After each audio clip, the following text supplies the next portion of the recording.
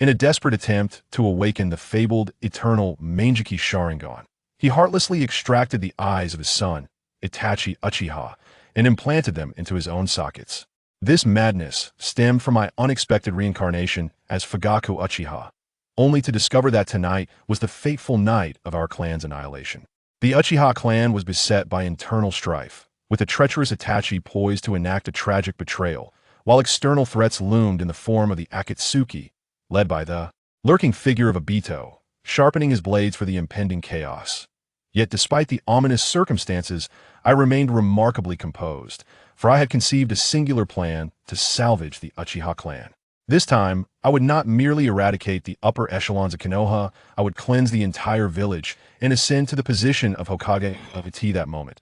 After fully assimilating Fugaku's memories, a wave of dread washed over me as I recalled the ritual at the South Shrine tonight. Was it possible that this evening marked the beginning of our clan's demise? However, I was resolute in my intention to take action. With the afternoon still young at 2 o'clock, there was ample time to intervene. Thus, I called out in a commanding voice, "Come forth." No sooner had the words left my mouth than a shadowy figure materialized in the room. "Liang, fetch Sakura Uchiha at once. Tell him I have urgent matters to discuss." And my countenance was stern as I issued the command. Liang acknowledged my request with a swift nod and vanished in an instant. Before long, he returned, accompanied by Sakura Uchiha. I turned to him and instructed, "Now go and summon our Oda, and no matter what he is engaged in, he must return to see me immediately."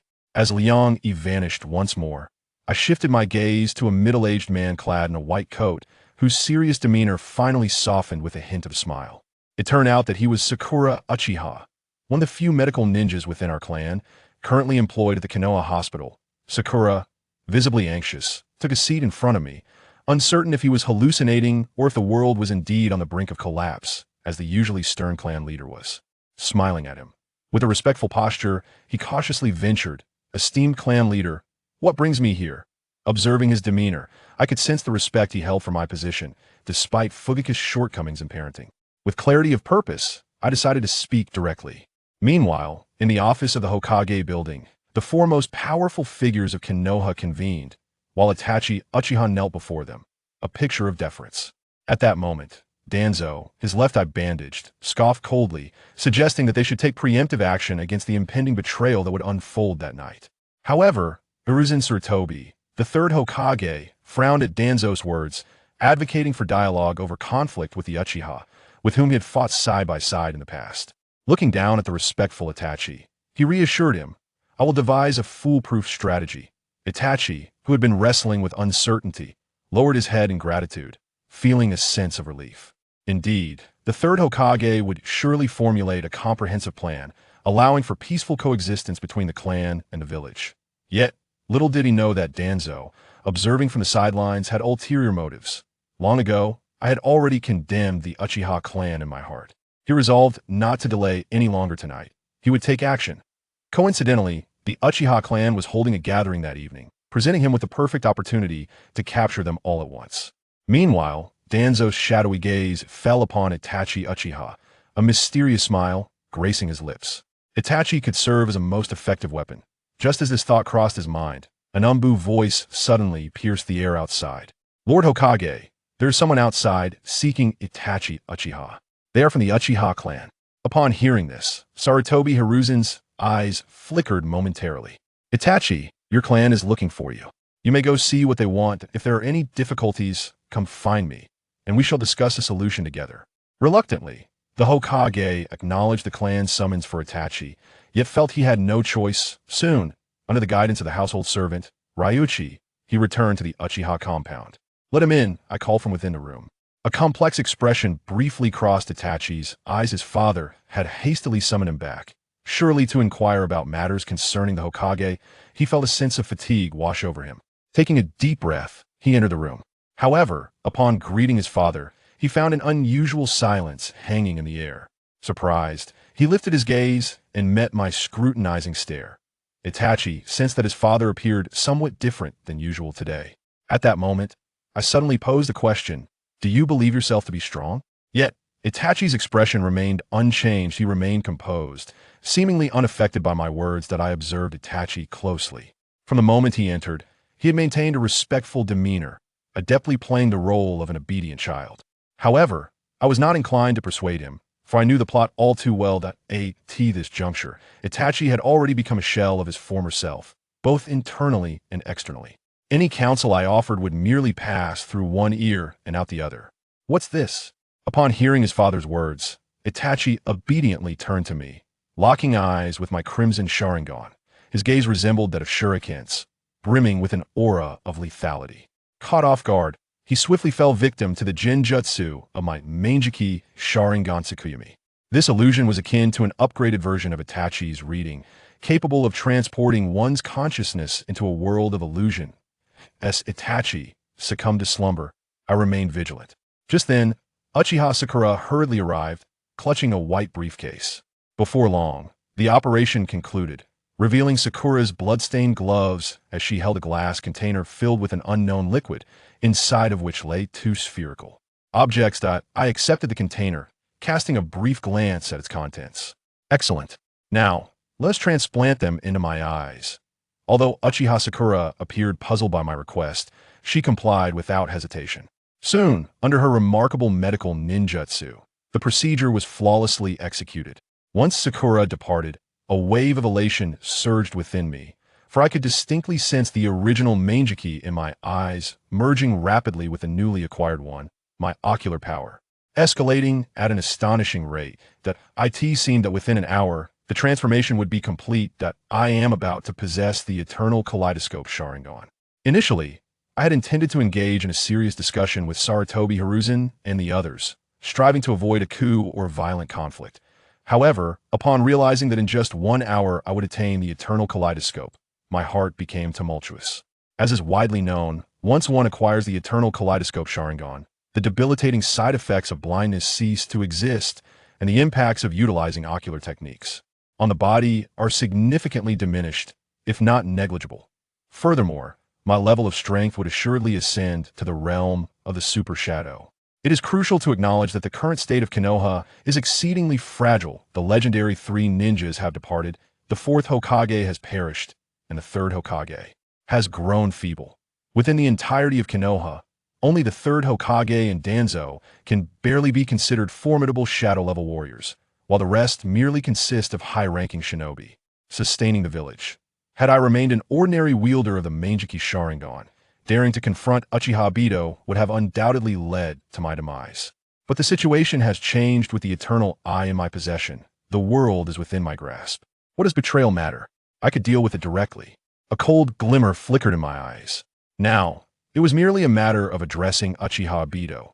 While others may be unaware of his true nature, as someone who has witnessed the conclusion of the Naruto saga, I am certainly informed. His ability is merely a singular Mangekyō technique that creates illusions. Once one understands this capability, countermeasures can be devised. After a moment of exhilaration, my attention shifted to my adopted son, Yu, who remained in slumber. Though I had only invoked the Tsuki no Tamashi to induce his sleep, with the closure of my Mangekyō Sharingan, it would not be long before he awakened. Despite having removed his eyes, I remained vigilant, for my own eyes were currently undergoing a process of fusion and evolution. Should I utilize my Mangekyō abilities now, it might disrupt the process, resulting in the failure of the Eternal Eye, an outcome for which I would have no solace. Thus, I resolved to refrain from employing the Mangekyō Sharingan, or even utilizing chakra. During this hour of fusion and evolution, I calculated the time those expected should arrive shortly. As fate would have it, just as this thought crossed my mind, an elderly man with hair as white as snow strode into the room. Upon entering, he expressed his impatience, questioning why he had been summoned before the gathering had commenced. As he spoke, his gaze fell upon the figure lying on the table. Upon recognizing the face, he was struck by the sight of hollow eye sockets, resembling gaping voids. His pupils constricted in shock, and his expression shifted dramatically. After a moment of stunned silence, he regained his composure and urgently inquired, "What has happened here? Though a minority within our clan harbored discontent towards you, he is nonetheless the legitimate heir. The audacity to harm the son of the clan leader and remove his Sharingan is tantamount to a slap in the face of Fuyue. To strike at Fuyue is to strike at the pride of the Uchiha clan." The elder, Uchiha Seo, immediately turned pale, visibly enraged. However, my subsequent words doused his fury like a bucket of cold water. I gestured for silence, saying, "What is the meaning of this?" In an instant, Uchiha see his anger dissipated, leaving an awkward silence in its wake. Even a tiger, known for its ferocity, refrains from devouring its own offspring, a sentiment echoed in the grievances between fathers and daughters. Yet, when confronted with his inquisitive gaze, I offered little explanation. Instead, I instructed him to seal away Uchiha, Itachi's chakra, promising to elucidate matters further in due course. Wasn't he your son? Sealing his chakra, was that not a mistake? Despite the myriad of questions swirling within Uchiha-shi's mind, he complied with the leader's request. Nodding in agreement, he approached Uchiha Itachi, his aged fingers emanating a faint blue chakra, as he solemnly began the sealing technique. I observed this scene in silence within the Uchiha clan. The elder, she was the sole individual with any understanding of sealing arts, more than capable of containing chakra. Though others remained oblivious, I was acutely aware of the hidden potential his son possessed. Shizui's Mangekyō Sharingan. He was on the precipice of greatness, poised to instigate a coup and usurp the Third Hokage. I harbored no desire to fall victim to the effects of the Konoha Tsukumi, which could thwart our efforts. Yet, on the other hand, I found myself slightly coveting Shizui's eyes, for his genjutsu was indeed formidable. Before long, Uchiha, she completed the sealing. "What on earth is happening?" he inquired in a grave tone. That I proceeded to reveal the truth about my son, how he had not only allied himself with Sarutobi Hiruzen, but had also divulged the Uchiha's conspiracy to the higher echelons of Konoha. Uchiha, she was taken aback, rising abruptly and pacing the room, beads of perspiration forming on his brow. "This is madness. I have long maintained that a coup would not succeed." Uchiha, she exhaled heavily. He had been the leader of the faction opposing the coup from the outset, and I, however, sipped my tea nonchalantly, awaiting his composure before continuing. "Elder, consider the village's stance since the Nine Tails incident. Clinging to unrealistic notions will only lead to the downfall of the Uchiha." The elder's expression darkened as he regarded me, acknowledging the truth in my words. Yet he lamented, "A coup is not a viable path either. Though the village may be weakened, a dying camel is larger than a horse. Attempting to instigate a coup solely with the strength of the Uchiha clan is akin to striking a stone with an egg." I had no intention of prolonging the discourse, merely offering lightly, "I have awakened the Eternal Mangekyō Sharingan." As the words left my lips, Uchiha-shi's eyes widened in disbelief, his voice quivering with astonishment. "Eternal Mangekyō?" Upon receiving my nod of affirmation, he trembled with excitement. "May I see it?" I shook my head in response. "Not yet. I have received intelligence that Konoha will launch an assault during our gathering tonight. This is a battle for our survival. Assemble all clan members. We shall convene at the Nankaku Shrine in 1 hour. At that time, I will reveal my eyes to you." Wonderful. To think that in my lifetime, I would witness a clan member awaken eyes akin to those of Lord Shursui. Though Uchiha Shihiko has aged, his longevity and vast experiences have granted him insight into certain secrets. I shall summon our people forth, for the elder no longer harbors concerns. In his view, the current weakened Konoha possesses no one capable of resisting those eyes, akin to those of the esteemed lord. The elder appeared quite exhilarated as he exited the chamber. Once he departed, I instructed Uchiha Ryoichi to bind the right and escort him to the underground chamber of the Southie Shrine. Shortly thereafter, within an hour, the hall of the Southie Shrine was densely populated with individuals. I stood prominently at the forefront, awaiting the gathering.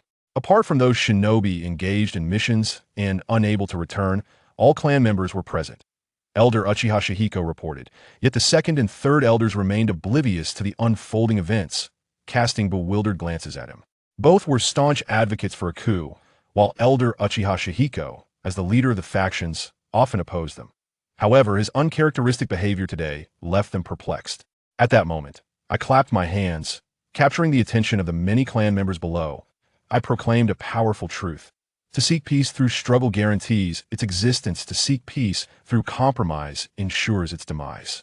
As my words resonated, the second and third elders turned to me in astonishment, questioning if I was indeed the same once feeble clan leader. My declaration silenced the gathered Uchiha members. Yet under their watchful gaze, I remained composed, continuing, "It is well known that our Uchiha clan co-founded Konoha, alongside the Senju clan. The position of Hokage should rightfully include our Uchiha representation. However, let us not even discuss the Hokage. I have received word that the Third Hokage intends to launch an assault against our Uchiha clan tonight, aiming to annihilate our royal lineage. What say you? You nodded, looking at the crowded Uchiha clan members below, feeling a stir in his heart. 34 Jonin, all with 3 Tomo Sharingan. This is the foundation of the Uchiha clan. The Uchiha clan members whispered among themselves, and the hall became somewhat noisy. He clapped his hands to attract their attention.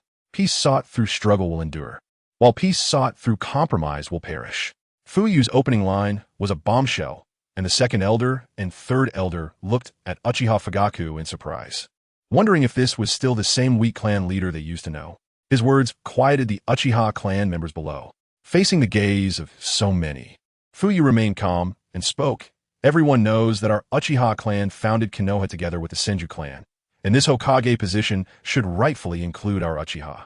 However, not to mention the Hokage now, during the Ninetales incident, because the Ninetales was controlled by the Sharingan, they suspect that we controlled it, and out of suspicion from the Third Hokage and others, we have been driven from the center of the village to this corner. I even received news that the Third Hokage plans to attack our Uchiha clan tonight to exterminate us. Can we accept this? The Uchiha clan members initially listened quietly, but as Fuyue spoke, their emotions became more intense, their expressions contorting with anger. Yes, they, the Uchiha clan, are the foremost noble family in the ninja world, having founded Konoha alongside the Senju. Why can the Senju be Hokage while we Uchiha cannot? Is there discrimination? Moreover, during the Ninetales incident, they were all blocked in the clan grounds by Konoha's Umbu and couldn't get out. How could the Ninetales possibly be under their control? Where's the evidence? Without evidence. It's just barking.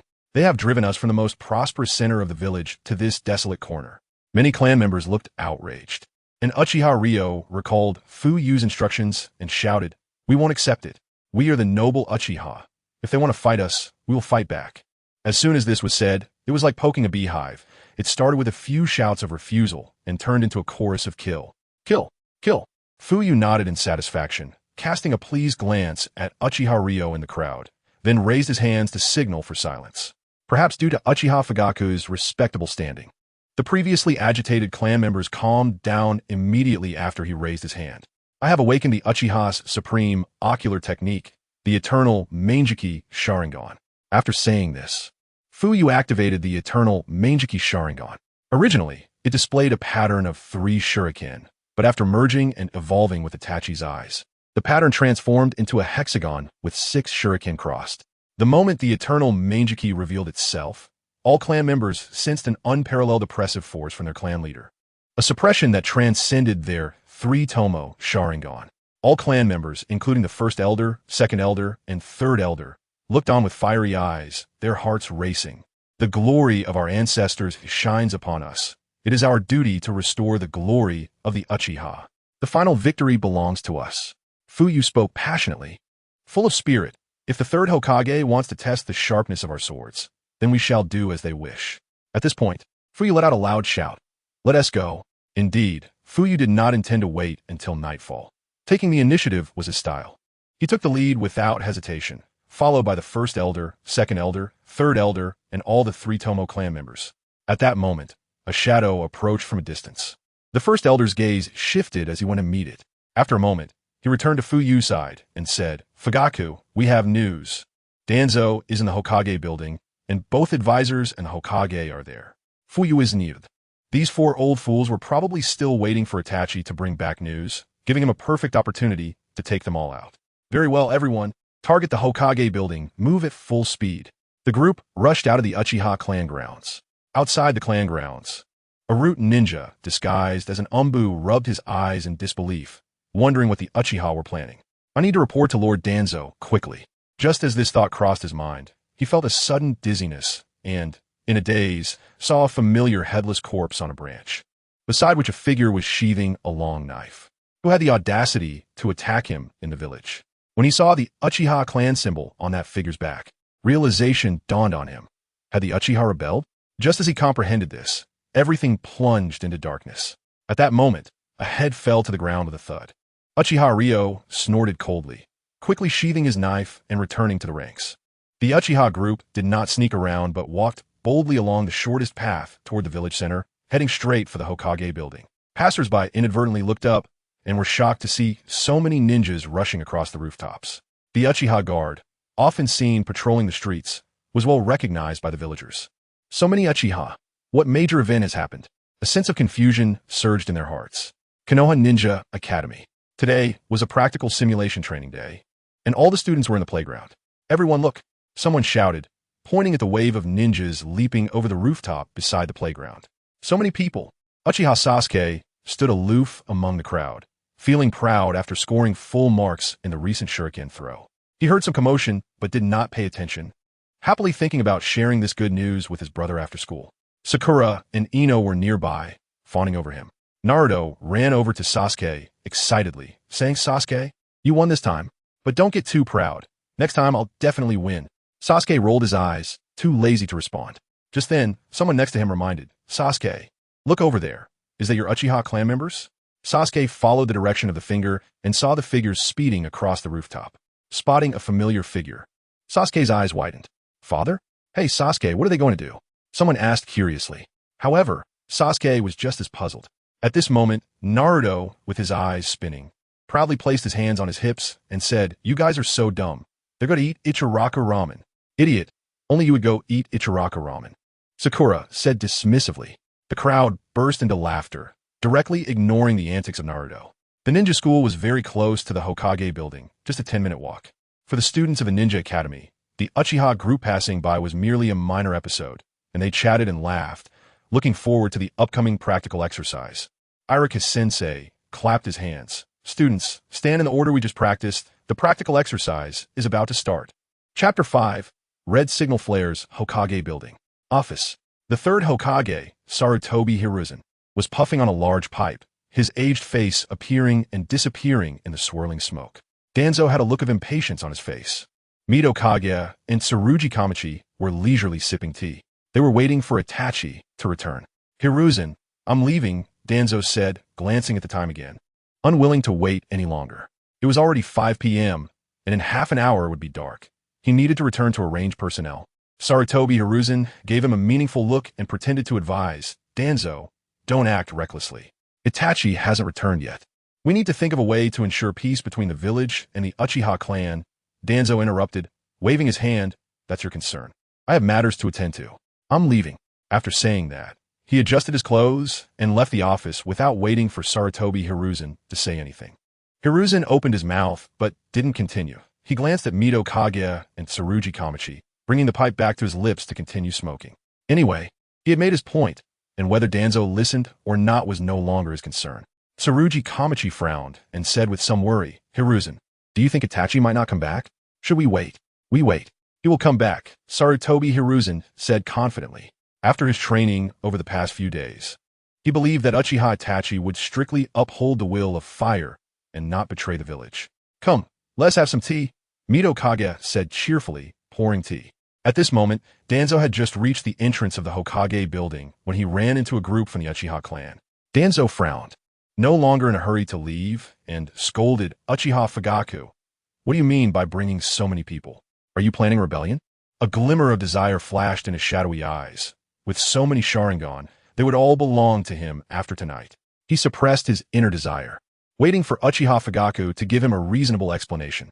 What he never expected was that the usually respectful Uchiha Fugaku would directly take his eye without a word. Suddenly, Fuyue stepped forward casually, activating his Eternal Mangekyō Sharingan to meet Danzo's gaze. Upon seeing the hexagonal blade pattern in Uchiha Fugaku's eyes, Danzo was instantly stunned in place. Fuyue reached toward Danzo's bandaged eye, chakra erupting from his fingertips, slicing through the bandages cleanly and swiftly extracting the eye, placing it into a glass container he had brought.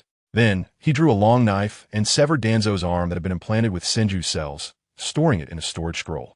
All of this happened in just a few seconds. By the time the two root ninjas following Danzo reacted and were about to shout in horror, Uchiha Suho stepped forward, swiftly taking them down with a couple of strikes. Uchiha Suho glanced at Danzo, who lay on the ground like a dead dog. Who would have thought he was the imposing and unyielding Hokage's advisor, Shimura Danzo, just a moment ago? Although he didn't know why Fugaku did this, he was sure he had his reasons.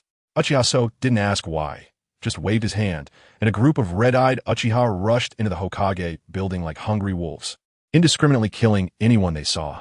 Under the pressure of a multitude of 3 Tomo Sharingan, The people in the hall had no capacity to resist and fell into pools of blood. "Where's the third?" Uchiha Suho grabbed a living person and asked. The unnamed Nin had never seen such a scene and trembled as he replied it. "In the Hokage's office on the third floor." As soon as he finished speaking, Uchiha Suho slit his throat.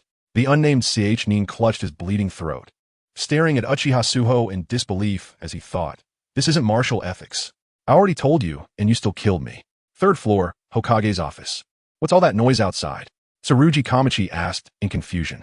Just then, the door burst open, and a figure rushed in, exclaiming, "Not good, Hokage-sama! The Uchiha clan has rebelled. They're slaughtering people on the first floor." Hearing this, Sarutobi Hiruzen stood up abruptly, his face filled with disbelief. "What did you say? Is that true?" He could hardly believe that the Uchiha clan would directly rebel, and even come to the Hokage building to kill. Did Uchiha Itachi betray them? Tsurugi Kamachi and Mizukage were also stunned, unable to believe it, but then a scream from outside confirmed the grim reality. The Uchiha clan had truly rebelled. Hearing that scream, Sarutobi Hiruzen lost his grip and crushed his beloved pipe into two pieces. How dare they? Tsurugi Kamachi and Mizukage were shaking with anger. This is a serious situation. How do we not receive any news? Sarutobi Hiruzen furrowed his brow tightly. The Uchiha clan had come too quickly, and he didn't have time to call for reinforcements. How many came? Sarutobi Hiruzen asked calmly, still not panicking. More than 30 people, all with 3 Tomo Sharingan. The Nin recalled the scene he had just seen in the hallway, shaking with fear as he remembered the Uchiha, all with their Sharingan activated and faces full of murderous intent. A masked, white-haired Umbu entered through the window. "Hokage-sama, the Uchiha." Sarutobi Hiruzen interrupted him. "I already know. Quickly gather personnel. I will buy some time." Yes. Hitaki Kakashi had come and gone in an instant, vanishing from the office like he had never been there, leaving only the curtains gently swaying. Sarutobi Hiruzen felt a headache coming on. The reason he opposed Danzo's use of force against the Uchiha clan was precisely to avoid such a situation. If the Uchiha clan was willing to fight to the death, the village was already weak. How many excellent ninjas would be lost to quell this rebellion? Even if they succeeded in suppressing it, it would result in huge casualties for the village, and the other 4 major ninja villages would surely not miss this great opportunity. He didn't even dare to think about what would happen to Konoha afterward. Damn it, Uchiha Fugaku must die. Sarutobi Hiruzen gritted his teeth. But now that the situation had occurred, thinking about it was useless. He needed to talk to Uchiha Fugaku. Sarutobi Hiruzen steeled himself. He planned to have a good talk with Fugaku, hoping to avoid a violent conflict. He quickly walked out of the Hokage office, still holding on to a sliver of hope that he could persuade Uchiha Fugaku to abandon the idea of a violent coup. Hitaki Kakashi exited the office and took out a signal flare. "Bayu." 3 red signal flares shot into the sky.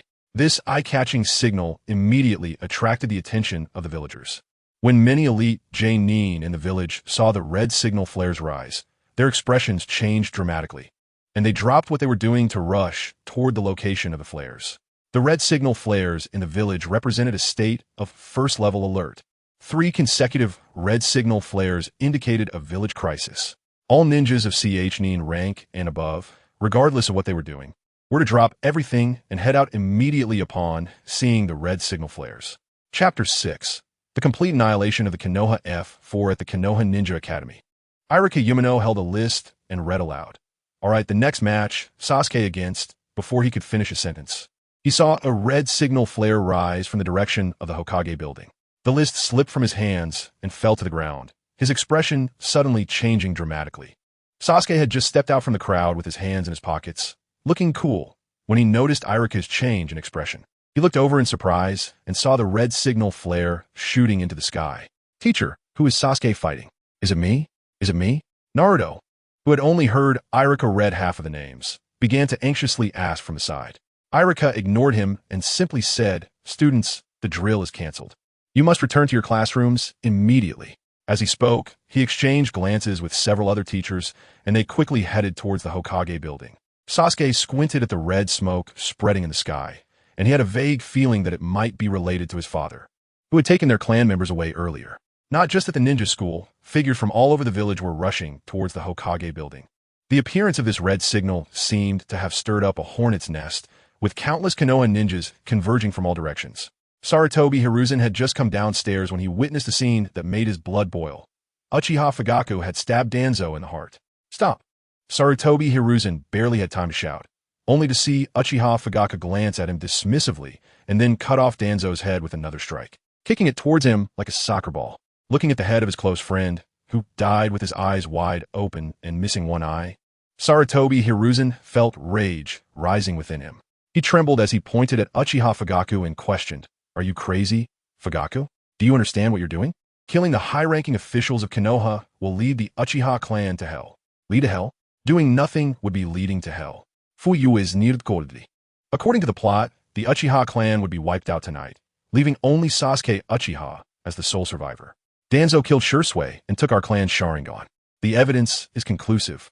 He deserves to die, Fuyue said coldly, pulling out the severed arm from earlier, slicing open the bandages, and throwing it at Sarutobi Hiruzen's feet. Sarutobi Hiruzen glanced down and recognized it as Danzo's arm, a pale white limb embedded with several activated three-tomo Sharingan. His expression turned grim as he recognized that this arm was a product of Hashirama's cells. He had long since prohibited human experimentation, yet Danzo had audaciously transplanted them to himself, along with the Uchiha clan's Sharingan. As for killing Sasuke, Danzo could very well have done it. Sarutobi Hiruzen knew Fugaku wasn't lying. You're confused. If you feel wronged, you could have communicated with me. Why'd you have to kill a Hokage's advisor privately? He said earnestly. You can still stop this. It's not too late. Before Fuyue could respond, two figures descended the stairs, the slightly slower Tsunade and Mizukage. When Tsunade saw the head of her old friend on the ground, she was so terrified that she fell to the ground. In the next moment, as if to cover her fear, she scrambled to her feet and rushed towards Uchiha Fugaku, pointing at him and scolding, "Uchiha Fugaku, are you trying to rebel? How dare you kill Danzo? You!" Fuyue didn't give her a chance to finish and swiftly decapitated her. He couldn't allow Tsunade, Mizukage, Sarutobi Hiruzen, and Danzo, these four threats, to live. Otherwise, he couldn't control Konoha. Only with their deaths could he secure his position as Hokage. Mizukage exclaimed in shock. Even Sarutobi Hiruzen's pupils constricted. He looked at Fuyue's cold eyes, the complex patterns reminiscent of the eyes of Madara Uchiha from many years ago, and felt his scalp tingle and his heart race with pressure. So that's it. In an instant, he connected many dots. No wonder Uchiha Fugaku dared to act. It turned out he possessed eyes like Madara Uchiha, those evil and incredibly powerful eyes. The Mangekyō Sharingan. He looked at Uchiha Fugaku with immense trepidation. This is bad. Sarutobi Hiruzen felt cold sweat on his forehead, and an ominous feeling arose in his heart. A great crisis. Although he was reluctant to admit it, he was indeed scared. Sarutobi Hiruzen secretly pinched the flesh of his thigh. His legs felt weak. He hadn't felt such a daunting challenge, even on the night of the Nine-Tails attack. Mizukage looked at Uchiha Fugaku approaching and was instantly filled with fear. He called out Sarutobi Hiruzen's name in a low voice, but was horrified to find that Hiruzen showed no reaction at all. He watched helplessly as Uchiha Fugaku swung his sword and decapitated Hiruzen. Too weak. Fuyue smirked. It's your turn. He looked at the last of the Konoha F4 with a faint smile. He never expected it to be so simple and smooth. Sarutobi Hiruzen had a Shinigami technique that could exchange lives, so Fuyue didn't bother wasting time and didn't give him a chance to use it. With a simple technique, he turned him into a fool and easily took him down. Perhaps Sarutobi Hiruzen never imagined he wouldn't even get the chance to use the Shinigami technique. Seeing Uchiha Fugaku's demonic smile, Mizukage rolled his eyes and fainted from fear. Fuyue was taken aback and then shook his head. How long had it been since Mizukage had fought? He had become so cowardly. Such a person controlling the operations of Konoha was truly a tragedy for the village. He quickly stepped in to deliver the final blow. The Uchiha clan members watched their clan leader descend like a god, easily taking out four high-ranking officials, including the third Hokage. They were already thrilled beyond measure. The Hokage, who had been touted as the strongest in history, was easily defeated by their leader. If not for their pride as Uchiha, they would have already cheered in celebration. Clan leader, awesome. They looked at Fuyue with fiery eyes, and at this moment, even if Fuyue ordered them to die, they would likely execute the command without hesitation. Uchiha secretly clicked his tongue. The third Hokage had been taken down in just one encounter, standing there motionless as Fugaku severed his head. Was it any wonder that his eyes rivaled Madara's? So powerful. Then he became excited again. Was the era of the Uchiha clan finally coming? Clan leader, someone is coming outside. shouted at Uchiha clan member who had been on lookout duty as he rushed into the hall. Chapter 7 Outside the Hokage building. Let's go out and meet them. Fuyue instructed his clansmen to bring the head of the Konoha forth and walk towards the exit. The remaining Uchiha clansmen followed closely behind him, their spirits high and their eyes filled with intensity. Stop! A voice called out from the stairs. Fuyue turned around to see Kakashi, who looked shocked as he stared at the corpse on the ground. His gaze swept over the head held by the Uchiha clansman before locking onto Uchiha Fugaku at the forefront. Kakashi placed his hand on the forehead protector covering his left eye, seemingly about to lift it. Fuyue remained unfazed as he watched him. Just as Kakashi was about to lift the protector, Fuyue spoke lightly. The death of White Fang was orchestrated by Sarutobi, Hiruzen, and Danzo. Do you want to take revenge on your father's murderer? Kakashi paused, disbelief flashing in his eyes, seeing that Kakashi was frozen in place. Fuyue turned his gaze away and walked towards the main door, with the remaining Uchiha clansmen casting a cold glance at him before closely following. Outside the Konoha building, many clan ninjas had already arrived. They hadn't heard any sounds, but were shocked to see the Uchiha clan controlling the entrance, unable to see what was happening inside. Not understanding the situation, they dared not rush in and could only watch from the outside. The three major clans of Inuzuka, Nara, and Akimichi had always acted together. And at this moment, the leaders of the three clans stood together, their expressions grave as they stared at the entrance of the Hokage building. I have a bad feeling about this, Nara Shikaka murmured, furrowing his brow and speaking softly. You all better prepare yourselves. Before he could finish, someone shouted, They're coming out. Someone is coming out. Everyone's eyes were fixed on the figure emerging from the doorway. Nara Shikaka squinted, trying to see what the Uchiha clansman was holding. Suddenly, his eyes widened in shock as he felt a chill run up his spine. Boom! Yamanaka, Inoichi, pale-faced, grabbed Nara Shikaku's arm, shaking him. Shikaku. Am I seeing things? Did I just see the head of Lord Hokage? And Danzo's too. Beside him, Akimichi Choza also looked stunned. Nara Shikaku sighed, his gaze a mix of bitterness, shock, and complexity. He knew that the situation in Konoha was about to change. Before the loyal clans of Inuzuka, Nara, and Akimichi could step forward, someone shouted angrily, Uchiha Fugaku, you are audacious. How dare you kill Lord Hokage? Upon hearing this, those standing on the outskirts who hadn't seen anything were instantly taken aback. What? Lord Hokage has been killed by the Uchiha? My God, are the Uchiha really that ruthless? Many people shouted in anger, but they didn't take much action. Did you not see that the loyal clans of Inuzuka, Nara, and Akimichi are not making any moves? Some astute clan leaders chose not to speak up, instead opting to observe the situation. Over the years, they had suffered under Danzo's exploitation and felt helpless, and today, many were secretly pleased to see Danzo as head. As for the death of the third Hokage, Sarutobi Hiruzen, they felt a bit of anger, but not much. Death is like a light being extinguished. They were more concerned about whether they could gain something from the situation. After all, the person was dead, and they were still alive, weren't they? So many people watched coldly because Sarutobi Hiruzen had done too many terrible things in recent years. Ever since the fourth Hokage died, he had taken center stage again, but had not resolved many issues. Instead, he had made several blunders while allowing Danzo to exploit them. When they went to complain to the third Hokage, Danzo was untouched. They had long harbored dissatisfaction. Leaves do not turn yellow in a day, and people's hearts do not grow cold in a day. A freeze of 3 feet is not caused by a single day's cold. However, there was one person who stood out. His eyes blazed with fury as he looked at Uchiha Fugaku on the steps of the Hokage building, feeling his blood boil. He was the proud azure beast of Konoha, Might Guy, to kill the strongest Hokage in history. The third Hokage, his strength must be formidable. It seems my youth is about to burn at its peak. I can only use that move. 8 gates release formation, Death Gate, he began to chant, but was surprised to find Kakashi appearing before him, stopping his action. Kakashi, why are you stopping me from burning my youth? Might Guy exclaimed in shock and confusion. This is the moment when Konoha needs the proud azure beast to burn his youth the most. Kakashi's face turned pale. He had been told by Fuyue that the third Hokage and Danzo were the killers of his father.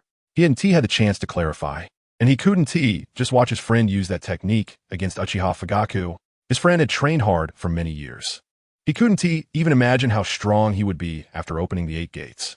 He didn't know if Uchiha Fugaku could withstand the 8 gates release. If Fugaku died, where would he go to find the truth?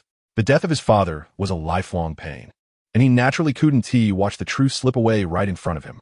Calm down, guy. After Kakashi's persuasion, Might Guy ultimately chose not to act. Fuyue was surprised to see so many people watching coldly. He didn't care about those who only dared to shout insults from the crowd. Looking at the leaders of the major clans, he said lightly, "Shall we sit down and talk?" Nara Shikaku, who had been tense, finally relaxed. He knew that Konoha couldn't withstand any more turmoil. As long as Uchiha Fugaku was willing to talk, it was best not to fight. He glanced around. The heads of the major clans hadn't spoken, seemingly waiting for someone to take the lead, perhaps also concerned that Uchiha Fugaku might take action against them. After all, discussions wouldn't be held in public in broad daylight. Everyone present was not a fool. Nara Shikaku hesitated no longer. He was worried that if they delayed, Uchiha Fugaku might change his mind, which would be disastrous. He stepped forward and said, "If clan head Fugaku wants to talk, we can certainly discuss it. I wonder how we should proceed. Everyone is waiting outside. We major clans should sit down together and talk." Nara Shikaku nodded and looked around, saying, "Shall we, everyone?"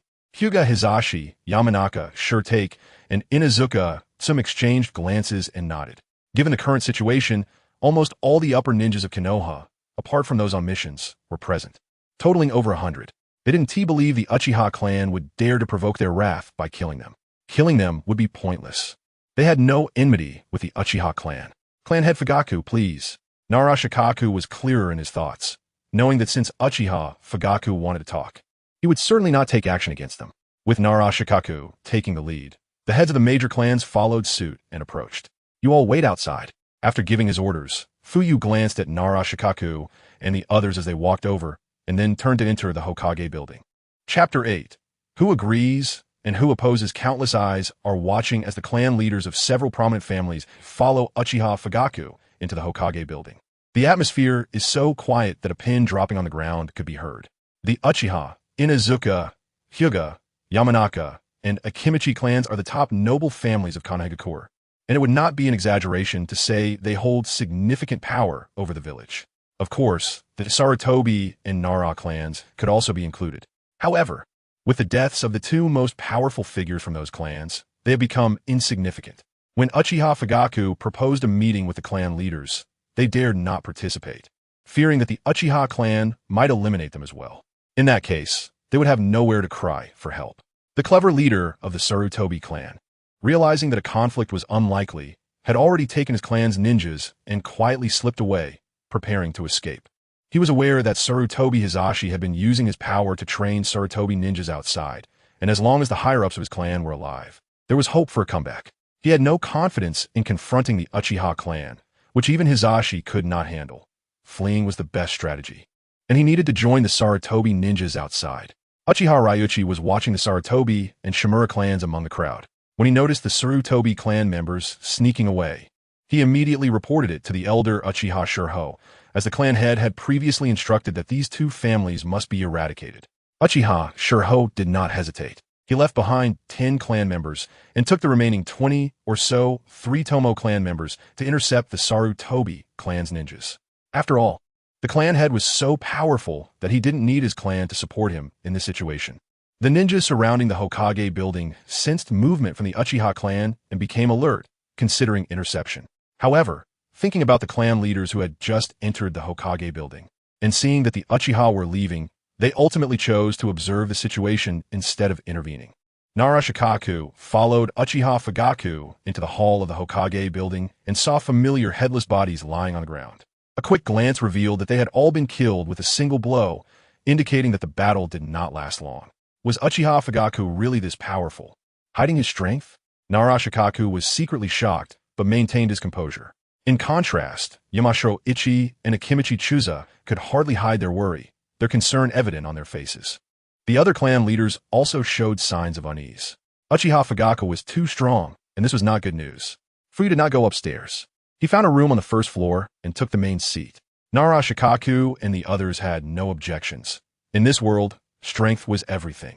Uchiha Fugaku's ability to easily kill the third Hokage indicated that he had become the most powerful person in Konoha. Moreover, since the Uchiha clan was already the most powerful family in Konoha, they had no objections to him taking the main seat. "Everyone, please take your seats," Fuyue called out. He had no fundamental conflicts with these noble families. The moment Nara Shikaku agreed to negotiate, he knew they would not stubbornly seek revenge for Sarutobi Hizashi and his allies. The Hyuga clan had suffered during the peace talks with the Cloud Village for years ago, leading to the suicide of Hyuga Hayashi, the head of the branch family, due to pressure from Sarutobi Hisashi. If Sarutobi Hisashi were to die, the Hyuga clan would be more than happy. The remaining clans had grievances against Sarutobi Hisashi as well, as Danzo had sought to recruit their clan geniuses into Root. While this was not directly related to Sarutobi Hisashi, his protection of Danzo likely caused resentment among these clans. Knowing all this, Fuyue chose negotiation over violent suppression. He could kill but saw no need to. After all, he still wanted to enjoy being Hokage. If he killed everyone, he would have no one left to command, making the position meaningless. Nara Shikaku and the others took their seats and then looked towards Uchiha Fugaku, ready to hear his terms. Fuyue cleared his throat and said, Konoha was founded by my ancestor, Uchiha Madara and Senju Hashirama. Since the third Hokage, Sarutobi Hisashi, took office, Konoha has grown weaker. Winning wars has made us act like a defeated side, ceding land and paying reparations. White Fan committed suicide, and a legendary 3 Sannin left. All of this has Danzo and Sarutobi Hisashi's fingerprints on it. As a member of Konoha, I cannot bear to see the village heading towards decline. So I have decisively eradicated these traitors. He first provided a reasonable excuse for the Uchiha's coup and set the tone. Before getting straight to the point, I want to be the 5th Hokage. Who agrees and who opposes? Fuyue's expression was stern, his gaze deep and sharp, his words concise and direct, leaving no room for doubt. Hyuga Hayashi almost cried out. The moment he saw the eyes of Uchiha Fugaku, he momentarily thought he was seeing Uchiha Madara.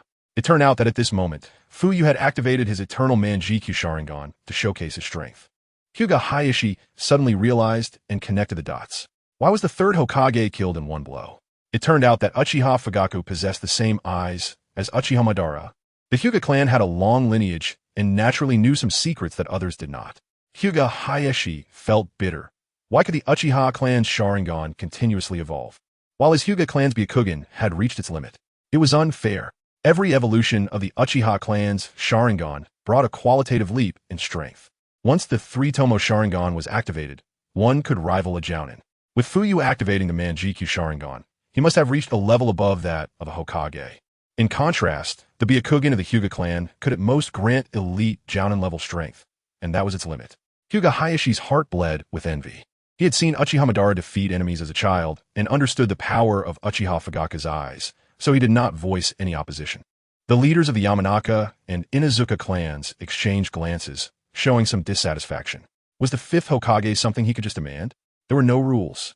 But seeing that the so-called strategist Nara Shikaku and Hyuga Hayashi were silent and did not oppose, they also chose to remain quiet. Nara Shikaku quietly waited for what would come next. They were here to divide Konoha, and he knew the lion's share would definitely go to Uchiha Fugaku. If their clans could at least get some benefits, that would be great. Sure enough, Uchiha Fugaku continued. Nara clan leader can assist as Hokage, and Hyuga Hayashi can serve as an advisor. The businesses of each clan will remain unchanged. Yamanaka, Shikaku, and Inuzuka some exchanged glances. Was that it? Nara Shikaku could assist as Hokage, and Hyuga Hayashi could be an advisor. But what about them? Would just saying that their clan's businesses would remain unchanged be enough? Chapter 9. Rooting out the weeds, Nara Shikaku's eyes sparkled, exactly as he expected, but there was a slight discrepancy. He originally thought that Uchiha Fugaku would offer him a consultant position, but he didn't expect Fugaku to give him an assistant position. However, facing Fugaku's invitation, he did not refuse and smiled, saying, the Nara, Akimichi, and Yamanaka clans have no objections. Why are the Nara, Akimichi, and Yamanaka clans such staunch supporters of the Hokage lineage? It's all about benefits, isn't it? The Nara clan controls most of Konoha's medical industry and is the largest medicinal herb merchant in Konoha, which is quite lucrative. The Akimichi clan dominates the meat business in Konoha, and the soldier pills were also developed by them.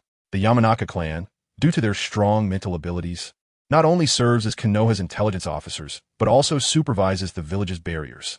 One could say that all 3 clans benefited after aligning with the Hokage. Now that the 3rd Hokage is dead and Uchiha Fugaku is about to ascend, offering him an assistant position, it would be foolish not to agree. Fuyue nodded. The 3 clans were already interconnected, with intermarriages among them. As long as Nara Shikaku agreed, the other 2 clans would not oppose. This meant he had already gained the support of the 3 clans. In this negotiation, He did not intend to gain the support of all families. Following the ancestral principle of forming factions, he only needed the support of the Nara, Akimichi, and Yamanaka clans, as well as the Hyuga clan, to consider it a success, since the other clans were not a concern. Hyuga Hisashi had some complaints, thinking, "Our Hyuga clan is second only to your Uchiha clan in wealth. Why is this assistant position going to Nara Shikaku instead of us?" But when he raised his head and locked eyes with Fuyue, he nodded in agreement. Our Hyuga clan has no objections either. When Uchiha Fugaku's gaze swept over Yamanaka Shimizu and Inuzuka, some both tensed up. Was this the pressure from the Uchiha clan's bloodline limit? They exchanged glances, since the Nara, Akimichi, and Hyuga clans had no objections. Any dissent from their clans would be futile, so they both spoke in unison, saying they had no objections. Fuyue nodded, saying, "Then it's settled. The Sarutobi and Shimura clans have rebelled, and I ask you all to lend me your strength." He had already dealt with Sarutobi Hiruzen and Shimura Danzo, and naturally, he could not let the clans behind them off the hook. If the roots of the weeds are not pulled out, they will grow back with the spring breeze. After dividing the cake, it was time to start working. Narashiku showed no sympathy and naturally stood up to echo. "Clan head Fugaku, no. I should now address you as the fifth Hokage," he said with a slight smile. "The Sarutobi and Shimura clans have ulterior motives, and we the Nara, Akimichi, and Yamanaka clans are willing to assist the fifth Hokage." It was time for retribution. Hyuga Hisashi secretly cursed Nara Shikaku for jumping into the pit. But thinking about how he also received a consultant position, he firmly stated, "We, the Hyuga clan, will not be left behind in eliminating the remnants." Seeing the Nara, Akimichi, and Hyuga clans express their positions, Yamanaka, Shimizu, and Inuzuka some quickly added, "We feel the same way." Fuyue smiled with satisfaction. The group discussed some details before ending the meeting. As Fuyue stepped out, he noticed that more than half of the clansmen at the door were gone, and he was surprised, learning that the elder Uchiha Shurho had led people to intercept the fleeing Sarutobi clan. He suddenly understood. When the ninjas outside saw their clan head emerge safely, the tense atmosphere eased slightly. Nara Shikaku, Hyuga Hisashi, and the others did not linger and hurried back to their clans to issue orders. Surround and kill the Sarutobi clan? The Hyuga clansmen were somewhat puzzled by their clan head's orders. If it weren't for their Byakugan seeing that their clan head's chakra showed no abnormalities, they would have thought he was being controlled by Uchiha Fugaku's Sharingan. Was my message unclear? Hyuga Hisashi said in a deep voice. At that moment, the authority of the main family head was unmistakable. The clansmen who spoke shrank back, not daring to resist in the slightest. In the Hyuga clan, the main family had absolute authority, and the branch families did not dare to oppose. The other main family members had doubts, but upon receiving Hisashi's glance, they decided to keep their concerns to themselves and planned to ask later. The other clans were similar.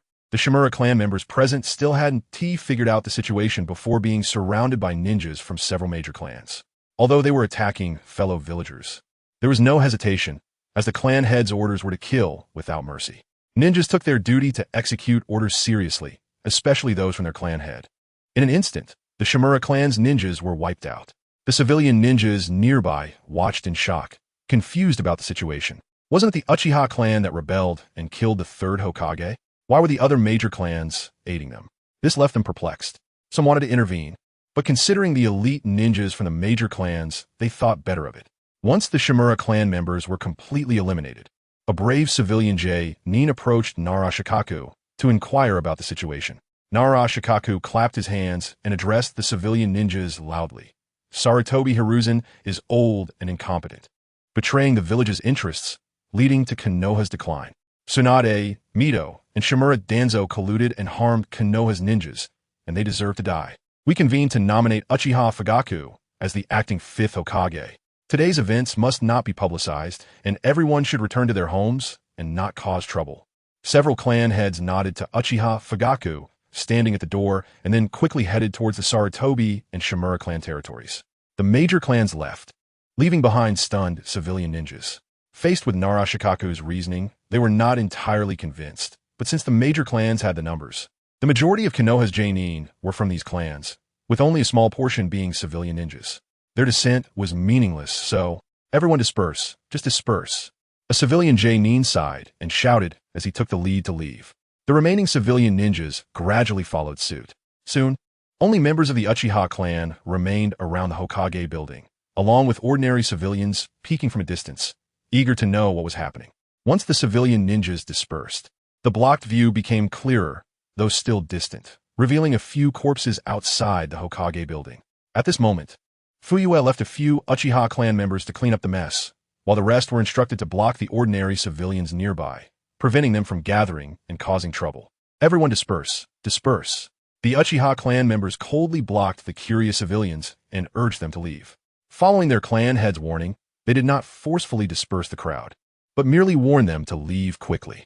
Chapter 10 None shall escape. The Uchiha clan had already garnered a terrible reputation among the common people due to the cold and strict enforcement of the past police force, coupled with the deliberate guidance of figures like Sarutobi Hiruzen and Shimura Danzo.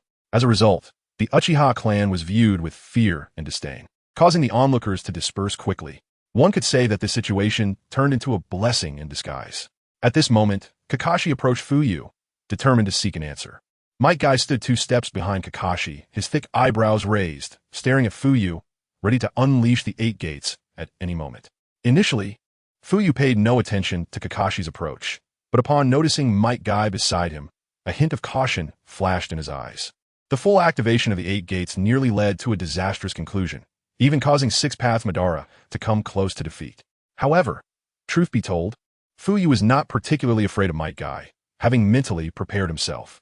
Madara had fought with excitement, getting carried away, believing himself to be invincible in his Six Paths form, eager for a thrilling battle, waiting for Might Guy to make the first move. He wasn't foolish enough to just stand there and let Might Guy hit him. Moreover, he had seen a popular post in his previous life discussing whether Might Guy's Night Guy could break the ultimate Susanoo, the most perfect form. The answer was no. Furthermore, he could easily stop Might Guy before he activated the 8 gates. Within the confines of the month, he could leave Might Guy lifeless. Individuals like Might Guy were most afraid of Jinjutsu. Even the Nine Tails had been controlled by a regular Sharingan. How much more so would it be against the Eternal Mangekyō Sharingan?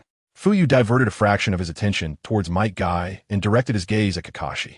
In his previous life, he had quite liked Kakashi's character while watching Naruto. Otherwise, he wouldn't have wasted his breath now. Is what you said before true? Kakashi asked with a grim expression. Facing Kakashi's skepticism, Fuyue calmly acknowledged, "Of course, why would I lie to you? Do you know why your father's mission failed? Wasn't it because he failed the mission to save his comrades?" Kakashi replied numbly. "Have you ever thought about why the seemingly flawless Konoha, White Fang, would fail a mission? What if I told you that the intelligence regarding this mission was already on the tables of enemy ninjas before Konoha, White Fang, even set out?" "What?" Kakashi's expression changed drastically as he fixed his gaze on Uchiha Fugaku. "How can I believe that what you say is true?" Might Guy, listening from the side, was also taken aback. Fuyue shrugged. "Think about it. Your father, Konoha White Fang, was an outstanding ninja. Everyone in the village respected him greatly, and he contributed so much to Konoha that he even received half of the Hokage's mantle. Given this, how could someone of such stature be subjected to blame from the villagers for a single mission failure? Do you think it's possible without someone stirring the pot?" Kakashi's dusty memories began to churn, and his expression darkened. Hearing Uchiha Fugaku's words made the strange connections in his memory gradually surface. It was supposed to be a confidential mission. Even if it failed, ordinary villagers shouldn't have known about it. Yet, after his father's mission failed, and he returned to the village, within a day, the details of the failure were already rampant throughout the village, known by everyone from the elderly to small children. Now that he was more mature, he was no longer the child he once was. Just as Uchiha Fugaku had said, if no one had been pushing the narrative, he truly found it hard to believe. Reflecting on the past, the events seemed increasingly suspicious.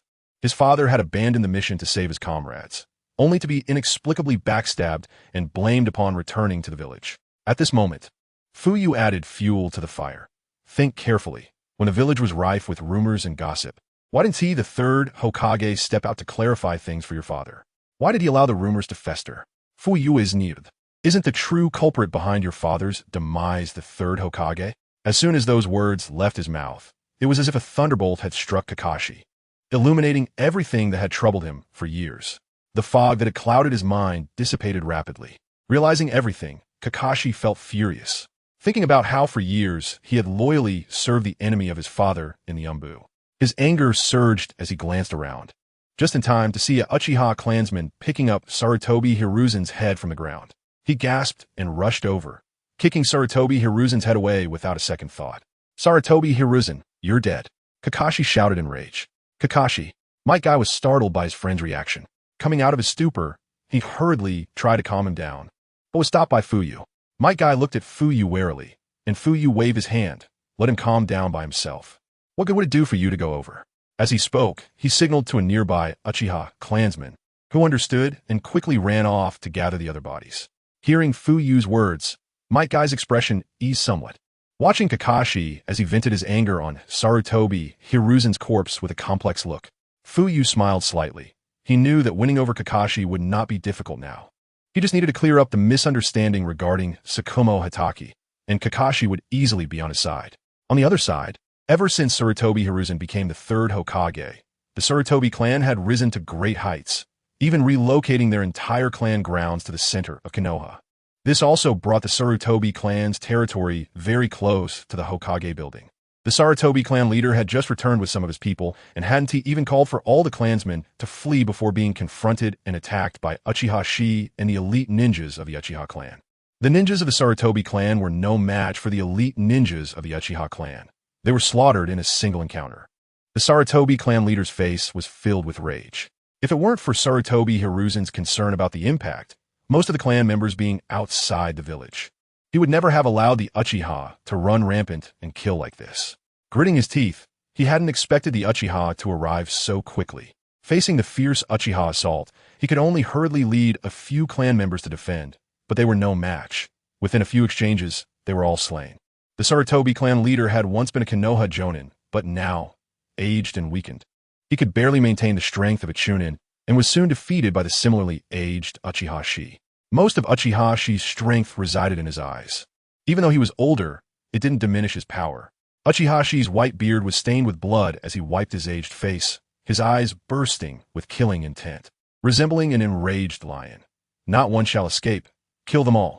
Chapter 11. The seal of death. At this moment, the setting sun cast a slanted glow, and the sky was tinted with dusk. What was originally the demise of the Uchiha clan had now shifted to the Sarutobi clan. The fallen and dying Sarutobi clan leader looked up at the blood-red sky with wide, furious eyes, unable to close them even in death. Before long, Uchiha Shiryu received a report from his subordinates, stating that a group of ninjas had arrived outside. He quickly led his men to confront them, and discovered that the visitors were the Inuzuka, Nara, and Akimichi clans, with Nara Shikaku, the recognized top strategist of Konoha, at the helm. Unease rose in Uchiha Shiryu's heart. Why were they here? Was it about the clan leader? Just as he began to worry, Nara Shikaku called out from a distance, "Haha, Elder Shiryu, we've come at the behest of clan leader Fugaku to lend you a hand." Upon hearing this, Uchiha Shiryu's stiff expression eased slightly. So that was it. He nodded in understanding. Let us skip the small talk and get to business. Nara Shikaku gazed coldly at the Sarutobi clan's territory. Now that he had decided to accept the olive branch extended by Uchiha Fugaku, he naturally would not hesitate. He would refuse the opportunity to advance further. When Sarutobi Izashi was in power, he couldn't even be an advisor to the Hokage, let alone an assistant. He had quite a few grievances about that. Thus, he felt no psychological burden in exterminating the Sarutobi clan.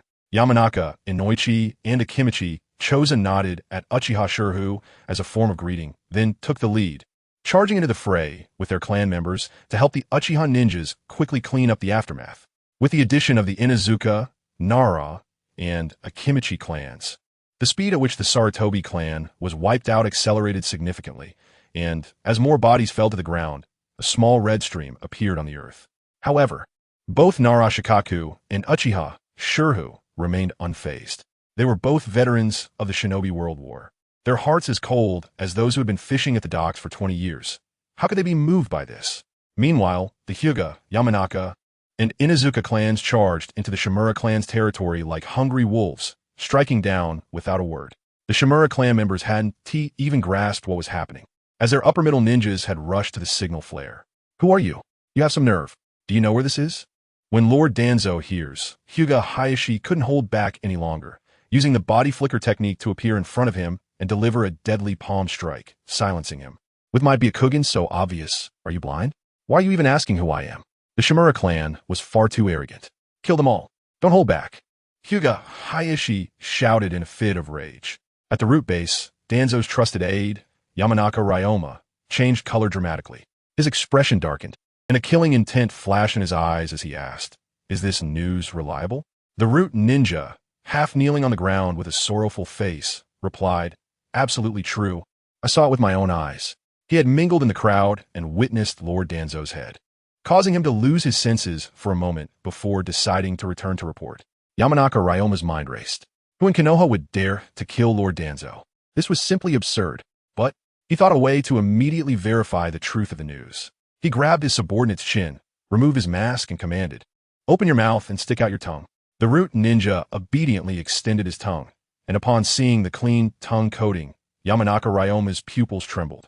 The tongue curse seal was gone. The tongue curse seal was a sealing ninjutsu exclusive to root, designed to prevent individuals from revealing confidential information. Anyone under the influence of this curse seal would become paralyzed and unable to speak or move whenever they try to utter anything related to specific matters.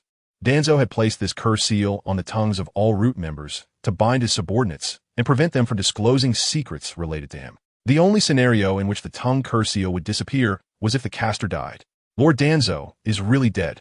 Upon learning this news, Yamanaka Ryoma was so shaken that he didn't even notice the parasites crawling out from under his cloak. The root ninja noticed this scene, seeing countless bugs crawling over Ryoma's body through the loose cloak, making his scalp tingle. Some of the bugs even attempted to crawl up Ryoma's arm towards him. He was terrified but didn't dare to move. The hierarchy in root was strict. Defying a superior would lead to severe punishment, and the inability to resist had almost become muscle memory for him. He steeled himself and reminded, "Lord Ryoma, what should we do?" Yamanaka Ryoma was one of the few ninjas in root who could use his name as a codename, and he was deeply trusted by Danzo. Ryoma seemed to awaken from a dream, releasing the root ninja, his eyes flashing with conflict as he clenched and unclenched his fists. Seeing Lord Ryoma release him, the root ninja instinctively took 2 steps back, relieved. He noticed Ryoma's actions and was slightly surprised. It was the first time he had seen the usually taciturn and decisive Ryoma in such a state, as if he were making a very difficult choice. He didn't dare to breathe, waiting for Ryoma's orders. With Danzo dead, Lord Ryoma became the highest commander of root. After a moment, Yamanaka Ryoma turned around, as if having made a certain resolution. "Go summon Yamanaka Toryun, Yamanaka Fu, and also bring in Yakushi Nanoyu. Just tell them I have very important matters to discuss with them." Somewhere in the root base, in a room, Yakushi Nanoyu lay on the bed, her beautiful body filled with turmoil. Originally a member of root, serving Danzo as an elite intelligence ninja with the code name Walking Priestess. She had traveled through multiple countries and stolen numerous key secrets. However, because she could not embody the cold-blooded ruthlessness that Danzo required, she had retired and became the head of an orphanage in Konoha, caring for a group of orphans who had lost their parents in battle. But with so many children, the daily expenses were considerable. The little money she had saved from past missions quickly ran out. Yesterday, she had resolved to seek her old superior, Danzo, for some funds. But unexpectedly, Danzo had used this as leverage to force her back into action. On one hand, there was the pressure from her former superior, and on the other, the orphanage would see the children starve if they ran out of money. She reluctantly agreed, and Danzo readily provided her the money, giving her a day to settle everything before returning, seemingly unconcerned about her changing her mind. After arranging everything, she returned to the familiar root base. "I guess I won't be going to heaven after I die," Yakushi Nanoyu thought as she gazed at the yellowed fluorescent light. "I wonder where Lord Danzo will arrange for me to go." She hadn't seen Kabuto in the root base either. Kabuto was a very clever and quick-witted child, taken by Lord Danzo to root 2 years ago and had since disappeared without a trace. Just as she was lost in thought, there was a sudden knock on the door. "Lady Priestess, Lord Ryoma says he has very important matters to discuss with you." Chapter 12. The attack. Is Lord Danzo back? Yakushi Nanoyu resignedly sat up from the bed and asked. The root ninja outside hesitated for a second, remembering Lord Ryoma's instructions. He chose not to mention that Lord Danzo was dead, simply saying, "You will know when you get there." Yakushi Nanoyu didn't notice anything unusual and got up to leave. When she arrived, Yamanaka F, Oil Girl Ryoma, and Oil Girl Toragain were already there. Yamanaka F and Oil Girl Ryoma were trusted subordinates of Danzo and had access to many secrets. Some covert tasks were entrusted to them. Oil Girl Toragain looked young and unfamiliar, likely a junior who emerged after her retirement. Yakushi Nanoyu speculated in her heart. Before she could approach, she heard Yamanaka F urging, "Ryoma, what is going on?" The priestess is here. Can you tell us now? I'm still busy.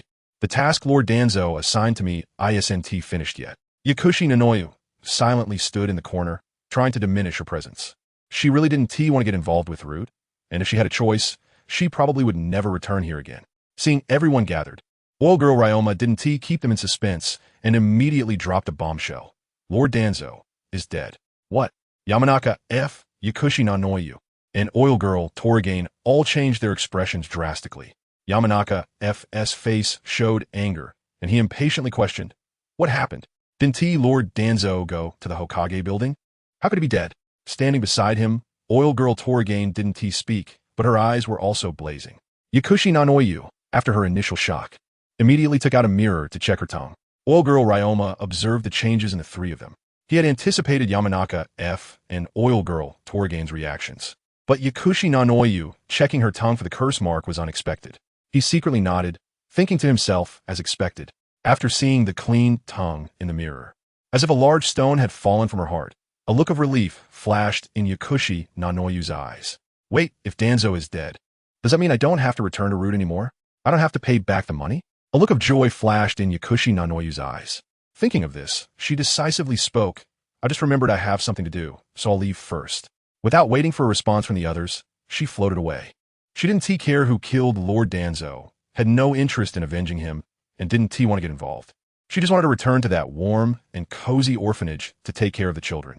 Oil Girl Ryoma quietly watched Yakushi Nanoyu leave without stopping her, even blocking Yamanaka F, who was furious and wanted to detain Nanoyu.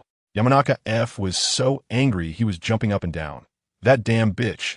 Lord Danzo treated her with such kindness, yet she doesn't think to repay him.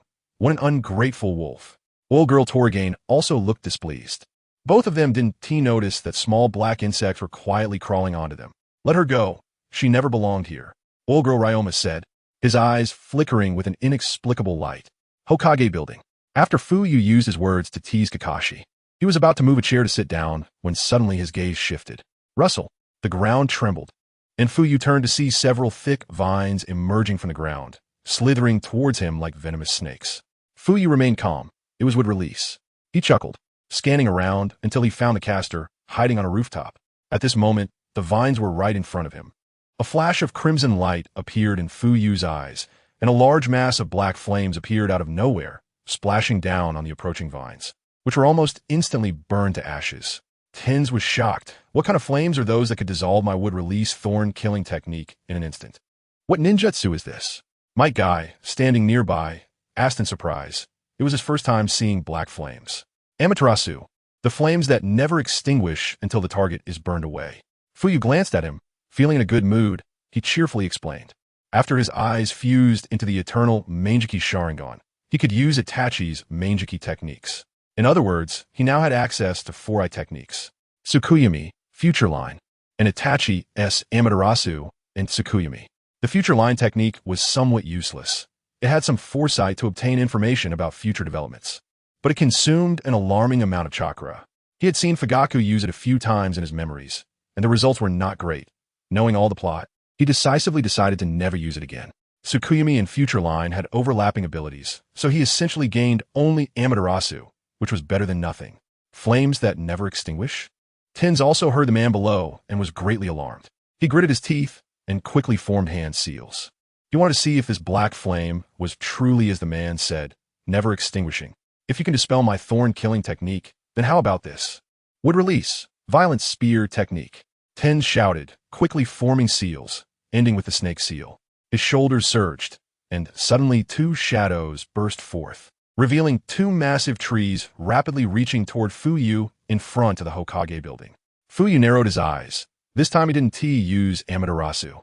The 2 trees were connected to Tens, and if Amaterasu burned them down, it would be bad if it killed Yamato. Although that Kid S would release was not even a fraction as powerful as Hashirama S, he was good at building houses, and Fuyue didn't want to destroy this master of infrastructure. Since Amaterasu couldn't be used, then he would use that technique. In an instant, the 2 massive trees arrived before him. How is it? Did it succeed? Ten saw Uchiha Fugaku standing still, looking defenseless, and felt hopeful. However, in the next moment, his expression changed again. A huge arm mysteriously appeared, blocking Uchiha Fugaku, firmly grasping the two giant trees in its hand. What is this? Tens had never seen such ninjutsu. What was this red giant arm? Fuyue was also using Susanoo for the first time and curiously observed Fugaku's Susanoo. The color was red, the same as Itachi's Susanoo. He and T fully manifested Susanoo, only creating one arm. The space wasn't very spacious, and summoning a complete Susanoo would inevitably collapse the surrounding buildings and terrain. The coup d'etat had already succeeded. He didn't want to attract too much attention from the onlookers. One arm was enough to defend. Fuyue's thoughts moved slightly, and he saw the Susanoo hand gently tug, pulling down the source of the giant trees. Tens. Chapter 13. Capturing Kakashi before Tianzong could react in midair. He felt as if he were flying in the sky. The next moment, he faced a pair of complex hexagonal Sharingan, and his consciousness fell into darkness. Fuyue dispelled the Susanoo, and his large hand transformed into specks of light that dissipated. Under the Jinjutsu, Tianzong lost his restraints and fell to the ground. The giant tree sprouting from his shoulder snapped off due to the lack of chakra supply. Fuyue glanced at him, understanding the reason for Yamato's attack on him, and then turned to Kakashi. At this moment, Kakashi was sitting on the ground, leaning against the wall, motionless, his eyes vacant, as if he were a person who had lost all belief and was in confusion. Fuyue looked at him with interest, and, seeing Kakashi's indifference to his arrival, spoke to himself. Kakashi, how about a deal? After I become the 5th Hokage, I can vindicate your father and restore his reputation. Hearing Fuyue's words, Kakashi's dim eyes brightened, and when he heard that his father's reputation could be restored, he eagerly agreed without even hearing Fuyue's conditions. Deal. Fuyue smiled slightly, unconcerned about Kakashi interrupting him, and continued. In return, you must join my direct umbu and work for me. Since you agree, I have a task for you now. Might Guy watched as Kakashi quickly stood up, as if his spirit had returned in an instant, and he was momentarily stunned. What do you want me to do? Kakashi asked. The first thing is for you to lead people to capture the loyal members of the Third Hokage's direct umbu, kill those who resist, and imprison the captured ones by sealing their chakra in a cell, Fuyue said with a smile. Since you were originally part of the Third Hokage's direct umbu, this should not be difficult for you, right? Kakashi was silent for a moment. He opened his mouth. What will you do to them? Fuyue thought for a moment and replied, let's see how they perform. Those who obey will be imprisoned for a while and then released. Kakashi looked at the smiling Uchiha Fugaku, and a chill rose in his heart. Fugaku did not say what would happen to those who disobeyed, but he knew very well it would only mean death. On one side were his colleagues he had worked with day in and day out, and on the other was his father. Kakashi knew how to choose. He raised his head, determination flashing in his eyes. I'll do it. Fuyue turned to the Uchiha clansmen who were tidying up nearby and instructed. In a hoko, you take people and follow Kakashi, listen to his commands. Just leave 2 people for me. Uchiha Inahoko nodded, called out, left 2 clansmen behind, and led the rest to follow Kakashi. Mike was a bit confused. Why was he ignored the whole time? He looked at Uchiha Fugaku, who had found a chair to sit down, and then at Kakashi, who turned to leave.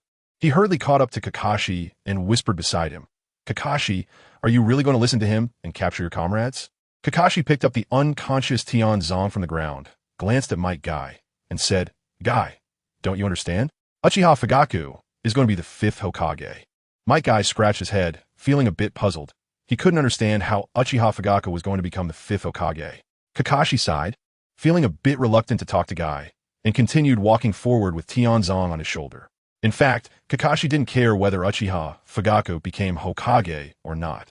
But he did care about the fact that Fugaku becoming Hokage could restore his father's reputation. Uchiha Clan District.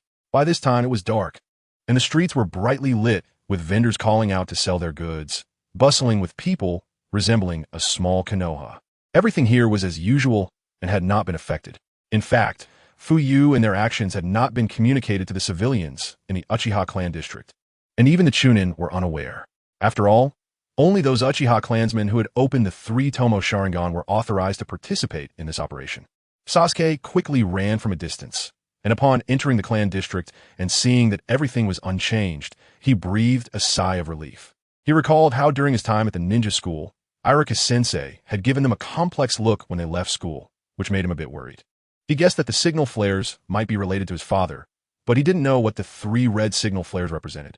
So he didn't think much of it and hurried home to ask his mother what his father was doing. Ah, little Sasuke is back. Young Master Sasuke. What did you learn in school today? Hello, young Master Sasuke. As he crossed the street, people greeted him along the way. Faced with these enthusiastic older members of the clan, Sasuke felt it was inappropriate to be aloof, so he awkwardly nodded in response as a way to acknowledge them. Finally, he arrived in front of a large residence. He pushed the door open, familiar with the surroundings, and upon seeing the lights on inside, he ran into the courtyard, shouting before even entering the house, "Mother, I'm back." Upon entering, he saw steaming hot dishes on the table, and his mother was sitting at the table. "Welcome back," Uchiha Makoto said with a faint smile. Sasuke scanned the room, dropped his backpack, and ran into the inner room. He indeed did not see his father, and his brother had been coming home late lately, but he didn't mind. "Mother, where did father go?" Sasuke asked curiously, sitting beside Makoto. Outside, he was the aloof Sasuke, but at home, he became clingy. Makoto's eyes flashed with concern as she rubbed Sasuke's head. She didn't know where her husband Fugaku had gone. This afternoon, she had left the clan district to buy some things, and it had taken a bit longer than expected. When she returned home, it was empty, and no one was there. Before marrying, she was also a jonin, and she noticed that the jonin in the clan were all missing, which made her a bit worried. She knew that there was a gathering at the Nanga shrine in the clan tonight, as Fugaku had mentioned it before going to bed last night, looking quite troubled. She thought about this and decided to stop by the Nanga shrine, but found that it was also empty. After returning home and feeling uneasy, she saw the 3 red signal flares rising in the sky. Seeing the flares made her even more anxious, but there was nothing she could do now, so she silently tidied up and prepared meals, waiting for her husband and children to come home. Now that it was dark, Sasuke had returned, but her husband and Itachi had not shown any signs of coming back. Makoto glanced at the food on the table. If she waited any longer, it would get cold. Thinking of this, she got up to take out exquisite bowls and chopsticks from the cupboard, preparing to eat with Sasuke first. At that moment, she heard Sasuke say from behind, "Mother, I saw father running with many clansmen at school. Do you know what they were doing?" With a crash, Sasuke turned in shock to see broken plates and dishes scattered all over the floor. "Mother?" Sasuke didn't understand what had happened. Makoto came back to her senses and hurriedly squatted down to pick up the shards, her long, shiny black hair cascading down, and her fitted dress wrapped around her peach-like figure, revealing a perfect curve. Chapter 14. The token of loyalty. Sasuke cleverly ran to get a broom and dustpan, forcefully pushing aside Makoto. "Mother, I'll clean up." Makoto, worried, stepped aside and watched Sasuke sweep the broken dishes on the floor into the dustpan, lost in thought. Outside the Hokage building, Fuyue waited leisurely for the Inuzuka, Nara, and Hyuga clans to return. They had been gone for almost half an hour and should be back soon. Their numbers and strength were overwhelming, and it wouldn't take long to wipe out the Sarutobi and Shimura clans. Fuyue gazed down the brightly lit long street, where the Hokage building was shrouded in darkness, seeming like 2 different worlds. The sky had darkened, and Uchiha Obito might have already infiltrated Konoha, without any reconnaissance-type dojutsu. He couldn't locate Obito and had to wait for the Hyuga clan to return. He knew where Obito would likely appear. According to the original story, he would be waiting in the small grove near the Uchiha clan to meet Itachi and then assist him in cleaning up the Uchiha clan. However, now that Itachi had been blinded and sealed of his chakra and left at the Southie shrine, Obito should still be waiting in the grove as per the original plan, unaware of Itachi's situation. But it was also possible that Madara and Obito had already entered Konoha early, discovered what he was doing, and altered their plans. Perhaps they were watching him from some corner right now. Fuyue slowly shifted his gaze, not noticing anything unusual. He snapped his fingers lightly, falling into thought. With the Konoha F4 group, led by Sarutobi Hisashi, already taken care of, and the Sarutobi and Shimura clans being eradicated, there was no rush regarding the remaining ninjas being cultivated outside the Sarutobi clan. They weren't strong, and with the vastness of the world, there was no need to hurry. Several major clans had also allied with him, participating in the eradication of the Sarutobi and Shimura clans as their token of loyalty. The obstacles before him had diminished significantly, leaving only Uchiha Obito and Danzo's route. He still needed to wait for the Hyuga clan to help confirm Obito's location, so there was no rush. As for Danzo's route, he currently lacked enough manpower. The route base was right there, and while the monk could run, the temple couldn't escape, so he wasn't in a hurry. With this thought, Fuyue let out a sigh and smiled slightly. Once he dealt with these last 2 threats, today would be a complete success. Speaking of which, if everything he had experienced were to be written as a novel, he would be considered the child of destiny. In just half a day after crossing into the Naruto world, he was about to become the 5th Hokage.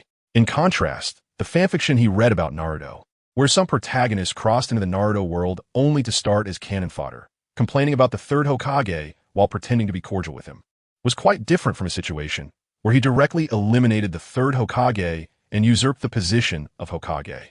Fuyue chuckled to himself. Suddenly, his gaze shifted, landing on a certain spot. From the shadows, a figure emerged. At that moment, the two clan members standing behind him like gate gods also noticed the person in the darkness and shone their flashlights directly at him. The newcomer wore a long black robe, a Konoha headband, and black sunglasses. This outfit was a classic look for the Oil Woman clan. Fuyue curiously glanced at him. At first, he thought it was an Oil Woman clan member returning with news after the eradication of the Shimura clan, but upon noticing the bloodstains on the boxes he was carrying, he began to doubt his identity. Suddenly, a thought crossed his mind, stirring something within him. Could it be? His eyes brightened as he speculated about the newcomer's identity, a smirk creeping onto his lips. It truly was a case of speak of the devil, and he shall appear. As Fuyue scrutinized Oil Woman Ryoma, Ryoma was also sizing him up, looking at the smiling Uchiha Fugaku sitting in the chair. Ryoma found it hard to connect the weak Uchiha Fugaku from his memories with the ruthless man who had just killed the third Hokage in Danzo. The last time he had seen Fugaku was during the Night of the Nine Tails, when Danzo had brought root ninjas to the Uchiha clan's territory, preventing the Uchiha from leaving. He had stood behind Danzo, watching as Danzo reprimanded Fugaku, who was flushed red and dared not retort. On the way here, he had wondered if the root ninjas had made a mistake. Could it be that Fugaku hadn't killed Danzo? But now, standing here and looking at the faint smile on Fugaku's lips, he knew it couldn't be wrong. Fugaku's entire demeanor was completely different from that night. If he had to describe it, it was as if he had become confident from a core. Oil Woman Ryoma took a deep breath, bent slightly, and respectfully approached. Before reaching him, he threw himself to the ground, proclaiming, "Oil Woman Ryoma pays respects to Lord Uchiha Fugaku." "What do you have in that box?" Fuyue asked with interest. Ryoma replied, "Reporting to my lord, these are the two loyal dogs of the traitor Danzo, whom I have killed." As he spoke, he respectfully raised the two boxes.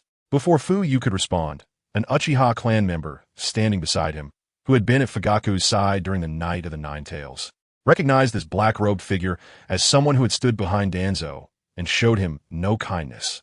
Snorting coldly and snatching the boxes from Ryoma's hands before returning to the clan leader. "Let us take a look." Uchiha Shao quickly opened the boxes and examined them carefully, saying, "Clan leader, these are indeed two heads." After checking for traps, he handed the boxes to Fuyue. Fuyue glanced at the unfamiliar heads. He had no interest in looking further and waved his hand, prompting Uchiha Shao to quickly take them away.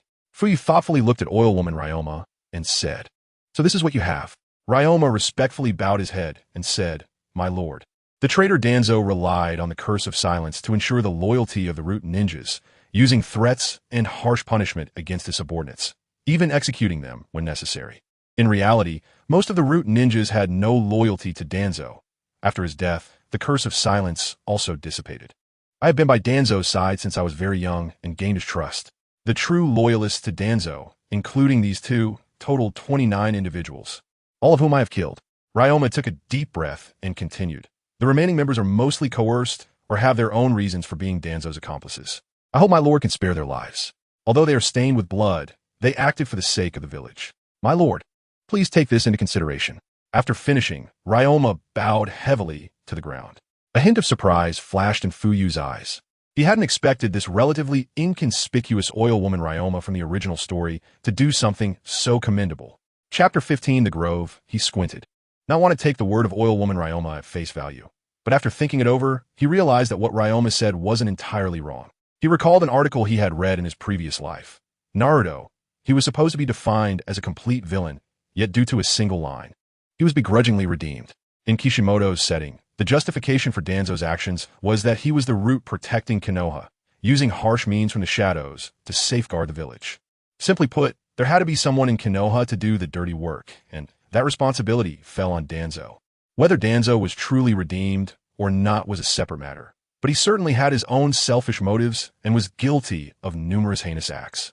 For example, his obsession with power, his lingering desire for the Hokage position, and attempts to assassinate the third Hokage.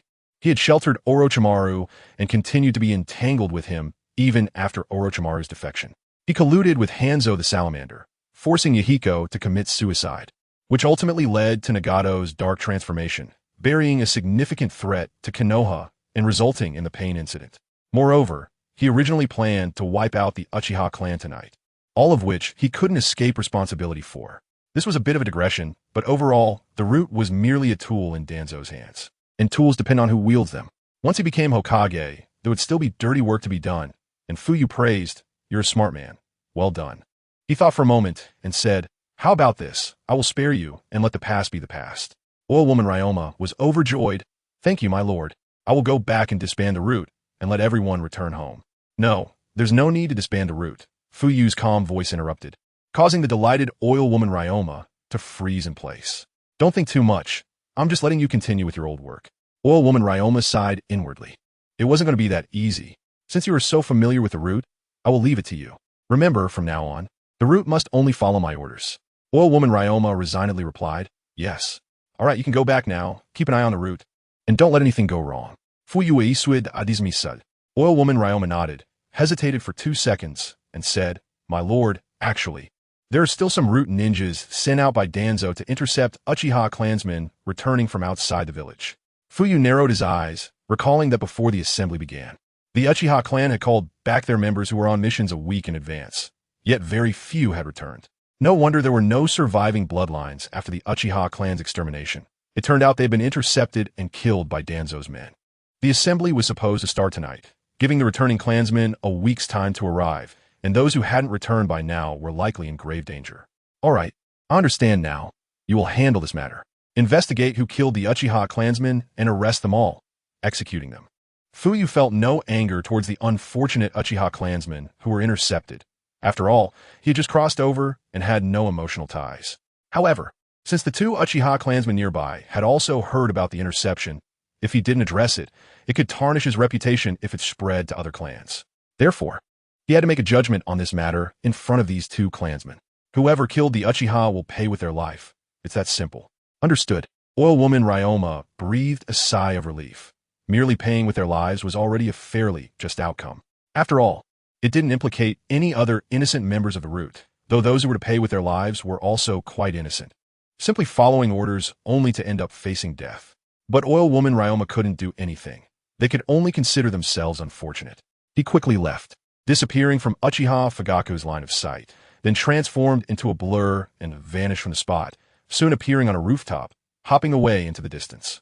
Fuyue watched Oil Woman Ryoma's silhouette disappear into the darkness, then withdrew his gaze. Ryoma's allegiance was indeed an unexpected bonus.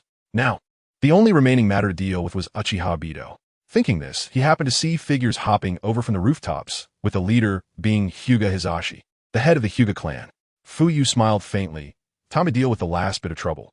The territory where the Uchiha clan had relocated was nominally within Konoha, but in reality, there was quite a distance. To put it bluntly, they could be considered 2 neighboring villages. Between the 2, one had to pass through a small grove. The bright moonlight spilled down through the leaves, casting dappled shadows, while a breeze rustled the leaves. In the desolate grove stood a solitary figure, with unkempt black hair, wearing an orange mask with black stripes, draped in a black cloak, and a katana at his waist. He silently stood among the trees, blending into the night. If a passerby with a weak heart were to walk by at this moment, they would likely be scared to death by his appearance. Uchiha Obito patiently awaited Uchiha Itachi's return. He had only just arrived, using the phasing ability of a Sharingan to move objects back and forth between the real world and the other space. He casually found a spot and stealthily made his way into Konoha from the outskirts. It was fortunate for him that the location he chose was quite close to the current Uchiha territory, and he quickly arrived at this grove, where he had been waiting for Uchiha Itachi. He arrived late and did not witness the 3 red flares that appeared in the sky above Konoha in the afternoon. Therefore, he was unaware of the significant events that had transpired in the village. 800 meters from the grove, at the end of a street facing the grove, the houses had been temporarily requisitioned, and the homeowners were relocated next door, guarded by ninjas to avoid any disturbances. By the window, Hyuga Hisashi's eyes were fierce, with veins bulging near his eye sockets. The power of the Byakugan includes using chakra to magnify the eyes, allowing the user to see objects within a kilometer radius. The second ability is to see through objects. With the Byakugan, one can see the target's chakra network, acupoints, skeleton, and the flow of chakra. Even Otsutsuki Kagaya could distinguish whose chakra it belonged to using the Byakugan. Although Hyuga Hisashi held the esteemed position of the head of the Hyuga clan, he wasn't as powerful as Kagaya and couldn't use the Byakugan to discern whose chakra it was. He could only see the ominous chakra flowing within the person in the grove, giving him a feeling of heart palpitations. After a moment, Hyuga Hisashi closed his Byakugan, turning to look at the cold-faced Uchiha Fugaka beside him, realizing that he was becoming increasingly inscrutable. How could he know that there was someone in the grove? Furthermore, the ominous chakra emanating from that person felt both strange and familiar to him. Chapter 16 choice. He stared at Uchiha Fugaku, suddenly stunned. Yes, just like this person in front of him. What is this guy dazed about? Fuyue noticed Hinata Hisashi staring at him blankly, frowning in dissatisfaction. Narashikaku beside them noticed this scene and gently cleared his throat. Hinata Hisashi jolted back to reality and awkwardly said, Lord Fugaku, as you mentioned, there is indeed someone in the woods, and their strength is not weak. Hinata Hisashi hesitated in his heart, wondering whether he should tell Uchiha Fugaku about his discovery. He opened his mouth but decided against it. Since Uchiha Fugaku already knew there was someone in the woods, that person might be from the Uchiha clan. Given how similar their chakra felt, Fuyue squinted at the grove. From his angle, he couldn't see anything. Not at all Uchiha Obito. He sneered inwardly. You brat are indeed here, waiting for Uchiha Itachi? Obito, oh Obito, you surely can't imagine that Itachi is currently beneath the Nanga shrine, right? Itachi should probably be awake by now, maybe still there like a pupa. Fuyue fell into thought while looking at the grove, pondering how to deal with Uchiha Obito. This foolish dog. Most of the Uchiha clan were mentally unstable due to chakra stimulating the brain and causing mutations, with clinical symptoms being extreme and paranoid. Uchiha Obito was a prime example, overly obsessed, and after being manipulated and darkened, he committed a series of insane acts like killing his master and mistress. Fuyue believed that Obito could not be redeemed. Anyway, he had never liked this character. For him, knowing Obito's weaknesses while Obito remained unaware of his information, including that he had awakened the Eternal Mangekyō Sharingan, was advantageous. It would be easy for him to eliminate Obito now, but that wouldn't solve the core issue. There was still Kagaya Tsutsuki behind the scenes causing trouble. He at least knew how the plot was developing now. If he eliminated Uchiha Obito here, what kind of trouble would Kagaya cause next? That would mean losing the advantage of being a plot prophet. This put Fuyue in a dilemma. If only Kagaya would show up, he could extinguish that source of trouble and end it all. But things weren't that simple. Fuyue sighed. Narashikaku, observing Fuyue's troubled expression, noticed him and said, Fifth Hokage, do you have something on your mind? Why not share it? We can brainstorm together. Fifth Hokage Hinata Hisashi rolled his eyes. This cunning guy Narashikaku called him Fifth Hokage before he had even officially taken the position. Truly shameless. Hinata Hisashi felt immense disdain for Narashikaku in his heart. It was just a position as Hokage's advisor. And look at how sycophantic you are. But when Uchiha Fugaku's gaze swept over Hinata Hisashi, who had just been internally scolding Narashikaku, forced a smile the next moment. Fuyue's gaze didn't stop, sliding past Hinata Hisashi to land on Narashikaku. Hinata Hisashi quickly put away his smile, reassuring himself, I am definitely not bowing to Uchiha Fugaku for the Hokage advisor position. It's just that the Hyuga clan rarely has the opportunity to enter Konoha's upper echelons. I can't miss this chance. Fuyue pondered for a moment, unsure whether to mention Uchiha Obito's matter, but thought better of it. Forget it, telling you guys wouldn't help. There are too many people here. Discussing Kagaya's matters isn't suitable in this place. Fuyue rubbed his eyes, steeling his resolve, and finally made up his mind. After all, I have a pair of Eternal Mangekyō Sharingan. Am I afraid of a mere Obito? Let's do it. A fierce light flashed in Fuyue's eyes. He had to eliminate this tumor called Uchiha Obito. Keeping him around would bring no benefits, especially since the butterfly's wings had already stirred. He had already changed the plot. What was there to fear? In today's ninja world, not many could face his Eternal Mangekyō Sharingan head-on. Even Pain wasn't someone he feared much. Nagato was now a sickly ghost. How long could he hold out? He could directly use a complete form Susanoo to exhaust Nagato to death. So, thinking about those irrelevant matters was pointless. Since I have come to the Hokage world, let me write a new future. After making up his mind, Fuyue stopped hesitating and commanded, You all wait here, don't come over. After saying that, Fuyue strode out, appearing harmless as he walked toward the grove. Narashikaku and Hinata Hisashi exchanged glances. What did you see? Narashikaku broke the silence, tentatively asking.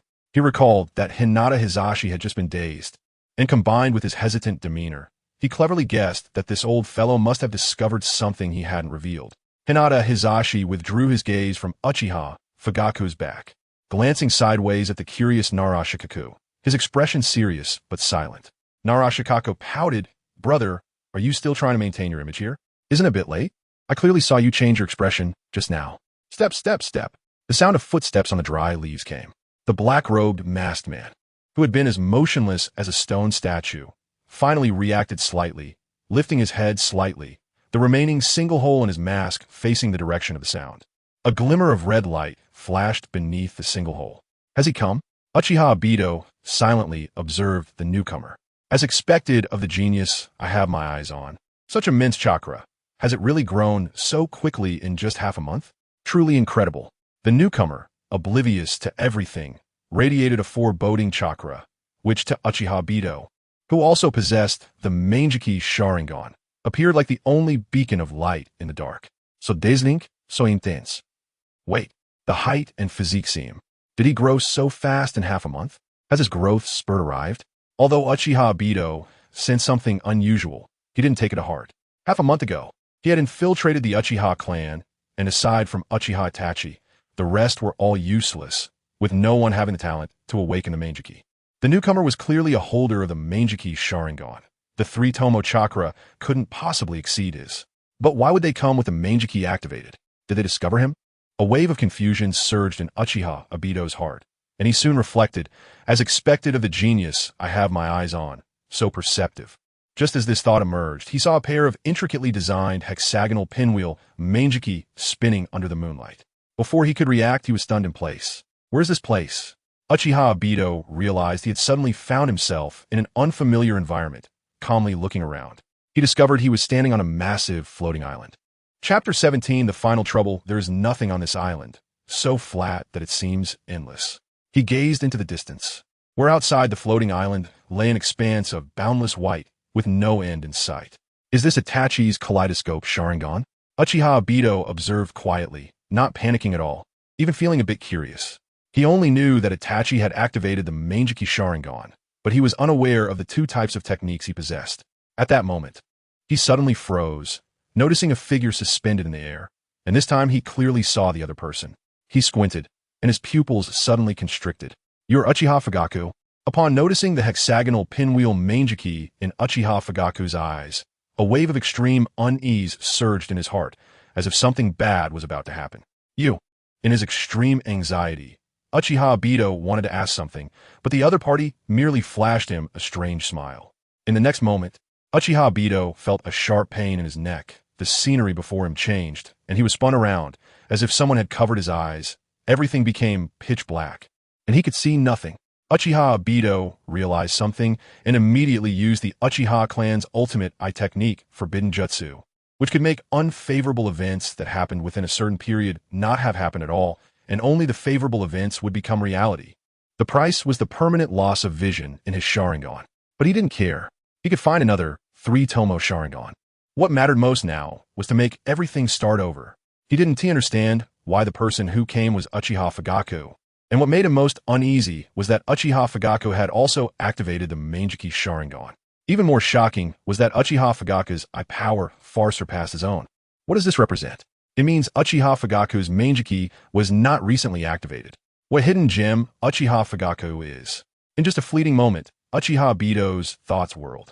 But it doesn't matter, I still have a chance. Time flies. Why is there no response? Uchiha Obito, in the darkness, opened his mouth wanting to scream, but found he couldn't make a sound. In the small grove, Fuyue coldly looked at Uchiha Obito's head on the ground, both of his eyes gouged out, hollow, his mouth opening and closing as if trying to say, "Is Anaji?" Fuyue sneered, having long been wary of this move, still wanting to restart. "Dream on." Bang! At this moment, Uchiha Obito's headless corpse collapsed with a thud. Fuyue glanced at the floating spherical object in the glass container, let out a breath, revealing a slight smile. After resolving this last trouble of Uchiha Obito, Fuyue couldn't help but hum Hebe Tien's Little Luck. "It turns out you were the luck I most want to keep, hee. Fuyue chuckled, checked again, and after confirming Uchiha Obito was truly dead, took out a storage scroll for putting things in. He stuffed Uchiha Obito's head and headless corpse, the one-eyed mask discarded on the ground, and the samurai sword all into it. He would see if Uchiha Obito's corpse could be of any use later. Dead, he couldn't let this kid have it easy. After putting away the storage scroll, Fuyue walked back easily. So far, the crisis of the night of extermination has been completely eliminated, and today's events can be concluded perfectly. Land of Water. In the secret chamber of the Mizukage, a short figure lay motionless on the bed. His name is Kurogane Yagura. Don't be fooled by his short stature, which looks like a child. His identity is frighteningly significant. He is the fourth Mizukage of the mist-hidden village, with a naturally baby-faced appearance. Despite seeming young, he already has grandchildren. Besides that, he is also the second Jinchuriki of the Three Tails Aisabu. Kurogane Yagura can perfectly control the power of the tailed beast, and is one of only 5 people in the ninja world who can do so. He can utilize the tailed beast chakra to form a tailed beast cloak, giving him a significant advantage in battle. In theory, he is a very powerful ninja. However, fate took a turn for the worse when he encountered the stronger Nagato, Konan, and Obito. First, he was heavily injured by Nagato, and then he was controlled by Uchiha Obito's Jinjutsu from his Mangekyō Sharingan. Ever since then, he has been manipulated by Obito's Jinjutsu, becoming a mere puppet. He had never heard of such a situation. Although he was controlled, he could still see and hear everything. Under Obito's control, not only did he plunge the mist-hidden village into darkness, but he also caused a significant loss of talented ninjas, leading to the extinction of countless bloodline limit families. Kurogane Yagura felt a heart-wrenching pain as he watched the mist-hidden village gradually decline, and his guilt reached its peak. However, he had no way to act freely under Obito's manipulation, and he had always kept a low profile, avoiding contact with those who would be a Kugen. Even if someone suspected Kurogane Yagura of having issues, there was nothing they could do because no one could defeat Kurogane Yagura. Even while being controlled, he could still fight to a standstill against the assassinating Momochi Zabuza under Obito's manipulation. Kurogane Yagura felt that the future was bleak, and the future of the Mizukage would be ruined by his hands. But tonight, Uchiha Obito died at Fuyue's hands. Naturally, Obito's control over Kurogane Yagura was interrupted. Feeling the control disappear and regaining control over his body, Kurogane Yagura, somewhat incredulous, clenched his fist. After confirming that the control had indeed vanished, he instantly jumped up from the bed, kicked open the secret chamber that Obito had hidden in all this time, and let out a furious roar. "Ah, damn Uchiha!" The Three Tails Aisabu had also been under the control of the Sharingan for a long time. Accompanied by Kurogane Yagura's roar, a massive amount of tailed beast chakra surged into the sky. This terrifying pressure descended, prompting Terumi, Mei, and many elite jonin to rush to Kurogane Yagura's location to investigate. Could the Three Tails be rampaging? Everyone was in a panic. The mist-hidden village was already in decline, and if the Three Tails went berserk in the village, the damage it would cause was unimaginable. They were well aware of the Nine Tails incident that occurred in Konoha village years ago. The Nine Tails inflicted significant damage to Konoha, killing countless people and collapsing many houses. The cost of reconstruction afterward was astronomical. However, Konoha village was wealthy and managed to survive. But for them in the mist, they really had no money left, utterly broke, unable to take out a single coin, and even their salaries had long been overdue. If it weren't for their loyalty to the Mizukage, they would have given up long ago when they gathered together in small groups, anxiously rushing to the Mizukage building. They only saw Kurogane Yagura standing calmly in the street. Chapter 18, The Great Purge. The tailed beast chakra that burst forth from him was also retracted back into his body. Kei Kishikura finally made an appearance in a public setting, and Terumi Mei exchanged a glance with Ao beside her. Ao activated his Byakugan to investigate, but the result was unexpected. He shook his head at Terumi Mei. Terumi Mei frowned. This was not right. According to their speculation, Lord Mizukage should have been controlled. Where did it go wrong? Or is it possible that Lord Mizukage has truly become old and senile, frequently making foolish moves? Kikis Hikura, seeing Terumi Mei arrive, also let out a slow breath. All J-nin, gather in the office for a meeting. I have important matters to announce. Fifth Hokage, Nara Shikahisa, rushed to greet Fuyue upon seeing him return. Hyuga Hizashi was not willing to be outdone and followed closely. Konoha was about to undergo a significant change. Those who could not see the situation clearly were in for big trouble. Uchiha Fugaku was now in power, and according to what was agreed upon, he would be the new Hokage's advisor. Fifth Hokage, are you done here? Nara Shikahisa looked at the small grove with confusion. It hadn't been long since Uchiha Fugaku entered the grove, and he hadn't heard any sounds of fighting. Was that it? Yes, it's done. Fuyue replied cheerfully. Everyone, you'll need to work hard again next. Naruto understood Fuyue's meaning. He had reported earlier that although the Sarutobi and Shimura clans had been wiped out, there were still many remnants of the two clans in important positions within the village, such as the Ninja Academy and Konoha Hospital. If these people caused trouble, it would greatly affect the stability of the village. He had suggested a village-wide manhunt to capture these individuals, as one must eradicate the roots of the problem. However, Fuyue had said to handle this matter first, and the manhunt could be discussed later. Now that this matter was settled, it was time for the Great Purge of the village. Understood. In fact, Naruto had already prepared in advance on the way back from the Sarutobi clan's territory, sending the clan's J-Nin to monitor those remnants. Moreover, he had left people stationed at the Sarutobi clan's territory. It was just the time when work was ending, and they would catch whoever returned. Then, Fifth Hokage, I'll take care of it now. Naruto, after receiving Fuyue's affirmation, hurriedly left with his team. Hyuga Hisashi also did not want to miss the opportunity to show off and quickly departed. When Naruto returned to report on this matter, he was present and naturally understood that Fuyue's words implied there was still hard work to be done. Fugaka, what about us? The elder Uchiha, she approached with his clansmen. You should go too. Tonight probably won't be very peaceful. Fuyue said. Uchiha she nodded as he thought the same. Besides, leaving everything to outsiders made him uneasy. Then we'll go. Uchiha she called out, dividing the 20-odd Uchiha elites with 3 Tomo Sharingan into 4 teams of 5, dispersing in different directions. Once everyone had left, in the blink of an eye, only Fuyue remained standing alone in the spot. All right, everyone has gone to work. What should I do now? Fuyue pondered for a moment and then headed towards the Uchiha clan's territory. Most of the troubles had been dealt with, but the Kodo Tsukumi in Itachi's hands was still a potential threat. Now that he had free hands, this ticking time bomb needed to be dealt with promptly. Fuyue leisurely stepped into the Uchiha clan's territory, meandering through the streets and alleys, where his Uchiha civilians greeted him warmly. Fuyue did not put on any airs as the clan leader and responded with a smile and a nod. Some Uchiha civilians were left stunned, feeling a bit incredulous. Was this still the usually stern clan leader? Why did it feel like he was a different person today? Or could it be that something great had happened? Perhaps the clan leader's wife was expecting their third child? These Uchiha civilians, who had not activated their Sharingan and were not ninjas, were no different from the village's civilians. And at this moment, they transformed into onlookers, secretly discussing and speculating after Uchiha Fugako walked past. At this time, Fuyue was walking outside his own home. The courtyard gate was wide open, and Fuyue paused at the entrance. The lights were on inside, so Uchiha Makoto must have returned. After glancing a couple of times, he continued on, heading toward the south shrine. Just then, Uchiha Makoto pushed open the inner door, looking worriedly at the empty entrance. Sasuke was sitting focused on the sofa watching television. He turned his head upon seeing his mother standing at the door, looking outside, and ran over, asking, "Is Dad and Big Brother back?" Not yet. Uchiha Makoto sighed softly, ruffling Sasuke's little head. "Sasuke, you should go take a bath now." "No," Sasuke pouted. "I still want to wait for Big Brother to come back. Your brother will definitely be back very late. Begin go take a bath first."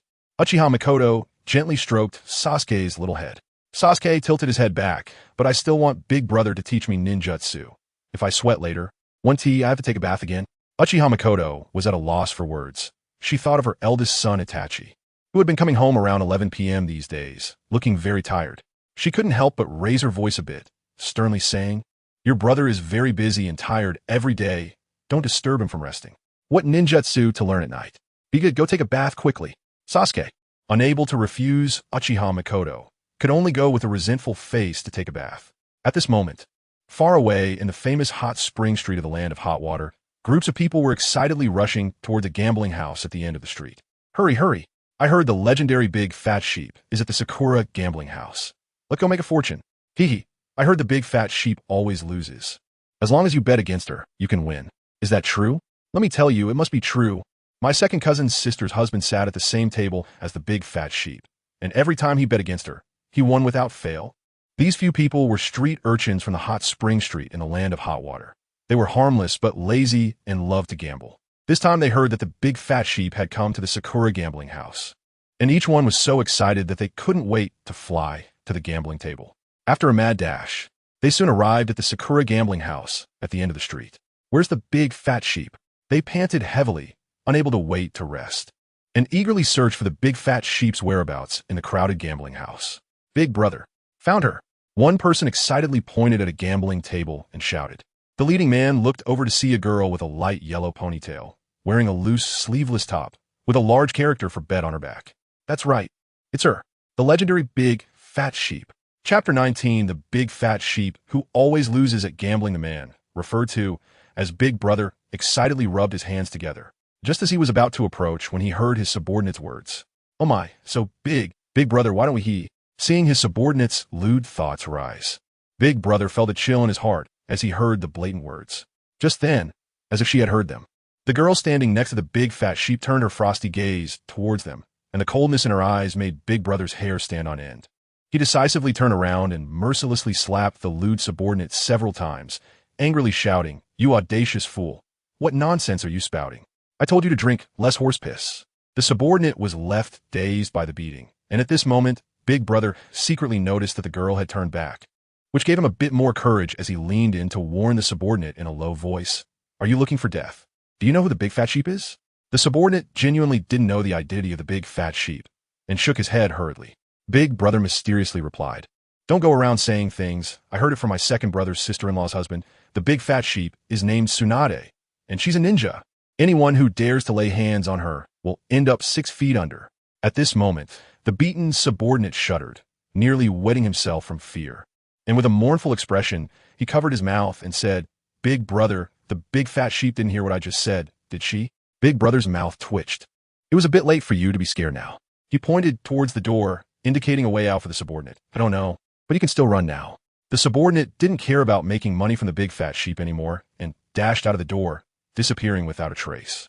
Seeing that the subordinate had run away, Big Brother then led the remaining people to the gambling table where the Big Fat Sheep was.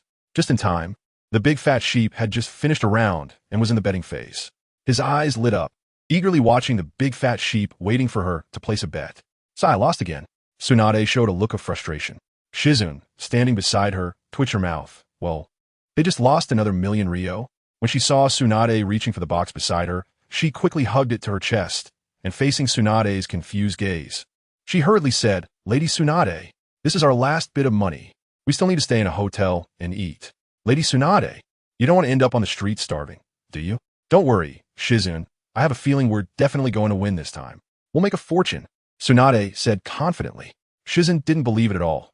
Lady Tsunade had said this so many times before, and it wasn't the first time she had said it. Every time she said this, they ended up losing all their money. Shizune hurriedly shook her head, unwilling to hand over the box. However, Tsunade didn't care about her protests. She was on a roll now, and it was useless to say anything. Seeing Shizune refusing to agree, she reached out to grab it. Shizune couldn't protect it, and Tsunade quickly snatched the box from her arms. "Give it here." Tsunade opened the box with a snap, swiftly pulling out the remaining silver notes and tossing them onto the table with flair. Seeing that the Big Fat Sheep had placed her bet, many gamblers at the table with their own agendas brightened up and quickly took out money to place bets contrary to Tsunade's. That night, they made quite a bit of money off of Tsunade. They all shouted and laughed, their faces beaming with joy, as if they had already predicted their victory before the bets were even opened. Other gamblers who had just arrived upon hearing the news were also unwilling to be outdone and pulled out all their money to bet, without exception, all betting against Tsunade. Witnessing this scene, Shizune felt a headache coming on as she rubbed her forehead, wondering what they would do if they ran out of money later. She really didn't want to sleep on the streets. Tsunade also felt dissatisfied watching this. Her light yellow eyebrows furrowed slightly, and her light red lips pouted a bit. Her fair cheeks slightly flushed from drinking. Looking at this tempting scene, many gamblers couldn't help but gulp. Shizune frowned slightly, but Tsunade didn't pay it any mind. She banged the table, cursing, boss, hurry up and open the bets. I want these guys to lose everything. I want all of you to regret it." Facing Tsunade's urging, the boss cheerfully shouted, come on, bets are locked in. Seeing the boss was about to open the bets, Tsunade, with her slightly tipsy gaze, fixed her eyes on the dice, not blinking at all. The dice hadn't even been opened yet, and Shizune seemed to predict the outcome, looking gloomy as she began to pack up things, such as Tsunade's coat. Other gamblers all looked relaxed, as if they had already won.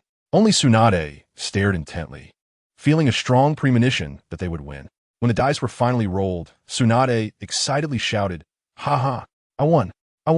The boss was momentarily stunned by the result, but quickly coughed and announced, 5 sixes, a full house. The house wins everything." The house he referred to as naturally Tsunade.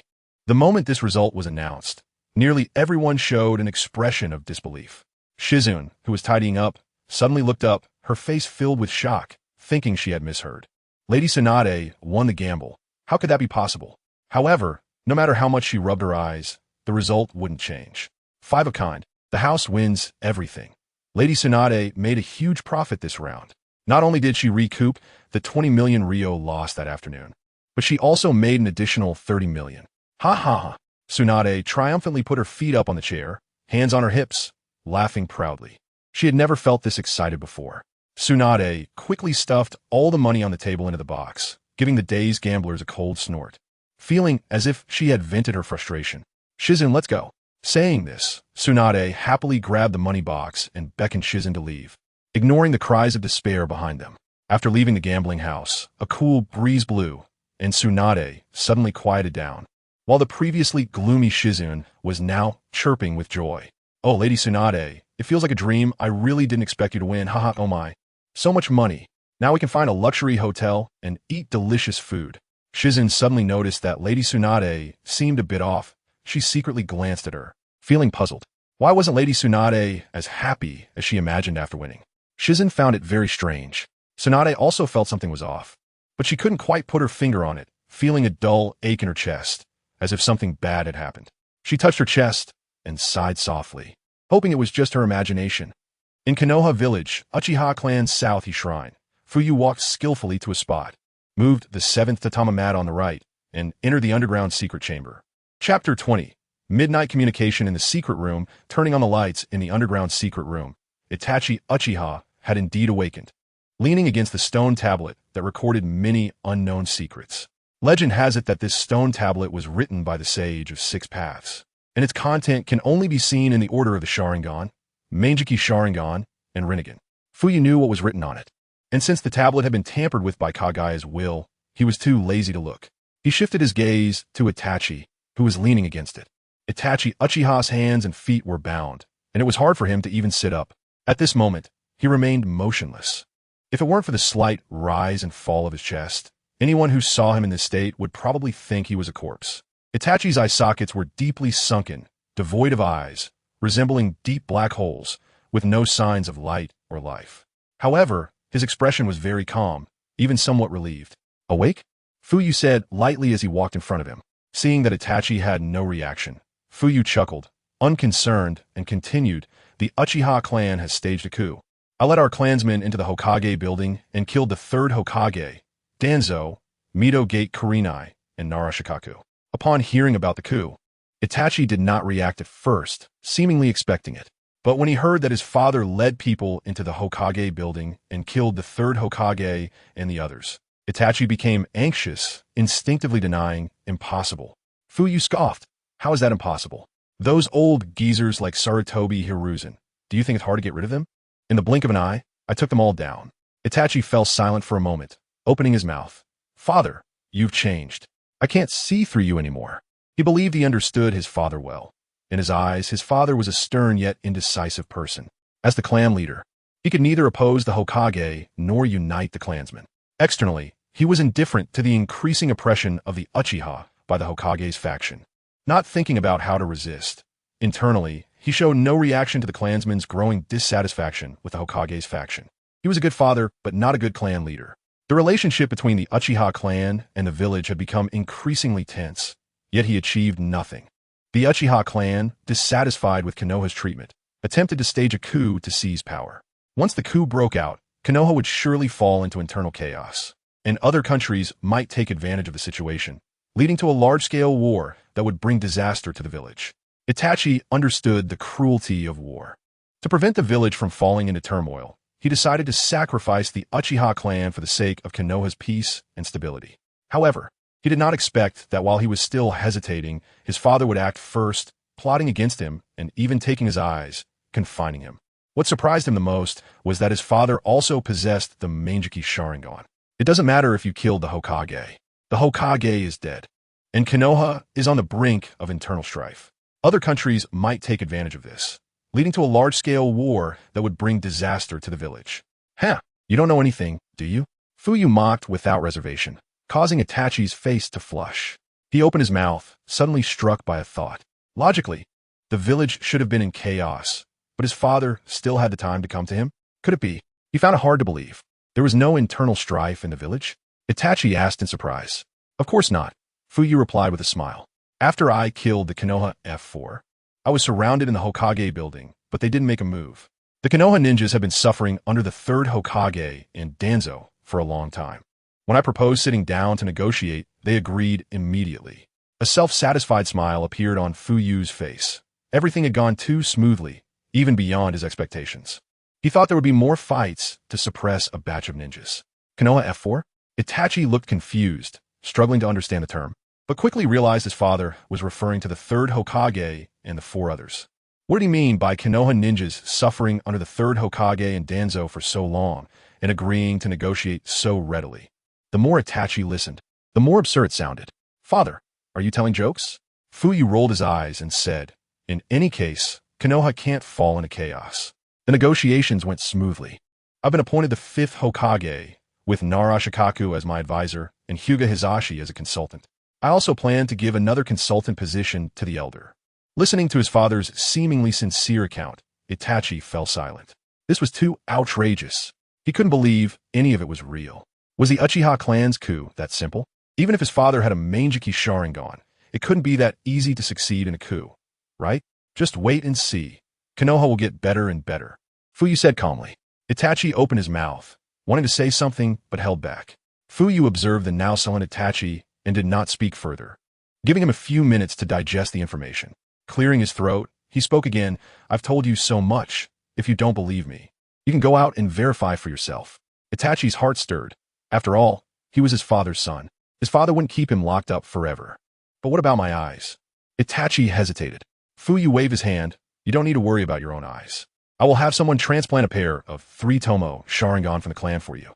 Upon hearing this, Itachi's mouth twisted slightly in bitterness. But soon he brushed it off. He only wanted to go out and confirm whether what his father said was true. Was there really no internal strife in the village? Did only the 3rd Hokage and the 4 others die? Did the other ninja clans not oppose this? Would the village really get better? To be honest, if it were the old father, he would definitely not believe it. But today his father had taught him a lesson, making him realize he did not truly understand him. Fine, 3 Tomo it is. When will you give me the eye? Itachi took a deep breath and asked. Fuyue glanced at him and said, anytime, right now is fine. But there is a prerequisite. Fuyue licked his lips, finally getting to the main point. Itachi's forehead was filled with question marks. Prerequisite? You say?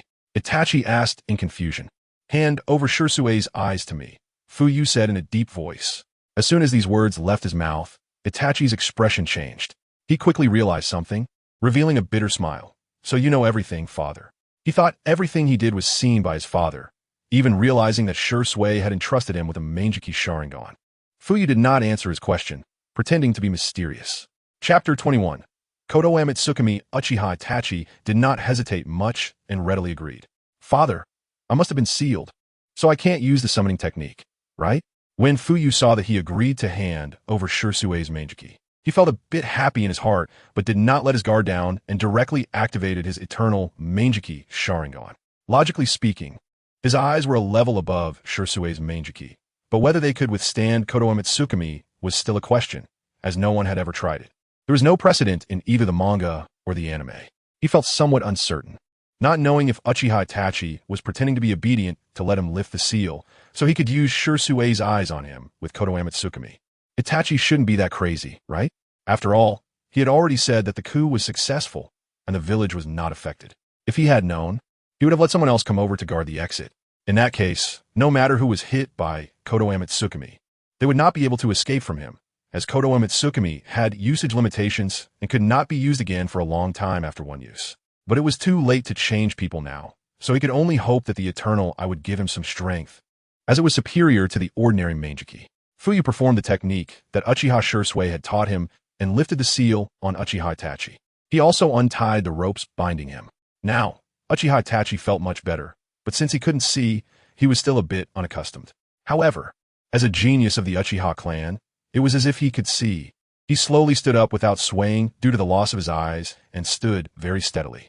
Fuyue took a few steps back, looking at him seriously. If anything seemed off, he would activate Susanoo to directly eliminate Uchiha Itachi. Uchiha Itachi was still unaware that his seemingly benevolent father had murderous intentions towards him. He stood still, slowly inhaling and exhaling, then bit his thumb and formed hand seals with both hands. Fuyue watched without blinking. Uchiha Itachi's hand seal speed was very fast, almost turning into an afterimage. It seemed that losing his eyesight had not affected his hand seal speed at all. Indeed, practice makes perfect. Whether one could see or not would not affect the sealing. Haisuyu, shun, Wei as Uchiha Itachi completed the hand seals. A loud bang sounded, and a ball of white smoke appeared out of thin air.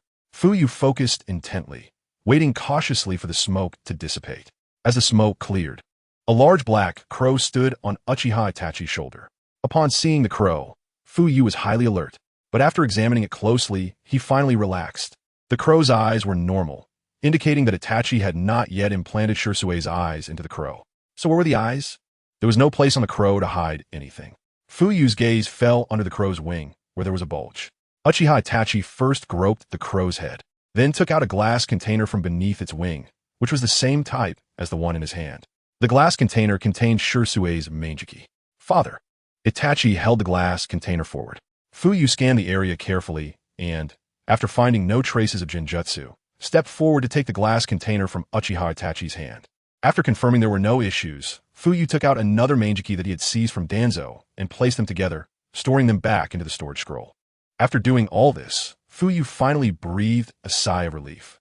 With this, he had gathered all of Uchiha Shirsue's Mangekyō, and he could replace the eyes of a loyal clan member at any time, instantly increasing the number of Mangekyō Sharingan users on his side.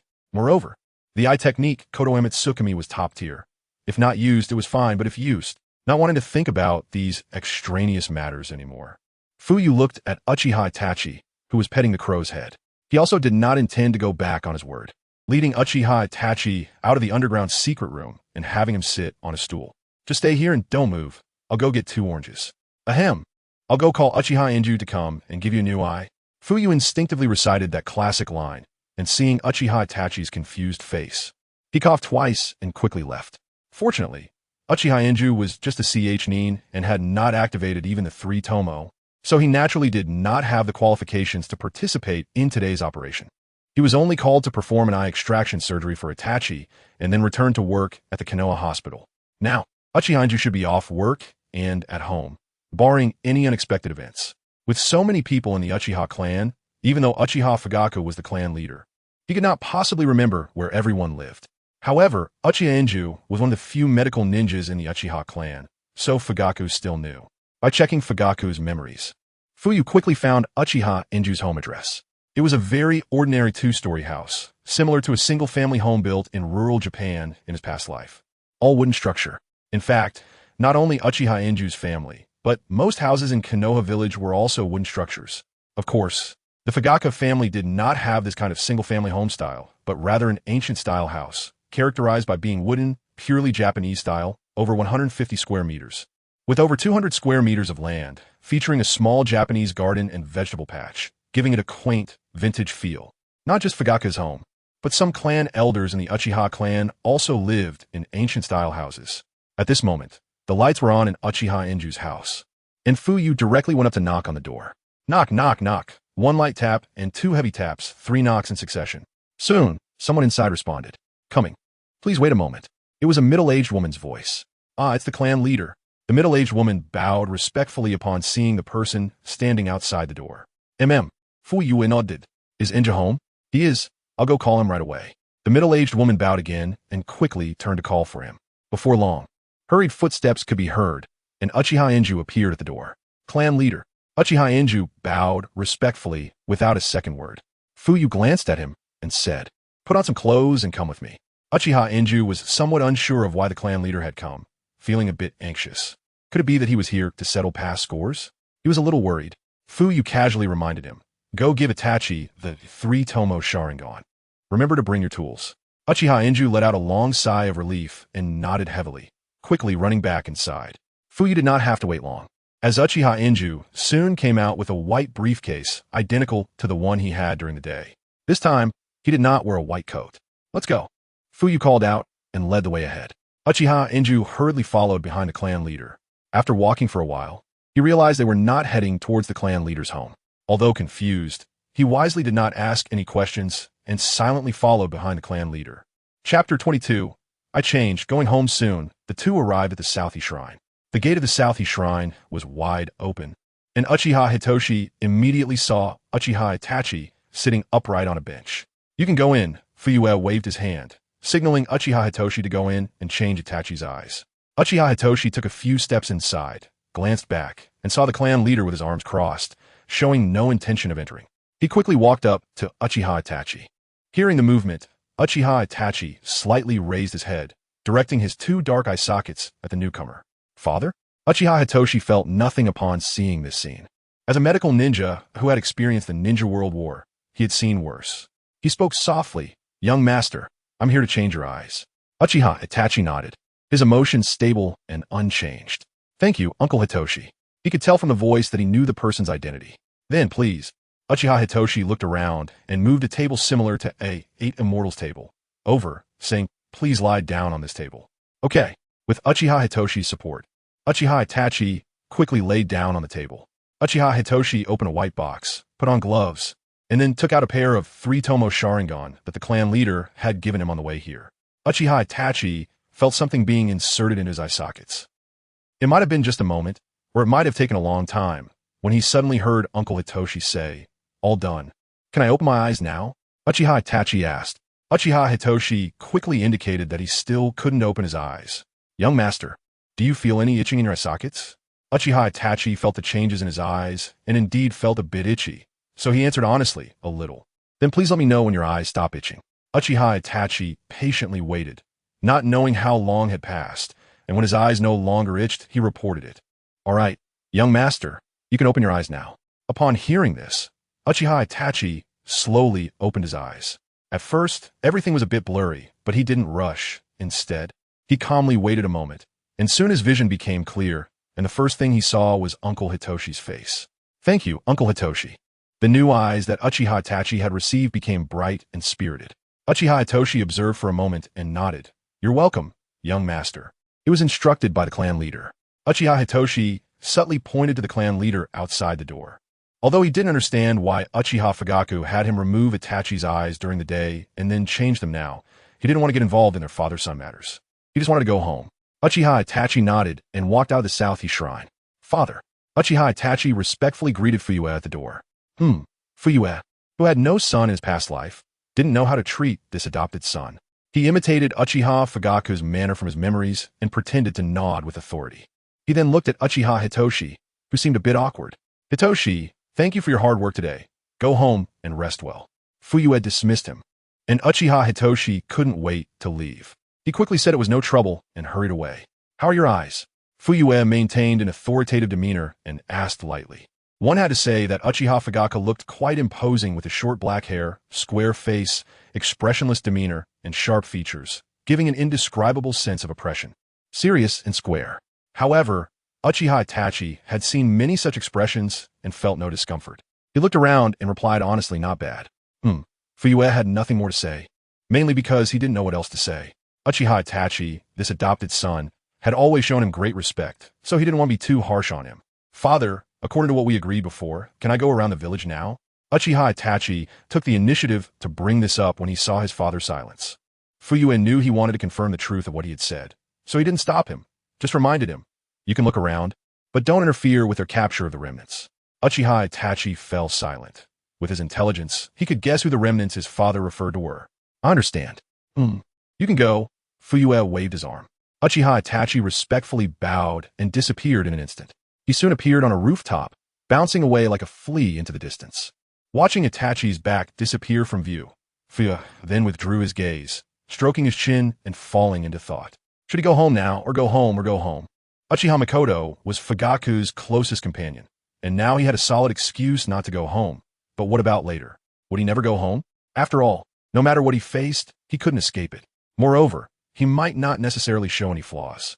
Even if he did, it wouldn't have much impact. Well, probably should be. Fuyue strode home. It might be late now. There are not many people on the streets. Fuyue walked familiar paths and saw the old name house from a distance, slowly making his way to the magnificent front door. The door was wide open, just like when he passed by before, and there was still light at the entrance. Fuyue glanced around. It should have been left open by Uchiha Makoto. Since he had made up his mind, Fuyue wasn't one to dither. He took a couple of glances and walked straight in, closing the door behind him. He tidied up his clothes, moved his facial muscles a bit, confirmed everything was fine, and then took a deep breath as he crossed the yard. At the entrance, he bent down to change his shoes and found a slender shadow on the ground. He calmly followed local customs. "I'm back. Welcome back." Uchiha Makoto gracefully moved, gently taking off the green vest that only a Nin could wear and helping him out of his tight combat suit. "You haven't eaten yet, right? Wait a moment. I'll go heat up the food for you." Uchiha Makoto started to get busy, pouring Fuyue a cup of hot tea before diving into the kitchen. Just as Fuyue sat down on the sofa, he heard the sound of scrubbing pots coming from the kitchen. Initially, Fuyue didn't feel very hungry, but Uchiha Makoto's reminder made him realize he was indeed hungry, especially since he hadn't had dinner. There were no mobile phones for entertainment in the Naruto world, and sitting there bored was dull, so Fuyue simply turned on the TV. This TV looked a bit bulky, similar to the black and white TVs from before 2008 in his past life, like a washing machine placed on the table. There were only 2 channels. The first channel was like a center channel from his past life, introducing the economic situation of the land of fire, national affairs, and so on. The second channel featured 2 people performing a comedy routine. Chapter 23. I will take care of your wife and children. Seeing this, Fuyue realized why Itachi had previously asked him if he was telling a comedic story. The source of it all was here. After watching for a while, Fuyue's gaze shifted to the kitchen, where a stunning figure emerged, holding a steaming bowl. She had long, dark hair tied simply in a ponytail, smooth and shiny like black satin, and was wearing a pink halter apron.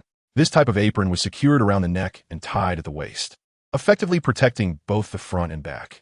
Even in a simple apron, her elegance was hard to hide. Her curves were like a masterpiece sculpted by nature, perfectly combining fullness and slimness, leaving one in awe of her beauty. Her unadorned face was not inferior to that of some top stars from his previous life. Her eyebrows were long and curved like willow leaves, her gaze gentle, and her every gesture exuded elegance and composure. This was Uchiha Makoto, the wife of Fugaku. No, she would be my wife from now on, Fuyue thought as he stared at Uchiha Makoto. "Come eat," Uchiha Makoto said, noticing her husband's gaze fixed on her. She wasn't surprised. At her age, she had long passed the stage of shyness. She simply smiled and urged him to eat quickly. Fuyue looked down. It was a classic bowl of Japanese curry rice, accompanied by 2 other bowls, one containing braised pork ribs with onions and the other filled with miso soup garnished with green onions. His attention was quickly drawn to the bowl of braised pork ribs. It contained a whole, uncut onion. The aroma was like a playful kitten, teasingly tickling his nose. After taking a bite, Fuyue's eyes lit up. The flavor was excellent. Very delicious. Soon, he finished the entire bowl of curry rice, ate the ribs, leaving only a bitten onion, and drank all the miso soup. With a satisfied expression, Fuyue revealed he was full. "Still more curry rice. Should I get you some?"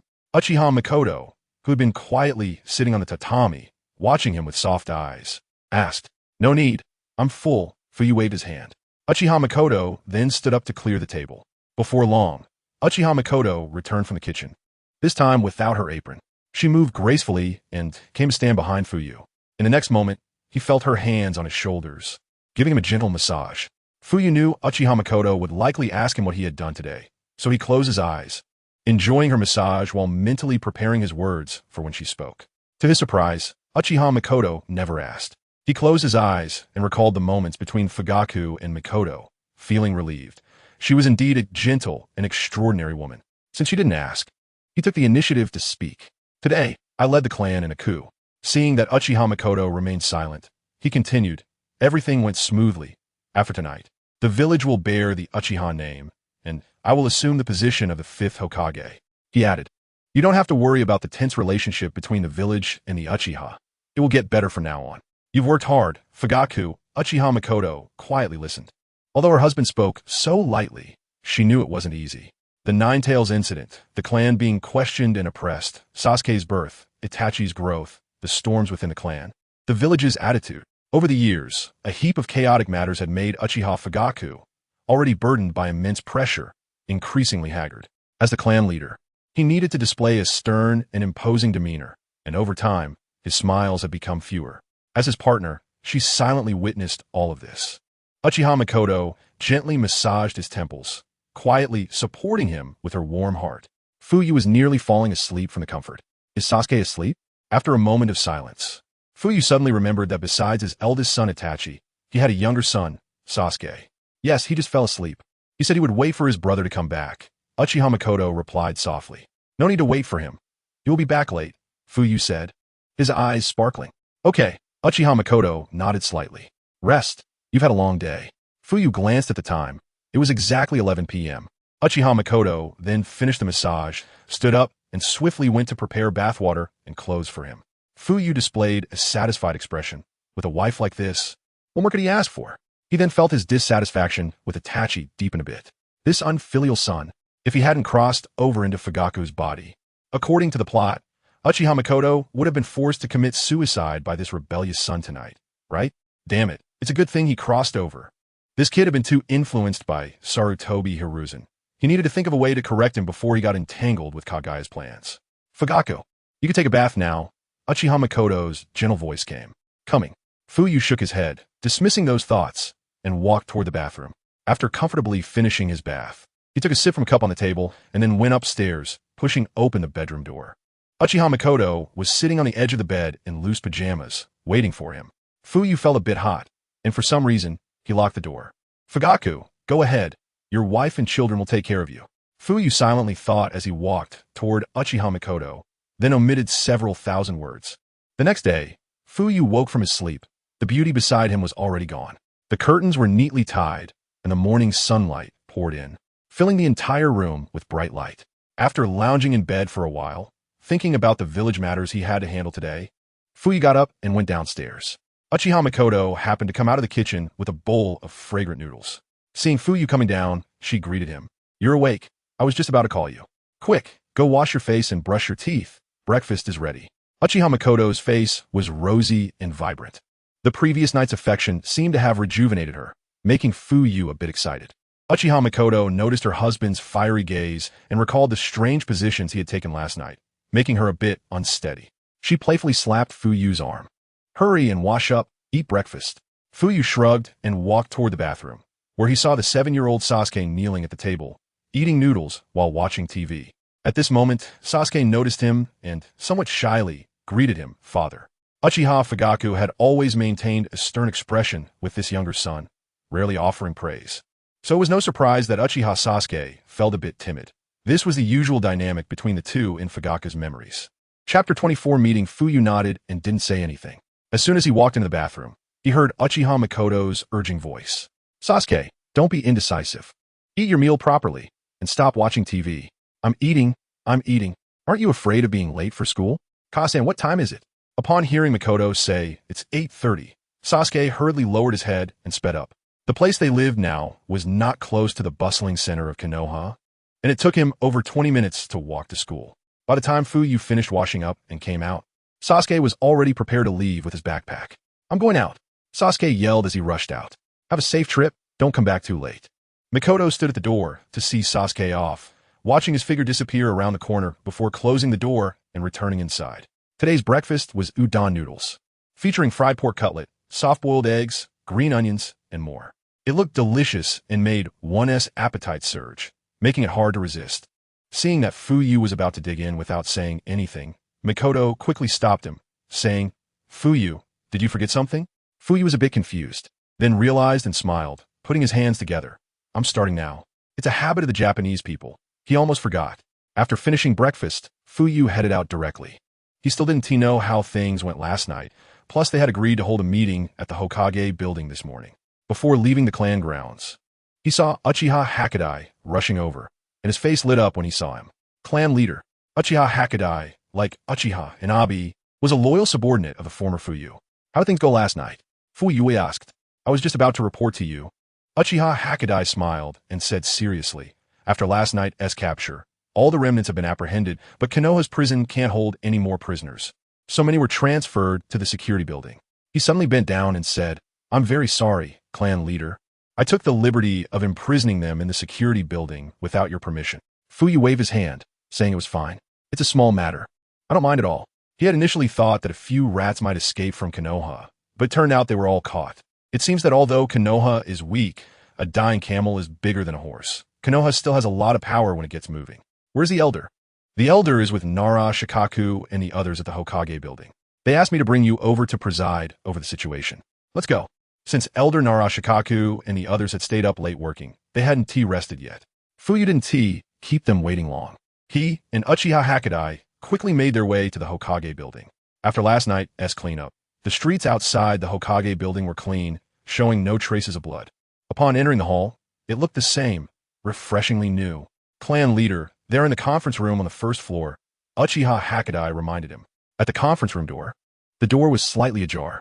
Fuyue raised his hand and knocked 3 times on the door, without waiting for anyone inside to respond.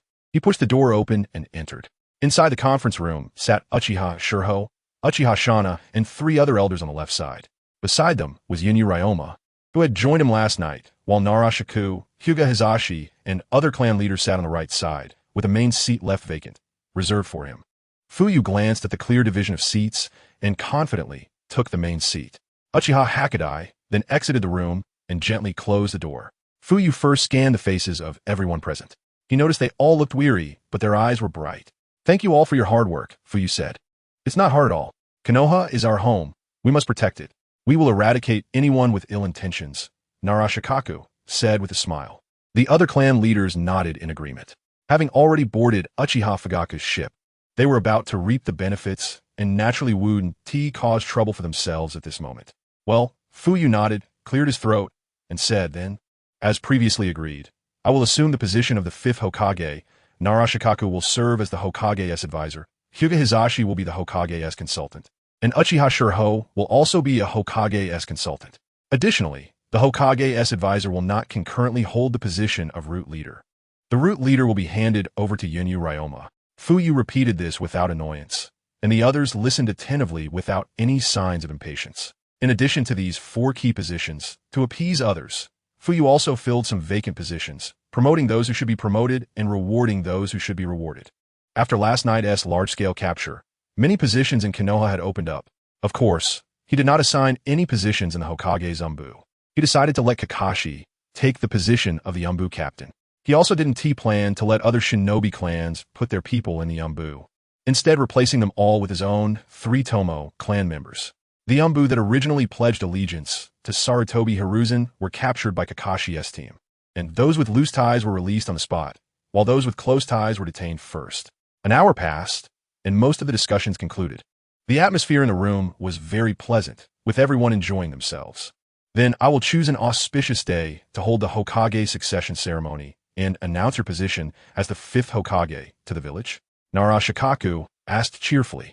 Fuyue waved his hand and said, no need. I think the day after tomorrow is good. Let us hold the succession ceremony then. This matter should be dealt with quickly. Nara Shikaku nodded in agreement, but soon raised another question. Lord Fugaku, according to past regulations, the Hokage position needs to be recognized by the Fire Nation. What do you think?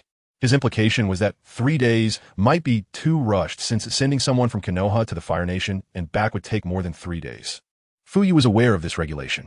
It was mentioned in the Hokage plot that it was a system established by the first Hokage, Senju Hashirama, and the Fire Nation's daimyo, requiring that the Hokage's appointment be approved by the daimyo.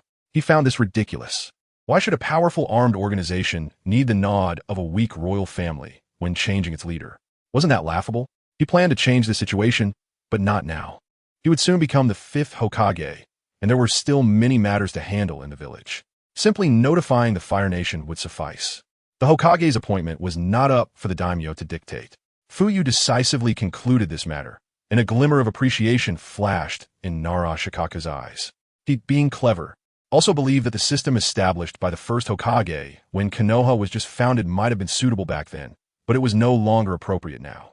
Since Sarutobi Hiruzen Wunti led him into Konoha's upper echelons, he was too lazy to strategize for Sarutobi Hiruzen.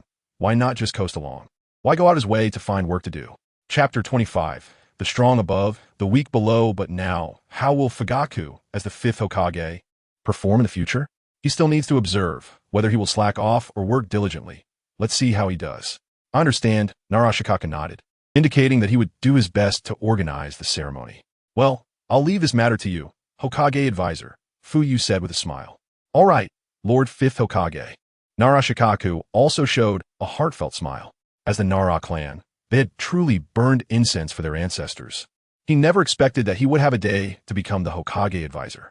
This position is one above many.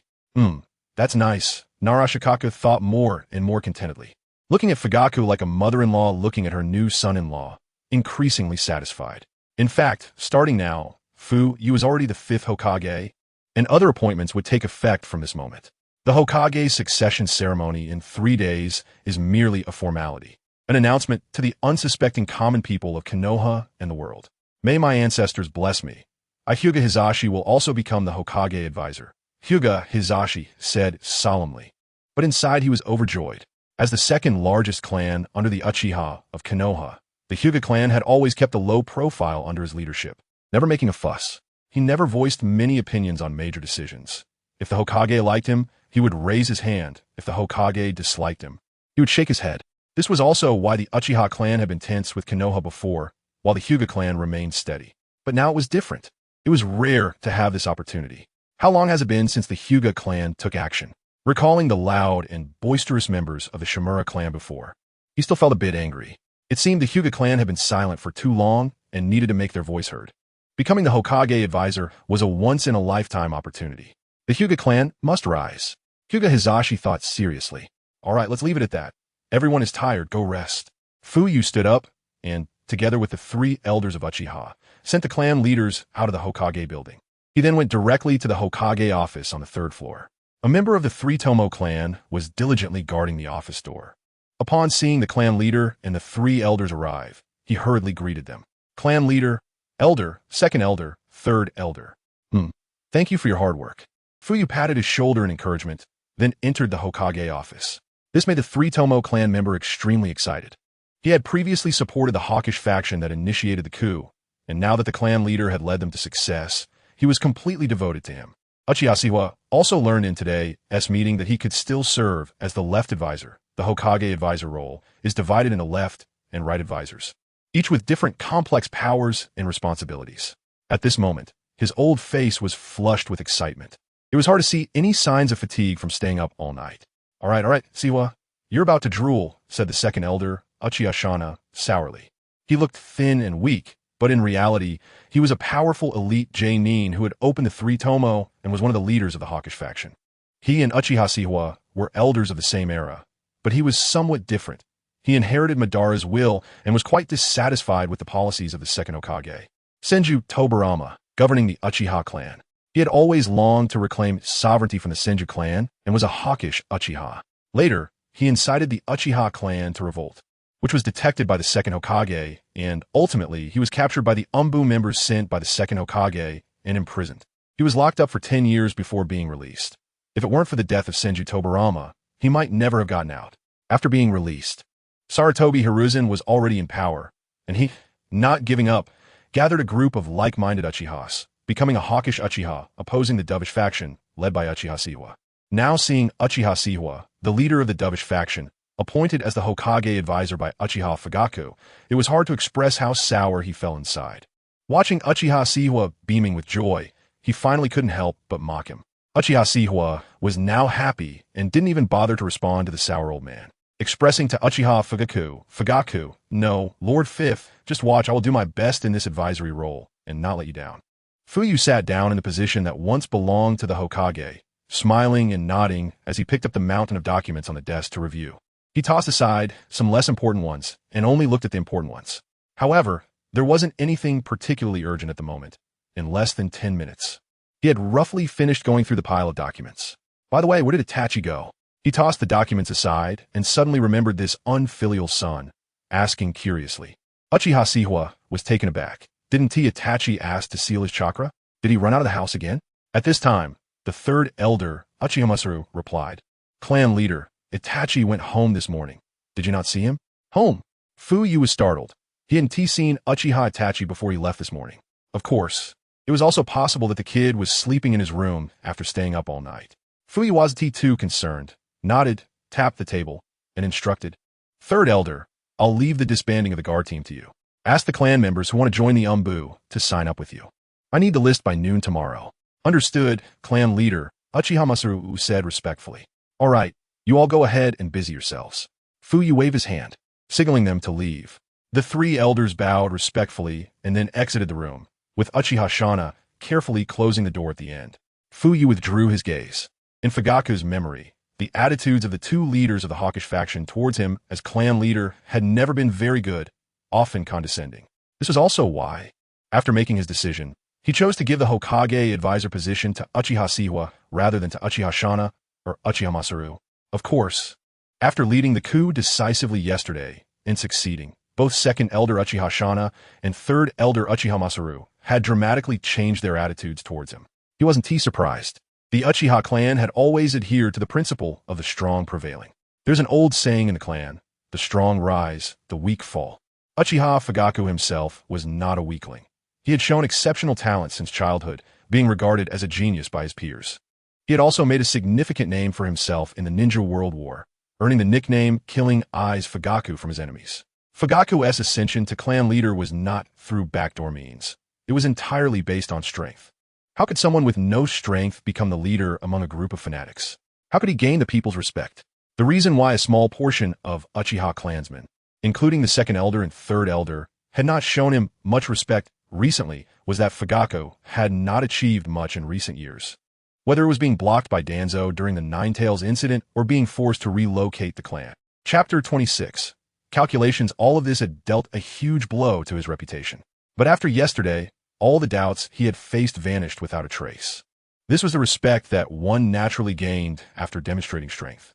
In the Uchiha clan, the strong are above and the weak are below. Why did Madara leave without any clan members following him back then? Wasn't he it because Hashirama was stronger than Madara? Of course, there were other reasons as well. In any case, knock, knock, knock. The sound of someone knocking on the door interrupted Fuyue's thoughts. Come in, he said. A Uchiha clan member with black hair and black eyes entered, carrying a tray with both hands. What is this? Fuyue asked curiously. The Uchiha member explained. It was sent by the Hokage's assistant. They said it is the 5th Hokage's ceremonial robe and hat made for you. Fuyue showed an interested expression. Let me see it. The Hokage's ceremonial robe could only be worn by ninjas who became Hokage in Konoha. Each generation's Hokage robe was basically the same and had to be made stitch by a specialized tailor in the village. The main color was white, with red flames at the hem, and the back bore the red characters of the nth Hokage. This one was not much different from the 4th Hokage's robe, except that the 4 was changed to 5. Narashikaku was quite thoughtful. Fuyue chuckled. Having a clever person around was good. He had almost forgotten about the ceremonial robe. A gust of wind blew into the room. Fuyue caught a glimpse of silver out of the corner of his eye, knowing that Kakashi had arrived. Thank Nara clan leader for me. You can go now, he said. Yes, the Uchiha member respectfully exited the room. Kakashi, you received the appointment letter, right? Fuyue smiled as he hung the new 5th Hokage's ceremonial robe on a wooden coat rack near the table and sat back down in his chair. Kakashi first stared at the brand new ceremonial robe before looking at Fuyue, who had a smile at the corner of his mouth, and asked, I received it. When will you do what you promised me? 3 days from now, the Hokage succession ceremony will be held. At that time, I will clear your father's name during the ceremony. Your father is a hero of Konoha, having completed 27 S-rank missions, 123 A-rank missions, and numerous B-rank missions during his lifetime. He made significant contributions to Konoha during the Second Shinobi World War. He should not be forgotten by everyone. He deserves to be remembered by the villagers. Kakashi looked deeply at Fuyue, feeling somewhat touched. As a member of the Uchiha clan, how could he understand his father so well? Okay, thank you. I did receive the appointment letter, and I will take office as soon as possible, Kakashi said expressionlessly. There's no need to rush. You didn't sleep well last night, right? You should go back and rest well, Fuyue said with a smile. Kakashi nodded without refusing and left through the window. After seeing Kakashi leave, Fuyue's gaze flickered. He was contemplating whether to ask Kakashi to hand over the Kimui Sharingan now. If he did, he would have collected both of Obito's Sharingan. He would be able to possess 2 shadow-level powerhouses in a short time. Even someone like Kakashi, who didn't have Uchiha blood, could use the Sharingan to perform my techniques, let alone someone from the Uchiha clan. However, there was no rush at the moment. He had just made Kakashi feel loyal, and if he hurried to get the Sharingan from him, it might lead to dissatisfaction. After all, that I was entrusted to him by his dear friend before his death. It would be reasonable for Kakashi to refuse. But now Obito was truly gone. Moreover, he didn't have any pressure at the moment, and he didn't need high-end combat power. He was capable enough to handle things himself, unless Nagato and the Akatsuki came knocking.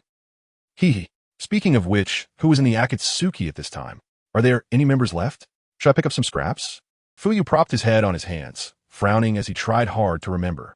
Itachi was supposed to betray Konoha and infiltrate the Akatsuki under Sarutobi Hiruzen's arrangement after the massacre last night. And Kisame joined after Itachi, which meant he should still be in the Mist Village at this time.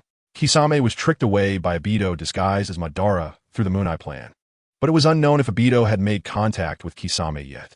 Fuyue fell into contemplation. If possible, he really wanted to lure this tailless-tailed beast to Konoha. Although he appeared fierce, he was actually a great fighter. Once he recognized someone, he would be very caring and respectful towards them, and extremely obedient. Even if he had complaints, he would still carry out orders resolutely. He was like that with Itachi. From a way, he was willing to bite his tongue to protect Madara's secret in the anime. He was also a loyal person. Fuyue liked people like that. Perhaps he could send someone to the Land of Water to see if he could trick Kisame back. However, Fuyue seemed to think of something and suddenly slammed the table. Since he had taken care of Obito, the fourth Mizukage, Yagura, who had been controlled by Obito, must have broken free from that control, right? But if he had broken free, so what? It was none of my business. The Mist Village had been turned into a mess by Obito, and all the funds had been sent to the Akatsuki. The current finances of the Mist Village must be in deficit for sure. Even if Yagura had escaped Obito's control because of him, he would still be powerless to face such a disastrous situation. Yagura would likely end up like in the original work, committing suicide out of guilt and handing over the position of Mizukage to that beauty, Terumi Mei. Fuyue shook his head. What a pity for my Kisame. Since Yagura had awakened, sending someone to the Mist Village would definitely not be ideal. After all, Yagura was the perfect Jinchuriki. If he were discovered, the person sent to recruit him would be in danger, unless he went personally. But to send Fuyue to run such a long distance for Kisame. He shook his head.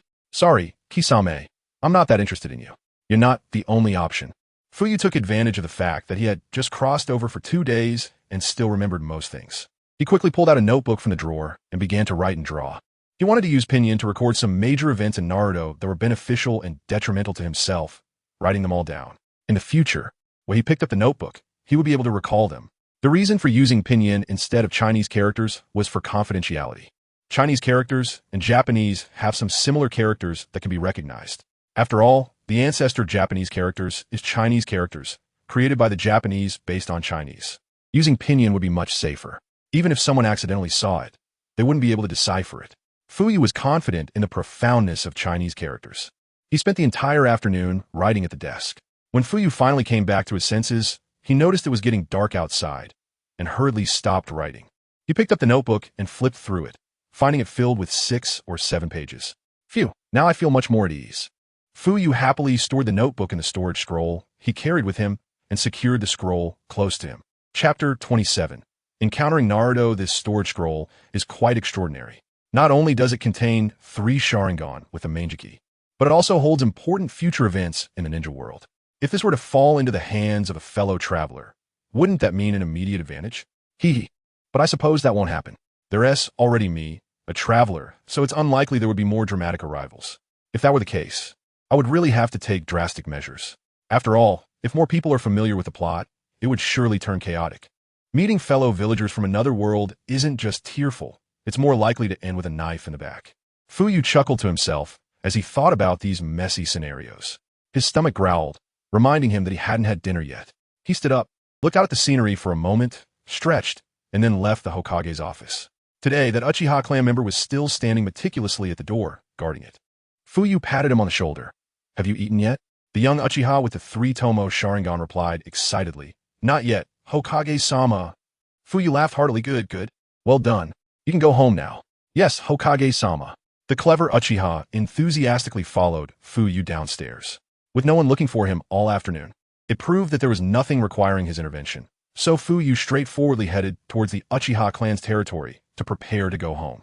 The first day at work was indeed leisurely. Fuyue strolled leisurely, thinking happily to himself. Suddenly, he passed by a ramen shop and hesitated. At this time, Mikoto and the others should have already eaten, right? Should I grab a bowl of ramen before heading back?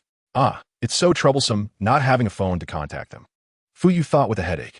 The technological level in the Hokage world is a bit absurd.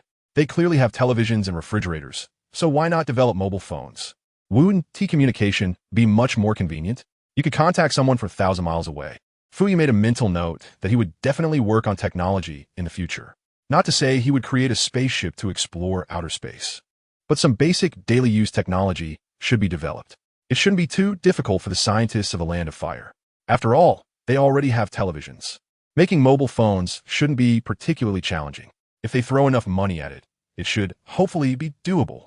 Goodbye, uncle. Just as Fuyue was hesitating at the entrance of a ramen shop, a voice that, although youthful, was full of energy called out. Following that, a small figure dashed out and bumped into Fuyue's leg, falling onto the steps with a thud. Ouch! The blonde-haired boy sat on the steps, rubbing his bottom with one hand and his forehead with the other, a look of surprise flashing in Fuyue's eyes. He hadn't expected to run into Naruto. Noticing the man's scrutinizing gaze, Naruto scrambled to his feet, stammering apologies while bowing repeatedly, his eyes showing nervousness. He thought, is he going to hit me? What if this ninja, who I can't even see clearly, treats me like those villagers do, calling me a demon fox and hitting me indiscriminately? Because I wasn't looking where I was going and bumped into someone. However, the anticipated scolding or beating did not come. Hey, little kid, your name is Naruto, right? Uzumaki Naruto? Naruto looked up in surprise, meeting the ninja uncle's gaze. How do you know my name? Then he became a bit excited. Could it be that my fame has spread throughout the village, and even the ninja uncles know about me? Seeing Naruto's excited expression, Fuyue chuckled and said, because uncle is a friend of your dad, and uncle's wife is a good sister of your mom. Huh? Naruto was taken aback. You know my mom and dad? Since he became aware, he had never seen his parents. Over time, he had grown accustomed to living alone. Of course I know. Didn't I just say I was a friend of your dad? Come on, let us go home with uncle. Your aunt wants to see you too. Fuyue was also feeling impulsive. He had liked Naruto very much in his past life. Otherwise, he wouldn't have watched all 720 episodes of Naruto without skipping any. He had been too busy these past few days and hadn't had time for Naruto, but now that he ran into him, he wanted to take Naruto home to raise him. Naruto was still young. His sense of right and wrong could still be shaped and corrected. To be honest, he wasn't very fond of Naruto's tendency to easily forgive others. For example, Obito not only caused Naruto's parents' deaths, but also the death of his good friend. Nagato even killed Naruto's mentor, Jiraiya. Yet, Naruto chose to forgive them all. In the face of enemies, one should repay hatred with hatred and kindness with kindness, rather than lightly letting go and forgiving. Having crossed over to the world of Naruto and becoming the 5th Hokage, Naruto's personality certainly needed some adjustment. Moreover, Fuyue was also quite indignant about Naruto's unfair treatment. Clearly a hero, but he had to endure such unfairness. The 3rd Hokage, Hiruzen Sarutobi, really wasn't doing his job properly. If Minato Namikaze were still alive, he might regret the decision to seal half of the 9 tails in Naruto, right? Jiraiya could very likely have a huge fight with him, given her hot-tempered nature. Another reason was that Sarutobi had been killed by him, and most of his Umbu were captured by Kakashi and his people. Now that there were no more watchers on Naruto, Fuyue needed to make arrangements quickly, especially since Naruto was the Jinchuriki of the 9 tails. Naruto subconsciously took Fuyue's outstretched hand. After taking a couple of steps, he suddenly stopped. Fuyue looked down in confusion to see Naruto staring wide-eyed for a few seconds before finally realizing and shivering as he pointed at himself, his face filled with terror. Uncle, you're not a human trafficker, are you? Fuyue couldn't help but laugh and shake his head. Uncle is not a human trafficker. Just look at this. Fuyue bent slightly to point at the headband on his forehead. Uncle is a ninja from the village. How could he be a human trafficker? Naruto mumbled, but those human traffickers on TV all do this to abduct kids. Have you ever seen a human trafficker wearing a headband? Fuyue asked. Naruto shook his head. Well, no, I haven't. Seeing Naruto still a bit hesitant, Fuyue decided to throw out a big bait. Naruto, don't you want to know who your mom and dad are? Your mom and dad are heroes who protected Konoha, Fuyue said enticingly. Naruto hesitated for a moment, murmuring, heroes? He then firmly nodded, I want to know. Everyone else's parents? Why doesn't he? He had long envied others and desperately wanted to know who his parents were. He had asked Grandpa Hokage before, but Grandpa Hokage said he didn't know. Chapter 28. Returning home with Uncle, now, suddenly someone tells him they know who his mom and dad are, and that they are heroes who protected Konoha. This makes him extremely curious, scratching his head, eager to know immediately. Then let us go home with Uncle. He'll tell you when we get home. Well, okay. Naruto decisively agreed. Although this uncle, didn't he look like a good person? He had a feeling in his heart telling him that this uncle wouldn't harm him. The plan changed suddenly, and Fuyue also didn't eat noodles anymore. He took Naruto all the way out of the street, through a small forest, back to the Uchiha clan grounds, finally arriving in front of the magnificent gate. We're here. Let us go in. Fuyue noticed Naruto seemed a bit reluctant, so he spoke softly. Naruto fearfully looked up. Uncle, you really aren't a human trafficker, are you? I didn't know there were such remote places in the village, and we had to go through such a scary little forest. Fuyue's forehead twitched with a few black lines. Naruto's words deepened his determination to move the Uchiha clan back. Let us bring it up in the meeting tomorrow. We need to move. He gently nudged Naruto. With no other choice, Naruto steeled himself and walked in, passing through a courtyard and seeing the lights on in the inner room. Fuyue pushed the door open, glanced around the entrance, and not seeing Mikoto, he called out, Mikoto, I'm back. From the ceiling came the sound of footsteps, and before the person arrived, the voice came first. Welcome back. Uchiha Mikoto came down the stairs, saw her husband bending down to change his shoes, and beside him stood a thin little beggar. Mikoto immediately recognized the identity of the little beggar, her eyes flashing with surprise as she looked at Fuyue, her gaze seemingly asking, Didn't you say we couldn't get close to Naruto? Why did you bring him back? Seeing her husband wink at her, Mikoto suddenly realized, right? The Hokage who issued that order is dead, and her husband is now the Hokage. She paused for a moment before warmly walking up, gently squatting down to pat Naruto's little head. Hello, Naruto. I'm a good friend of your mom. You can call me Aunt Mikoto.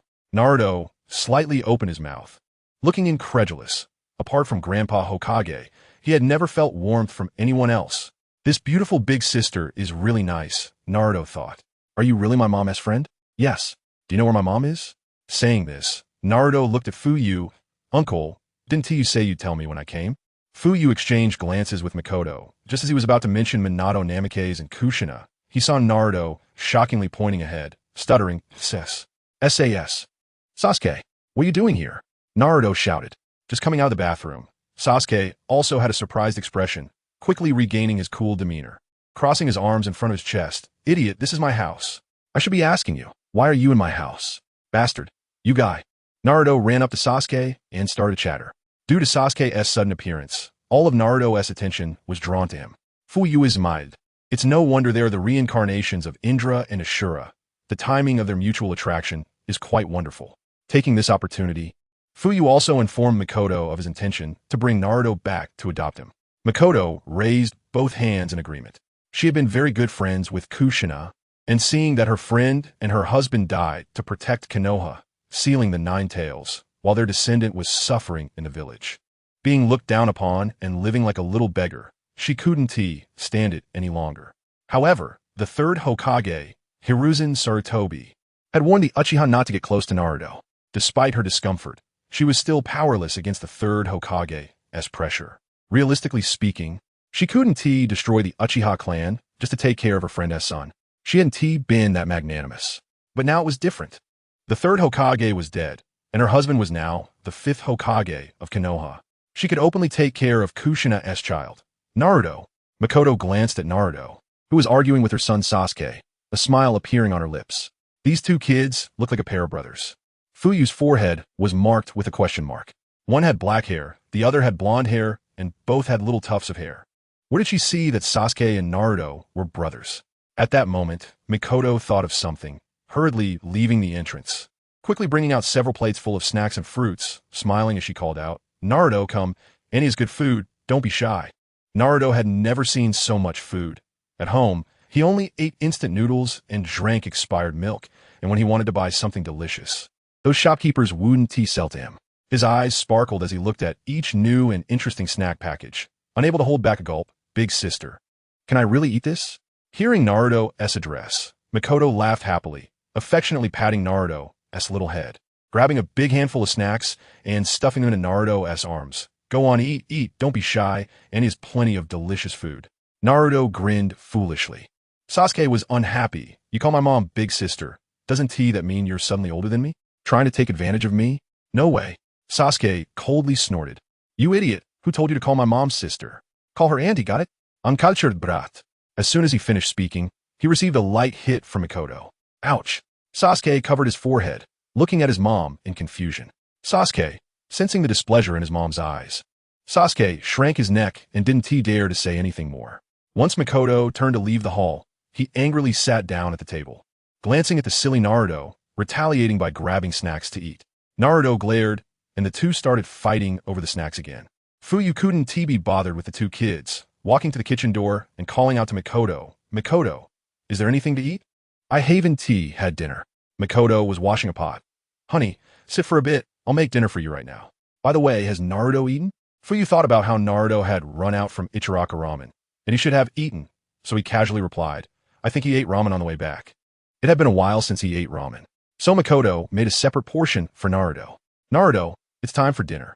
Makoto brought out a steaming, fragrant dish, gently inviting Naruto to wash his hands and eat. Just as Naruto was bantering with Sasuke, he was momentarily stunned by the exquisite dishes suddenly appearing before him. Chapter 29. I want to be Hokage when I grow up, big sister. Can I really eat this? Naruto gulped hard and said. Sasuke rolled his eyes. This idiot had been told not to call her sister. Makoto smiled and said, "Of course. This is for you, Naruto." Fuyue, sitting nearby, said, "I'm starting," and began to eat heartily. He had originally planned to come back for ramen, but hadn't had any, and was already hungry. "Then I'll start." Naruto's eyes shone as he prepared to dig in, but was stopped by Uchiha Makoto. "Naruto, wash your hands first. We need to be hygienic." "Oh." Naruto jumped up and eagerly asked, "What do I wash my hands?" Makoto kindly led him to the bathroom.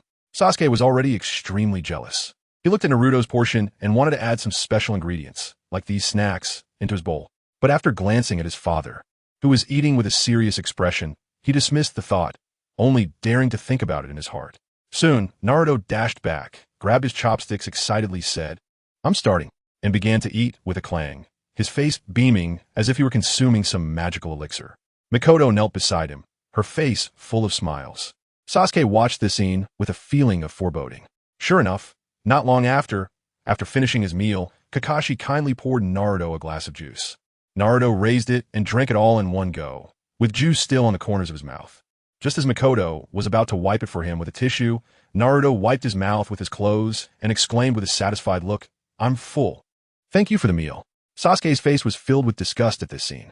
This guy Naruto was so messy and unhygienic. He moved a bit further away, and the next moment saw Kakashi gently patting Naruto's head, saying, "Naruto, this will be your home from now on." Huh. X2 both Naruto and Sasuke were stunned. "My home?" Naruto seemed to realize something and stopped calling her sister, quickly saying, "Annie, I have a home. My home is at XX Road, XX Street, house number XX. Suddenly, he jumped up and said, "It's getting late. I have to go home, or Grandpa Hokage will scold me." Sasuke also expressed his dissatisfaction. "No way. I don't agree with Naruto living in our house." Makoto shot a glare at Sasuke, who shrank his neck, not daring to refute. But he suddenly stood up and ran upstairs to show his displeasure. Makoto couldn't be bothered with him and just watched Naruto run to the entrance. Naruto ran to the door, suddenly slapped his forehead, and turned back. "By the way, Annie and Uncle, you haven't told me who my mom and dad are. Why do you say they are the heroes protecting Konoha? Where are they now?" Makoto looked at Naruto with a smile, as if she had anticipated this question. She glanced at Fuyue, who nodded, and then said, "All right, Annie will tell you. Come, sit down first." Naruto quickly sat cross-legged in front of Makoto. After a moment's pause, she continued, "Your mother's name is Uzumaki Kushina. She has red hair and is a very beautiful lady." Naruto's eyes widened, filled with countless questions. Like why his mother had red hair while his was yellow. He had heard classmates like Nara Shikamaru say that children take their father's surname. But why did he have his mother's surname, etc.? But he held back and waited for Aunt Makoto to continue. Makoto paused for a moment and continued. "Your father's name is Namikaze Minato. He is a very smart, kind, and responsible person, as well as an outstanding ninja. His healing smile always subtly brings warmth, and his optimistic personality brings hope to the villagers." Naruto found it a bit strange. Why was it said that he could bring hope to the villagers? Makoto's next sentence cleared his confusion. "Your father is the fourth Hokage of Konoha." Boom! It felt like an explosion in his mind, and Naruto's face turned bright red with excitement. "My dad is Hokage? That's amazing. So my dad is Hokage. I knew it. I knew they were lying to me. I do have a dad. My dad is the fourth Hokage." Naruto couldn't hide his emotions, bouncing around in excitement. "When I grow up, I I want to be Hokage too, he declared earnestly. Mikoto smiled at her husband, who was watching TV, and nodded. All right, Naruto, you're really ambitious. And he believes you will become Hokage. Then, Aunt Mikoto, where have my mom and dad gone? Naruto suddenly asked. Mikoto's smile stiffened for a moment, and Naruto noticed this, his excitement slowly fading. He was no longer that little child. He was 7 years old now. He understood more than he let on. Seeing the lonely look on Naruto's face, Mikoto gently patted his head. Your mom and dad have some very important matters to attend to. They have gone to a very far place. Naruto sighed in relief. As long as they weren't dead, he smiled again. When will they come back? Naruto, Annie doesn't know either. They might be back soon, or they might not return for a while. But your mom sent a letter to Auntie saying that you should live at Annie's house. Oh, is that so? Naruto's eyes widened. Of course. Would Annie lie to you? Naruto looked at Mikoto, who was smiling gently. He remembered how she had given him snacks and delicious food earlier, and he firmly shook his head. Annie wouldn't lie to me. That's right. Now, Naruto, you go watch TV with Uncle. Annie will go tidy up your room. Okay. Naruto agreed obediently, without any doubt. After Mikoto went upstairs, Naruto turned to Fuyue, who was lounging on the sofa and tiptoed in front of him like a little mouse. He scratched his head and said, Uncle, I forgot to tell you that Grandpa Hokage asked me to come home early. Fuyue casually replied, Your Grandpa Hokage also has something to attend to far away. You don't need to worry. Just settle down and stay at home. I understand, big brother. Naruto quieted down. Fuyue glanced over and noticed that although Naruto seemed to be watching TV, his eyes were actually fixed on the pile of snacks on the table, even swallowing secretly. Fuyue smiled, reaching out to grab a handful of snacks and placing them in front of Naruto. Here, don't be shy. Treat this place like your own home and eat freely. Thank you, Uncle. You and Auntie are the second people, besides Grandpa Hokage, who aren't afraid of me and treat me well. Chapter 30 Sasuke. The sky is falling. Naruto's eyes suddenly turned red, and he said emotionally, Hee, eat up. Eat up. Fuyue smiled and continued watching TV. Naruto, like a little hamster, munched on snacks. Before long, Mikoto came down after tidying up the room, standing on the stairs and waving at Naruto. Naruto, come, and we'll take you to see your new room. It's a big one. Naruto's eyes lit up, and he dashed over. On the second floor, Mikoto smiled as she led Naruto into a room. This room, which was originally empty, had just been cleaned up by her to be Naruto's room. Next door was Sasuke's room. Diagonally across was her and Fuyue's bedroom, and directly opposite was Itachi's room. At this moment, Naruto looked like Lu Lao entering the Grandview Garden, his mouth agape as if he could fit an egg in it. The room was spacious, twice the size of the one he had been living in. Moreover, there was a large window with beautiful curtains, a super big bed several times larger, and a table. Chairs.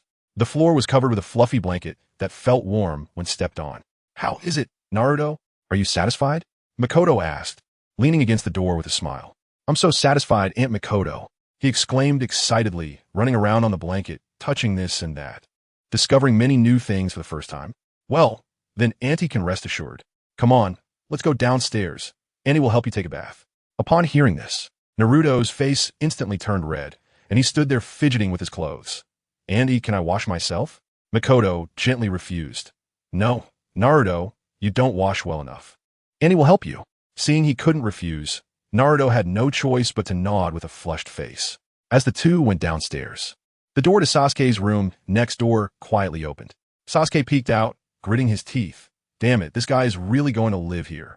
The bad premonition had indeed come true.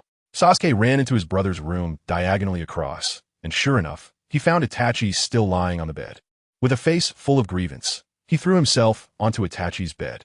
Itachi looked up, and, seeing it was Sasuke, he breathed a sigh of relief, thinking it was their father coming. Indeed, their father had returned home before dawn that morning.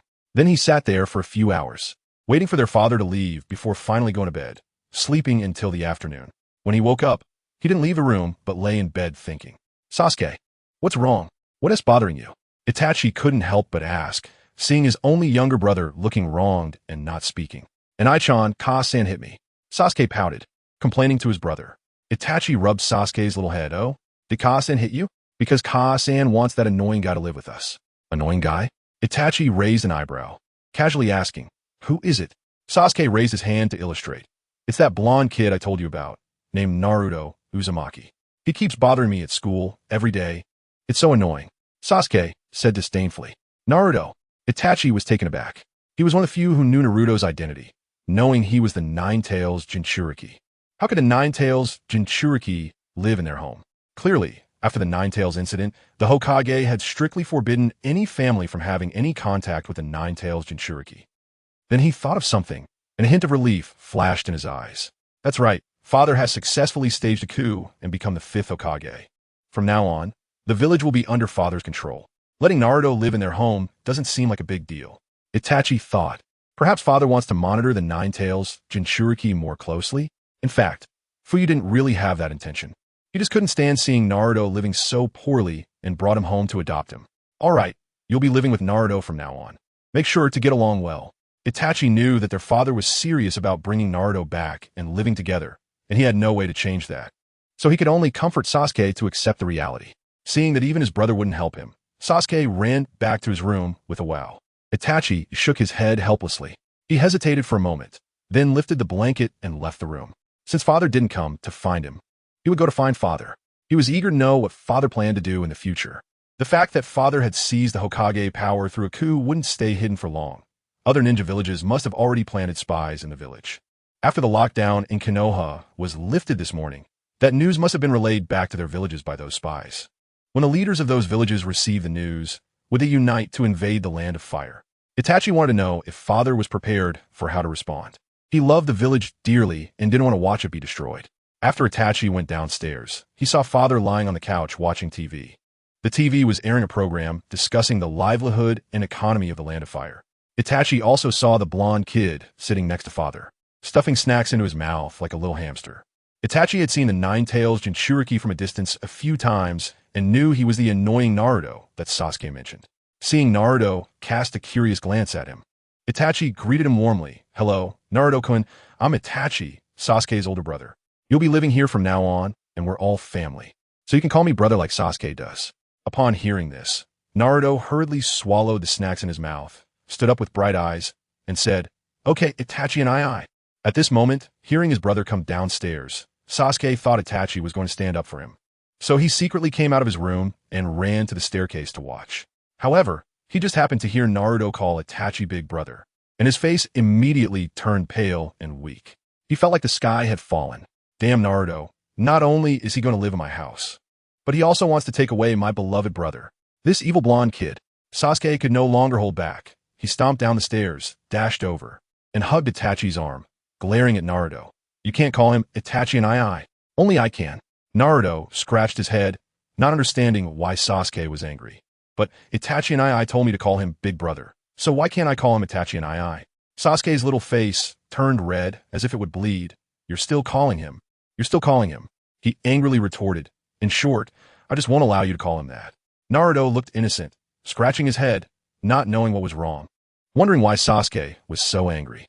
Itachi saw his father glance at him and helplessly rubbed Sasuke's head. All right, Sasuke, stop it. Didn't I just tell you to get along well with Naruto? Chapter 31. Because of these eyes at this moment, Mikoto had also prepared the bathwater. She walked out of the bathroom and saw Itachi there. After a moment of surprise, she looked at Naruto and smiled. Naruto, the bathwater is ready. Cool, me. Annie will take you to bathe. Okay. Cheerful Naruto quickly stripped off his long-time orange jacket, orange pants, and socks, leaving only his green goggles on his head, and dashed off bare-bodied. Seeing Mikoto gently lead Naruto into the bathroom, Sasuke's teeth nearly ground to dust out of jealousy. Why? Why is this happening? Not just mom, but even my beloved brother. Even the bathwater was snatched away by Naruto. Sasuke shouted in frustration and ran upstairs, slamming the door shut as he dove into his room. Itachi opened his mouth, but didn't call out to Sasuke. Finally, it was quiet, leaving only him and his father.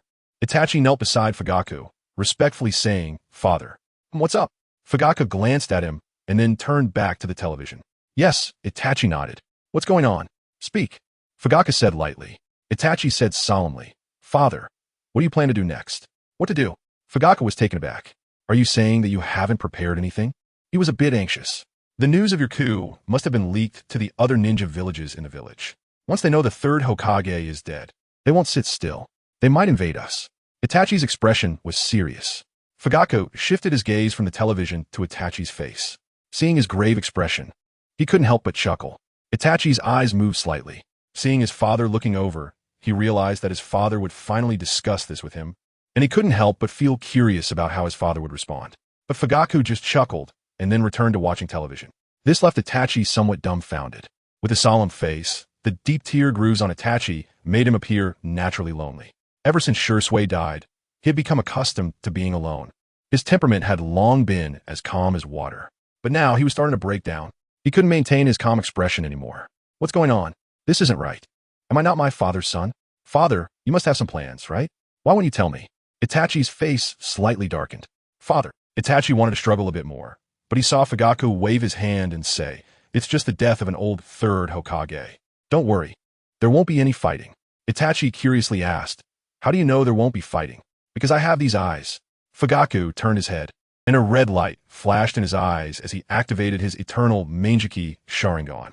Looking at the complex and exquisite hexagonal pinwheel pattern in his father's eyes, Itachi was stunned. What happened? His father's eyes weren't like this yesterday.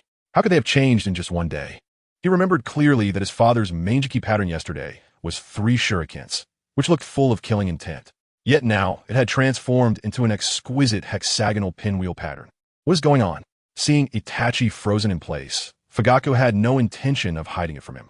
This is the Eternal Mangekyō Sharingan, which is a level stronger than the ordinary Mangekyō Sharingan. The ordinary Mangekyō Sharingan, after being used too much, burdens the user and poses a risk of blindness, while the Eternal Mangekyō Sharingan has none of these drawbacks. The Eternal Mangekyō will never go blind. Listening to his father's words, Itachi recalled what he had seen on the stone tablet in the basement of a Nakahi shrine with his Mangekyō Sharingan, and a look of shock flashed in his eyes. He couldn't help but murmur to himself, "So this is the Eternal Mangekyō Sharingan." Fugaku closed his Eternal Mangekyō Sharingan and continued, "Our Uchiha clan. Once we open the 3-tomo Sharingan, we can have the strength of a Jonin.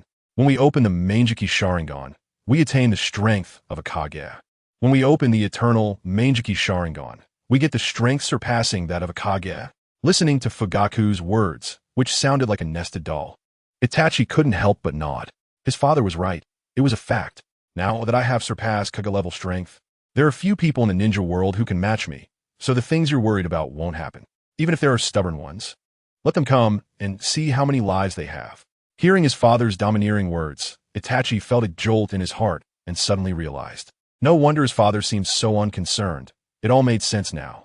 The only person he knew at the Super Kage level was the legendary founder of Konoha, the renowned god of the ninja world. Now even his father possessed strength comparable to that of the god of the ninja world. Itachi suddenly recalled the things recorded on that mysterious stone tablet. Thinking about how his father had gone from an ordinary Mangekyō yesterday to the Eternal Mangekyō today, he had a vague realization in his heart. "Father, my eyes." Itachi hesitated, unsure whether to continue. Fugaku nodded lightly. "That's right. The evolution condition for the Eternal Mangekyō is to transplant the Mangekyō Sharingan of a close relative, merging the 2 pairs of eyes. The success rate of this process is not high. It requires a very high degree of blood relation and surgical skill. In our Uchiha clan's history, only Uchiha Madara has successfully opened the Eternal Mangekyō Sharingan, and then it was me, using your eyes. We are father and son, so it succeeded." Fugaku didn't mention the system's contribution, just brushed over it directly. Itachi couldn't pursue the matter further. As long as he knew this was the case, it was enough. When he received confirmation from his father that his eyes had been used to help his father open the Eternal Mangekyō Sharingan, Itachi didn't show much anger. Instead, he felt somewhat happy. He didn't even feel a hint of regret about his own eyes. This rather made Fugaku look at him with more respect. As expected of the Itachi from the original story, who used his own Mangekyō to help Sasuke open the Eternal Mangekyō, he was still the same, unchanged. Since his father had opened the Eternal Mangekyō and stood at the same level of power as the god of the ninja world, he no longer thought his father's coup was a mistake. On the contrary, he felt fortunate. With his father around, perhaps the weakened Konoha really would rise again. "Anyway, I'm sorry about your eyes," Fugaku said.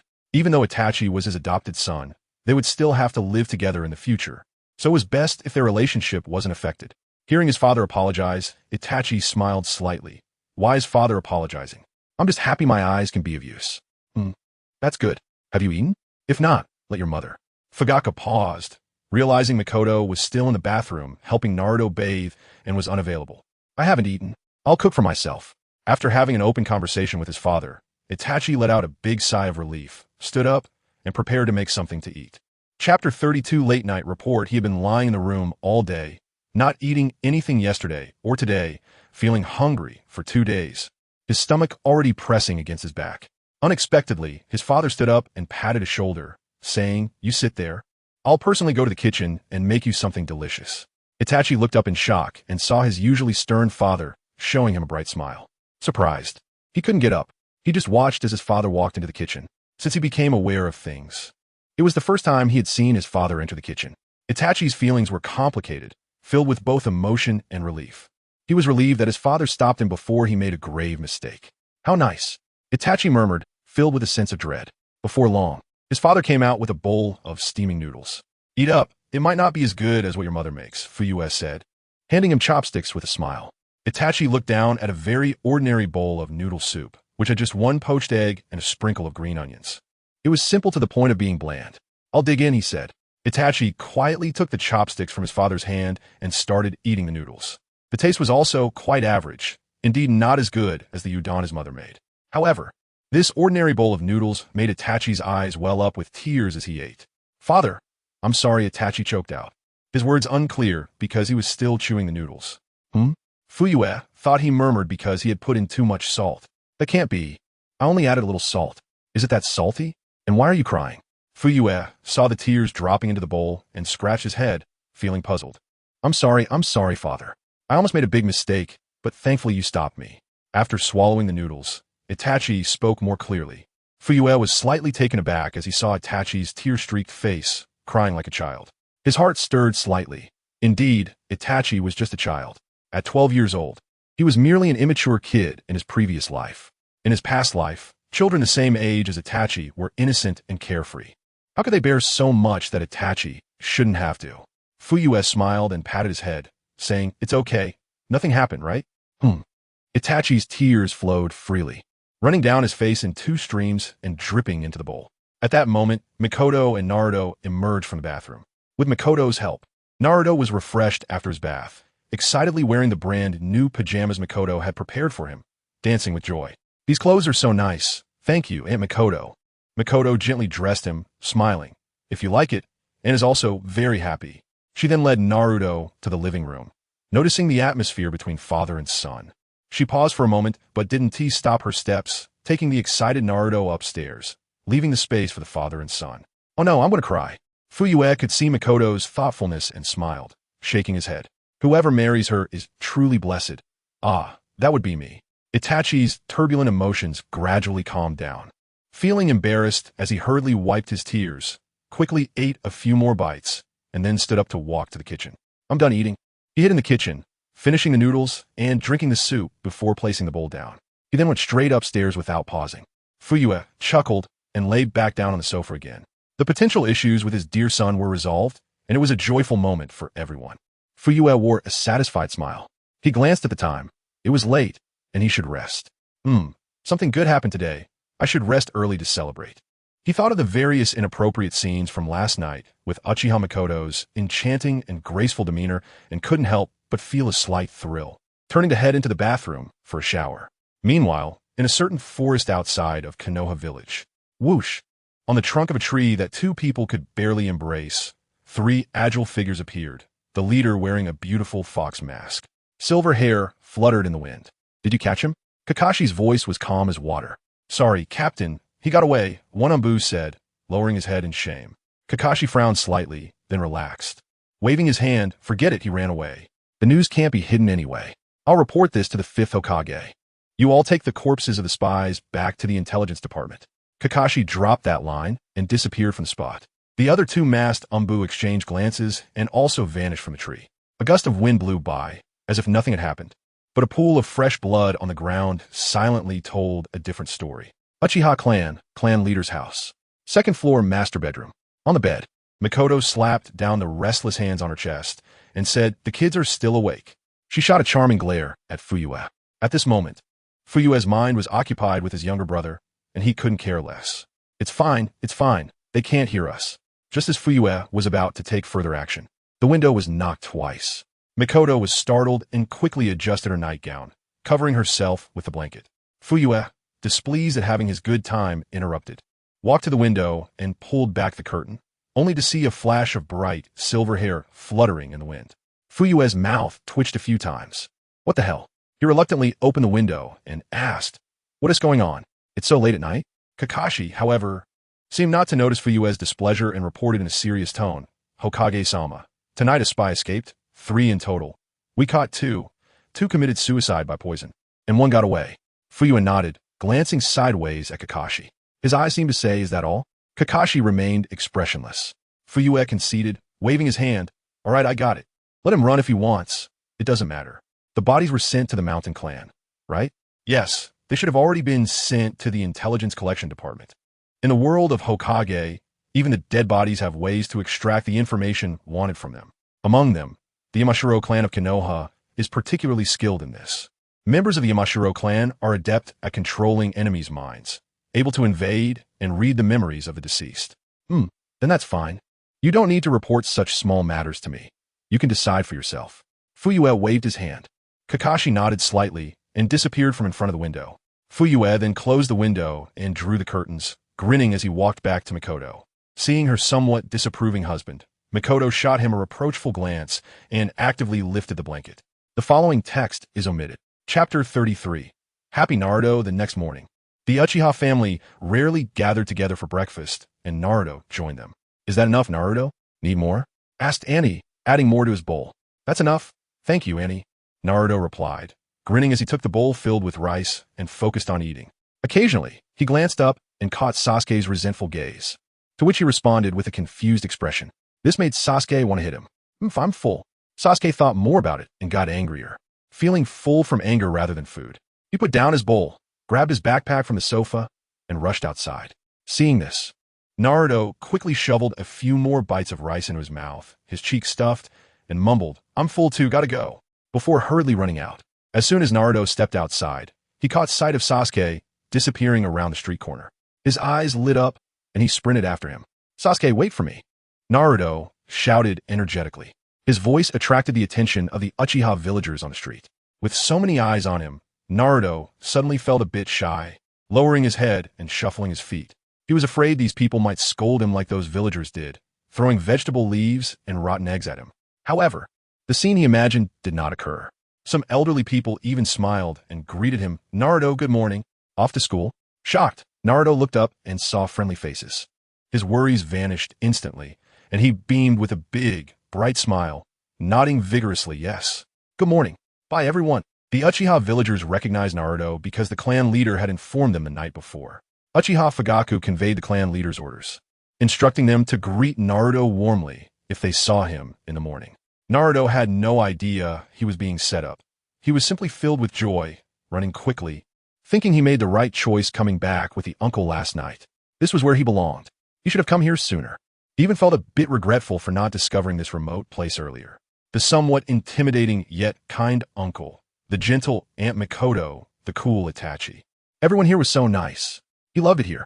Meanwhile, Fugaku mentioned the move at the breakfast table, as he didn't have the habit of keeping silent during meals. He stated that he would arrange the moving today and would notify them about the specific moving date later before heading out to work. Although being Hokage allowed him to set his own working hours, he couldn't afford to be too lazy on the second day in office. Even if it was just for show, he had to maintain appearances for a while. Generally, the Hokage was quite busy dealing with a myriad of administrative matters. For instance, S rank, A rank, and a small number of B rank missions would first be reviewed by the Hokage, who would then decide whether any needed urgent attention. If there were, he would select reliable ninjas from the Konoha ninja roster to delegate the tasks. If not urgent, the missions would go to the task department, which updated missions daily, allowing those interested to choose from them. Fugaku planned to streamline this work process further. He only needed to review S-rank missions, while A rank and below could be handed off to his assistant. The assistant was, of course, expected to do a good job assisting him. Besides that, he would also delegate trivial matters to Narashikaku, his assistant. After a morning of trimming down responsibilities, Fugaku found his workload significantly lighter compared to previous Hokages. Of course, he still kept important matters under his control. During this time, Fugaku sent someone to the old Uchiha clan grounds. Ever since the Nine-Tails incident 7 years ago, Sarutobi Hiruzen had forced Fugaku and the clan members to relocate to a remote corner of Konoha, where the Uchiha clan currently resided. The old clan grounds had been quietly taken over by the Sarutobi clan, with the majority claimed by them and the rest divided among the Nara, Mito, and Shimura clans. With such a prime location in Konoha, the Sarutobi and other clans had made a fortune in recent years. Now it was time for them to give it back. The Sarutobi and Shimura clans had been wiped out, and the Nara and Mito clans, two newer ninja clans, were also eliminated just the night before. Now, the old Uchiha clan grounds were essentially vacant. A few hours later, the clan members sent to handle the matter returned to report that all unrelated personnel had been cleared from the old clan grounds. However, after years of renovation by the Sarutobi and others, the old clan grounds had changed significantly. This was within Fugaku's expectations, so he wasn't in a hurry to move. He instructed someone to inform the elder to handle the moving arrangements. He estimated it would take at least a week to complete the move. But a week wasn't too long, and soon he wouldn't have to travel so far to work every day. The old Uchiha clan grounds were only a few minutes away from the Hokage building, making the commute much more convenient. Additionally, since most of the tasks had been delegated, when he wanted to relax, he could simply send a shadow clone to work. This way, he could choose to laze at home or free up time for other activities. In short, the future looked bright. Fugaku lounged in his chair, happily planning for a better future. Thanks to Nara Shikaku and others' arrangements over the past 2 days, the death of the third Hokage had not caused any disruption in Konoha. The Sarutobi and Shimura clans were eliminated too quickly, and many major clan families had sided with him, along with the support from Naruto. Most of the upper ninjas in Konoha came from prominent families, making it rare for a common ninja to rise to the rank of upper ninja through their own efforts. Just think about it. The children of noble families had various resources from birth, receiving early training in ninjutsu from family members and accessing techniques that common ninjas could only dream of. Their starting point was entirely different, leaving commoners far behind. With the support of major clans, the remaining small number of common upper ninjas couldn't make much of a difference. Their voices were too weak, even non-existent. Faced with Fugaku's dominance, they could only choose to comply. There was no other option, with major clans siding with him. What could they do? Might Guy had originally planned to challenge Fugaku with the 8 gates, but after being stopped by Kakashi that day, he temporarily abandoned the idea.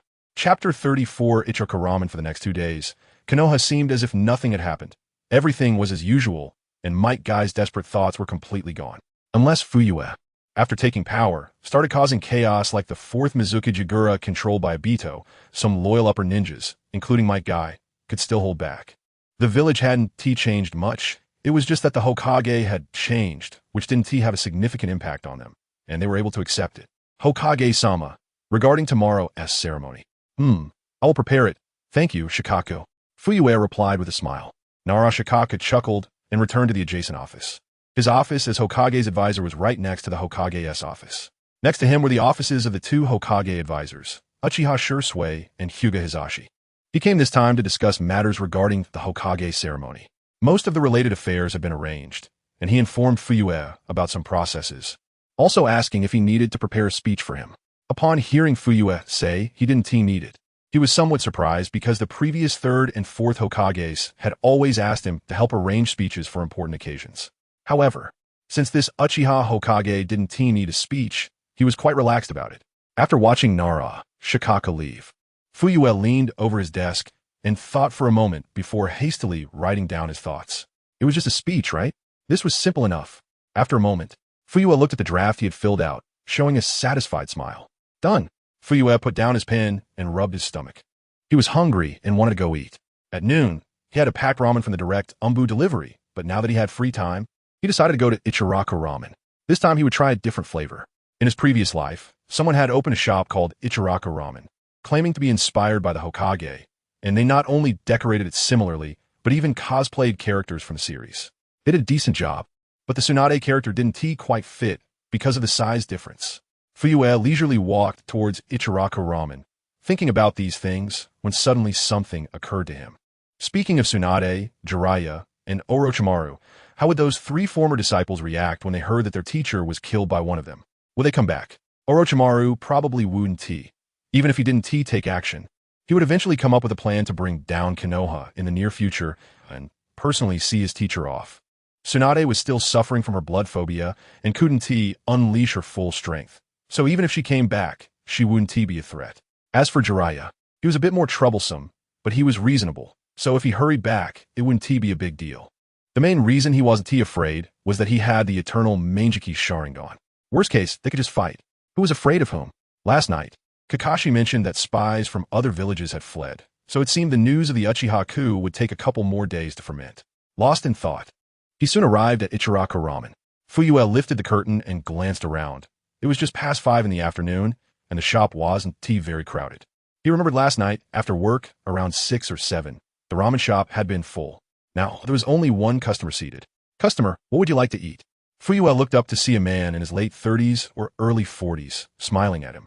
He had a short buzz cut, wore a white work uniform, and a white hat embroidered with Ichiraku, with a white towel draped over his shoulder.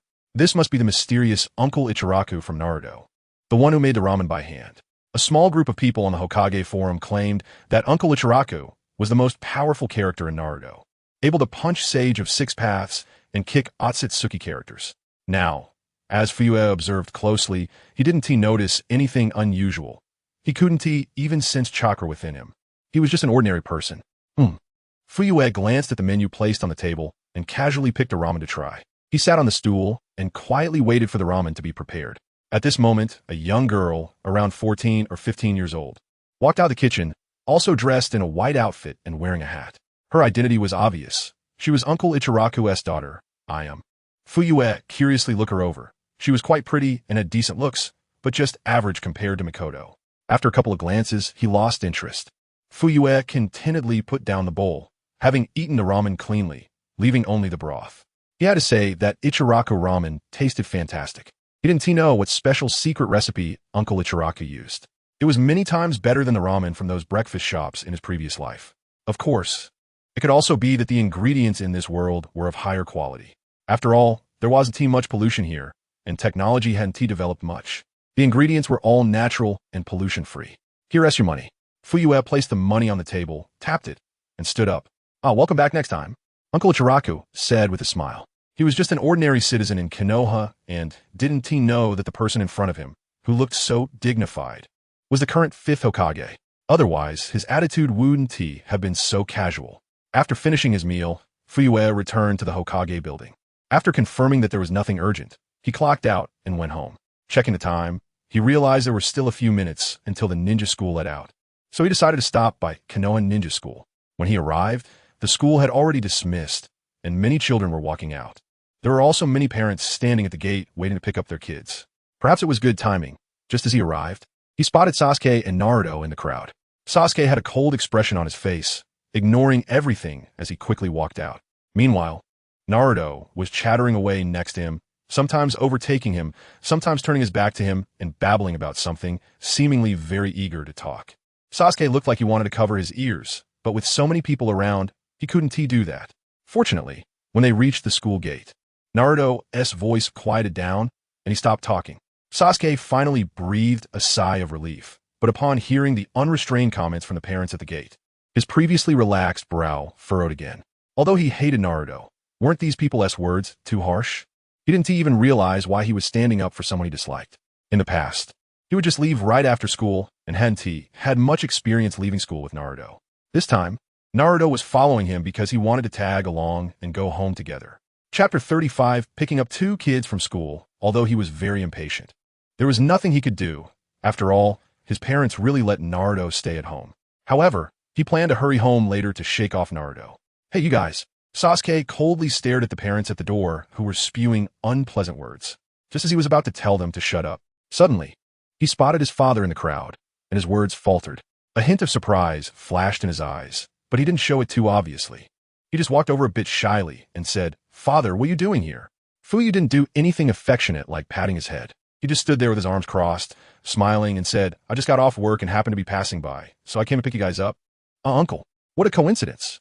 At this time, Naruto shouted from the side. Fuyue chuckled and ruffled the blonde kid's hair. "How was school today?"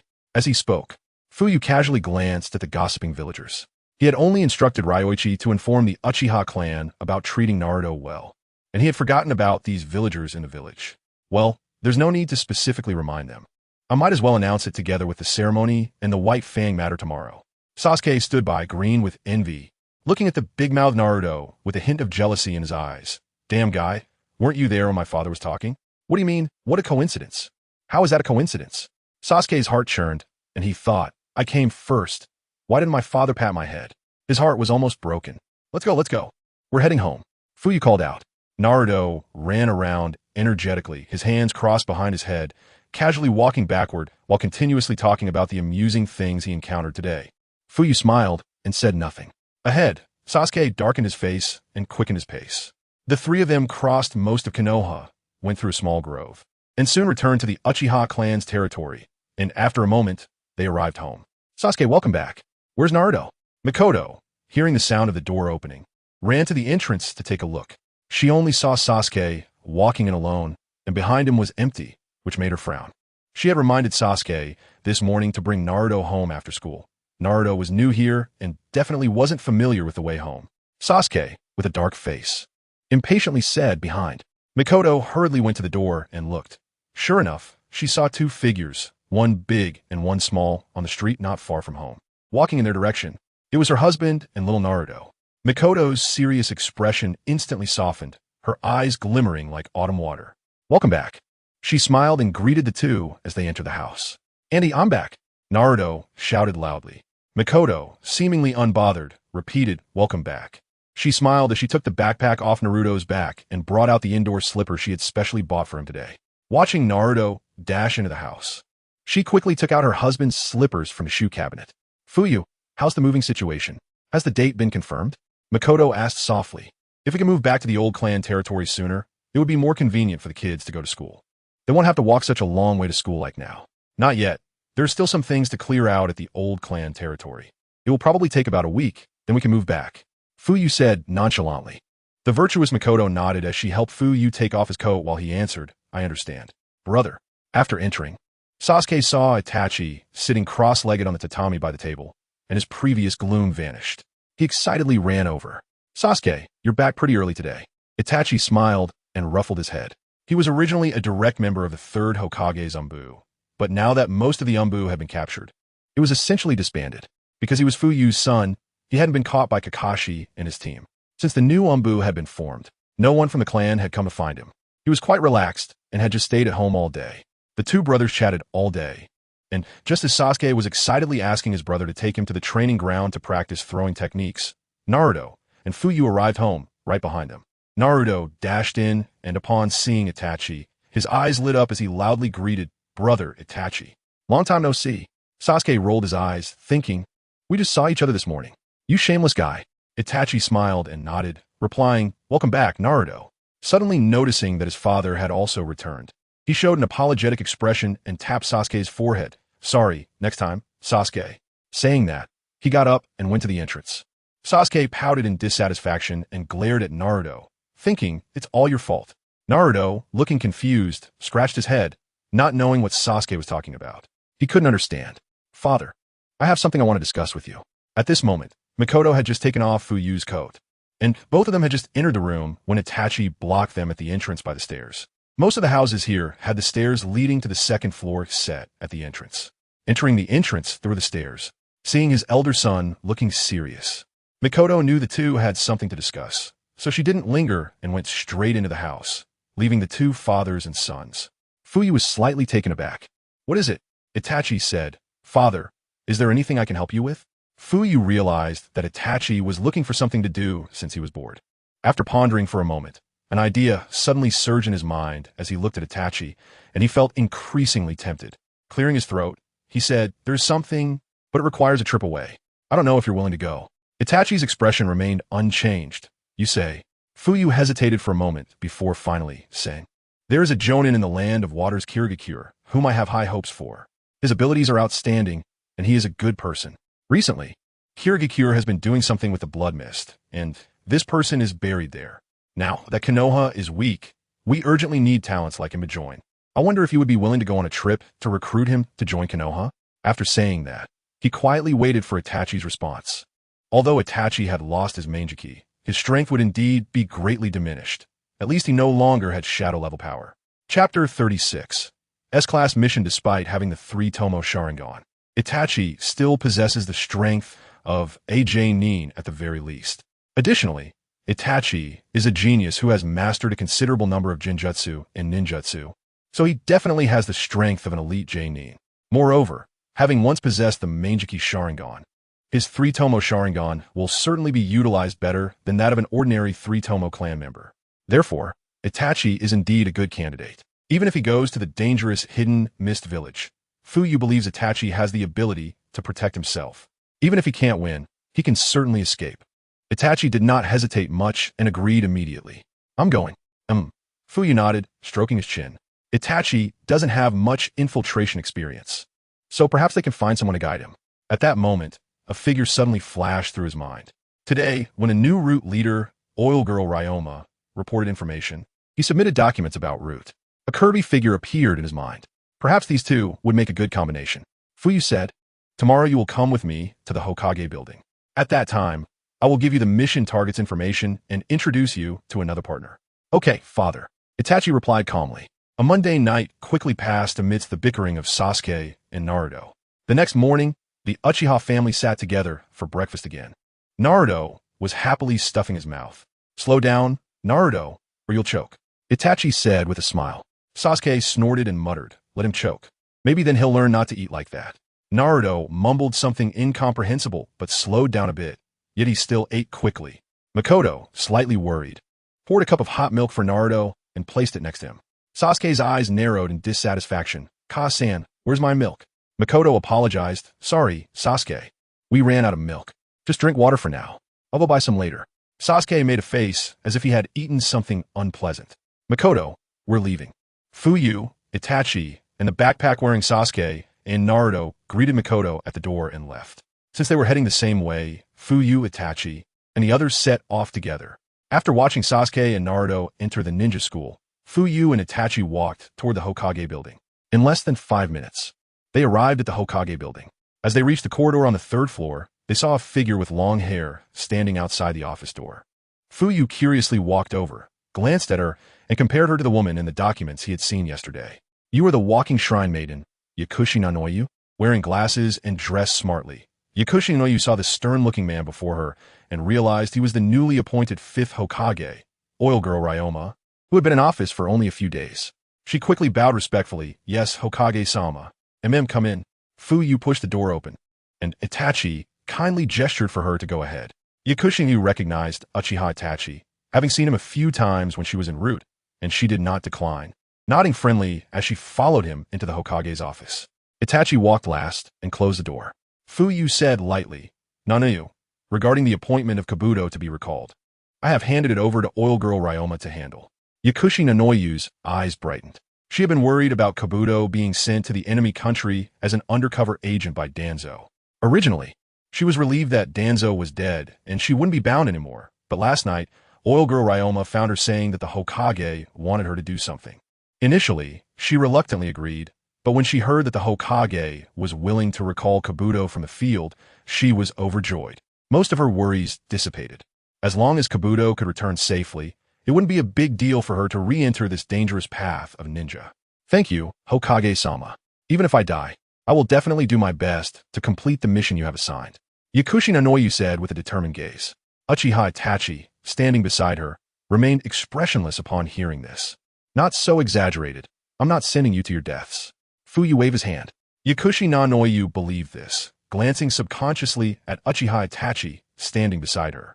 She knew that her partner for this mission would be Uchiha Itachi, and Uchiha Itachi was the son of the current Hokage. Itachi's involvement in this mission indicated that the danger level of this mission would not be too high. "This is the information on your mission target. Take a look." Fuyue tossed a document, which had a photo attached showing a person with very distinct features, a set of sharp shark teeth. It was indeed the information on Kisame. Yakushi Nanoyu respectfully took the document from the table with both hands and first handed it to Uchiha Itachi without looking.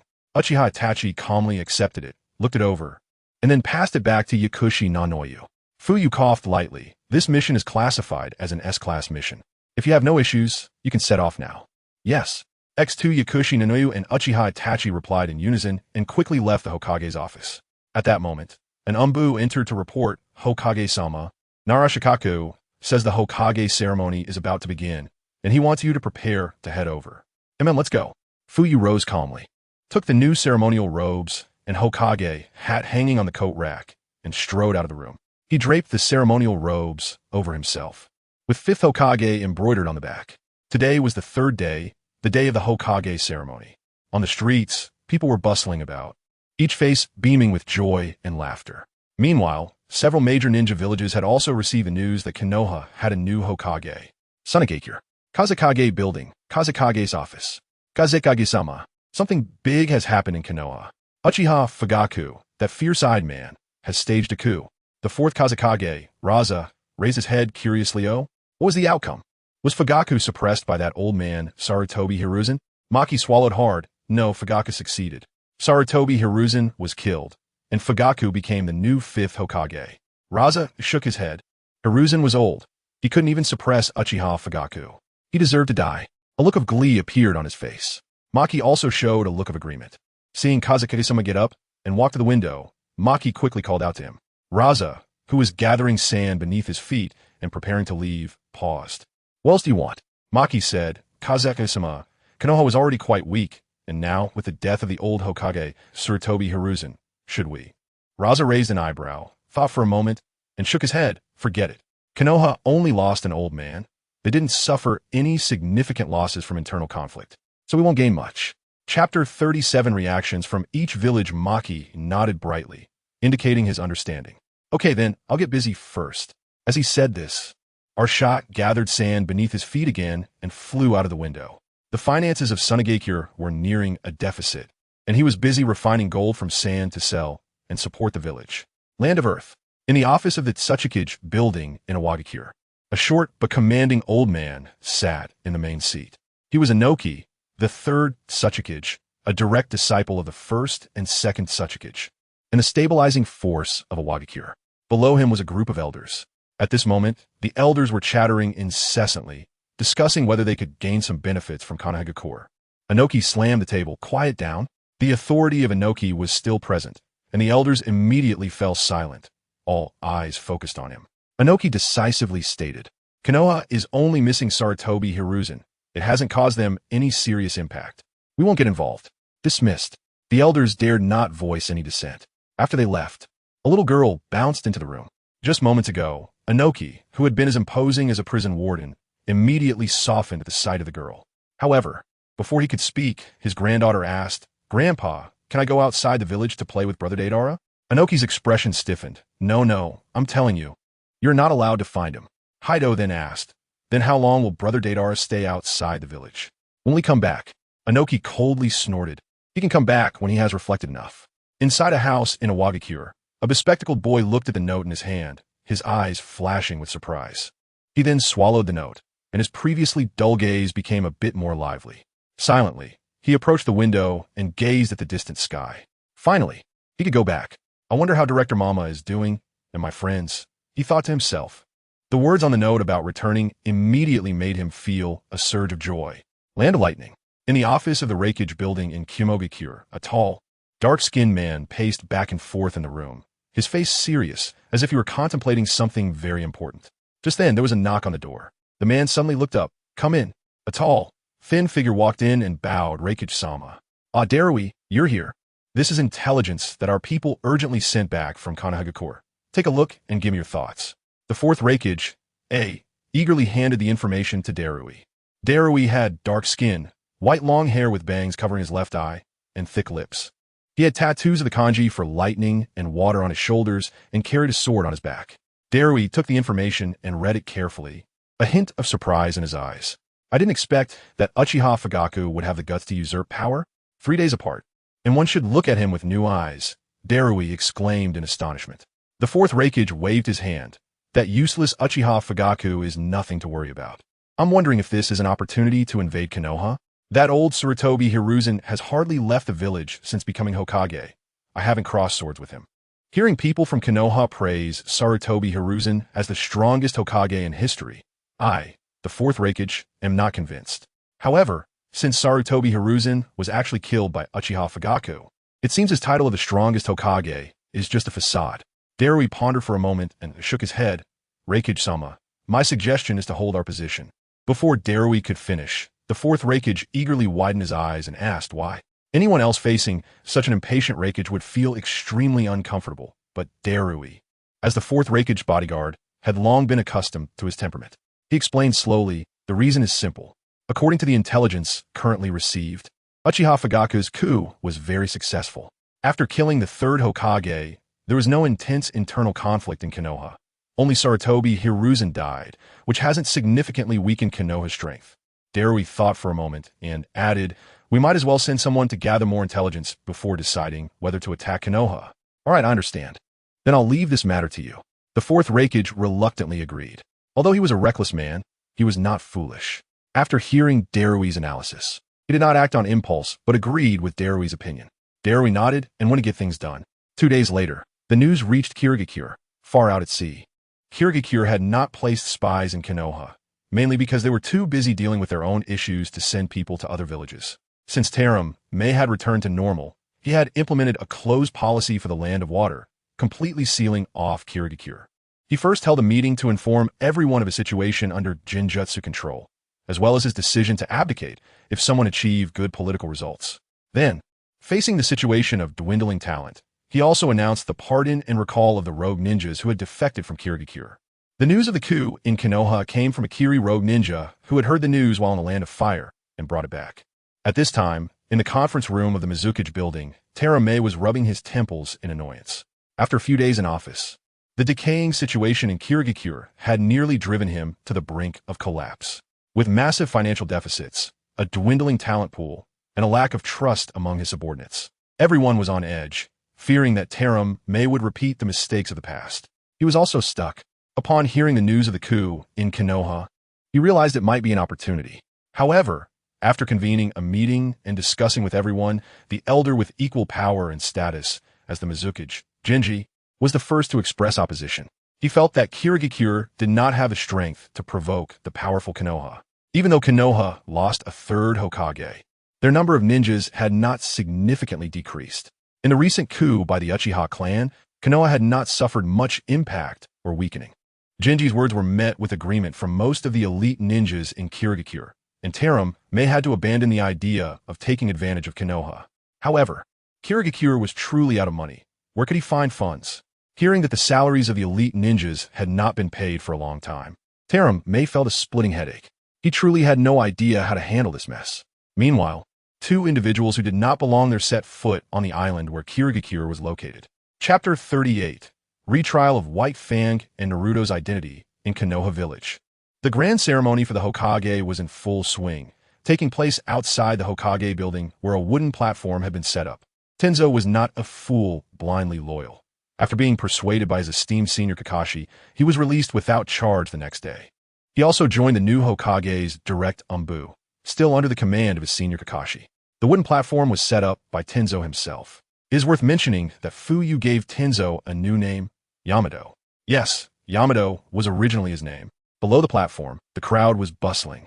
Nara Shikaku arranged many plants and actors among the crowd to control the rhythm. At critical moments, he would have them stir the crowd, shouting "Long live the Hokage," and clapping their hands. At this moment, Fuyue, wearing the Hokage hat and a newly made robe of the 5th Hokage, stood on the platform speaking confidently. The villagers below looked solemn. No one knew what they were thinking. However, Fuyue was certain that a large number of people were uneasy about his ascension as the 5th Hokage. After all, the Uchiha clan had offended many villagers while in charge of the Konoha Guard. But he didn't care, no matter how reluctant these commoners were. They couldn't stir up any real trouble. These gullible people could be managed through controlling public opinion. In this world where power is paramount, the one with the bigger fist is the one in charge. Fugaku's appearance was already quite imposing. As Fuyue spoke on the platform, the villagers below dared not breathe too loudly, fearing to anger the new Hokage. They had heard that after the Uchiha clan's patriarch became Hokage, he had arrested many people and thrown them into the Konoha prison. They did not want to end up in that dark prison. So, they listened obediently to Fuyue's speech, and with the actors arranged by Nara Shikaku in the crowd, the Hokage ceremony went very smoothly. Even the retrial of Kakashi's father, Tsukumo Itachi, was easy. A significant portion of the audience had experienced the Second and Third Shinobi World Wars and knew how powerful Konoha White Fang was. Originally, there were people guided by Danzo who swayed public opinion, and some who respected Konoha White Fang did not dare to speak up for him. Over time, no one dared to mention Konoha White Fang. But now it was different. With the roots under Fuyue's command, and the people who guided public opinion gone, those who originally respected Konoha White Fang eagerly cheered in support when they heard the new Hokage exonerate him. This scene stirred emotions in Kakashi, the captain of the direct, standing by. Father, you really shouldn't have died so easily. After learning from Fuyue that Konoha White Fang was forced to death by the higher-ups of Konoha, he couldn't help but feel resentment. But it was too late now. His father had been dead for many years, and harboring resentment was futile. A complex expression flashed in his eyes, but Kakashi returned to his usual indifferent demeanor. Yamato, noticing Kakashi yawn, couldn't help but ask, Senior, are you tired? Why don't you take a break? Kakashi gave a faint glance at his enthusiastic subordinate, patted his shoulder, and said nothing. Seeing this, Yamato stopped speaking and turned his serious gaze back to the new Hokage's speech. From today on, you will all be witnesses, watching our village become better and better. After quietly listening to the new Hokage's speech for a while, Yamato's gaze grew more passionate. It seemed that Lord Fugaku becoming the 5th Hokage was not a bad thing after all. Listening to the 5th Hokage's ambitions and hopes for the future, Yamato couldn't help but feel a pang of guilt. I really should die. Why did I try to assassinate this Hokage 2 days ago? What a sin. After Fuyue finished speaking briefly, he coughed and brought up Naruto's matter, boldly declaring Naruto as the hero of Konoha and the son of the 4th Hokage. The crowd below instantly erupted, turning the previously quiet venue into a noisy marketplace. What? Is this true? My God, that demon fox kid is actually the child of that great man? Unbelievable. What have I done in the past? I should die. How could it be false? The 5th Hokage wouldn't lie to us, right? I know the 5th Hokage wouldn't deceive us, but why has the identity of the demon fox? The 4th Hokage's child been kept secret until now? Who knows? The villagers spoke animatedly, each adding their thoughts. Many of them had relatives and friends who had sacrificed during the Night of the Nine Tails years ago, so they had never looked kindly on Naruto, branded as the demon fox. They hated Naruto deeply. Every time they saw him, they were reminded of their loved ones who died during the Nine Tails attack, and they had scolded him and even encouraged their children to isolate him.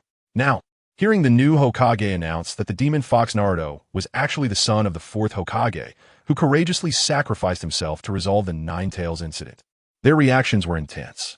There was regret, guilt, and disbelief, but the majority believed it. After all, the newly appointed 5th Hokage had no reason to deceive them. When they heard the 5th Hokage explain the origin of the demon fox, they were shocked.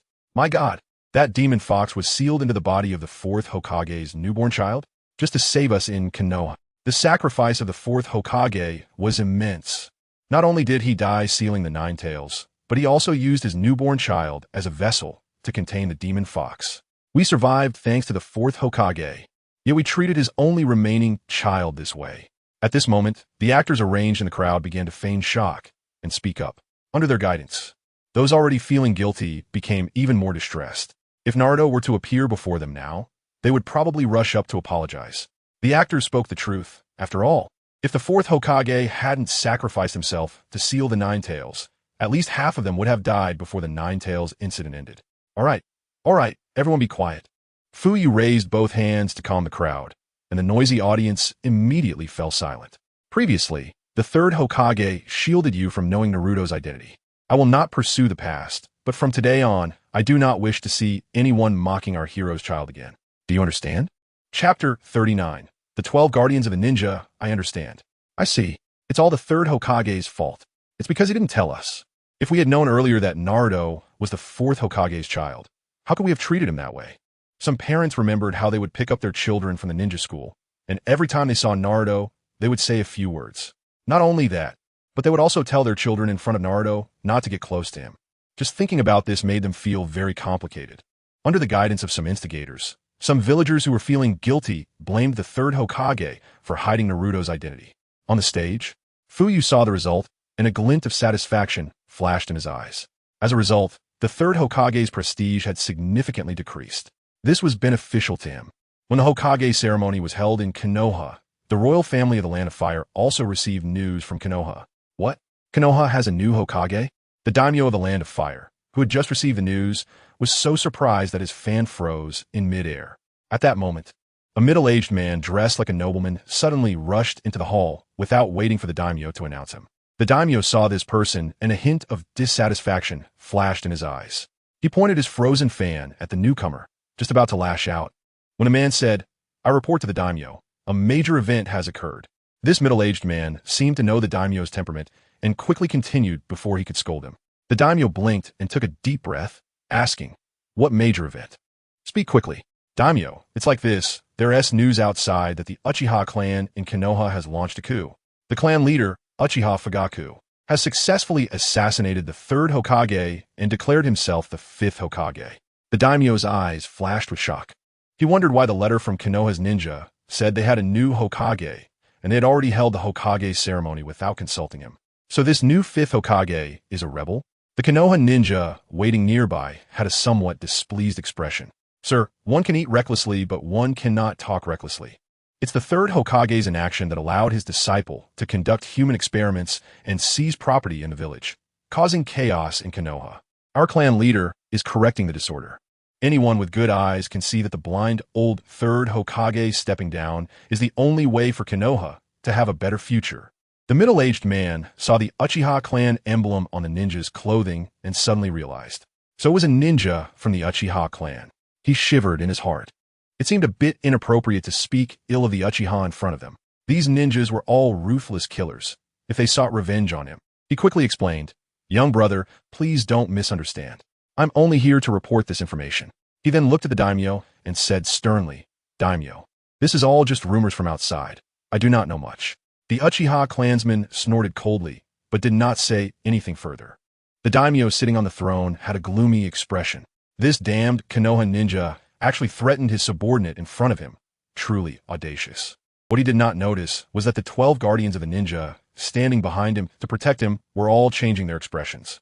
The 12 guardians of the ninja did not guard the daimyo day and night, but took turns in groups. Today, the 4 guardians protecting the daimyo were Baiko, Namu, Sito, and Domo. These 4 also had a nickname outside, known as the 4 Thunder Ninja, capable of combining their powers to use the ninjutsu lightning release, Thunder Dream Thunderman. Their strength should not be underestimated, and they had gained quite a reputation outside. Domo, the only woman among the 4, whispered, "Not good. If Asuma finds out about this, he might go back for revenge."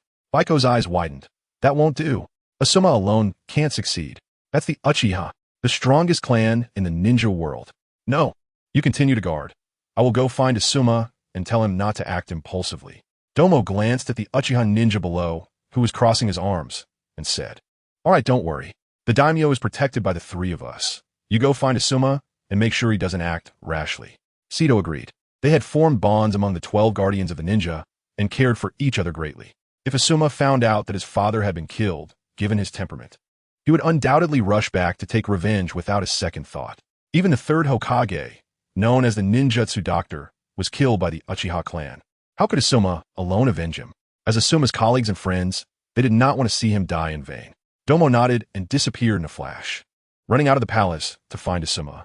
Soon, Domo found Asuma at their residence. This large house was given to the 12 guardians of the ninja by the daimyo, with each person having a room. Domo stood at the window, seeing Asuma lying on the bed, sound asleep, and let out a sigh of relief. Thank goodness.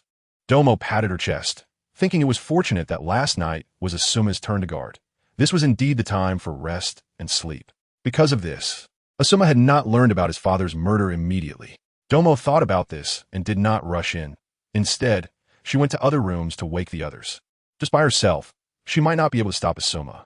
Having worked with Asuma for so long, she knew his strength was not weak, at least much stronger than hers. She had no confidence in stopping a furious Asuma from leaving. So she decided to call the others first and then find Asuma to inform him of his father's death. This way, she should be able to stop Asuma easily. The first person she looked for was the one living next door to Asuma, Jiru. Jiru was the head priest of the Fire Temple, with a bounty of 30 million ryo on the black market, making him the one with the highest bounty among the 12 guardians of a ninja. His strength was also exceptional and had gained the recognition of several of them, on par with Asuma. Domo did not knock on the door, not want to make noise and wake Asuma next door. She quietly pushed the door open and entered Jiru's room. Jiru was quite alert. Perhaps he had not been sleeping at all. The moment Domo pushed the door open, he sat up in bed, looking warily at the figure in the doorway. Who? Jiraiya whispered. He knew he had a 30 million bounty on the black market, and even in the palace, he remained extremely vigilant.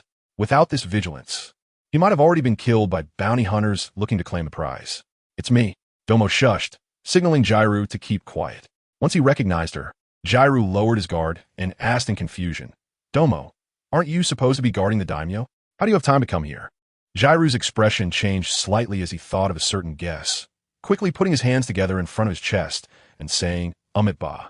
Domo looked at him in confusion, not understanding what Jiraiya was suddenly doing, and her face turned red when she heard his next words. Domo, this monk is a man of the Buddhist faith, and I do not approach women, Jiraiya said with a benevolent expression. Seeing Jiraiya saying this seriously, Domo scoffed, Bald donkey, what are you talking about? I'm here for another matter. Domo saw Jiraiya's misunderstanding and hurried over to clarify. After hearing her, Jiraiya suddenly understood. So that's it. He frowned and asked, Asuma's father has been killed? He gasped. And while others might not know who Asuma's father was, those who protected the 12 Guardians understood that Asuma was the youngest son of the Third Hokage of Konoha. In other words, that person is dead? What happened? Jur asked in a deep voice about the subsequent events. Tima said, I heard from others that the Uchiha clan in Konoha staged a coup. The clan leader assassinated the 3rd Hokage and then became the 5th Hokage. Tima seemed to think of something and quickly added, by the way, there's currently a member of the Uchiha clan in the palace. What for? Jur instinctively stood up, worried that the Uchiha clan, after assassinating the 3rd Hokage, would also want to assassinate the current daime. If the daime died, the land of fire would be thrown into chaos. Tima waved his hand, saying, No need to worry, the Uchiha clan member here is just a Jainin, and with Shido and the others around, the daime is very safe. However, Jur's concerns did not dissipate. Instead, he frowned and said, the Uchiha clan possesses the Sharingan and masters profound genjutsu. It is said that the Uchiha clan has never lost in one-on-one combat. Shido and the others. Chapter 40 Changes in the Villagers. I don't think that Uchiha clan is here to cause trouble. The pressing concern right now is Asuma, Dongmao said solemnly. She still didn't believe that the Uchiha clan would act under the protection of those 3 in the West City. Moreover, before leaving, she didn't sense any desire for that person to take action. It looked like they just came to deliver a message. That's true. Dilu immediately halted his steps upon hearing this. He originally wanted to rush to the palace to protect the daimyo, but after Dongmao mentioned Asuma, he felt a sense of trouble. Asuma doesn't know yet, does he? Dilu said with concern. Dongmao shook her head. I just checked. He's still sleeping in bed. It's not safe for just the 2 of us. Let's wake up Heima and the others, and then we'll find Asuma to inform him about this. All right. Dongmao nodded, and the 2 hurriedly left the room, carefully closing the door behind them to wake up their companions. Meanwhile, the Hokage ceremony in Konoha village was about to conclude.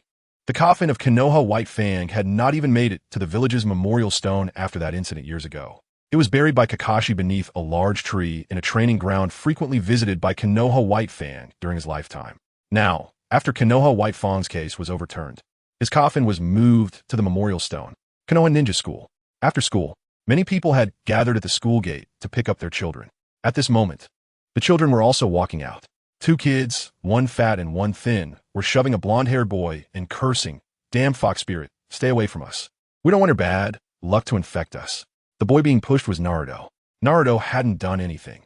He was just waiting at the school gate for Sasuke, who had just been called to the teacher's office. He didn't know what it was about, but he planned to wait for Sasuke to go home together.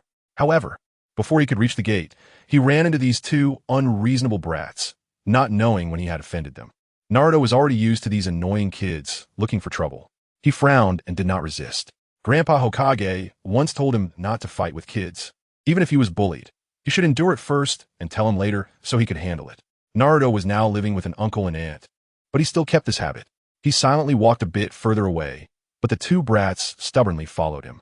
Hey, Stinky Fox, go to the bathroom and don't come out until we leave, the fat one said coldly. Naruto clenched his fists, bowing his head without saying a word. The thin one, seeing Naruto standing still, pushed him again, this time knocking Naruto to the ground. Just then, Naruto hadn't moved yet when he suddenly heard 2 screams. Confused. He looked up to see 2 adults grabbing the 2 aggressive kids and hitting their bottoms hard. Skipping school and not going home. I'll teach you to be disobedient and not to learn well. The middle-aged woman was holding the fat kid's hand while spanking him, causing him to wail loudly. The other child received the same treatment, only he was being spanked by a middle-aged man. Naruto was a bit puzzled. Suddenly, he realized with some sadness that these two adults probably thought their kids were trying to be friends with him since they were standing together. He had heard many times that adults wouldn't let their children play with him. However, not long after, he saw the two adults stop what they were doing and show him a flattering smile. Naruto-kun, are you alright? I'm so sorry. My child is too mischievous. Don't worry. I will educate him properly at home, said one man. The other man also said, yes, yes, as he pulled the crying thin boy over and sternly said, apologize to Naruto. The thin boy, sobbing, looked up with an incredulous expression, as if seeing something very strange in his familiar father's demeanor. The middle-aged man's face darkened, and a hint of anger appeared as he shouted, did you not hear your father? Apologize to Naruto. The thin boy trembled in fear of being hit again, and quickly said, I am sorry, Naruto. Only then did the middle-aged man snort and, with a forced smile, quickly pull his child away. The middle-aged woman also gave the fat boy a few spanks before he reluctantly said, I'm sorry. The middle-aged woman then showed a smile on her serious face. Naruto, Annie will educate him well. When we go home, don't worry. Saying this, the middle-aged woman quickly left with the fat boy. Naruto was left in a daze, not understanding what had just happened. Naruto-kun, get up.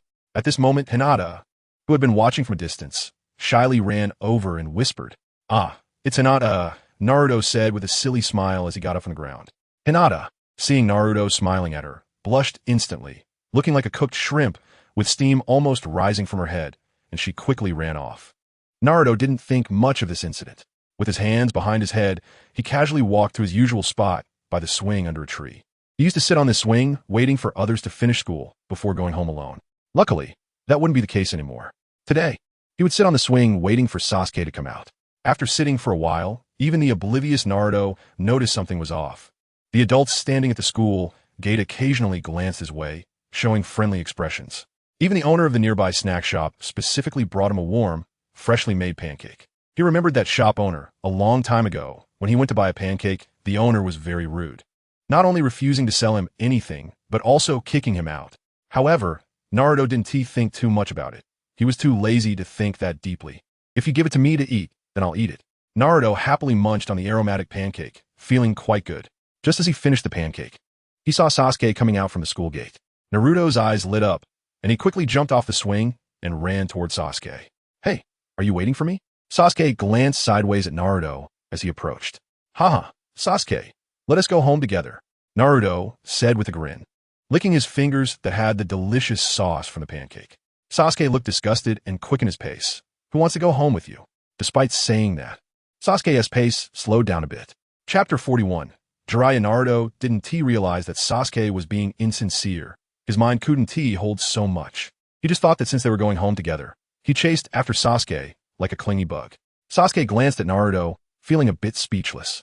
Naruto, that guy, didn't seem to know what he had just eaten, as there was some sauce on the corner of his mouth.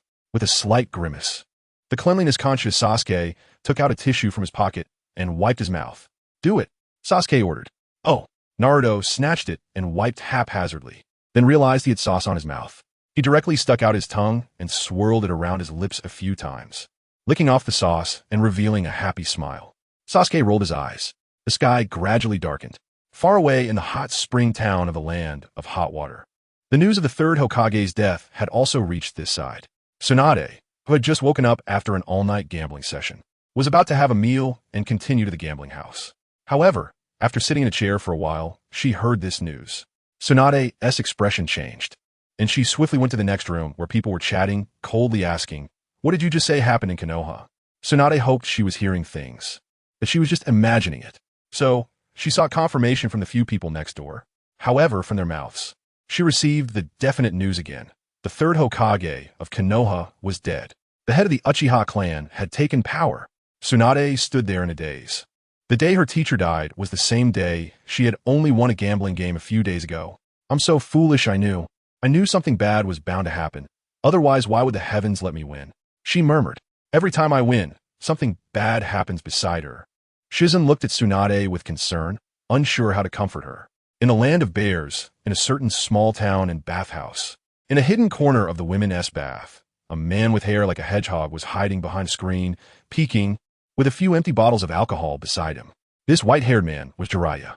He grinned, his mind racing with ideas. He had good material again tonight. Watching the beautiful young bodies in the pool, Jiraiya's gaze grew increasingly entranced. Just then, he suddenly heard someone in the pool discussing something. "Hey, have you heard? What happened? What's going on?" A few old women chattered away. A flash of dissatisfaction crossed Jiraiya's eyes. Couldn't these old women go outside to talk? Their chatter was affecting his material collection. Just as he prepared to cover his ears and watch seriously, he suddenly froze. "I heard it from my sister's brother-in-law's brother, that in the land of fire's Konoha, a Hokage died." "Oh my god, a Hokage died? Is that true?" "Absolutely, it's true.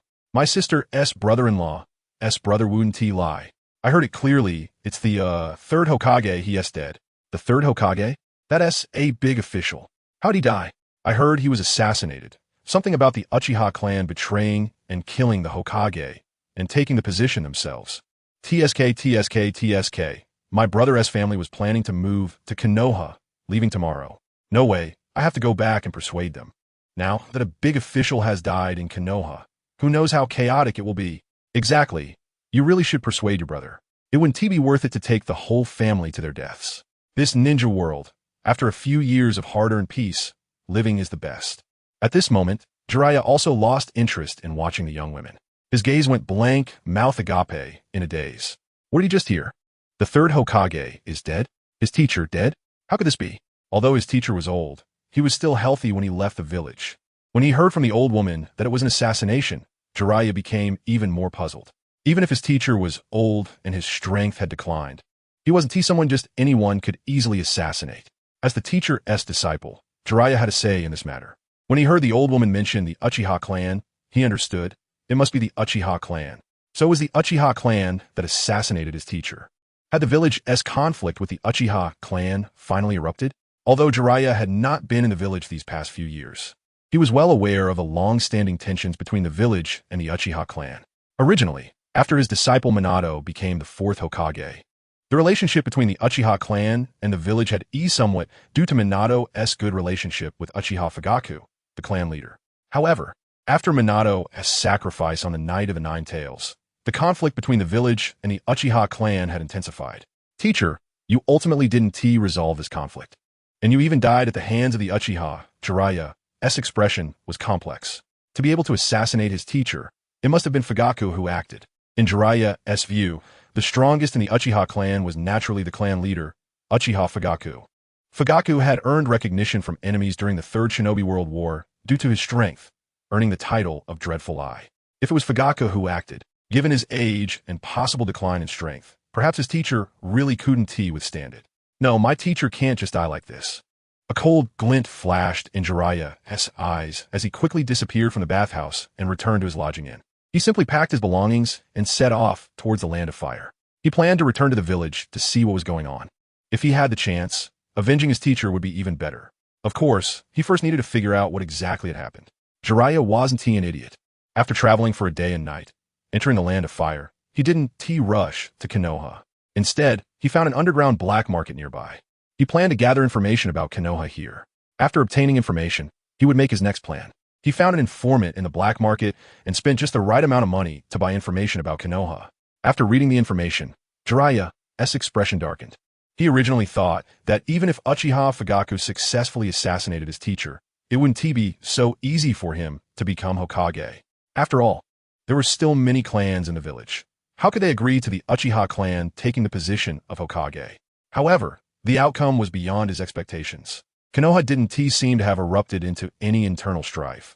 It was very calm, as if his teacher's death hadn't stirred any waves at all. This left Jiraiya puzzled. Could it be that several major clans had sided with the Uchiha? If that's the case, it wouldn't be wise for him to return to the village alone. He couldn't handle the entire village by himself. His teacher's family had been exterminated, and Danzo and several other prominent families had also been wiped out.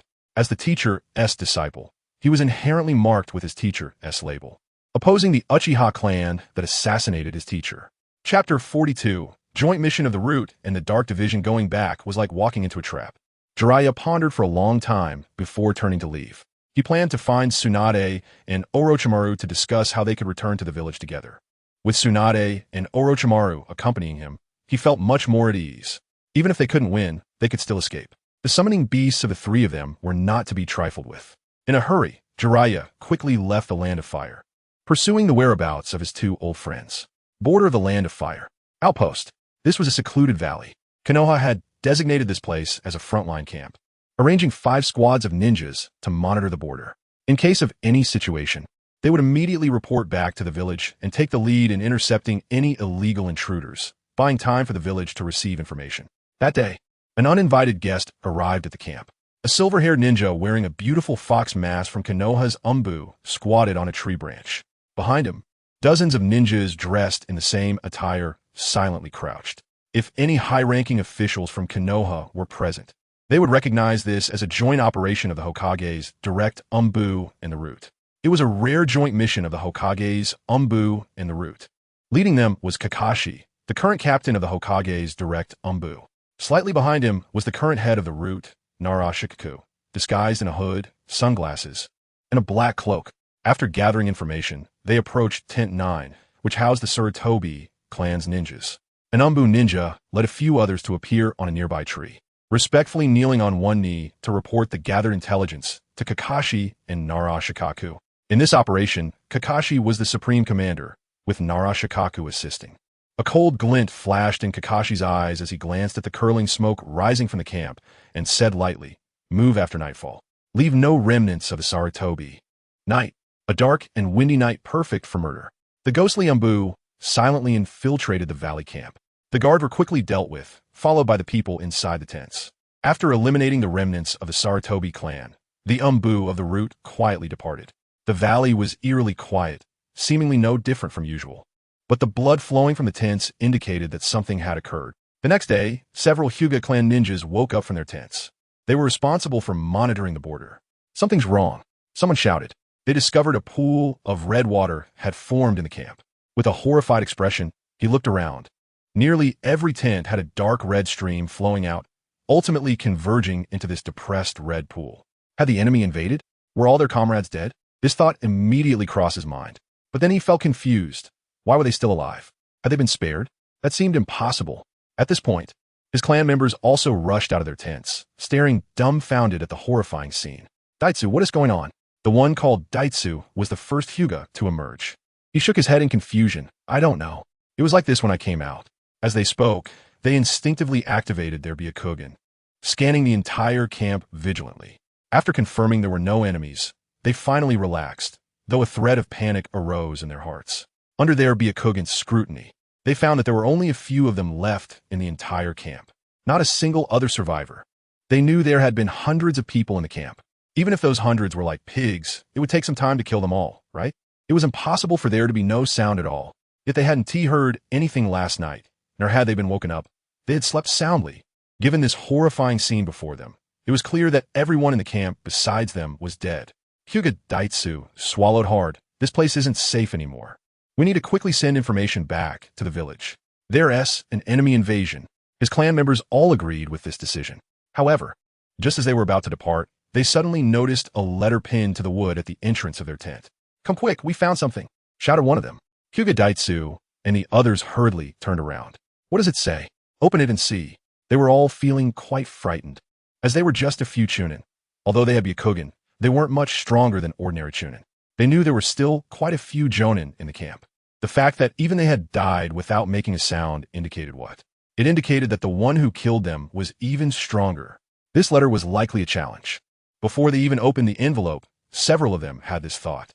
After all, silently killing everyone in the camp except for them was nothing short of provocation, right? They estimated that the enemy was declaring war on Konoha. They knew that most of the ninjas in this camp were from the Sarutobi clan. Many were unfamiliar faces. But after staying in this camp for quite some time, they recognized them as part of the Sarutobi clan. With so many Sarutobi clan ninjas killed by the enemy, the Third Hokage would surely not let it go easily. They had initially thought that the Third Hokage, Sarutobi Hiruzen, was still alive. After opening the letter, their eyes widened. It turned out that this letter was left by Kakashi from the Hokage's direct Umbu. They all recognized Kakashi. Kakashi was the son of Konoha's White Fang, who had displayed incredible talent at a young age, and several of them were classmates with Kakashi. Naturally, they were familiar with him. The letter mentioned that the Sarutobi clan members were all rogue ninjas. The Hyuga clan members were not surprised by this. as there had suddenly been so many unfamiliar faces wearing Konoha headbands. Who knew where they had come from? Kakashi was from the Hokage's direct Anbu, so since he said so, it must be correct. Hey, Kakashi mentioned that a group would come this afternoon to take over this camp. So we need to clean up here. Hyuga Daitsu looked around with a pale face and resignedly said, "Damn it, we still have a whole morning left. Come on, let's get to work." The few of them began to clean up the mess. Less than 20 miles away from the valley, a group of ninjas rushed toward this direction. They all had one characteristic. They wore Konoha headbands. They were the ninjas mentioned in the letter who were coming to take over the border. Led by Uchiha Itachi, the team was composed of members from each clan, supplemented by a small number of civilian ninjas forming this group. Their next task was to take over the camp and monitor the border. Chapter 43 Welcome to Konoha. It is worth mentioning that the additional ninjas were precisely the confidants of Sarutobi Hiruzen. Although some of these ninjas passed the inspection, they were still sent to the front-line border outposts. Meanwhile, the ninjas from prominent clans acted as watchers. If nothing unexpected happens, these confidants of Sarutobi Hiruzen will languish at the border outposts for many years. At this moment, Fuyue was still unaware that Jiraiya had set his sights on him. He was currently dealing with a matter. Hokage-sama, 2 spies were caught in the village yesterday. After the efforts of the intelligence department, their identities were confirmed to be from the Cloud Village and the Rock Village. Narashikaku, the Hokage's advisor, was reporting the situation in the Hokage's office. Everything is normal at the border. Currently, it seems that other villages want to investigate the information before deciding whether to strike.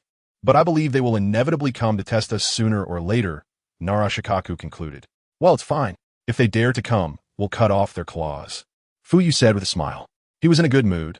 Kakashi had returned last night, and the first joint mission of the direct, Anbu and Root, was very successful. The remnants secretly cultivated by the Sarutobi clan had also been completely cleaned up, relieving him of one concern. Narashikaku stayed in the office for a while before leaving. He had a lot of things to attend to. Fuyue smiled and watched Narashikaku leave. He felt like he had become a hands-off manager and was quite relaxed these days.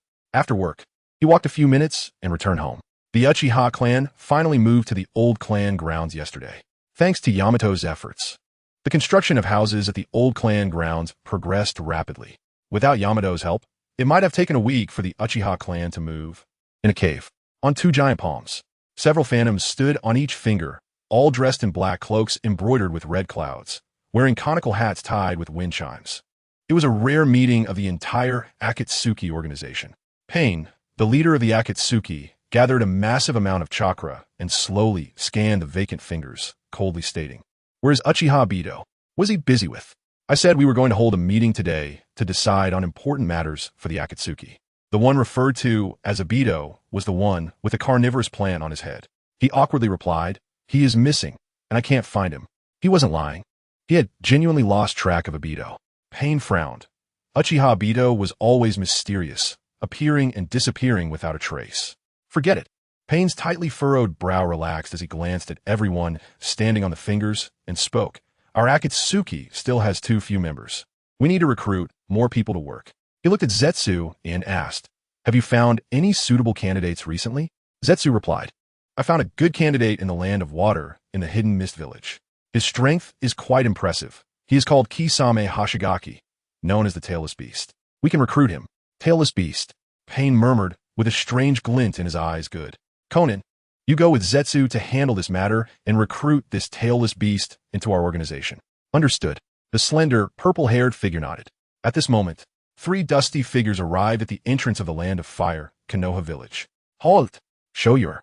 The 2 guards, steel and iron, perked up when they saw 3 people in hooded cloaks approaching. However, before Shingetsu could finish speaking, the leader took the initiative to lower his hood, revealing his face. Black hair, with 2 deep tear marks on his face. Shingetsu recognized the identity of the visitor. So, it's Itachi. Please come in. Steel coughed and felt a bit relieved. This was the Hokage's son, and thankfully they hadn't managed to stop him. The 2 brothers warmly stepped aside, welcoming Itachi and the others into Konoha Village. Itachi glanced around, nodded as a greeting, and led the 2 behind him into Konoha Village without slowing his pace. Welcome to Konoha, Kisame. As they stepped onto the wide streets of Konoha, the yellow earth had long been trampled day and night, becoming a solid and hard ground. Uchiha Itachi rarely introduced Kisame Hashigaki. The nearby medical nin, Nanao, remained silent. as she had already noticed that this talent pointed out by the Hokage seemed to have an unspoken fondness for Uchiha Itachi. Seeing Itachi willing to introduce, she was happy to go along. That is Konoha's special landmark, Hokage Rock. Itachi pointed to the giant rock wall with faces carved on it and slowly said, "The sculptures from left to right are of the first Hokage, Senju Hashirama, the second Hokage, Senju Tobirama, and the third Hokage." His words halted here, and a flash of astonishment crossed Itachi's eyes. The reason was simple. The spot where the sculpture of the third Hokage originally stood had actually been removed. It must have been done by my father. Itachi expressionlessly skipped over this. The fourth Hokage, Namake's Minato, at this point. His gaze shifted slightly as he also noticed the completed sculpture of the fifth Hokage, Uchiha Fugaku, Kisame, who had taken off his hood to reveal his true appearance. Looked at the sculpture of the fifth Hokage with excitement in his eyes. Is that the one?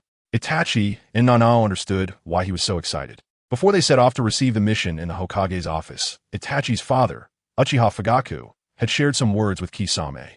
At that time, the two were skeptical. After all, Kisame was 8 J-nin from the Hidden Mist Village.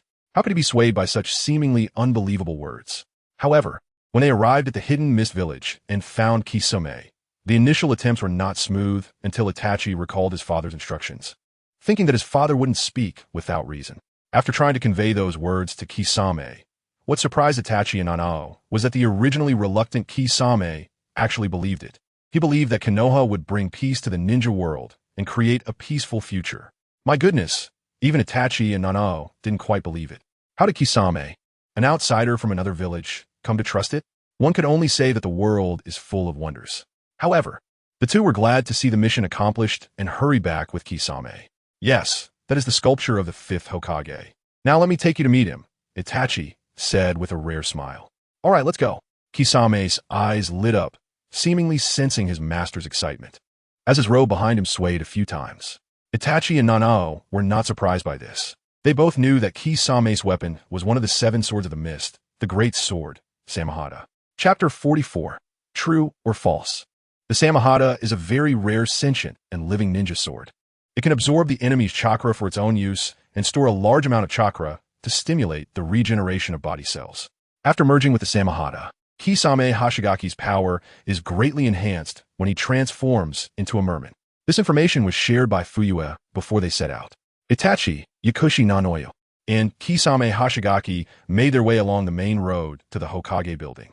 Kisame, with a curious gaze, observed the bustling village, where people came and went, creating a lively atmosphere. In contrast to the dead silence of the Hidden Mist Village, it was like heaven and earth apart. Konoha truly deserves to be the leader among the 5 great ninja villages, rich in talent and resources. Kisame silently compared it to his own village and found it utterly incomparable. Meanwhile, Kisame's rare appearance attracted the attention of passing villagers, who curiously observed him. Yakushi noticed this and thought to advise Kisame to put his hood back on to cover his appearance to avoid causing a stir. But the next moment she heard Itachi's words. Kisame, the villagers mean no harm. They're just curious about you. Itachi explained Ly. Kisame smiled widely, revealing his sharp teeth, which made him look fierce, yet he spoke calm words that contrasted with his appearance. I understand. I'm used to it. Upon hearing this, Yakushi Nanoyu turned to glance at Kisame again. Deep blue long hair, a face resembling a shark, skin color, and sharp teeth, golden pupils. It was hard to imagine this was a person, she thought to herself. However, she had long been working as a spy, traveling around the ninja world, and had seen many strange tales, so she wasn't too surprised. If not for the Hidden Mist Village being far out at sea, perhaps Danzo would have sent her to gather intelligence long ago. We're here. Itachi looked at the unchanged Hokage building, showing a rare smile that quickly faded as he turned his head back to his poker face. Let's go in. Kisame also looked up at the building, silently comparing it to the Mizukage building. There wasn't much difference, just a different appearance. He smiled wryly. After all, the Mizukage building was modeled after Konoha's. The 3 entered the hall, which was bustling with people. Itachi pointed to a busy area, which was the mission department, where Konoha ninjas received their tasks, D rank, C rank. And some B rank missions could be obtained here, while higher level missions could only be taken from the Hokage. In your free time, you can come here to take missions. The rewards are much higher than those in the Hidden Mist Village. Kisame nodded secretly. The Hidden Mist Village had been messed up by the 4th Mizukage, And with the land of water being far out at sea, population sparse, and trade low, the economy was poor. So the mission rewards were naturally not high compared to other ninja villages. Moreover, the Land of Fire was the most prosperous country in the ninja world, with fertile land, suitable climate, beautiful mountains and rivers, and a large population, making the mission rewards significantly higher than those of the Hidden Mist Village. Hello, please report that we have completed our mission and need to see the Hokage to submit it, Itachi said to the ninja at the counter next to the stairs. This ninja was from the Uchiha clan. Upon looking up, he immediately recognized the clan's eldest son, Itachi Uchiha, and without hesitation, agreed and sent someone upstairs to report. In fact, Itachi could have gone straight up to find the Hokage with his companions, but being a person who follows the rules, he naturally wouldn't do anything special. While they were waiting, Kisame's appearance attracted the attention of the ninjas at the mission department again. Hey, look at that guy. He looks pretty strange, huh? He seems unfamiliar, like he is not from our village. Of course, his forehead protector looks like it's from the Hidden Mist Village. Did you not see that? Who pays attention to that first? Ha! But why would someone from the Hidden Mist Village come to our village? Who knows? The ninjas preparing to take missions whispered among themselves. However, both Itachi and Kisame were elite jonin, keenly aware of their surroundings. And they clearly heard the hushed conversation of the Konoha ninjas. Itachi discreetly glanced at Kisame and found him calm, even curiously observing his surroundings. From a moment he first interacted with Kisame, through his observations, until now, Itachi had to admit that his father was right. Kisame Hoshigaki was indeed a talent. Soon, the Uchiha clan member who went to report returned and informed them they could go up. Itachi led the way, with Kisame in the middle and Yakushi Nanoyu slightly behind. Arriving at the door of the Hokage's office, just as Itachi was about to knock, the door opened by itself. Assistant Lord. Narashikaku smiled and nodded, his gaze lingering on Kisame for a few seconds before he friendly gestured. The Hokage is inside. You can go in. Okay. Itachi nodded respectfully. It must be said that Itachi displayed great respect when facing the high-ranking members of Konoha, not showing the aloof demeanor seen by outsiders. Narashikaku turned and entered the adjacent room. Itachi casually introduced that just now was the Hokage's assistant in Konoha, equivalent to the advisor in your village, but with less authority than the Hokage. Kisame nodded in realization. Let's go in. The three entered the Hokage's office, with Yakushi Nanoyu closing the door at the back. You're here? Fuyue sat on the sofa in the reception area to the right as they entered, turning his head to see Kisame's imposing shark head, his eyes brightening. When he had sent Itachi and Yakushi Nanoyu to the Hidden Mist Village, he had the idea of picking up something unexpected, but he didn't expect Kisame would really be fooled into coming along by the two of them. Have a seat. Fuyue smiled and gestured to the sofa opposite. Since the Hokage was his father, Itachi had no reason to feel awkward and sat down directly. Seeing Itachi take the lead, Kisame and Yakushi Nanoyu also sat beside him. Kisame's golden eyes scanned the imposing square face before him. This was the newly appointed 5th Hokage of Konoha, the one who would soon unify the ninja world and bring peace to the world. Kisame's eyes were fervent, as if he were seeing his idol. He was a rather impulsive person. As soon as he sat down, he couldn't help but stand up and ask, Itachi said you have a way to unify the ninja world. Is that true? Chapter 45 Susanoo, he couldn't wait to confirm from the other party whether he was being deceived. Fuyue didn't hesitate either. He didn't bring up the Moon Eye plan, but instead intended to showcase his strength to Kisame Hoshigaki.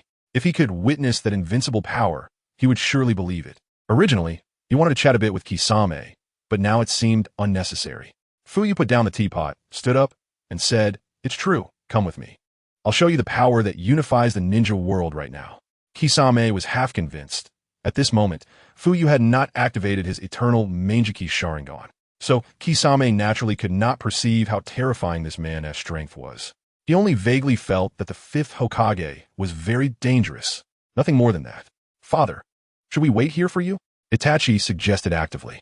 Yakushi-nan also obediently sat on the sofa, without moving. Come along with me. Fuyue waved his hand, and was the first to walk out of the room. There was no difference between one person watching and 2 or 3. It didn't matter. Itachi was his own son, and now that he was the head of Konoha, there was no reason for him to oppose himself. Yakushi-nan had ties to the orphanage, and the only one who could control her, Danzo, was already dead. If Yakushi-nan didn't want anything to happen to the orphanage, her loyalty was naturally guaranteed. Lord Clan Leader. Along the way, members of the Uchiha clan greeted Fuyue with bows. Since the training ground of the Uchiha clan was the closest to the Hokage building, Fuyue simply brought the three of them to the training ground in the Uchiha clan area. Recently, the Uchiha clan's ninjas have been quite busy, and there was not a single person in the training ground. After asking Itachi, Kisame, and Yakushinan to stand back a bit, Fuyue activated his Eternal Mangekyō Sharingan. The moment the Eternal Mangekyō Sharingan appeared, Kisame's expression changed drastically. He felt that this man was countless times stronger than before. However, what shocked him even more was that a giant red figure suddenly appeared out of thin air. In order to subdue Kisame, Fuyue directly jumped into the complete form of Susanoo. This was a complete form of Susanoo that could only be activated by someone who had maximized the power of the Mangekyō Sharingan and possessed vast chakra. At this moment, the red Susanoo had become extraordinarily huge, its chakra stabilizing. Its power could easily split mountains and meteors. And it also had the ability to fly, while being able to perform techniques that the user excelled at. The giant, surrounded by red flames, spread its enormous wings behind it, holding the Yata mirror in its left hand and the Totsuka blade in its right. Standing atop the giant's head, Fuyue called out to the complete Susanoo for the first time, also curiously observing its appearance. After all, the anime had never shown Fugaku's Susanoo. Looking at the complete Susanoo, which was no less impressive than Uchiha Madara's, a satisfied expression flashed in Fuyue's eyes.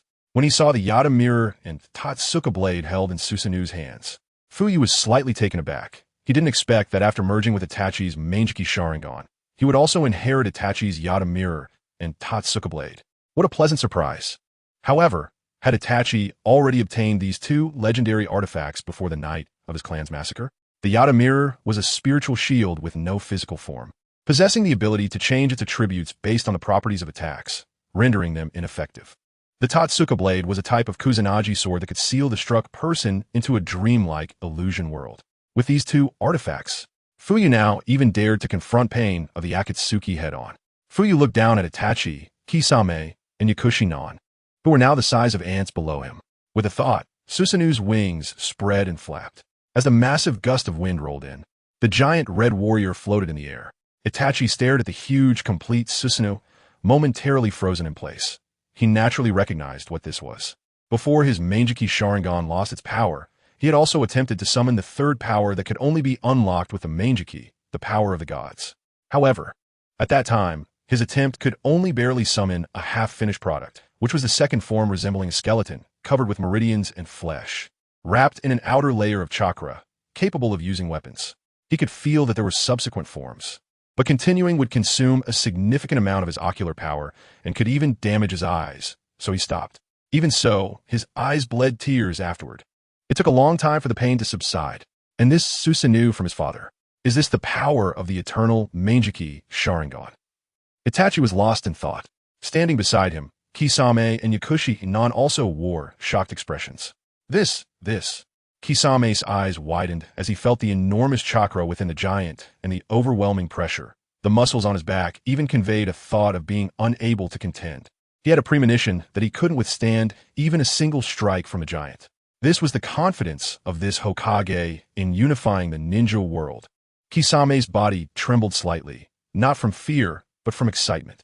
There were rumors that the Shura of the ninja world, Uchiha Madara, possessed godlike power and could summon a gigantic demon. And this man was also from the Uchiha clan. It seemed that this giant was not much inferior to that demon of the Shura of the ninja world. Thinking of this, Kisame was immensely invigorated.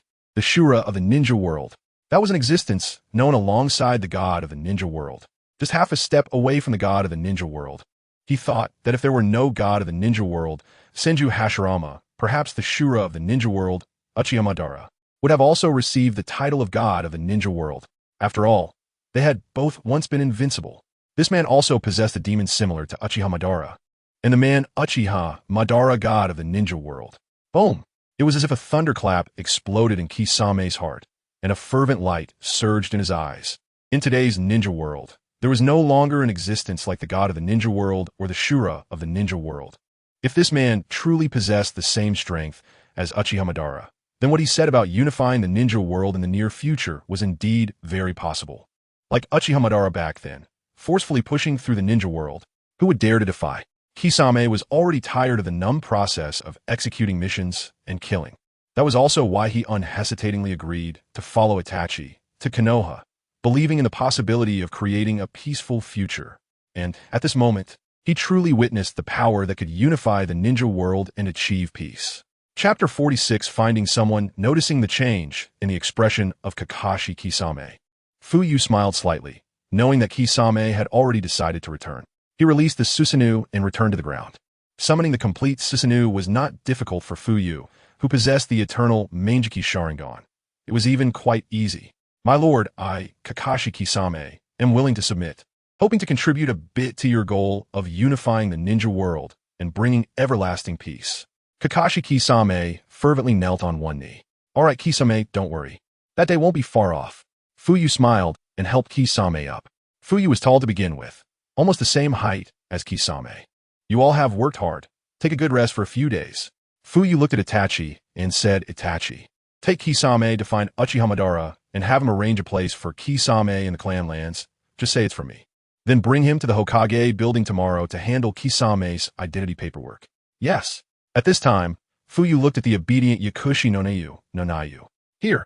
Yakushi no Nayu quickly responded. Do has returned to the village. You could go back to the orphanage to see him now, Fuyue said with a smile. A hint of surprise flashed in Yakushi no Nayu's eyes. She hadn't seen Do for many years because of Danzo's interference, and she really missed the clever Do from the orphanage. She couldn't wait to return to the orphanage to meet Do and wondered how he had changed over the years. Had he been eating well and growing up? But she also knew that Do had been sent by Danzo to the enemy village as a spy, and he must have suffered quite a bit. It was already a good thing that he was alive and back. Seeing that Yakushi no Nayu's thoughts were drifting away, Fuyue waved his hand. All right, let's disperse here.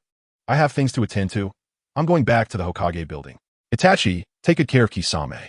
Yes, father. Itachi replied again. Fuyue smiled and nodded at Kakashi Kisame before turning to leave. With Fuyue's departure, Yakushi no Nayu could no longer hold back her excitement. After saying goodbye to Itachi and Kakashi Kisame, she hurried towards the orphanage.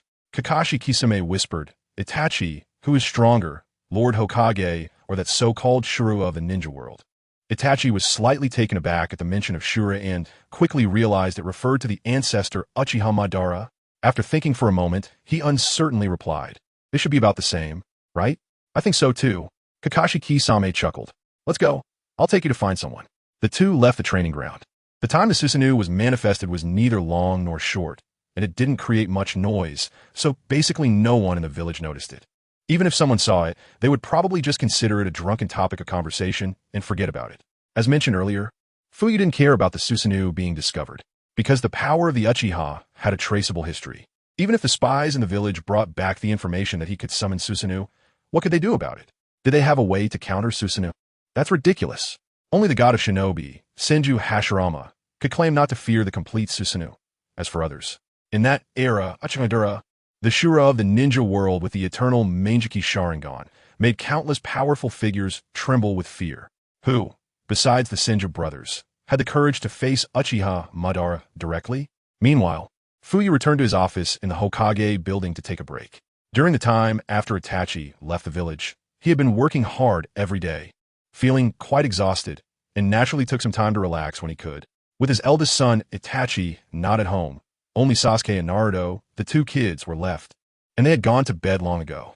Fuyue admitted that he, as an old bureaucrat, still couldn't resist the temptation of Mikoto.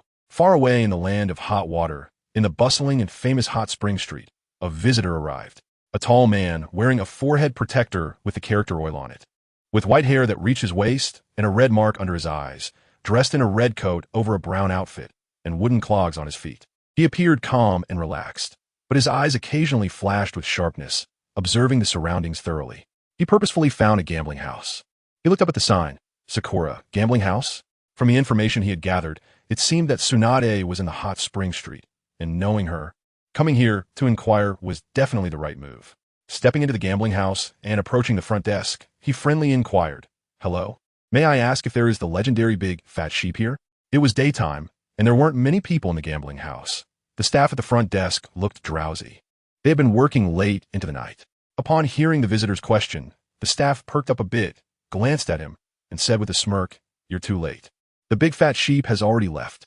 Jiraiya's expression remained unchanged as he continued to ask, "When did he leave?"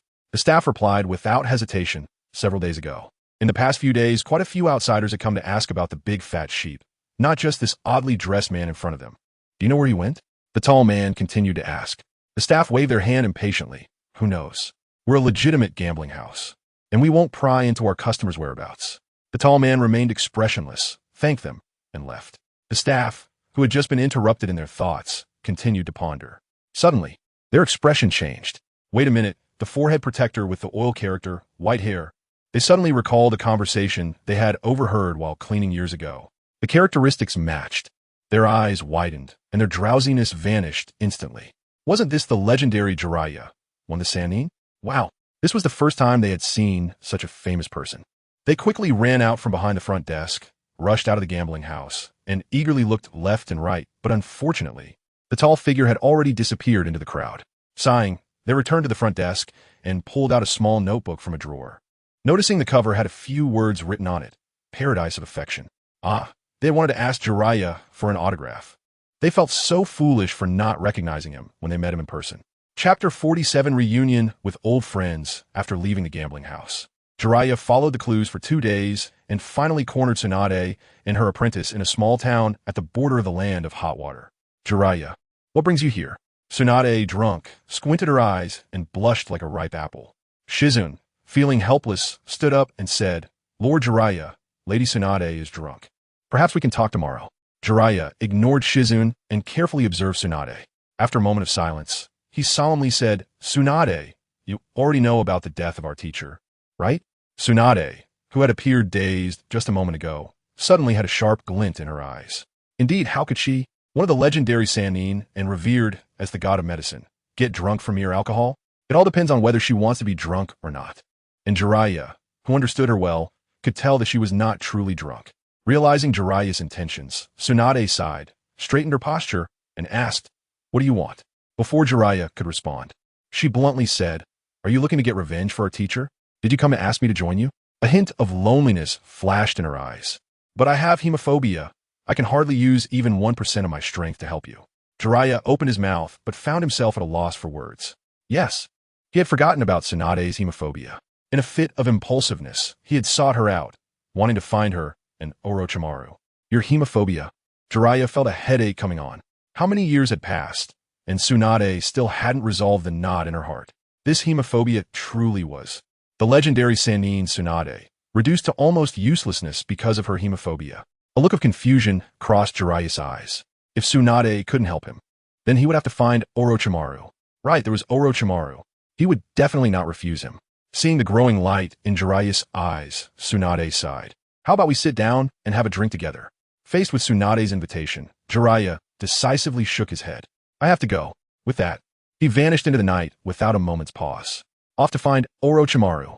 Tsunade stood on the balcony of the inn on the second floor, watching Jiraiya's figure disappear into the night, lost in thought. Just then, Shizune, who had just gone out to buy a late-night snack, returned at the right moment. Seeing that only Tsunade was left in the room, she curiously asked, "Where's Lord Jiraiya?" Tsunade sighed, sat down at the table, and started tasting the late-night snack that Shizune had brought. He left. For some reason, the delicious late-night snacks that had once been so enjoyable now tasted bland. Seeing Tsunade's expression, Shizune chose not to ask further and silently poured her some wine. The next day, Tsunade and Shizune continued their journey. On the return ship, Shizune hesitated to ask a question she had been holding back for a long time, but she finally couldn't help it. "Lady Tsunade, are we going back to the land of fire?" Leaning against the railing and feeling the sea breeze, Tsunade narrowed her eyes as a flock of seagulls soared in the distance. "Yes, it's been a long time since I've been back. Let's go back and take a look," Tsunade murmured. Konoha village. Just after leaving the Uchiha clan's territory, Yakushi Nanoyu hurried toward the orphanage. Taking out a photo she always carried, she looked at the young man in the picture and involuntarily smiled. She was about to meet her long-lost friend, Kabuto, and her heart was filled with both anxiety and anticipation. Passing by a food stall with an enticing aroma, Yakushi Nanoyu paused for a moment. It had been a long time since she last saw Kabuto, and having worked outside for nearly a week without returning, she felt she should bring something delicious back for the kids. "Boss, I'll have 30 skewers of dango, and, also 30 skewers of this." With a gentle smile on her face Yakushi Nanu finished speaking and patted her pocket, but her expression suddenly froze. Oh no, it seems I don't have enough money.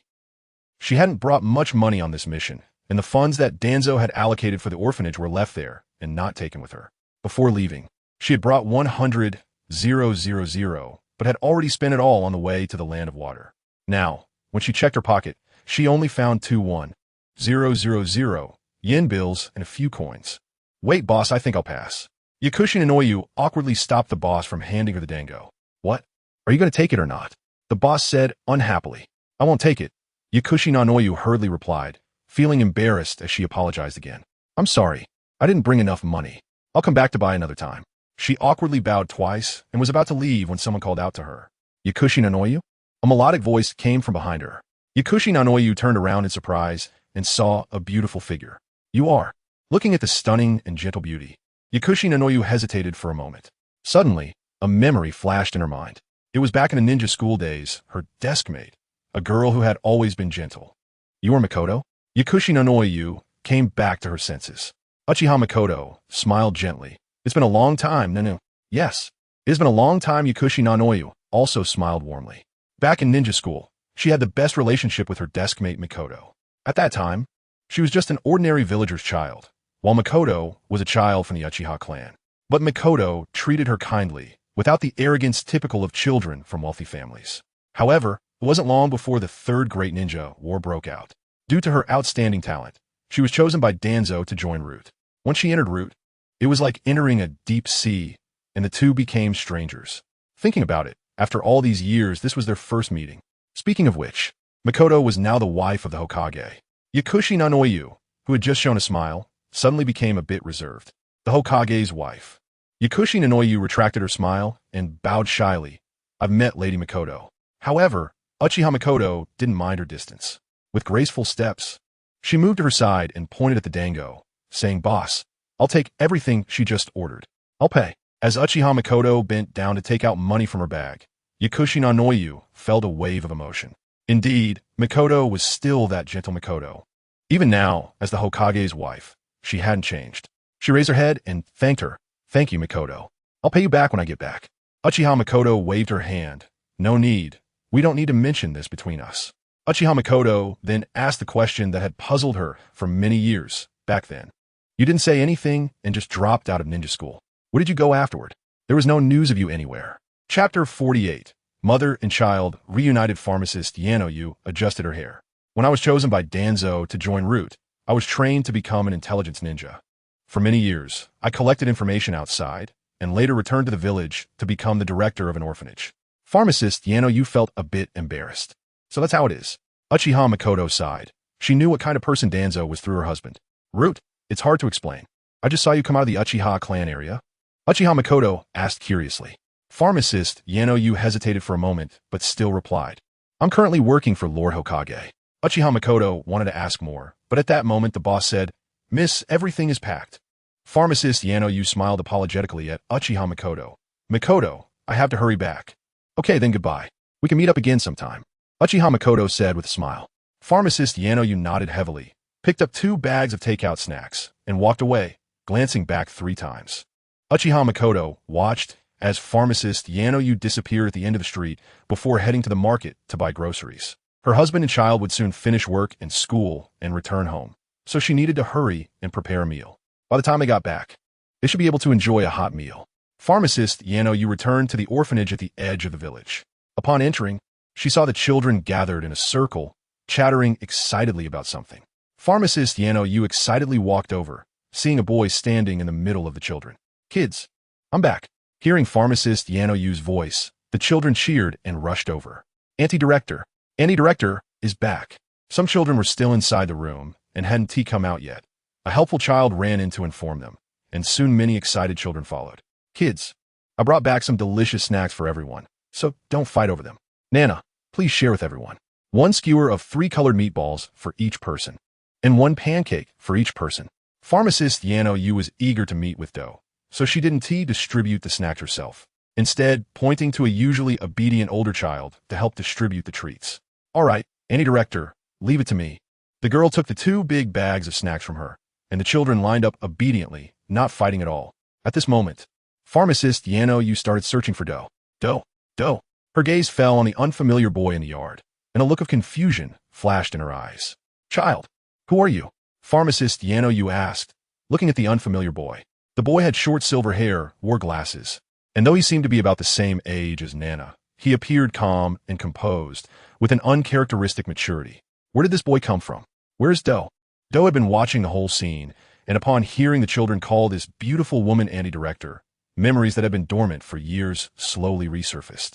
The appearance of Pharmacist Yano Yu combined with his deep-seated memory of the gentle, motherly figure of the director.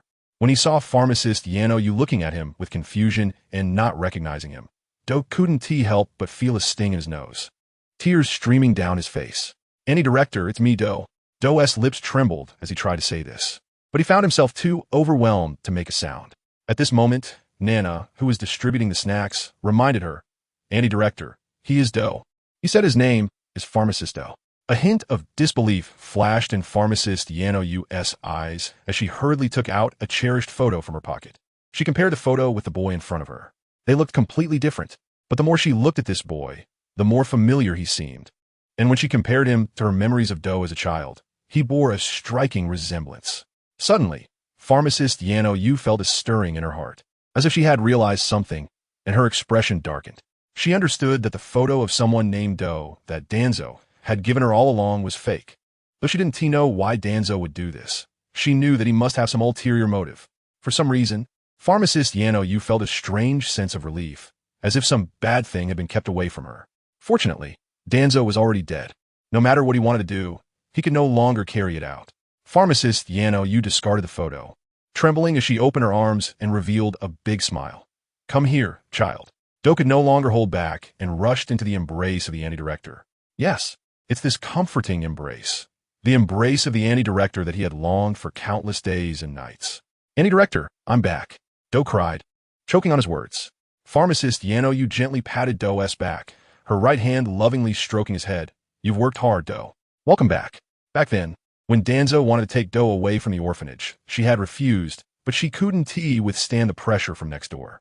Danzo threatened her that if Do didn't go with him, he would harm the other children. Pharmacist Yano Yu had no choice but to send Do into Danzo's hands at root. Thankfully, it was all in the past now, and no one would threaten them again. In the land of fire, the palace, the residence of the 12 guardian ninja. After the shift change, East Mao came to Asuma's room, intending to replace Shido, who was watching over Asuma. However, when she opened the door, she found Shido lying unconscious on the bed, while Asuma was already gone. East Mao was taken aback and hurriedly ran over to wake Shido. Shido groaned, rubbing his sore neck as he woke up, and upon opening his eyes to see East Mao's anxious face, he was startled. He quickly looked around but didn't see Asuma. His expression darkened as he realized that Asuma had relaxed his guard, knocked him out, and escaped. Shido, where's Asuma? East Mao asked, already suspecting the outcome but unwilling to accept it. Shido's face turned grim. He ran away. How could you let him get away? Don't you know how dangerous he is right now? The Sarutobi clan has been wiped out. What good will it do for him to go back alone? East Mao said, frustrated. Shido muttered discontentedly. If he wants to run, what can I do? I can't keep an eye on him alone, okay? East Mao was about to say more when a calm voice came from the doorway. Forget it. This is fate. Asuma is determined to leave. We can't stop him. This is Asuma's own calamity. He has to overcome it himself. We have done all we can do. No, I have to help him. Chapter 49. Asuma's departure. Dong Mao gritted his teeth, actually wanting to run out the window to chase after Asuma, who had left for some time. Shido's expression changed dramatically, a hint of concealed jealousy flashing in his eyes. He grabbed Dong Mao, hissing, are you crazy? Do you want to go with Asuma to die? Dong Mao's gaze was complex. Shido, aren't we all guardians of the 12 ninja? We should watch over and help each other. Shido snorted coldly. We've tried to persuade him these days, and we've taken turns keeping watch over him. It's his decision to leave. How can we stop him? Didn't you hear what Delu said? This is his own business. At this moment, the other two members of the Thunder Dune Quartet arrived. Shido's eyes brightened when he saw them and urged, Beizi, Nengu, quickly talk to Dong Mao. She wants to help Asuma, Sarutobi. Isn't that crazy? Beizi exclaimed in shock. Asuma left? He entered the room and saw that Asuma's figure was indeed gone. Nengu seized upon the main point and quickly advised, Dong Mao, don't act on impulse. We still have the duty to protect the daimyo. Asuma's departure is understandable. He has a great grudge to settle But why do you want to leave too? Dongmao's eyes showed signs of struggle. After several people's persuasion, she let out a deep sigh and no longer mentioned chasing after Asuma to help. Seeing Dongmao relent, the other 3 members of the Thunder Dune Quartet finally breathed a sigh of relief. In their view, Asuma had almost no chance of getting revenge. They admitted that although Asuma was quite strong, perhaps even slightly stronger than them, they didn't value solo combat. The reason they were called the Thunder Dune Quartet was that their combined strength was greater. What did it matter if Asuma was stronger than them? There were plenty of powerful jonin like Asuma in Konoha. Not to mention, Asuma's enemies were from the Uchiha clan, which was known as the most powerful clan in the ninja world. Asuma Sarutobi running back in a fit of rage was merely a path to death. Having been colleagues with Asuma for several years, they felt uneasy watching him go to his death, but they had already done their best. If Asuma refused to listen to them and insisted on going back to die, there was nothing they could do. Although Dongmao's feelings for Asuma were well hidden, they couldn't be concealed from the 3 of them. They could understand Dongmao wanting to help Asuma, but they couldn't bring themselves to do the same. After years of camaraderie, they could only wish Asuma good luck in their hearts. Delu sighed, muttered Umitba, and returned to his room. Meanwhile, Asuma hurried through the night and had just rushed out of the capital. He stopped at a large tree, looking back at the big city he had stayed in for several years. After confirming that no one was pursuing him, he relaxed a bit, but also felt a sense of loneliness. He quickly buried all emotions, gritted his teeth, and continued on his way. Father, Konohamaru. Asuma Sarutobi's bloodshot eyes were filled with a fierce expression. Damn Uchiha, I will make you pay for your blood debts. He ran wildly towards Konoha. 2 days later, Konoha village. Uchiha clan grounds, clan leader's home. Fuyue opened his eyes in the morning and saw sunlight streaming through the gaps in the curtains onto the floor. He instinctively reached out to touch the empty blanket beside him. The sound insulation in the room wasn't very good, and he could vaguely hear Naruto and Sasuke quarreling downstairs. Fuyue stretched at the window, welcoming another beautiful day. He shuffled down the stairs, just in time to see Naruto and Sasuke fighting over the TV remote. He couldn't help but curse. Every day, there are only 3 channels on TV. What are you fighting over? When the imposing tall man descended the stairs, Naruto and Sasuke paused in their struggle and called out, "Uncle, you're awake." Naruto exclaimed joyfully. Sasuke, not to be outdone, shouted, "Father." Recently, Sasuke had noticeably felt that his father seemed like a different person, being much kinder and less strict than before. This relieved him, and he was no longer as fearful of his father. After calling out, Sasuke resumed his battle for the remote. "Damn Naruto, you lost last night. It's my turn to watch the TV today. Are you going back on your word?" It turned out the 2 had agreed on a game of rock, paper, scissors before bed, with the winner getting to choose what to watch on TV for the day. Naruto clutched the remote, refusing to let go, mumbling, "I don't remember. Oh, didn't I win last night? It's my turn to watch." Knowing that Naruto was trying to pull a fast one, Sasuke shouted, "Damn Naruto, you big idiot." Sighing, Fuyue shook his head helplessly and headed straight to the bathroom to brush his teeth and wash his face. He saw Makoto in the kitchen preparing breakfast and knew he had to hurry. Just as he finished brushing his teeth and was about to wash his face, he heard Makoto calling, "Anata, hurry up, we're having noodles." "Okay, coming." "You guys eat first," Fuyue replied as he wiped his face hurriedly and walked to the living room. On the dining table, several large bowls of steaming noodles were placed, each topped with a soft-boiled egg, looking delicious. Sasuke and Naruto were sitting back in their chairs, engrossed in the TV, while Makoto was packing their bags, and no one had started eating. Fuyue knew they were waiting for him, so he quickly sat down. "Let's eat," Fuyue called out. Naruto was the first to react, swiftly picking up his bowl and starting to eat heartily. Sasuke shot a glance at Naruto and elegantly began to eat his noodles. Previously, the family had a habit of eating rice for breakfast, but Fuyue wasn't quite used to it, so he had Makoto make noodles for breakfast instead. Also, they used to sit on the floor without chairs to eat, but Fuyue found chairs for them, as he felt it was awkward to sit on the floor. After finishing his noodles, Fuyue sat beside them, picking his teeth with a toothpick, lost in thought when Makoto said, "Anata, come home early today. I invited Nono to our house as a guest." Fuyue nodded, as Makoto had already mentioned her relationship with Yakushi Nono during their casual talk before bed. He was surprised to learn that Uchiha Makoto and Yakushi Nono were good friends in their childhood. He hadn't expected their paths to cross again. "All right, kids, we should get going." Fuyue clapped his hands and headed to the entrance to change his shoes. Chapter 50. Hinata Hizashi surprised Sasuke and Naruto rushed to the entrance one after the other. Makoto quickly grabbed 2 backpacks from the sofa and chased after them, reminding Sasuke and Naruto to behave well at school. Just as Fugaku opened the door, he saw Itachi returning, drenched in sweat. "Father," Itachi greeted respectfully. Out training again early in the morning?" Fugaku smiled. "Yes, father," Itachi replied, having been training at the clan's training grounds every morning since he returned. As soon as Itachi finished speaking, Sasuke ran out and jumped into his arms, calling out Oni-chan affectionately. Itachi, seeing his beloved younger brother, displayed a rare gentle smile.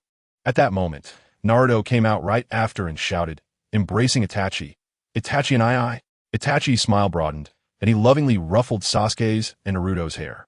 "You too. Make sure to listen to your teachers at school." "All right, hurry up and go, don't be late," Itachi said with a smile. Naruto boldly said, "Dumb Sasuke. Let's race to see who gets to school first." Sasuke, with a cold expression, ignored him, feeling bored from being ignored. Naruto put his hands behind his head and stared at the ground, lost in thought.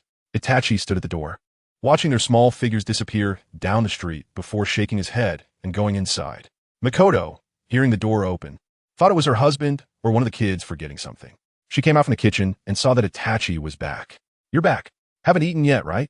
Makoto asked with a smile. Itachi indicated that he had eaten on his way back and went into the bathroom to take a shower. Makoto didn't mind her eldest son. He had grown up. She had been worried about his mental state for a while, but now he seemed much better, no longer looking like he was bottling everything up. She felt relieved and returned to the kitchen to continue washing the dishes. Sasuke walked out of the Uchiha clan gates and glanced at Naruto beside him, slightly surprised. What was up with this idiot Naruto today? He hadn't caused a ruckus for 5 whole minutes. However, this suited him just fine. It was quiet, and he hoped it would stay that way until school. However, Sasuke, a sudden loud shout made Sasuke instinctively shiver. Realizing what happened, he glared at Naruto, who was doubled over in laughter. "Naruto, you idiot. Do you want to get beaten up?" Sasuke quietly clenched his fists. Realizing he was in trouble, Naruto's eyes darted around, and he quickly took off running. "Stop right there." Sasuke gritted his teeth and chased after him. This idiot Naruto always knew he wouldn't behave. As they reached the vicinity of the school, Naruto spotted 2 girls walking side by side and immediately brightened up, running over to greet them. "Good morning, Sakura." Sakura, with her wide forehead and pink hair, turned to see it was Naruto. If only Sasuke were here, she thought. Beside her, Ino said with exasperation, "Naruto, why didn't you call me?" Naruto scratched his head, realizing Ino was there too, and awkwardly laughed. Ino rolled her eyes and suddenly noticed a figure appearing behind Naruto. Her eyes lit up, and she discreetly elbowed Sakura. Sakura looked over in dissatisfaction, and Ino whispered, "Sakura, it's Sasuke." The next moment, Sakura heard Naruto shout in pain. "Ouch." Naruto clutched his head, feeling a bump forming. Sasuke, who had just managed to smile, instantly reverted to his cold poker face when he noticed the looks from Ino and Sakura. "Sasuke, why did you hit me?" Naruto grumbled in discontent. "That was just a little payback, you idiot," Sasuke said coldly. Sakura watched the handsome Sasuke, her heart racing. Meeting Sasuke so early in the morning, oh my. Her luck was incredible. She thought to herself, her eyes sparkling. But then she noticed Naruto beside Sasuke and felt a pang of jealousy. Why was this idiot Naruto always coming to school with Sasuke these days? She didn't even know that Naruto had moved in with Sasuke. She thought, I need to find an opportunity to ask Naruto what is going on. As she looked at Naruto, who was foolishly laughing while holding his head, she suddenly noticed he had changed a bit. He wasn't wearing the same old orange clothes he always wore. Instead, he was dressed in nice clothes. Sakura fell into reminiscence, realizing that Naruto hadn't worn orange clothes in days. When did that start? All right, it was since last week. Sakura shook her head, trying to rid herself of the disturbing thoughts. Scary Naruto, get out of my head. Seriously, why do I care about him? It doesn't matter how he is. Sakura, he thought to herself. Not far from them, at the end of the street, stood a magnificent building, the Hokage Tower. On the 3rd floor, in the Hokage's office, the higher-ups of Konoha gathered. The 5th Hokage Fugaku, Hokage Assistant Narashikaku, Hokage Advisor Uchiha, Shurho, and Hokage Advisor Hyuga Hizashi. The 4 new leaders were gathered early in the morning to prepare for a meeting. Hokage Assistant Narashikaku glanced at Fugaku, and upon receiving a nod of affirmation, stood up to report, Hokage-sama, the village's finances are running low. It has been 8 days since the last allocation from the Fire Country's finance department. According to past practices, it should have arrived 2 days ago, regardless of the amount. Narashikaku analyzed his speculation, In my view, it should have arrived on the day of the Hokage ceremony. Our message to notify the Fire Country royal family might have displeased them, causing them to suppress the sending of the funds we were expecting. Before Fugaku could respond, Uchiha Shirho jumped in, his hair and beard bristling with anger like a lion. What? How could this happen? This is outrageous. The royal family of the Fire Country must be tired of living. Hokage-sama. Uchiha Shirho clasped his hands together. Hokage-sama, let me take people to eliminate the royal family of the Fire Country and install a compliant puppet to support our village. As soon as Uchiha Shirho said this, aside from Fugaku and Narashikaku, who remained expressionless, the other advisor, Hyuga Hizashi, was taken aback, looking at the enraged Uchiha Shirho, seemingly questioning. Are you serious? Wipe out the royal family of the Fire Country? He instinctively wanted to speak up to stop this, but suddenly sensed that the atmosphere was off. He cautiously glanced at Fugaku, who was looking at him expressionlessly, while Narashikaku calmly sipped his tea. Chapter 51 Hinata Hizashi. He glanced again at the angry Uchiha Shirho and suddenly noticed some signs of performance, which made his heart skip a beat. He instantly understood what was going on and swallowed the words that were about to come out of his mouth. Lowering his head with the corners of his mouth twitching slightly, he was cursing internally. Good job. Narashikaku, you guys have secretly made a plan and kept it from me. Right. The four of them, the high-ranking officials, had a meeting and the fifth Hokage had a veto power. Hokage advisor Uchiha Shirho was part of the Hokage's faction, and the Hokage's assistant Narashikaku had also sided with the Hokage.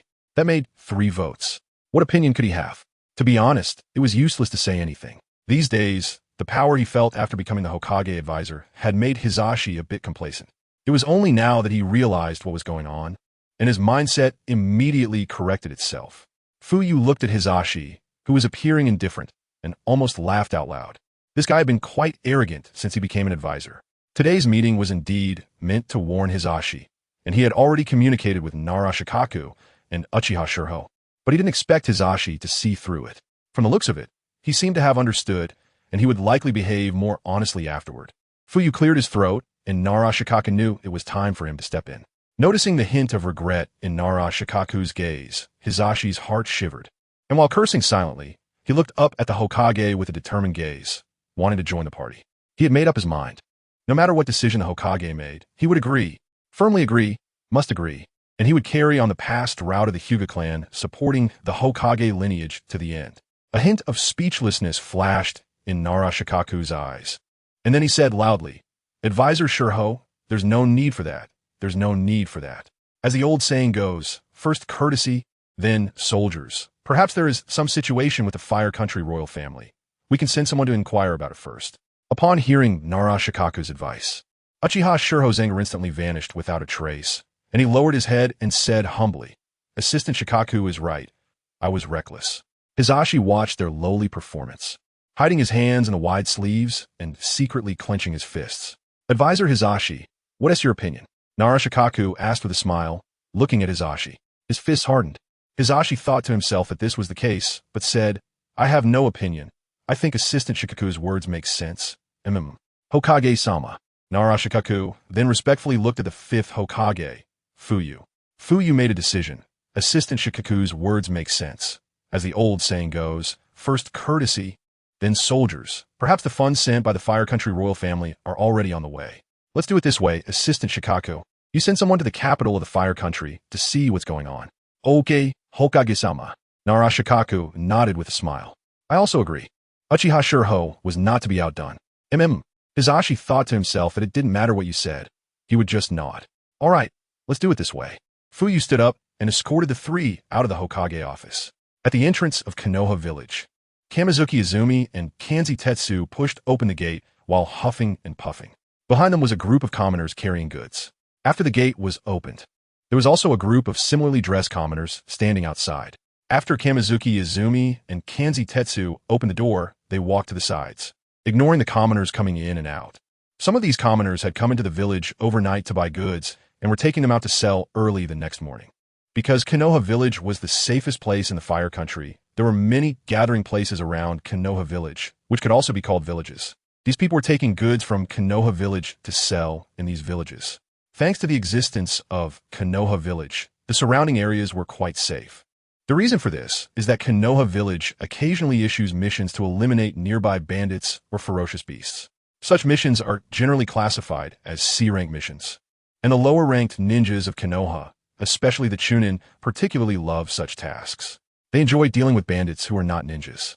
Of course, sometimes there are reckless rogue ninjas who might wander nearby, occasionally causing minor casualties, but for the large and prosperous Konoha Village, the deaths of a few lower-ranked ninjas or Chunins are not surprising. Generally, when these commoners come in and out of Konoha Village, Kamizuki Izumi and Kanzi Tetsu do not interfere. Their duty while on guard is simply to watch the gate. They can provide some warning, but not much. After all, Konoha Village itself is protected by a barrier. Even if a minor troublemaker gets past them, they cannot enter Konoha. And the two of them are Chunins. Their target of prevention is ninjas. The barrier is ineffective against commoners, but effective against ninjas who possess chakra. Ninjas wanting to enter Konoha Village cannot do so without specific hand seals or their permission, as Konoha is protected by a barrier. Their role is to inquire about the origin and purpose of any ninja they find. If they are from the village, they can let them in. If not, they will inform their superiors to get their opinion. If their superiors can decide, they will inform them. If not, the message will be reported to a higher authority, such as the Hokage building. This is why they ignore the comings and goings of these commoners. Izumi, let's go for a massage again tonight. Kanzi Tetsu, with a white bandage on his face, blinked and said with a lewd smile. Originally a bit sleepy, Kamizuki Izumi perked up instantly upon hearing this. Now that you mention it, I'm wide awake. Kamizuki Izumi raised an eyebrow and also revealed a lewd smile. Great. I want to change to a new girl tonight. I want that, technician number 004, Kamizuki Izumi paused, trying hard to remember. Beside him, Kanzi Tetsu reminded him, it's a technician. Kamizuki Izumi's face flushed with excitement. Yes, it's the technician. I want technician number 004 tonight. I'm not changing. I still want the technician from last night. The two exchanged glances and revealed lewd smiles. They had also heard from others that a new shop had opened on Asakusa Old Street, right next to the Akimichi barbecue restaurant, which was said to be a massage shop. They had a bit of knowledge about massages, but was it necessary to open a dedicated shop for it? Someone they knew highly recommended this shop, urging them to try it once. Anyway, it wasn't expensive, just the price of a meal at the barbecue restaurant next door. For these two single ninjas, it wasn't expensive at all, so they decided to go together out of boredom.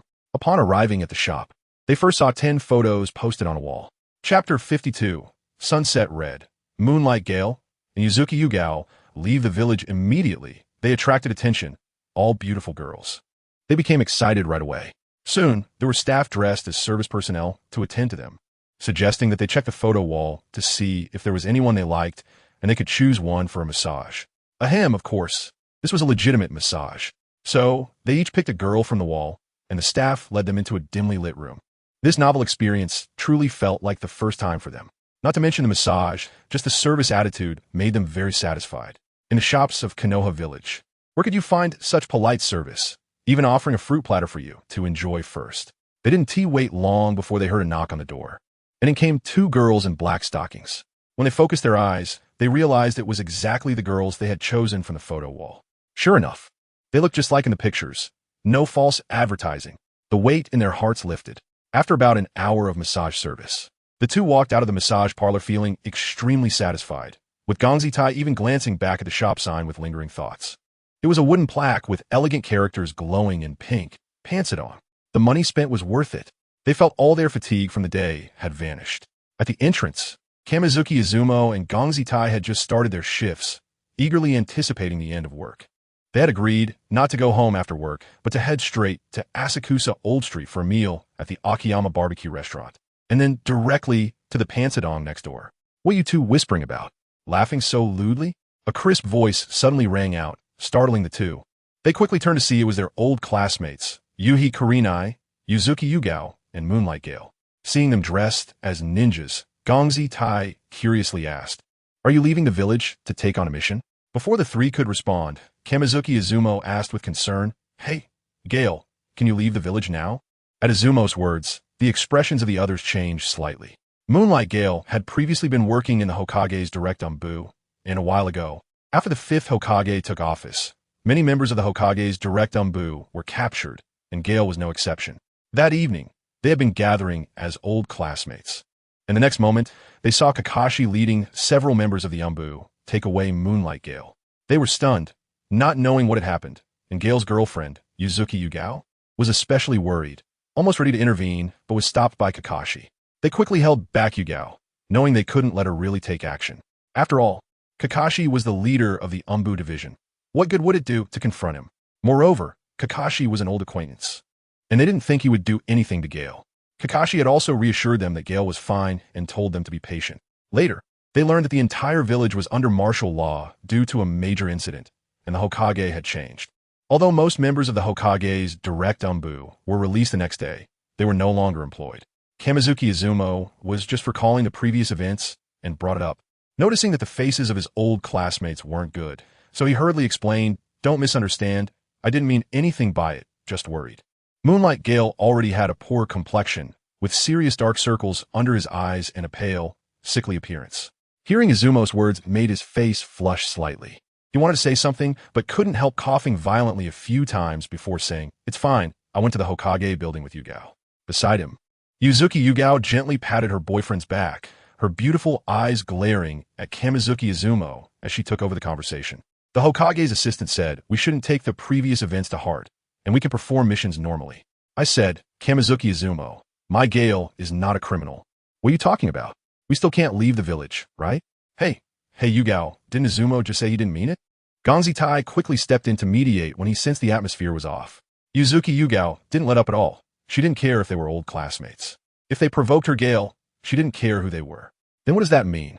What you're saying is that we still can't leave the village. Yugao's personality was quite impulsive, which didn't match her beautiful and charming appearance, especially regarding her boyfriend, which was her Achilles heel.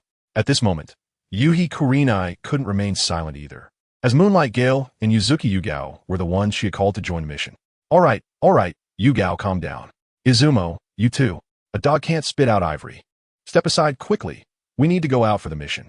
Yuhi Kurenai soothed Yuzuki Yugao and shot a glare at Kamizuki Izumo, then cast a pleading look towards Moonlight Gale. Gale quickly whispered to comfort his girlfriend. As for Kamizuki Izumo's words, he didn't take it too hard. He just felt a bit uncomfortable, but since they were all old classmates, there was no need to make things awkward, as they would see each other often after this. With Yuhi Kurenai and her boyfriend calming things down, Yuzuki Yugao also found it hard to continue her outburst and had to let it go. Yuhi Kurenai sighed in relief and smiled.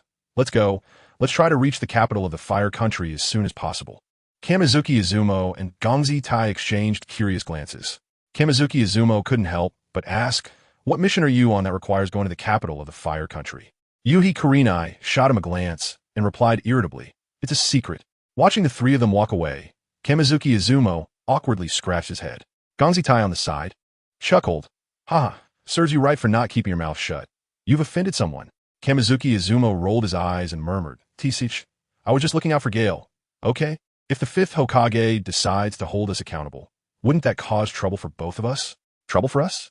Gonzi Tai was taken aback for a moment before responding, waving his hand dismissively that shouldn't be the case.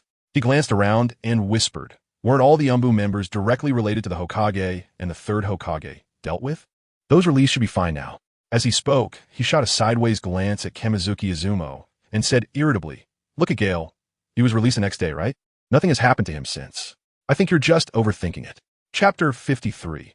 The old man is unhappy. "Hey, Assistant Lord, are you busy?" Suddenly he thought of something and said mischievously, "You brat, how long has the 5th Hokage been in office? Has your heart already floated over to him?"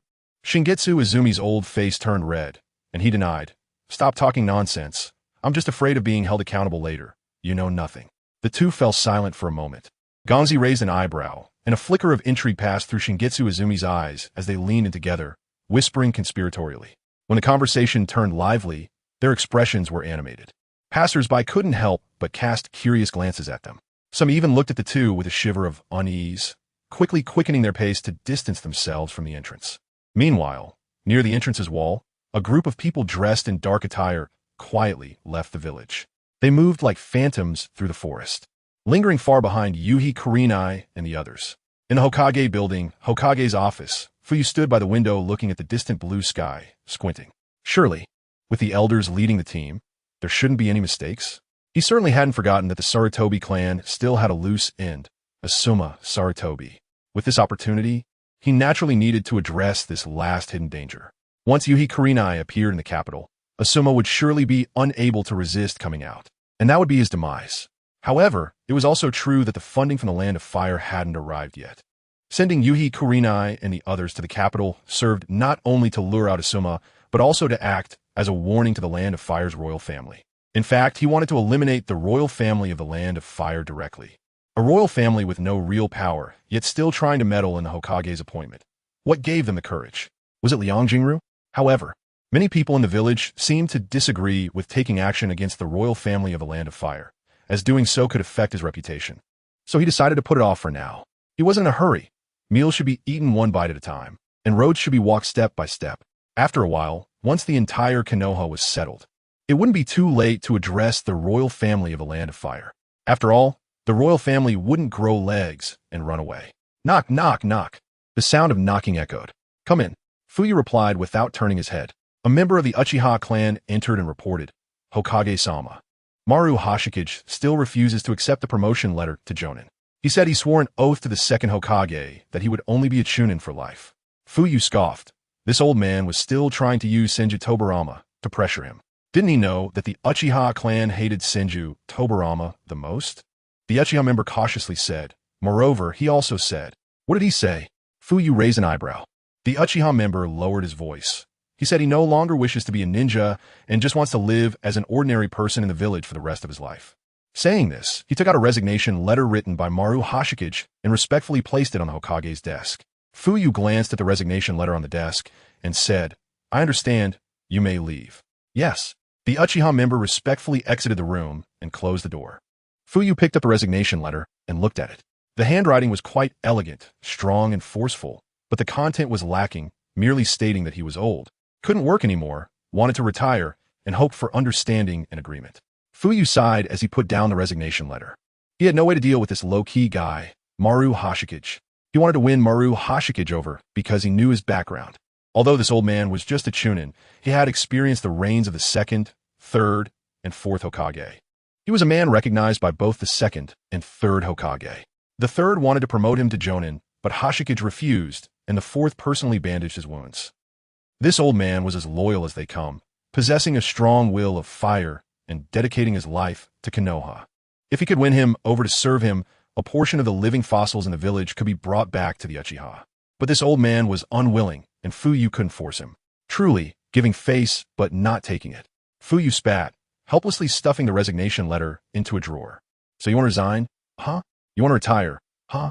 I just disagree. What can you do about it? I'll just drag it out. Fuyue chuckled. You crafty old man, you figured out my intentions but refused to align with me. It's just that you can't stand that I killed the third Hokage and usurped power. Then it's simple. You want to retire? I won't agree, and I'll just hold you down. Moreover, I need to find something for you to do. He quickly got up and went to the office next door, where the Hokage's assistant worked. Unlike his side, the door to Narashikaka's office was always open. He knew why. Narashikaka was always busy, coming in and out frequently, so there was no need to close the door. Hey, assistant lord, are you busy? Fuyue touched his nose, feeling a bit guilty as he approached. He was indeed feeling guilty. He spent every day in the office slacking off, doing nothing, while Narashikaku was busy like a spinning top. Upon seeing the Hokage arrive, Narashikaku quickly stood up. Hokage-sama, what brings you here? He looked somewhat resentful, like a wronged little wife. It seemed like this was the first time Hokage-sama had come to his office. How absurd. Am I the Hokage, or are you? I'm just here to check on your work.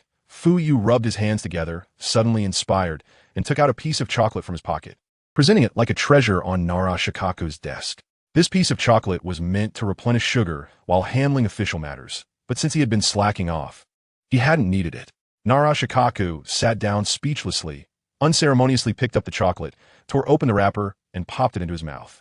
Hokage-sama, if you have something to say, just say it. I'm still busy here. Narashikaku rolled his eyes and said irritably, cough, cough. Fuyue pretended to cough twice seriously and said, well, assistant lord, there was that troublesome task before, right? I assume no one has taken on that task yet? Narashikaku slightly paused, quickly recalling the troublesome task, nodded, and said with some distress, yes, that task is still on my desk. This task had been troubling him for a few days. In the mountains surrounding the village, Two small ninja clans that had allied with Konoha had a dispute over irrigation for their farmlands. The two sides argued until their faces turned red, refusing to yield. And finally, the ninjas from both sides got into a fight, which escalated to Konoha, demanding that Konoha enforce justice. Since there were a few chunin in both small ninja clans, the task was classified as a B-rank mission. Someone had to go mediate between the two small ninja clans. But the person taking on the task couldn't be too weak. However, the problem was that capable people looked down on this task because the reward was too low, and the distance was far. This led to the task remaining on his desk, unanswered. Chapter 54. Digging under the wall, he was still thinking that if no one took the task in a couple of days, he would have to forcefully assign it. Could it be that Lord Hokage has someone in mind? Narashikaku asked in surprise. Yes, I have a great candidate. If you want him, just say the word, and I'll bring him to you, Fuyue said with a wink. Narashikaku looked at the imposing figure of Lord Hokage and was momentarily speechless. Seeing that he wasn't tea-biting, Fuyue coughed and said seriously, Maru Hoshikoga. I believe he can complete this task very well. Maru Hoshikoga. Narashikaku fell into contemplation, and suddenly he picked up the ninja dossier and flipped through it. When he reached the lower ninja section, he found Maru Hoshikoga's information. Looking at the picture of Maru Hoshikoga, who was slightly hunched over, carrying a large black pot and missing a leg, he raised his head with an odd expression, as if to say, Are you kidding me, Lord Hokage? Lord Hokage, are you talking about this Maru Hoshikoga? Narashikaku pointed at the dossier to confirm with Fuyue. Yes, that him, Fuyue nodded. Narashikaku hesitated, a lower ninja. He hadn't voiced his concerns yet, but sending a lower ninja to mediate conflicts among middle ninjas would surely get him killed. Wouldn't it? Fuyue noticed his worry and smiled. You don't know, this old man may not look impressive, but his strength is quite remarkable among the upper ninjas. Just trust me, letting him go will definitely not cause any issues. Well, okay, I understand. Narashikaku chose to trust Lord Hokage and immediately called someone to inform Maru Hoshikoga to come and receive the task. With his goal achieved, Fuyue didn't linger and returned to the Hokage office. Upon entering, he saw the family servant Uchiha Ryuchi standing there, which didn't surprise Fuyue. He pointed to the sofa in the reception area. Sit. Yes, my lord. Uchiha Ryuchi respectfully bowed and sat down. How has the situation been with the silk cave that has been open for a few days? Indeed, the newly opened massage parlor on Asakusa Old Street is a property of the Uchiha clan. To be precise, it's a pilot business established by Fuyue. Fuyue had no doubts about whether the massage parlor could be profitable. Regardless of location, massage parlors definitely have a large audience. This is also why he decided to start with a massage parlor. If he were to open a restaurant, it would require a lot of preparation. Currently, the food industry in Konoha is mainly controlled by the Akimichi clan. If he wanted to get a piece of the pie, he would need not only good food, but also financial backing and extensive promotion to open the market. The Uchiha clan didn't have much money on hand either. After all, they had been pushed to the fringes by Sarutobi Hiruzen for years, and their businesses in the prosperous center of Konoha had been swallowed up by him. Without income, even the Uchiha clan was just sitting on a mountain eating air. A massage parlor was the easiest to manage. It didn't require much capital, and as long as some older patrons passed by, they would definitely be tempted to come in. The idea for the massage parlor came one night when he was returning home. At that time, the Uchiha clan hadn't moved back to their current territory. They were still in a corner. He took a shortcut and walked into a small alley, discovering a small yellow shop. It was that night, after seeing those girls, that he conceived the idea of opening a massage parlor. It didn't require much investment, and the staff were readily available. They just needed a couple of days of simple training to start serving customers. Now, in peacetime, most ninjas had nothing to do at night except drink and eat. There were hardly any entertainment activities.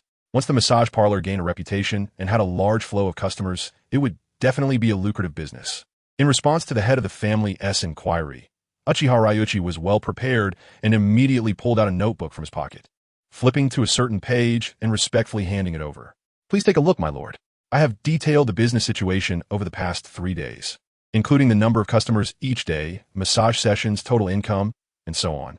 Fuyue took the notebook and glanced at the recorded data, a hint of satisfaction flashing in his eyes.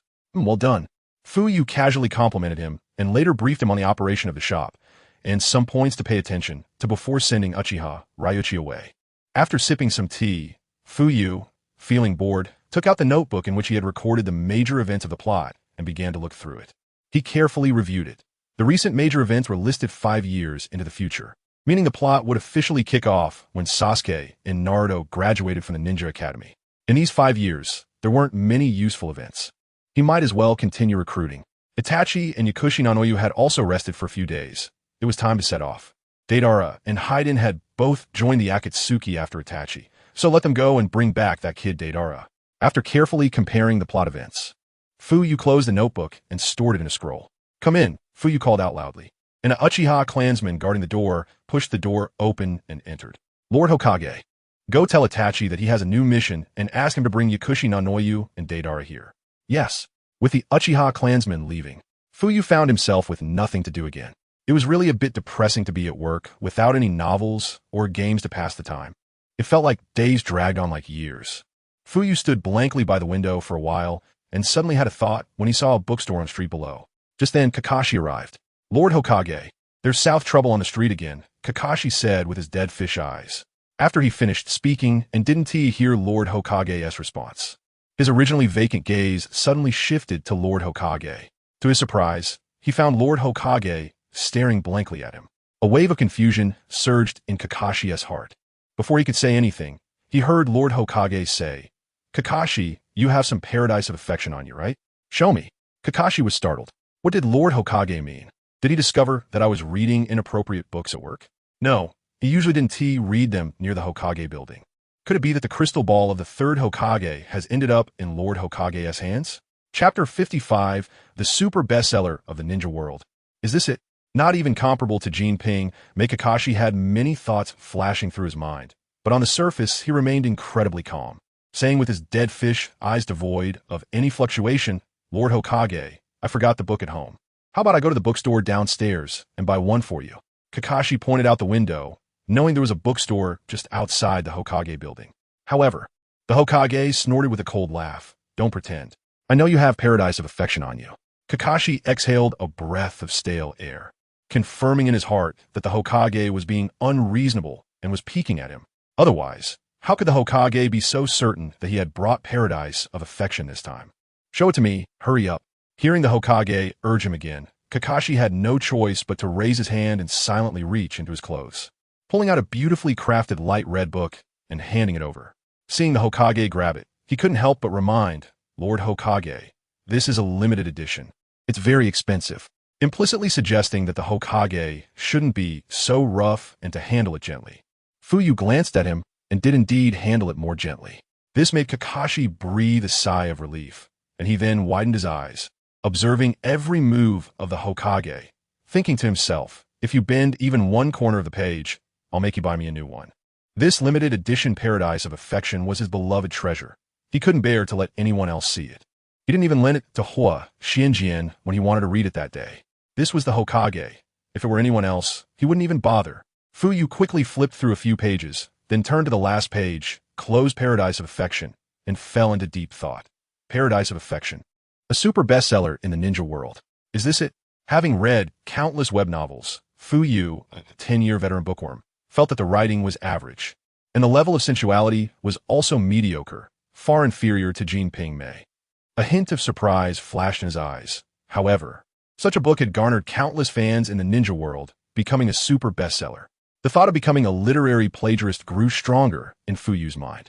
If a book of this level can be a super bestseller, then how should I deal with the ones I copied from my previous life? Like Don T, underestimate the youth. The blood of the common king must end with a sword. Fuyue's eyes sparkled with excitement as he realized that perhaps due to his crossing over, or perhaps because of the kaleidoscope, his mental strength was powerful, and his memory was excellent. He could recall every word of the novels he had read in his previous life. It was as if they had been imprinted in his mind with incredible clarity. In other words, he just needed to change the background and character names to something acceptable in the ninja world. For him now, being a literary plagiarist was very simple. Another way to make money had come. Fuyue. Ninja World book fans, let me bring you a little shock from the Huaxia web literature. Saying this, he returned Paradise of Affection, and Kakashi quickly caught it with both hands, patting it like a treasure before stuffing it into his clothes. Fuyue had no time to pay attention to Kakashi. He impatiently took paper and pen from the drawer and began to transcribe from his mind. The story takes place on a continent filled with chakra, where the protagonist Uchiha Yen, once seen as a waste, through his own efforts, guidance from great masters, and the help of rare treasures, continuously collects tailed beasts, constantly enhances his bloodline limit, the Sharingan, and chakra cultivation level, ultimately becoming the strongest in the ninja world, the Sage of Six Paths. Fuyue chuckled at the interesting plot points, and suddenly looked up to see Kakashi staring at him intently. He frowned. "Why are you still here?" Kakashi replied expressionlessly. "Lord Hokage, you haven't given me a reply yet. How should we deal with those troublemakers?" Fuyue recalled Kakashi's report earlier, frowning again. More people causing trouble after drinking? Seeing Kakashi nod, Fuyue fell into thought. It seemed that troublemakers popping up every few days wasn't something the Umbu could handle alone. It looked like the Konoha police force couldn't be disbanded. It had to be re-established. However, the name Konoha police force had already become infamous. It needed to be changed. Thinking of this, Fuyue said, "I got it. This afternoon, I will hold a meeting to establish a department with similar functions to the Konoha police force, and the security management of the village will be handed over to this department." Kakashi, having received the desired result from the Hokage, nodded and turned to leave the Hokage's office. Fuyue then buried himself in writing. Chapter 1. The Fallen Genius. Changing some aspects to be more acceptable to the people of the ninja world, such as the family coming to annul the engagement, can be replaced with the Senju clan, which is equally renowned as the Uchiha. The eldest daughter of the Senju clan enters one of the three holy lands, the Wet Bone Forest, to train under the Slug Sage. On an occasion when she returns home, she hears that Uchiha Yen, who was once a super genius, has turned into a waste and believes he is unworthy of her, who is now training in the Holy Land, and thus brings her servant to annul the engagement. Faced with such humiliation, Uchiha Yen, in a fit of rage, unexpectedly awakens the Uchiha clan's bloodline limit, the Sharingan, and utters the words, 30 years on the east bank of the river, 30 years on the west bank. Do not underestimate the youth." As he continued to write, Fuyue became more and more excited, feeling like it was getting better and better. Before he knew it, he even forgot to eat lunch, until a member of the Uchiha clan, guarding outside, reminded him to go eat. After finishing his meal and returning, Fuyue eagerly continued writing. It was only close to quitting time that he remembered the promise he made to Kakashi. Oh no! Fuyue suddenly got up, looked at the time, and saw there were still 5 minutes until the end of the workday. "Forget it, I'll handle this tomorrow. I can't delay, everyone has time to get off work." Fuyue pondered for a moment, but then sat back down. In fact, during this period, he was probably the only one in the Hokage building who got off work on time. Whether it was the Hokage's assistant Narashikaku, or the Hokage's advisors Uchiha Shurho, Hinata Hizashi, they were all extremely busy, often working overtime to handle their tasks. 50 miles away from Konoha village, in a certain forest. After 2 days of traveling, Sarutobi Asuma was sitting on a tree branch, resting for a moment, eating wild fruits he had picked along the way to stave off hunger.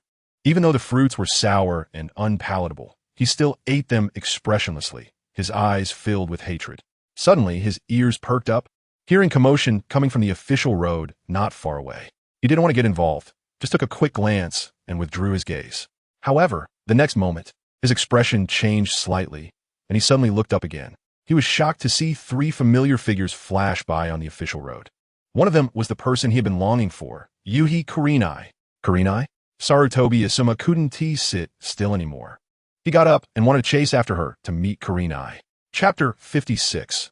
Asuma Sarutobi arrives in Konoha, but the next moment, he thought of the blood feud he bore, which forced him to stop in his tracks and extinguish the thought of meeting Kurenai. Asuma Sarutobi silently climbed to the treetops, his eyes reluctantly watching Kurenai's figure gradually disappear at the end of the road. Beside Kurenai was Kakashi and Yuzuki Yugao, right? Have those two finally become a couple? How enviable. When Asuma had left the village due to conflicts with his father, Hiruzen Sarutobi, Kakashi and Yugao had not yet announced their relationship. Seeing them so inseparable now truly made him envious. He couldn't help but wonder, if he hadn't left the village to venture out back then, would he have been with Kurenai now? Moreover, he had originally planned to protect the 12 guardian ninja and return home after this year. Having wandered for too long, he was feeling homesick, missing his strict father, his mischievous nephew Konohamaru, and missing Kurenai. But the Uchiha clan, who do not act like human children, kill my father and slaughter my clansmen. This completely shattered his original plans. Asuma Sarutobi felt a surge of sorrow and rage at this thought. Those inherently evil Uchihas, they all deserve to die. Asuma spat out the wild fruit he had been chewing and gritted his teeth to continue on his way. Damn Uchihas, just you wait. I will personally send all of you to hell. Just a few minutes after Asuma left, a group of Umbu members, dressed in dark attire, stopped on a branch where he had just rested. One Umbu looked around and came down to the ground, noticing the crushed remnants of the wild fruit. Without hesitation, he reached out to touch it, his eyes lighting up as he returned to the branch and said, "Elder, it's still warm." This meant that there had indeed been someone here just moments ago, but they had quickly left. The leading Uchiha, Shana, narrowed his eyes and said in a hoarse voice, "Forget it, don't meddle. Our target is Asuma Sarutobi in the capital. Let's go." "Yes." The group responded and swiftly vanished from the spot. At this moment, Asuma Sarutobi was still unaware that he had just narrowly escaped a deadly ambush. He was now rushing towards Konoha village. Having grown up in Konoha, he was extremely familiar with the surroundings, and upon returning to this land, he knew he was only a few dozen miles away from Konoha. "Uchiha, here I come." Asuma was moving quickly through the forest, his eyes flashing with hatred, looking almost mad. If only Fuyue had been present, he would have surely laughed and replied, "What a coincidence. First time seeing someone rushing to their own demise. A mere Jonin doesn't think he is invincible, does he? You want a chance to face one of my Uchiha Jonin 1v1? Whether you can win is still a question mark, yet you still want to trouble my Uchiha clan." It could only be said that Asuma Sarutobi had truly lost his mind, recklessly seeking revenge without considering his own strength. Perhaps it was the title of Hokage's son that had made him so arrogant, disregarding the Uchiha clan. In any case, as Asuma was getting closer to his own demise, Fuyue had just finished work. Finished work, finished work. I'll continue writing the novel tomorrow. Fuyue glanced at the several pages filled with notes, revealing a satisfied expression. He then stuffed the notebook and pen into a drawer, stood up, and headed home for dinner. When he arrived home, he noticed that the atmosphere seemed a bit off. Naruto, usually full of energy, was sitting on the tatami, wiping away small tears. Sasuke was sitting not far away, frowning with an unhappy expression. Fuyue didn't think much of it and walked over, smiling. "What's wrong? Are you two brothers at odds again?" Naruto kept his head down and didn't respond, while Sasuke opened his mouth to retort but didn't say anything after glancing at Naruto. Seeing the two unhappy kids, Fuyue decided to wander into the kitchen, where he found Mikoto also frowning and distracted while handling the ingredients. Fuyue hugged Mikoto from behind and asked, "Who upset my wife?" Mikoto whispered, "Honey, remember when we told Naruto that his parents went to a faraway place? He found out today that his parents are dead." Fuyue was taken aback, realizing it was this matter. "It's fine. Anyway, he won't be able to hide from it. Everyone in the village knows that the Hokage couple died during the Nine Tails incident." Fuyue said nonchalantly. He had initially lied to Naruto just to have him stay here. What would happen afterward was beyond his consideration. Could it be that after Naruto found out he was deceived, he would run away from home? This home had given Naruto warmth after a long time, and Fuyue believed that he wouldn't want to leave unless Mikoto told him to go. So now that Naruto knew, he was just crying. What else could he do? That's true, but I feel a bit sad seeing Naruto like this, Mikoto said sadly, thinking of her best friend Kushina. Fuyue looked at the kitchen. Usually by this time when he got home, dinner would be almost ready, but today, due to Naruto, Mikoto was still in the vegetable prepping stage. So he said, "How about this? Let us all go out for a big meal today." But Itachi hasn't come back yet. Mikoto hesitated. Fuyue waved his hand. "He's on a mission far away. Don't worry about him." "Okay, honey, help me untie the knot on my back." Fuyue helped Mikoto take off her apron, and the two came out of the kitchen. Mikoto hurried upstairs to touch up her makeup, since they were going out to eat. She needed to dress up a bit. After all, she was now the Hokage's wife and had to pay attention to her image when going out. Fuyue went to the living room to inform Naruto and Sasuke about going out to eat. If it were the usual Naruto, he would have jumped up in excitement upon hearing this news. But now, Naruto was dazed and didn't react much. Sasuke seemed to be watching TV, but the volume was turned low, and he occasionally glanced at Naruto out of the corner of his eye. Normally, he would say he hated Naruto the most, but at this moment, he seemed quite concerned about him. "What at Sundara?" Fuyue opened a can of snow beer from the fridge and lounged on the sofa. It would take some time for Mikoto to finish her makeup, so he wasn't in a hurry and leisurely sipped his beer. As the sun set, the clouds blended together, and the ancient walls surrounding Konoha village appeared even more weathered in the orange-yellow light, as if telling the long passage of time. At this moment, a ninja wearing a Konoha forehead protector arrived here. His shadow stretched long in the sunset, seemingly crossing over the city walls and reaching the top. Chapter 57. Regretful Mikoto. This person had long black hair, a goatee, and wore a black short-sleeve shirt. White bandages were wrapped around his small arms, and a white triangular scarf with a red character on a black background bearing a fiery, circular emblem was tied around his waist. It was Asuma Sarutobi, who had hurried back through the journey and finally arrived at the outskirts of Konoha village just before sunset. He glanced around and immediately performed hand seals, attempting to open the outer barrier to enter Konoha. However, after trying several times and noticing no reaction from the barrier, Asuma's expression darkened. As expected, the hand seals that had previously opened the barrier were now ineffective. How could he enter the village? Through the main gate? He had just seen from a distance that the gatekeepers were still the same, his old classmates, Tetsu and Izumi. But he couldn't be sure whether these two old classmates would expose him. His intention was to sneak attack Fugaku Uchiha. As the saying goes, capture the ringleader first. But if he got discovered before even entering the village, how could he carry out a sneak attack? Asuma drew his sword and looked around in confusion, suddenly realizing that he had no way to proceed. Entering through the main gate was risky. He could break through the barrier. After all, he was a rare wind-type chakra ninja and possessed a pair of chakra blades that could maximize the sharpness of his wind chakra, easily breaking the outer barrier. However, he couldn't guarantee that the Yamanaka clan monitoring the barrier wouldn't notice him. Asuma felt stuck and found himself at a loss for options. On the other side, the Fuyue family had gone out.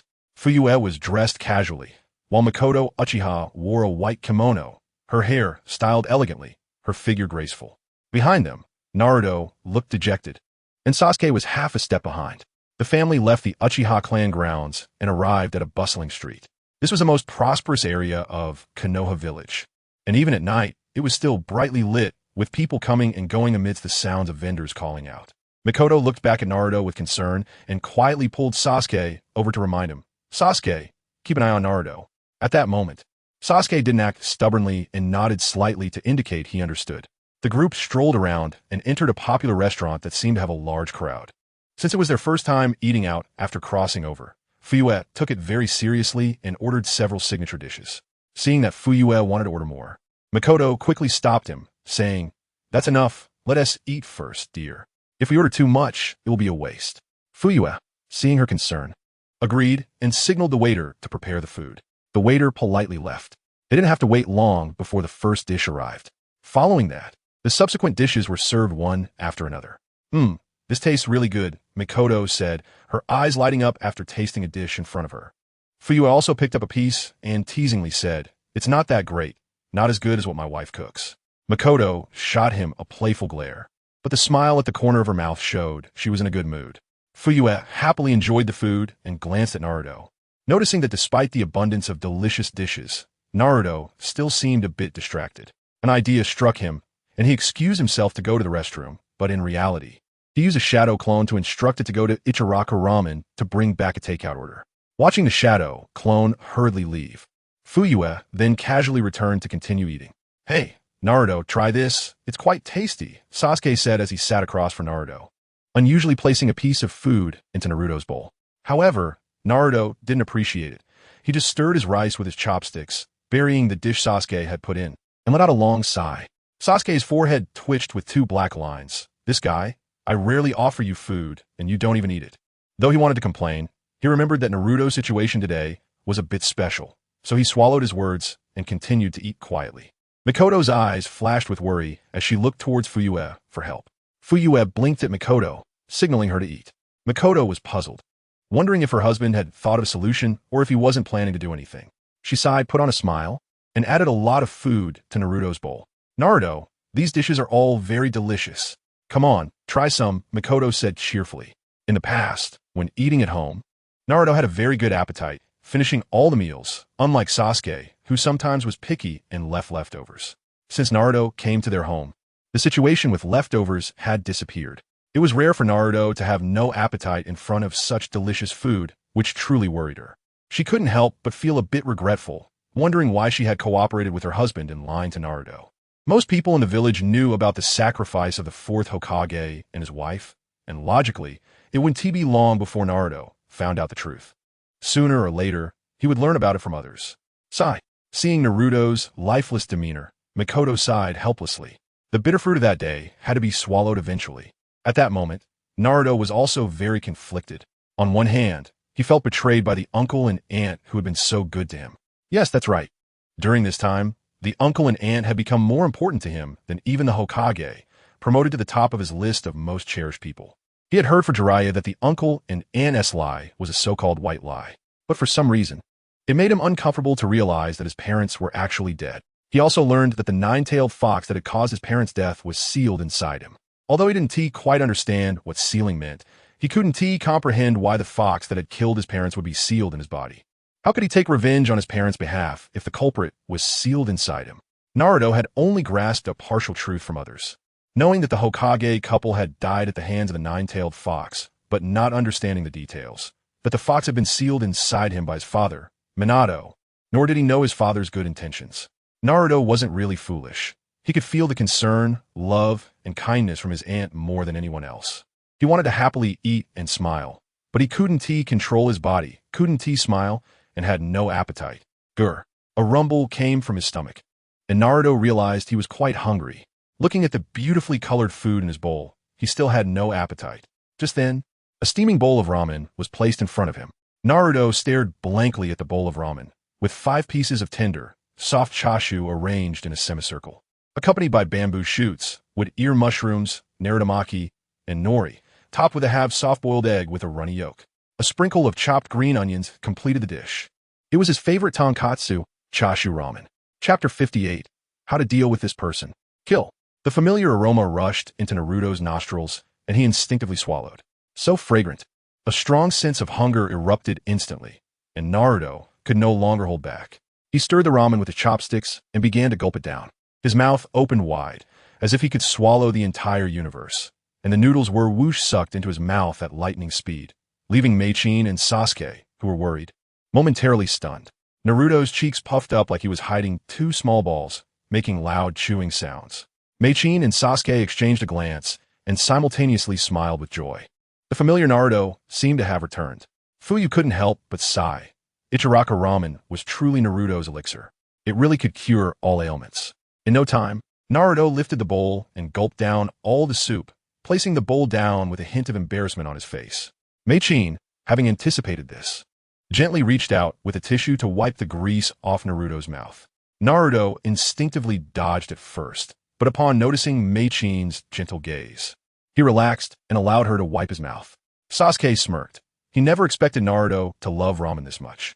He had so many delicious options, but showed no reaction until the ramen arrived, instantly turning into a starving ghost.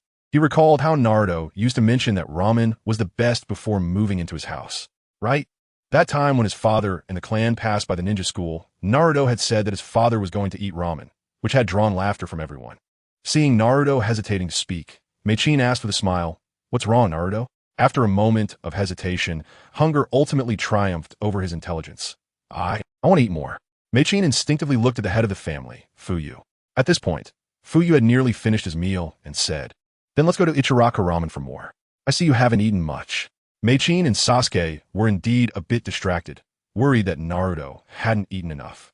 Meichin gently took Naruto's hand. "Let's go, Naruto. We're going to eat ramen MM." Naruto beamed with a big smile and nodded vigorously. "Uncle and auntie are the best to me," Naruto said, feeling touched. Meichin paused for a moment, then smiled back, stroking Naruto's little head. "Let's go eat noodles." After Fuyue paid at the counter, the group headed to Ichiraka ramen. Ichiraka ramen was also on this street and quite close. They arrived in just a few steps to find 3 vacant seats. "You guys eat. I'm full." Fuyue encouraged them to quickly take their seats to avoid losing them. This was Meichin's first time eating ramen in such a small shop, and she curiously looked at the menu. It featured various types of ramen. The tonkatsu chashu ramen that Naruto had just eaten was also on the menu, and it was prominently placed, showing how popular it was. "Uncle!" Naruto exclaimed excitedly as he saw the chef coming out. "This is my best auntie and uncle. We've come to eat ramen." The chef was momentarily taken aback by Naruto's excitement, then recognized him and smiled. "Oh, really? Welcome. What would you like to eat?" "Uncle, I'll have the usual. The large portion." "Got it." The chef cheerfully nodded and then looked at Naruto's aunt, his eyes flashing with admiration. "What a graceful woman. She is beautiful." The chef quickly regained his composure and asked with a smile, "What would Naruto's aunt like to eat? And this little friend?" Sasuke, having no trouble choosing, casually ordered a different ramen dish from Naruto. "I'll have a regular portion of tonkatsu chashu ramen." Meichin wanted to see how this ramen tasted, as she had seen Naruto enjoying it so much in the restaurant. Fuyue stood outside, just lighting a cigarette, when two Umbu appeared before him. Hokage-sama. After the formal greeting, they reported, Hokage-sama, Asuma Sarutobi has been captured. Fuyue's relaxed expression turned to momentary confusion. What's going on? Didn't T, the second elder, and the others just set off today? It should take them a few days to reach the capital of the Land of Fire. How did they succeed so quickly? What happened? Fuyue's heart stirred, and he had a vague suspicion. The Umbu seemed to find it ridiculous and couldn't help but chuckle. Suppressing their laughter, Hokage-sama, he came to us voluntarily. This afternoon was the routine inspection of the village's external barrier by the barrier team, and in the evening, we found a sneaky Asuma Sarutobi outside a wall. The barrier team notified us, and it didn't take much effort to capture him. After he was captured, he was still shouting about unfairness and demanding a 1v1 chance. One Uchiha Umbu scoffed, seemingly remembering something. They had 5 Umbu members, each with a pair of 3 Tomo Sharingan. Any elite Jounin they encountered would meet their end. Did you give it to him? Fuyue asked curiously. The Uchiha Umbu replied we did. Since he wanted to lose convincingly, our proud Uchiha had to fulfill that wish. Just as I thought, Fuyue mused to himself. The Uchihas had this kind of temperament. It would be strange if they didn't. It was Lord Daohua who fought against him. The Uchiha Umbu praised. Lord Daohua's ocular power has become even deeper. Even we feel inferior. It seemed the outcome was no different. Fuyue let out a small sigh of relief. He had been worried about unexpected complications. In the ninja world, it was commonly known that elite Jounins would escape upon encountering a 3 Tomo, but Asuma Sarutobi was a character of some significance. Indeed, despite the fact that Uchiha Daohua was one of the 3 Uchiha clan members who were defeated by Uchiha Itachi during the clan massacre night in the original work. That was only achievable due to the suppression of the Mangekyō against the 3 Tomo. Against others, the Uchiha would have to strike hard. Uchiha Daohua was at least a top-tier Jounin of the Uchiha clan, having activated his 3 Tomo for many years. His ocular power was not something ordinary clan members could compare to. Capturing Asuma Sarutobi should indeed be no problem. Fuyue happily blew out a smoke ring and casually asked, where is he now? The Uchiha Umbu pointed to a small alley diagonally across. And Fuyue looked over to see a few indistinct figures standing in the alley. Hokage-sama, how should we deal with this person? The Umbu respectfully inquired. Kill him. Chapter 59 Encounter Fuyue said lightly, as if instructing his subordinate to kill a chicken. Yes. The dark part had no objections, respectfully bowed again, and then disappeared in a flash. Fuyue looked towards the alley, and after a few seconds, those few obscure figures also vanished. Darling, what's wrong? Mei-chin came out and found her husband squatting there, smoking. Suddenly, he seemed to recall something, and a smile spread across his face, prompting her curious inquiry about what was so funny. What is so amusing? Fuyue didn't hide it from her, and immediately told her about what had just happened. Hearing this, Mei-chin's expression also became a bit strained, her heart filled with an unspoken grievance. It was said that Sarutobi Asuma had been wandering outside the village for several years, and later, her husband mentioned that he was serving as one of the 12 guardians of the Land of Fire. Her husband said he wanted to eliminate him to prevent future troubles, and she was worried whether Elder Shana would encounter any accidents. Unexpectedly, Sarutobi Asuma had impulsively come to them himself. After several years, he really hadn't made much progress. Seeing Mei-chin's pained expression, Fuyue couldn't help but chuckle. Haha, don't you think Sarutobi Asuma is a fool? He then recounted how Sarutobi Asuma had requested a one-on-one duel after being captured by the dark part. Mei-chin heard that the one dueling with Sarutobi Asuma was Uchiha Daohua, and noticing her husband's relaxed expression, she could guess without needing to hear more that Sarutobi Asuma must have lost. However, she understood the importance of providing emotional support to her husband, so she pretended not to know and asked who won. Her husband laughed heartily and said, of course Daohua won. Mei-chin smiled slightly. Daohua's strength was well acknowledged in the clan. She didn't pursue the outcome for Sarutobi Asuma, but instead smiled and changed the topic. The kids have finished eating. Since we're out together, why don't we take a stroll before heading home? Fuyue had no objections. He didn't have any other plans for the evening, so he agreed. Naruto seemed to have regained his spirits, excitedly talking about Uncle Ichiraku's ramen, saying how he had a lot of delicious food served in his bowl, and how he wanted to come back for ramen again next time. Fuyue and Mei-chin exchanged glances, smiling silently. It seemed that Naruto's low spirits after learning about his parents' deaths had been cured by Ichiraku's ramen. Sasuke, seeing Naruto revert to his old noisy self, couldn't help but mock him. Are you a bottomless pit? He was shocked at how Naruto, after eating a regular bowl of ramen in the restaurant. Could eat 2 more huge bowls here. He had noticed Naruto could eat so much at home. No, it seemed he really could eat a lot. Sasuke reflected on their time at home and was taken aback. He hadn't paid much attention at home. After finishing his meal, he just watched TV. Now, looking back carefully, he could see the signs. Fine, you glutton, Naruto retorted with a grin. CHG said that being able to eat is a blessing. Sasuke, you're really dumb. You don't even understand this. Naruto crossed his arms and looked at Sasuke with feigned disdain. Sasuke, this kid, during school, only exchanged a few words with Nara Shikamaru and Akimichi CHG, and now he couldn't stop talking about them. Just as Sasuke was about to say something, he heard Naruto exclaim in surprise, Sakura. Sakura, who had come out for a walk with her mother, saw Naruto and felt a little unlucky to run into him. Sakura's mother, Haruno Mabuki, had blonde hair and green eyes, dressed in a fitted white chipao that showed off her slim figure. Upon seeing Naruto, she didn't recognize him as the son of the nine-tailed fox and curiously asked her daughter, Sakura, is this your friend? Just a classmate, Sakura replied nonchalantly. Sasuke noticed Naruto eagerly running up to Sakura, his eyelids twitching. What a guy. Not long ago, Naruto was all gloomy, and now he was full of energy. Really? Sasuke didn't know what to say to him. Sasuke, who is that little girl? Mei-chin turned around and noticed Naruto dancing around a pink-haired girl, her eyes sparking with gossip. Seems like a girl that Naruto likes, Mei-chin said, her eyes shining. What is her name? Sakura, Sasuke answered honestly. Seeing his mother-esque expression, he guessed something was about to happen, and sure enough, the next second, he saw her walk towards them. Sasuke rolled his eyes and reluctantly followed. Meanwhile, Haruno Mabuki learned about the identity of the blonde boy from her daughter. When she took a closer look, she recognized him as Naruto, the son of the nine-tailed fox. No, now he was the son of a hero. Although the Hokage had said not to insult or isolate Naruto, and had revealed his identity, the villagers' buried hatred for the Nine-Tails over the past 7 years couldn't just vanish overnight. However, the Haruno family were ordinary villagers and had not lost any family members during the Nine-Tails incident. So even though they knew the boy in front of them was Naruto, Haruno Mabuki held no prejudice. At that moment, Mei-chin approached, smiling and bowing. Hello, my son Naruto has been taken care of by you. Haruno Mabuki saw the beautiful woman in a kimono resembling a lovely white flower, and though she was puzzled, she quickly bowed back. Oh no. Who are you? Haruno Mabuki wondered, my son Naruto? Isn't he an orphan? His parents died during the Nine-Tails incident. Who is this woman? She was certain she had never seen this woman before and found her unfamiliar. Could she be a relative that Naruto suddenly found? I forgot to introduce myself. I'm Naruto's aunt, Uchiha Mei-chin. Mei-chin smiled gently. Uchiha? Haruno Mabuki was taken aback. The Hokage's family? She didn't dare to be negligent and quickly said, Hello, I'm Sakura's mother, Haruno Mabuki. Sasuke. Sakura's indifferent expression changed immediately upon seeing Sasuke walking behind Mei-chin, her eyes sparkling as she ran up to greet him.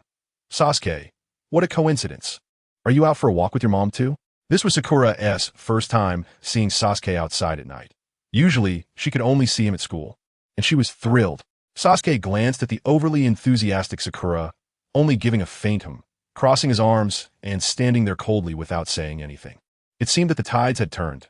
Just a moment ago, Naruto had been chattering in front of Sakura while she ignored him, and now it was Sakura chattering in front of Sasuke while he remained indifferent. Chapter 60, Mikoto's first SBA experience. Naruto. Am I a clown?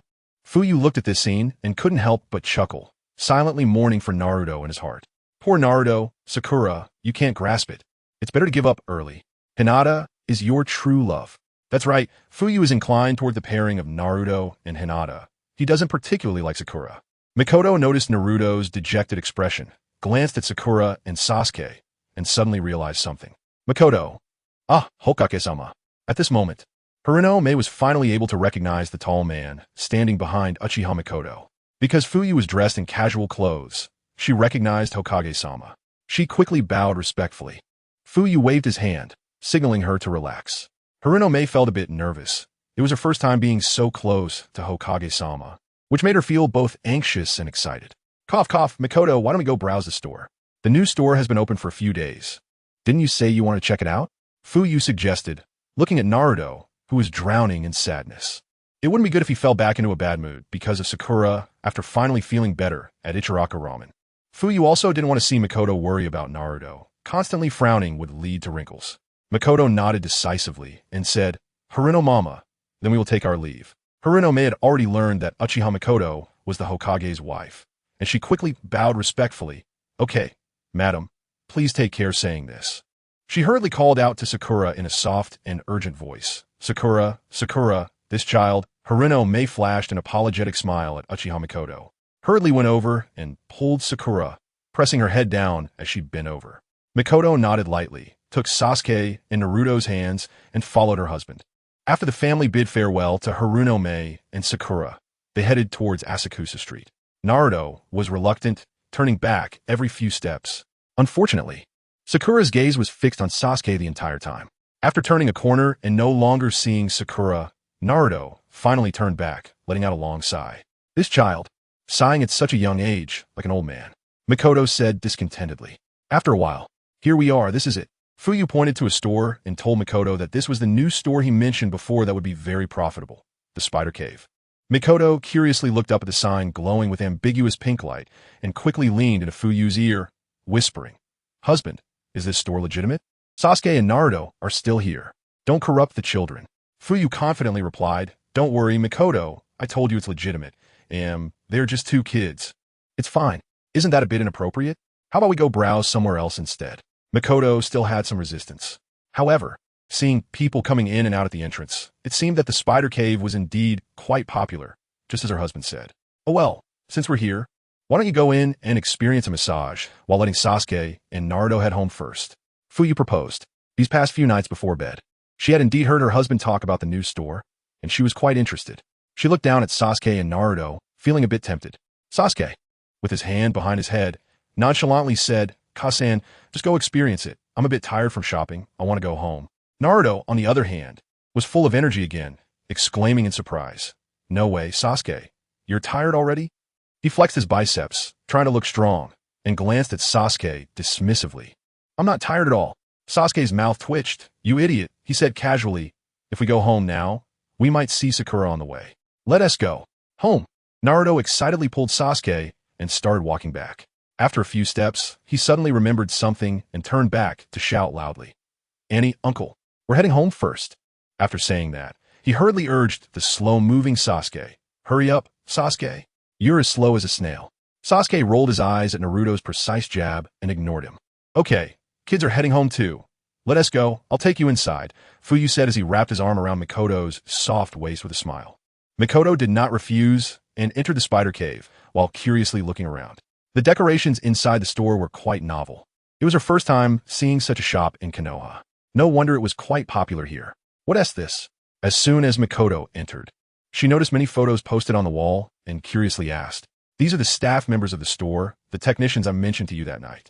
When guests come in, they first see this and can choose a technician. They like to give them a massage," Fuyue explained to her. Makoto looked over and saw two guests selecting from the photo wall. She looked bewildered. She whispered, "Husband, where did you learn so much?" "Haha, it's nothing."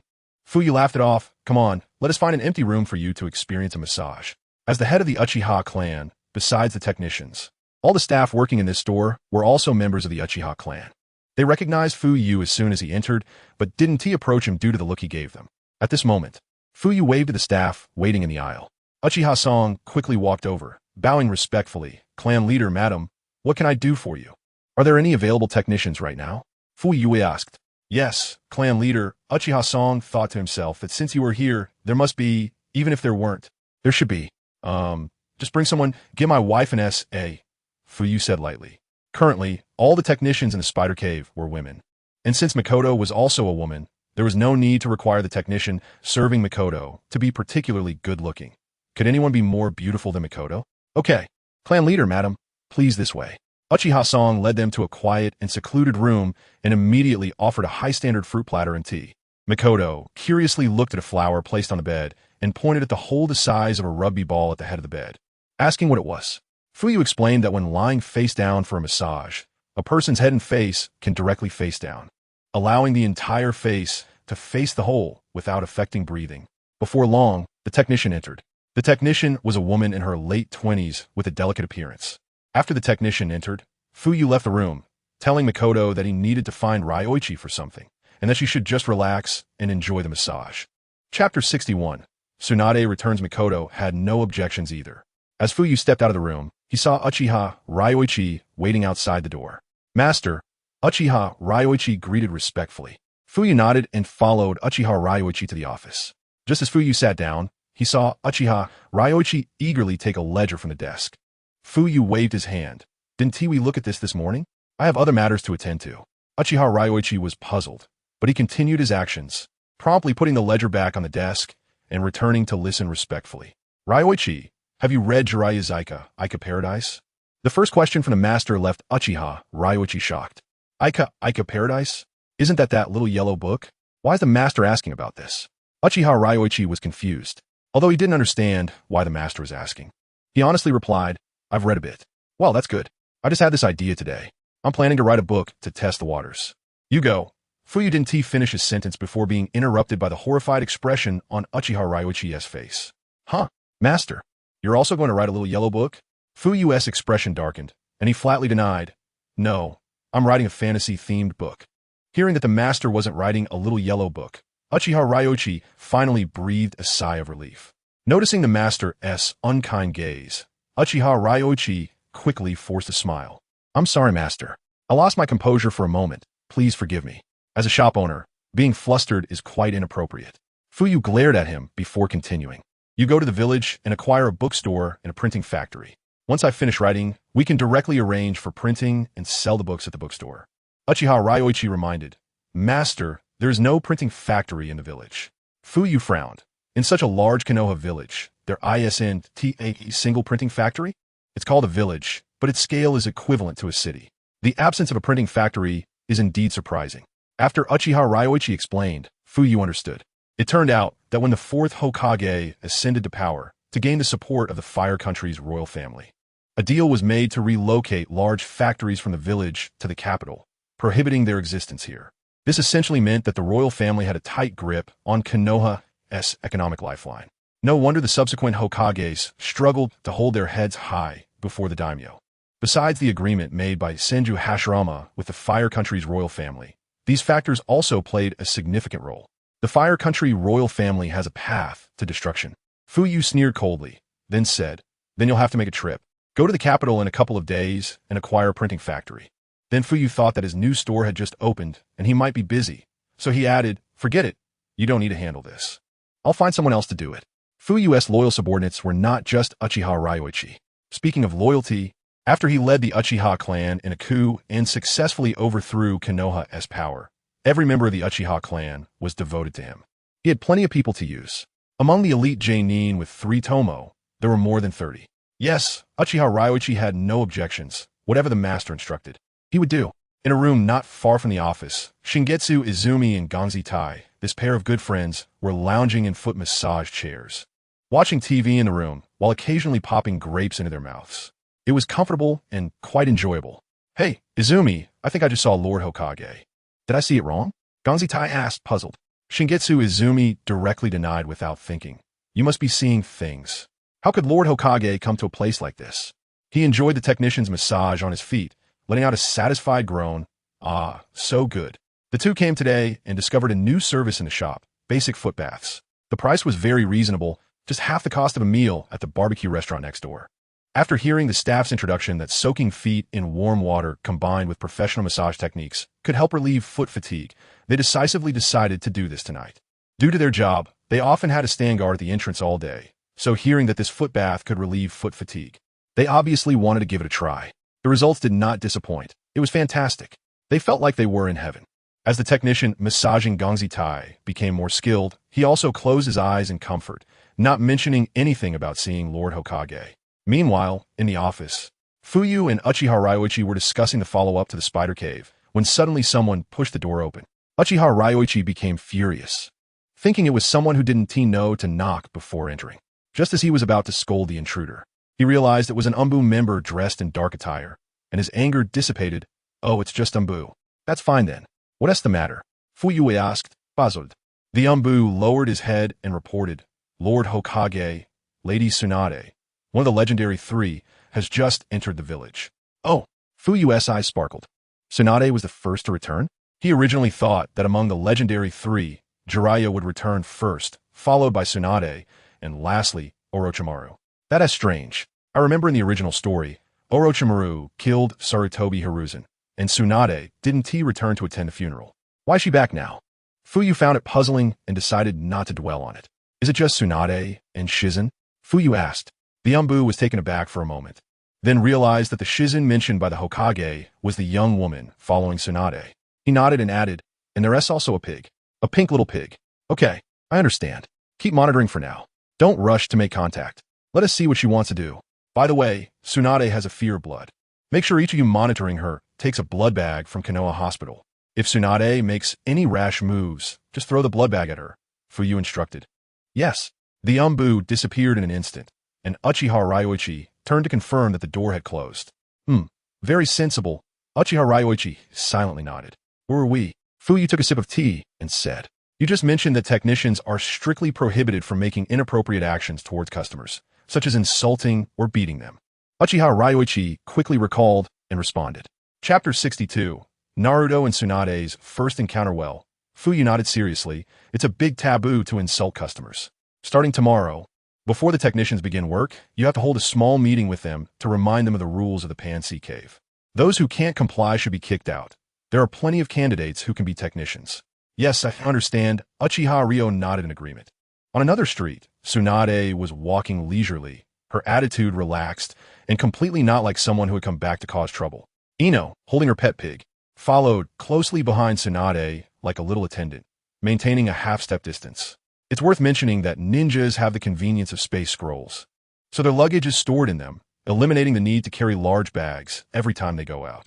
This place has become much more prosperous than before. Ino, with short hair and a youthful face, observed everything on the street. She remembered when she left the village with Tsunade. That was shortly after the Third Shinobi World War had ended, and the village was far from prosperous. Everything seemed desolate. Because of the war, many families were shattered, losing fathers and sons. It has been 7 years. Everything has changed. No matter how difficult it was, time would smooth everything out. Ino silently reflected on this. Ino, come here. Suddenly, Tsunade's loud voice called out, and Ino quickly looked over to see Tsunade stopping at a steaming stall, waving to her while already grabbing a skewer of meatballs to eat. Ino hurried over a few steps to the stall, placing her pet pig on the ground. She then took out a small black wallet from her pocket, unzipped it, pinched some coins between 3 fingers, and looked at the middle-aged uncle behind the stall, asking boss, How much? Before the boss could respond, a voice suddenly interrupted from the side. Sasuke, I want to eat this. What do you want to eat? Didn't you just eat a lot of ramen and still not be full? But I'm really hungry. You can hear my stomach growling. Everyone turned to see a blond boy with a pitiful expression, grabbing the cool-looking black-haired boy by the hand, pointing at the stall. He was speaking while gesturing wildly. Let's go home. Kakashi bought snacks today. You can eat as much as you want. Sasuke noticed that many passers-by were looking at them curiously and suppressed his dissatisfaction, saying with a straight face, and he bought snacks. Naruto's eyes lit up at first. Then he glanced at the fragrant meatball stall, immediately captivated by the skewers. Unable to hold back, he let out a reluctant tear of disappointment, wanting to struggle a bit more. Sasuke, you want to eat meatballs too, right? Right? They smell so good, don't you think? No, I don't want to. Sasuke coolly denied it. Okay. Seeing that this tactic didn't work, Naruto could only hang his head in disappointment, wiping the drool from the corner of his mouth, preparing to leave. Just then, a pleasant voice seemed to shine down like a ray of light in his world. Wait, little boy. Naruto, feeling powerless at not being able to have meatballs, turned around and saw a beautiful black-haired sister waving at him in front of the stall. Then she looked at the boss and said, Boss, give this little boy 4 skewers of meatballs, and I'll pay for it. The kind-hearted Shizen generously said. Naruto's dull eyes immediately brightened, and he dashed to the stall, almost bumping into the pet ninja pig at Shizen's feet. The pig, startled by Naruto's sudden rush, squeaked and hid behind Ino. Naruto noticed the pig, and his eyes lit up, but he knew he had to thank the sister who bought him meatballs first. This sister, you look really beautiful. Shizen had just finished paying and was putting her wallet away when she heard Naruto's compliment. She smiled and patted his little head, saying, Hey, little boy, you're very handsome too. Naruto pointed at the pig peeking out from behind Ino and asked, Sister, is this your partner? Is it wearing a pearl necklace? So cool. Ino smiled and bent down to pick up the pig, lifting it under its armpits to show Naruto. What do you think? Isn't it cool? Ino was quite proud of how she had dressed up the pig, and hearing someone praise it made her very happy. Sasuke, with his hands in his pockets, took a couple of steps back and overheard this conversation. He instinctively glanced at the pig that Ino was holding up. A small pink pig the size of a pet dog, adorned with a necklace of pearls the size of meatballs, wearing a dark red outfit, seemed somewhat out of place. He twitched the corner of his mouth and thought, "This? Cool." Sasuke decisively concluded, stepping back discreetly. He didn't want to be infected by Naruto and this foolish woman. "Sister, you look so unfamiliar. I don't think I've seen you in the village before." While eating the meatballs, Naruto asked curiously, "Also, does this sister know me?" He noticed that the blonde, well-endowed sister next to the black-haired one had been staring at him.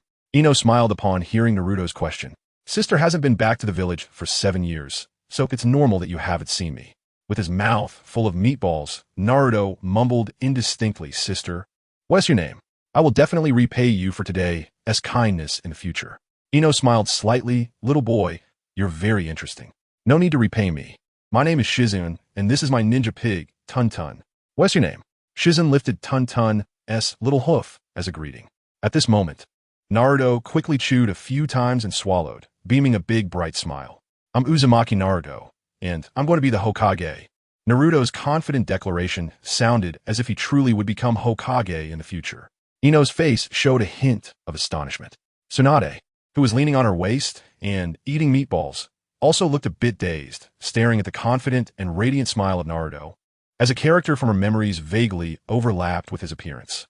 "Sister, don't worry. I'm definitely going to be the Hokage. Going to the battlefield is no problem." Her dear brother, Nawaki, had said something similar, and not long after that, news came that he was killed in battle after accidentally stepping into an explosive tag trap. Nawaki. A complex expression flashed in Tsunade's eyes, her warm and soft hand instinctively touching her chest, her long fingers rubbing the crystal pendant of her necklace. Only Sasuke, with his cool demeanor, displayed a look of disdain. He had lost count of how many times he had heard Naruto say that. He remembered that ominous night when his father told Naruto that his father was the 4th Hokage, and since then, Naruto had been constantly mentioning his dream of becoming Hokage, so much that it had become tiresome to hear. Chapter 63. Heart and mind apart, brat. You're not even a ninja, so stop spouting nonsense. Naruto's words reminded Tsunade of her sad past and the tragic fate of her brother Nawaki, prompting her to instinctively mock him. When Naruto looked up, he saw that it was the big boob sister next to Shizun who had spoken. He wasn't embarrassed at all, touched his goggles, and grinned. "I'm already enrolled in ninja school. Once I graduate, I'll become a ninja. Although I'm not a ninja yet, I'll work hard to become Hokage." At this moment, Sasuke spoke up, "Naruto, let's go home." He hated Naruto, but that didn't mean others could mock Naruto's dreams. Simply put, he could do it, but others couldn't. Over this period of time, despite his unwillingness to admit it, Naruto had already become a part of the family. "Oh," Naruto replied, and thanked Shizun again before turning to run. But Shizun quickly called out to him. She snatched a few dumplings from Tsunade and cheerfully stuffed them in Naruto's hands. "Naruto, make sure to study hard in school. I look forward to the day you become Hokage." Naruto's eyes lit up, and he nodded vigorously. "Sister Shizun, I will." "Naruto," Sasuke urged from a distance. Naruto hurriedly responded, "Coming." He waved goodbye to Shizun, then turned to chase after Sasuke. Shizun watched as Naruto ran away, turning back to give her a big smile. She couldn't help but chuckle. "Tsunade-sama, Naruto is really an interesting kid." She teased the piglet, then turned back to see Tsunade looking at her with an unfriendly expression. Realizing something, she awkwardly smiled and quickly looked at the owner. "Boss, give me 4 more skewers, no, make it 10 skewers of dumplings." Only then did Tsunade let Shizun off the hook. "Using my dumplings to make a favor, huh? Fine." After getting the dumplings, Tsunade said, "Let's go." Shizun picked up the piglet and asked, "Tsunade-sama, where are we going now?" "Home." "No, we're going to the Hokage building first," Tsunade said, popping a dumpling into her mouth casually. Shizun felt a shiver down her spine. It seemed Tsunade was indeed looking for trouble. She sighed, but since she couldn't change Tsunade's mind, she could only follow along with a worried expression. After walking for a while, Shizun's face tensed as she whispered, "Tsunade-sama, I think we're being watched." Tsunade calmly glanced at her and chuckled. "Did you just notice?" Shizun thought about how she had just returned to Konoha after 7 years and had unconsciously let her guard down. It was only natural to be caught off guard.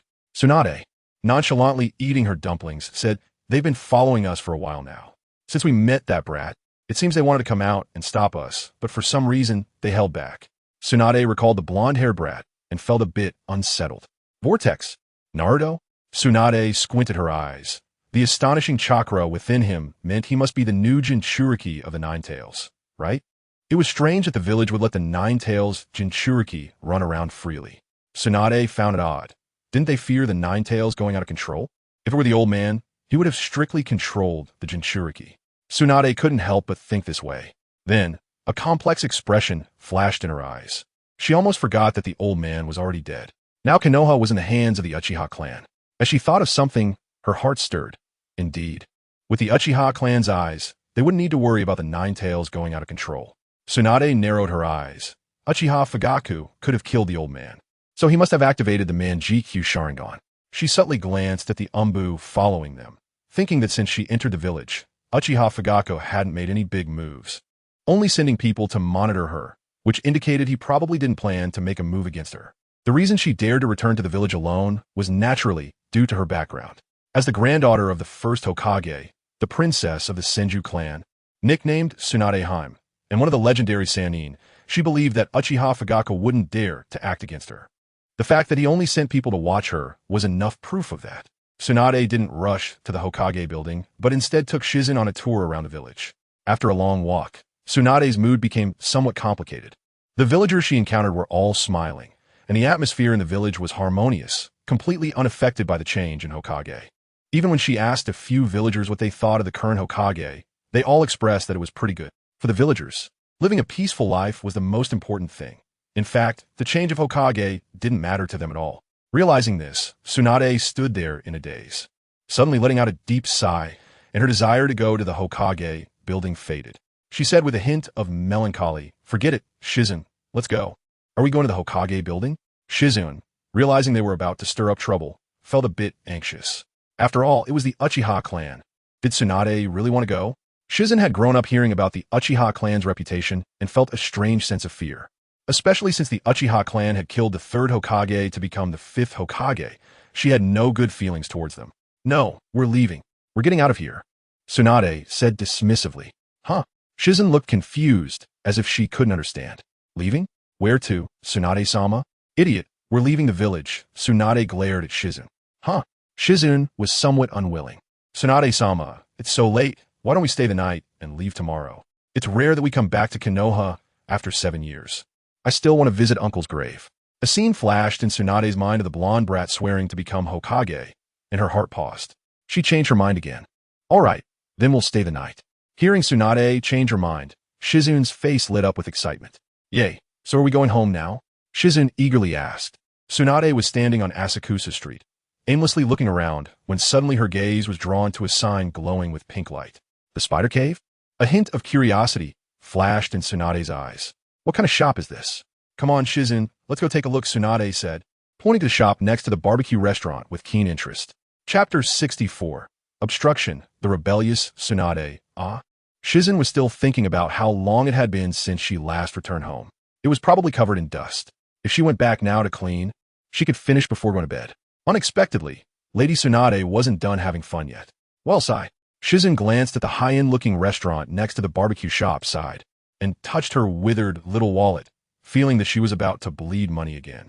Suddenly, Tsunade's gaze sharpened. At the entrance of the restaurant, 3 Umbu appeared abruptly. One Umbu turned and entered the restaurant, while the other 2 stood at the entrance blocking the way. "What is this restaurant not letting people in?" Tsunade crossed her arms and said coldly. One Umbu spoke lightly. "Wait a moment. Reason? Why wait?" Tsunade scoffed. "I'll count to 5. And you'd better disappear in that time, or I'll make you disappear." Hearing Tsunade's domineering words, the 2 Umbu exchanged glances, both seeing disdain in each other's eyes. Others might fear Tsunade, one of the legendary Sannin, but they, the proud Uchiha, were not afraid. "Huh?" A hint of surprise flashed in Tsunade's eyes. She saw a faint red glow from the eyeholes of the 2 Umbu masks. 2 pairs of 3 Tomo Sharingan. No wonder these 2 Umbu dared to block her. They were elite jonin from the Uchiha clan.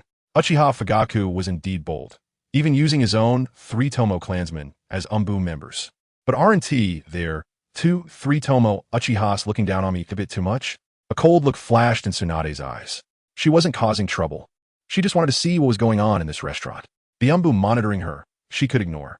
But what did it mean to stop her from entering this place? Had the world forgotten about her reputation as one of the legendary Sannin because she hadn't fought in a long time?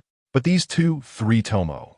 Tsunade's gaze sharpened as she began to count down from 5, clearly indicating that she would take action if they didn't team move in 5 seconds. Shizen, standing by, felt anxious.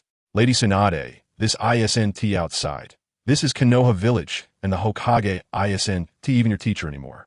Is it really worth causing trouble?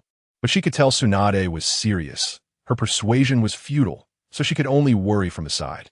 However, as Tsunade counted down the last 2 seconds, the two Anbu showed no sign of panic.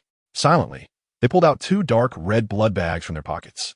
Tsunade and Shizen had both spent time in the Konoha hospital, so they were naturally familiar with these blood bags. The moment Tsunade noticed the blood bags, she averted her gaze, but that fleeting glance made her pale and even provoked a wave of nausea. Fortunately, she hadn't seen the blood directly. Otherwise, her hemophobia would have flared up even worse. But even this was enough to make Tsunade feel sick. Shizen noticed the 2 blood bags and saw Tsunade's body sway slightly. She hurriedly dropped the stuffed animal in her arms and rushed to support Lady Tsunade. Lady Tsunade. Shizen looked worried. Despicable. Tsunade gritted her teeth, spitting out 2 words. Didn't the Uchiha clan lack brains? How did they know to exploit her fear of blood to deal with her? Tsunade felt that the 2 Anbu in front of her seemed like a couple of fake Uchihas. Where did the pride of the Uchiha clan go? Meanwhile, the Anbu who had just entered the restaurant to report to Fuyue finished his report. He not only informed Fuyue that Tsunade was outside, wanting to enter, but also reported on the observations made along the way. Wandering around? Contacting Naruto and Sasuke? Fuyue was somewhat puzzled, unsure of what Tsunade had come back for. He was worried about her contacting Naruto and Sasuke, strictly speaking. Tsunade wasn't an outsider and wouldn't have any ulterior motives towards them. Based on the Anbu's report, Fuyue confirmed that Tsunade didn't know he was here. Since she wasn't here to find him, it must have been a coincidence. Fuyue's expression was strange. She must have seen a store she hadn't seen before and wanted to check it out. Fuyue guessed this outcome and waved his hand, saying, "Go tell them not to block her. Let her be, but don't let it slip that I'm also here." Yes, the Anbu accepted the order and left. As they passed through the resplendent corridor and reached the entrance of the restaurant, they saw the black-haired girl supporting Tsunade, glaring angrily at her companions. He completely ignored the girl as furious gaze, approached his partner, whispered a couple of sentences, then the Anbu who had initially told Tsunade to wait casually said, "The restaurant is open. Feel free to enter."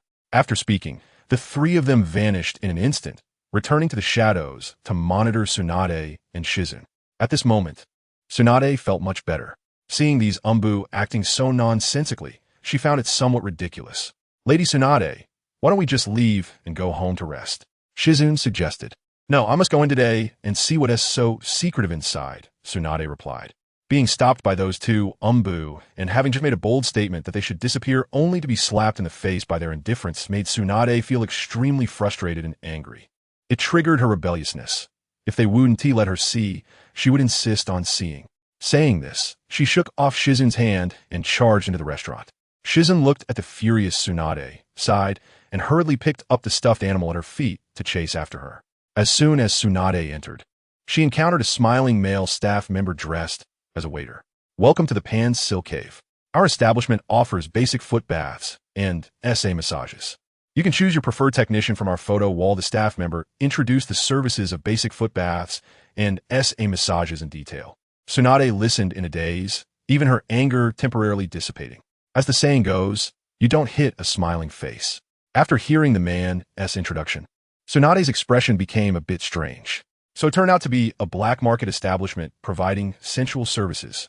Tsunade sneered coldly, a look of disdain on her face. She thought those 2 Uchihas were blocking her for something serious. Just this? The staff member remained unperturbed in the face of Tsunade's mockery, still smiling broadly. "Dear customer, we are a legitimate establishment, and all services are above board, so please rest assured." Tsunade remained skeptical and glanced at the photo wall. Just then, several customers who had just finished their foot baths walked out of the corridor. They looked cheerful, chatting about how great the service was, how all their fatigue had disappeared, and that they would come again next time.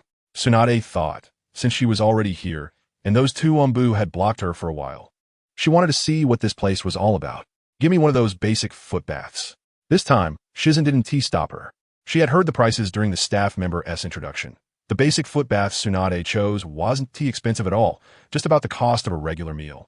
Not even 1,000th of what Tsunade might lose in a single bet at the casino. This little amount of money was nothing. Chapter 65. Tsunade and Shizen's first foot bath experience. I'll have a basic foot bath too, Shizen added. All right, 2 guests for the basic foot bath service. Please follow me. I'll take you to the room, the attendant said. Tsunade and Shizen were led through the splendidly decorated corridor into a room with an antique style. Upon entering, they saw 3 peculiar chairs arranged for people to lie on. The room was adorned with wooden carved murals, and a small incense burner emitted a faint scent of agarwood.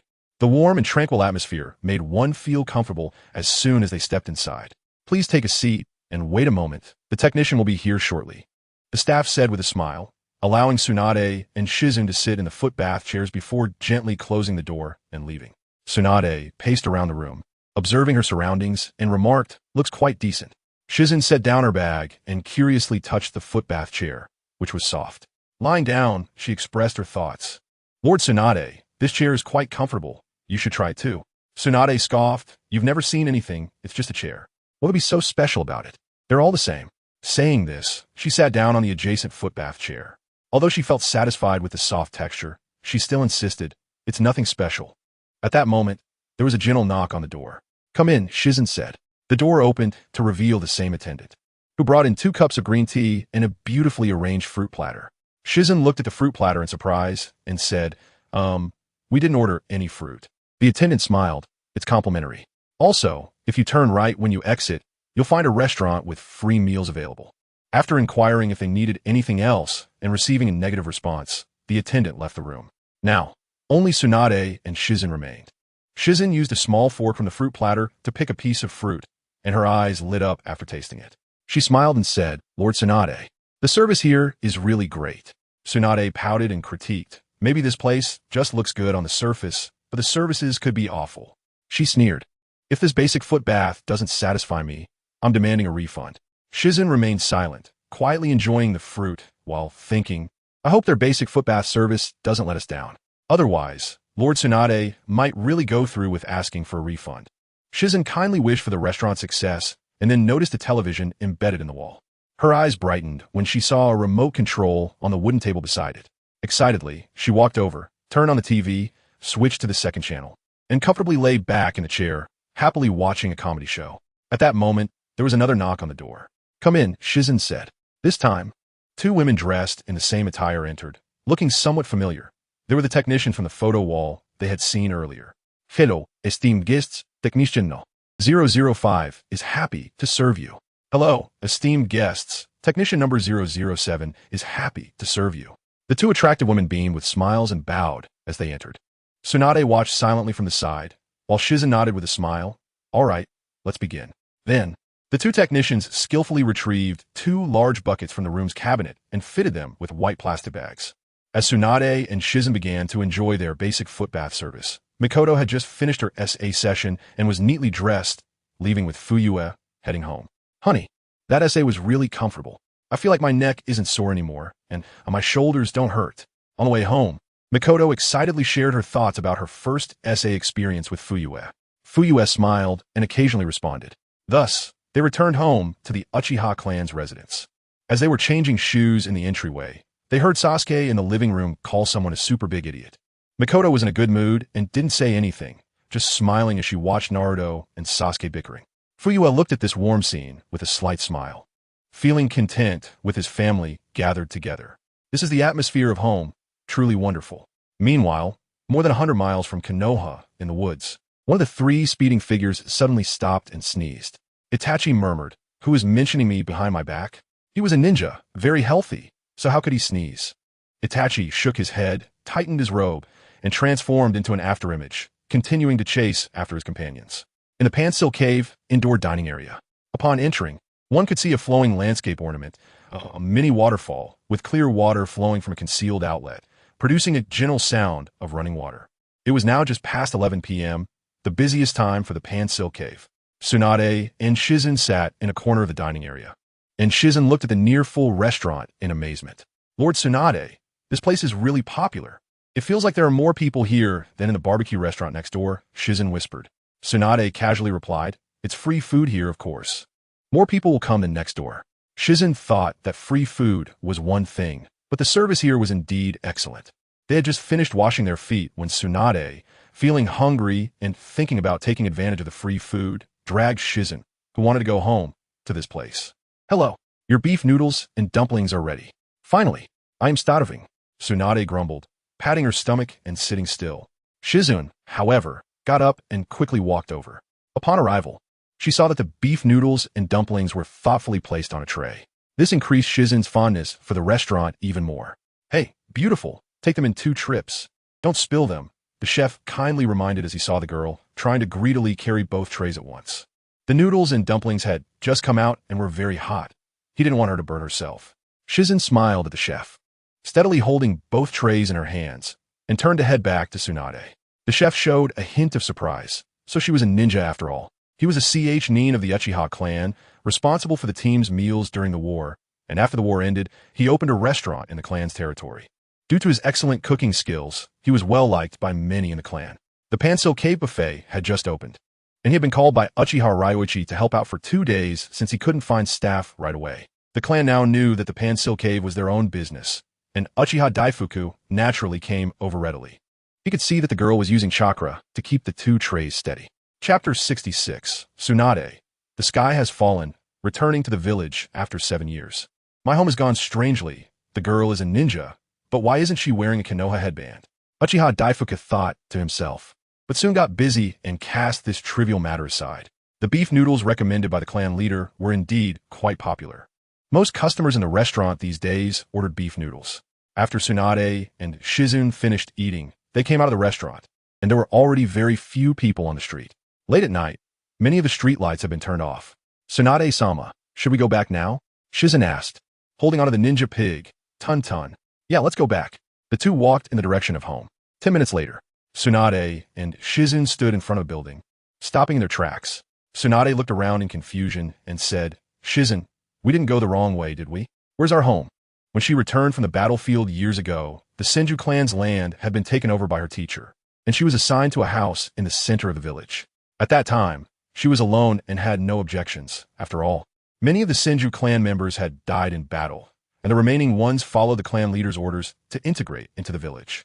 With the Senju clan gone, what use was the clan land? Upon returning to the village, she lived in this house with Kato's niece, Shizun, and the 2 relied on each other. Before she left Konoha, she had lived in this house for quite a while. Although she hadn't been back for 7 years, her memory couldn't be wrong. She was certain she hadn't gone the wrong way. But where's my house? Where did such a big house go? Where did this seafood market come from? Tsunade-sama, we didn't go the wrong way. Look, this cherry blossom tree still has the scar from the kunai I threw back then. Shizen ran to a cherry blossom tree in front of the building and pointed to the marks on it. Damn it, which blind fool demolished our house and put up a seafood market here? Tsunade angrily kicked over a box used for storing fish, and a strong fishy smell rushed toward her. Shizen frowned. Tsunade-sama, what should we do now? It's so late that we can't even ask anyone. Let's find an inn to stay at first and come back tomorrow to find out who had the guts to demolish our home, Tsunade said with a dark expression. It seems we have no choice. Shizen sighed. Fortunately, after walking a short distance, they found an inn that was open for business and successfully checked in. Early the next morning, Shizen woke up early, freshened up, and went to the next room to call Tsunade-sama to get up. As soon as she opened the door, she was hit by a strong smell of alcohol. Shizen frowned, feeling something was off. Sure enough, when she stepped inside, she saw Tsunade lying on the floor, surrounded by empty bottles. Seeing this scene, Shizen couldn't help but grimace and pressed her forehead in frustration. Here we go again. Tsunade-sama, didn't you say we were going to ask who demolished our house today? Why did you drink again last night? Shizen sighed deeply. Based on past experience, Tsunade-sama wouldn't get up until well past noon. Shizen skillfully opened the window to let in fresh air, bent down to pick up the empty bottles, and neatly placed them outside the door. Then, she moved the disheveled Tsunade, who was exposed with her white belly showing, onto the tatami mat, pulled off her clothes, and covered her with a blanket. After finishing all this, Shizen gently closed the door and left the room. They had only booked the room for 1 night, and according to usual practice, they were supposed to check out by noon the next day. Shizen went downstairs to the owner to extend their stay for another night. After that, she returned to her room, took Tun-Tun out for a walk and breakfast. As they walked out of the inn, Shizen led Tun past the seafood market from last night, which was now open and bustling with people. Shizun carefully observed and found that this seafood market was indeed built on the site of Tsunade-sama's home. Not only was Tsunade-sama's house demolished, but even the nearby dirt floor izakaya was gone. The other buildings were still there, but 7 years had passed, and there were quite a few changes. Shizen could understand why the izakaya was gone. After all, when she and Tsunade-sama were still in the village, the business was not doing well. It was normal for it to close down. However, why was Tsunade-sama's house demolished? Shizen couldn't make sense of it. Did the people who demolished it not know that this was Tsunade-sama's home? She had left many things in that house, filled with memories. The more Shizen thought about it, the angrier she became, almost unable to hold herself back from asking about it alone. She stopped herself just in time at the entrance of the seafood market. Forget it. I'll wait for Tsunade-sama to go with me. If I go alone, she might get upset afterward. Shizen exhaled her frustration and turned to leave. She went to a bun shop, bought a steamer of soup dumplings and soy milk, and also got Tun 5 large meat buns, then sat down in a corner. Just as she bit into a soup dumpling, Shizen heard a familiar loud voice. Sasuke, today in practical training, I will definitely defeat you. She looked up and saw a blond boy with a backpack in front of the bun shop, standing next to the cool-looking black-haired boy from last night. It was Naruto. Shizen smiled at the memory of her interaction with Naruto last night, but didn't get up to greet him. She just watched from a distance, leisurely eating her soup dumplings. The black-haired boy seemed to notice her gaze, turned his head to look, and said something. The next second, Naruto suddenly turned his head to look in her direction. Naruto's eyes lit up as he scanned the area and then landed on her. Ah, is that Shizune-chan? He exclaimed excitedly, running into the shop. Shizen smiled and said, Hello. Naruto, it's nice to see you again. Are you going to school? Yes. Shizune-chan, let me tell you, we have practical training today. I lost to Sasuke last time, but this time I will definitely win. Naruto said with a confident smile, as if victory was already his. Ah, isn't that Tun? Naruto then noticed the ninja pig Tun eating the large buns under the table and exclaimed, Tun can eat so much. Tun seemed to understand Naruto's words and snorted in dissatisfaction. Shizune-chan, it seems Tun can understand what I'm saying, Naruto said, looking shocked. Shizen laughed and replied, Tun is a ninja pig. Not only can understand you, but it can also perform ninjutsu. Naruto was dumbfounded and incredulously said, Tun can use ninjutsu? He still couldn't perform the basic body flicker technique, and now hearing that this pig could use ninjutsu was like hearing a fairy tale. Chapter 67. Rebuilding the police department, Sister Tsunade. You must be joking with me, right? How could a pig like Tun perform ninjutsu? Naruto chuckled, convinced that Sister Tsunade was pulling his leg. Naruto, where are you? At that moment, Fuyue's voice rang out. Just as Tsunade was about to let Tun show Naruto a trick, Naruto said, The uncle called me. I'll go over first. After saying that, he dashed out like the wind. Naruto, what do you want to eat? Fuyue asked as he saw Naruto running out of the bun shop, not bothering to care about what he was up to. The Henti had breakfast at home today because Mikoto had overslept, so the three of them had to buy breakfast outside. Naruto looked around and finally ordered 3 fried dough sticks and 3 large meat buns. Fuyue paid for the breakfast for the 2 kids and then left. Seeing that Naruto wanted to go back into the bun shop, Sasuke stopped him, saying, What are you going back for? We're going to school. Wait a second. Naruto rushed back into the bun shop and approached Sister Tsunade. Sister Tsunade, we have practical training in the morning. Do you want to come to school and watch me defeat Sasuke? Naruto scratched his head with a grin, feeling quite fond of the sister who bought him meatballs last night. Today was a rare opportunity for practical training, a chance for him to take revenge on Sasuke, and he wanted to invite Sister Tsunade to observe. Morning, huh? Sure. Tsunade thought for a moment and readily agreed. After all, Lady Tsunade wouldn't wake up until the afternoon, so it would be fine for her to stroll around the ninja school. The ninja school? It had been a long time since she last returned. She remembered that back then she hadn't graduated yet when she was sent to the battlefield. Most of her classmates never made it back to the village and were forever left in that dangerous land. She was originally one of them, but fortunately, Lady Tsunade arrived in time to save her, and since then, she had been taken under her wing, allowing her to survive from the bloody hell. Then it's settled. Naruto chuckled foolishly and ran off. Sigh, it's been a long time since I returned to the village. I really have too many emotions. Tsunade shook her head, casting aside her sentimentality. Tun nudged her calf, and Tsunade looked down to see that he had finished eating so quickly. She bought 3 more large vegetable buns and tossed them to Tun. On the other side, Fuyue had arrived at the Hokage building. He had forgotten the promise he made to Kakashi yesterday, so he sent someone to notify the Hokage assistant, the two advisors, and the heads of various departments that there would be a meeting in the conference room in half an hour. As the saying goes, big matters hold small meetings. Small matters hold big meetings, and important matters don't hold meetings. After the heads of various departments received the notification, they gradually arrived early at the first-floor conference room. There was Kakashi, the captain of the Umbu who effectively exercised ministerial powers, Uchiha Masato, the head of the mission department, who was also one of the 3 Uchiha elders. The head of the intelligence department, Uchiha Shana, was also one of the Uchiha elders. Intelligence and missions had always been of utmost importance. So Fuyue naturally did not want to relinquish these 2 key positions and instead arrange for his own people. The other positions were distributed to others.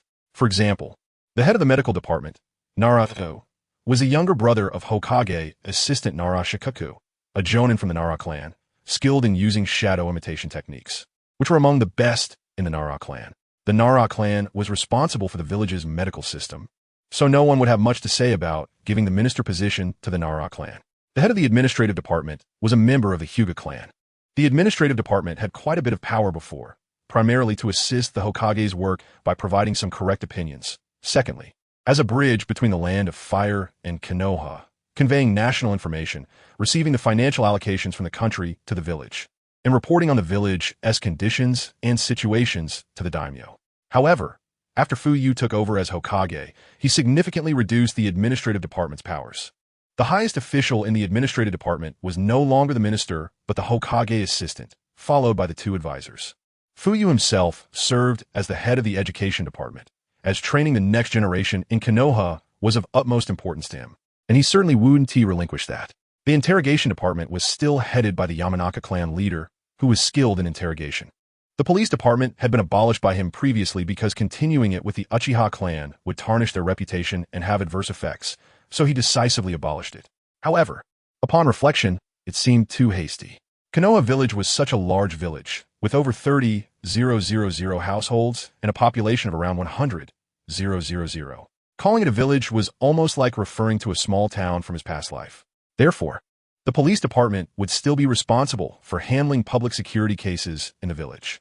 To avoid affecting the Uchiha clan's reputation in the village, he decided that the police department wouldn't use Uchiha clan members. At most, the position of police department minister would be held by someone from the Uchiha clan, while the rest could be filled by others.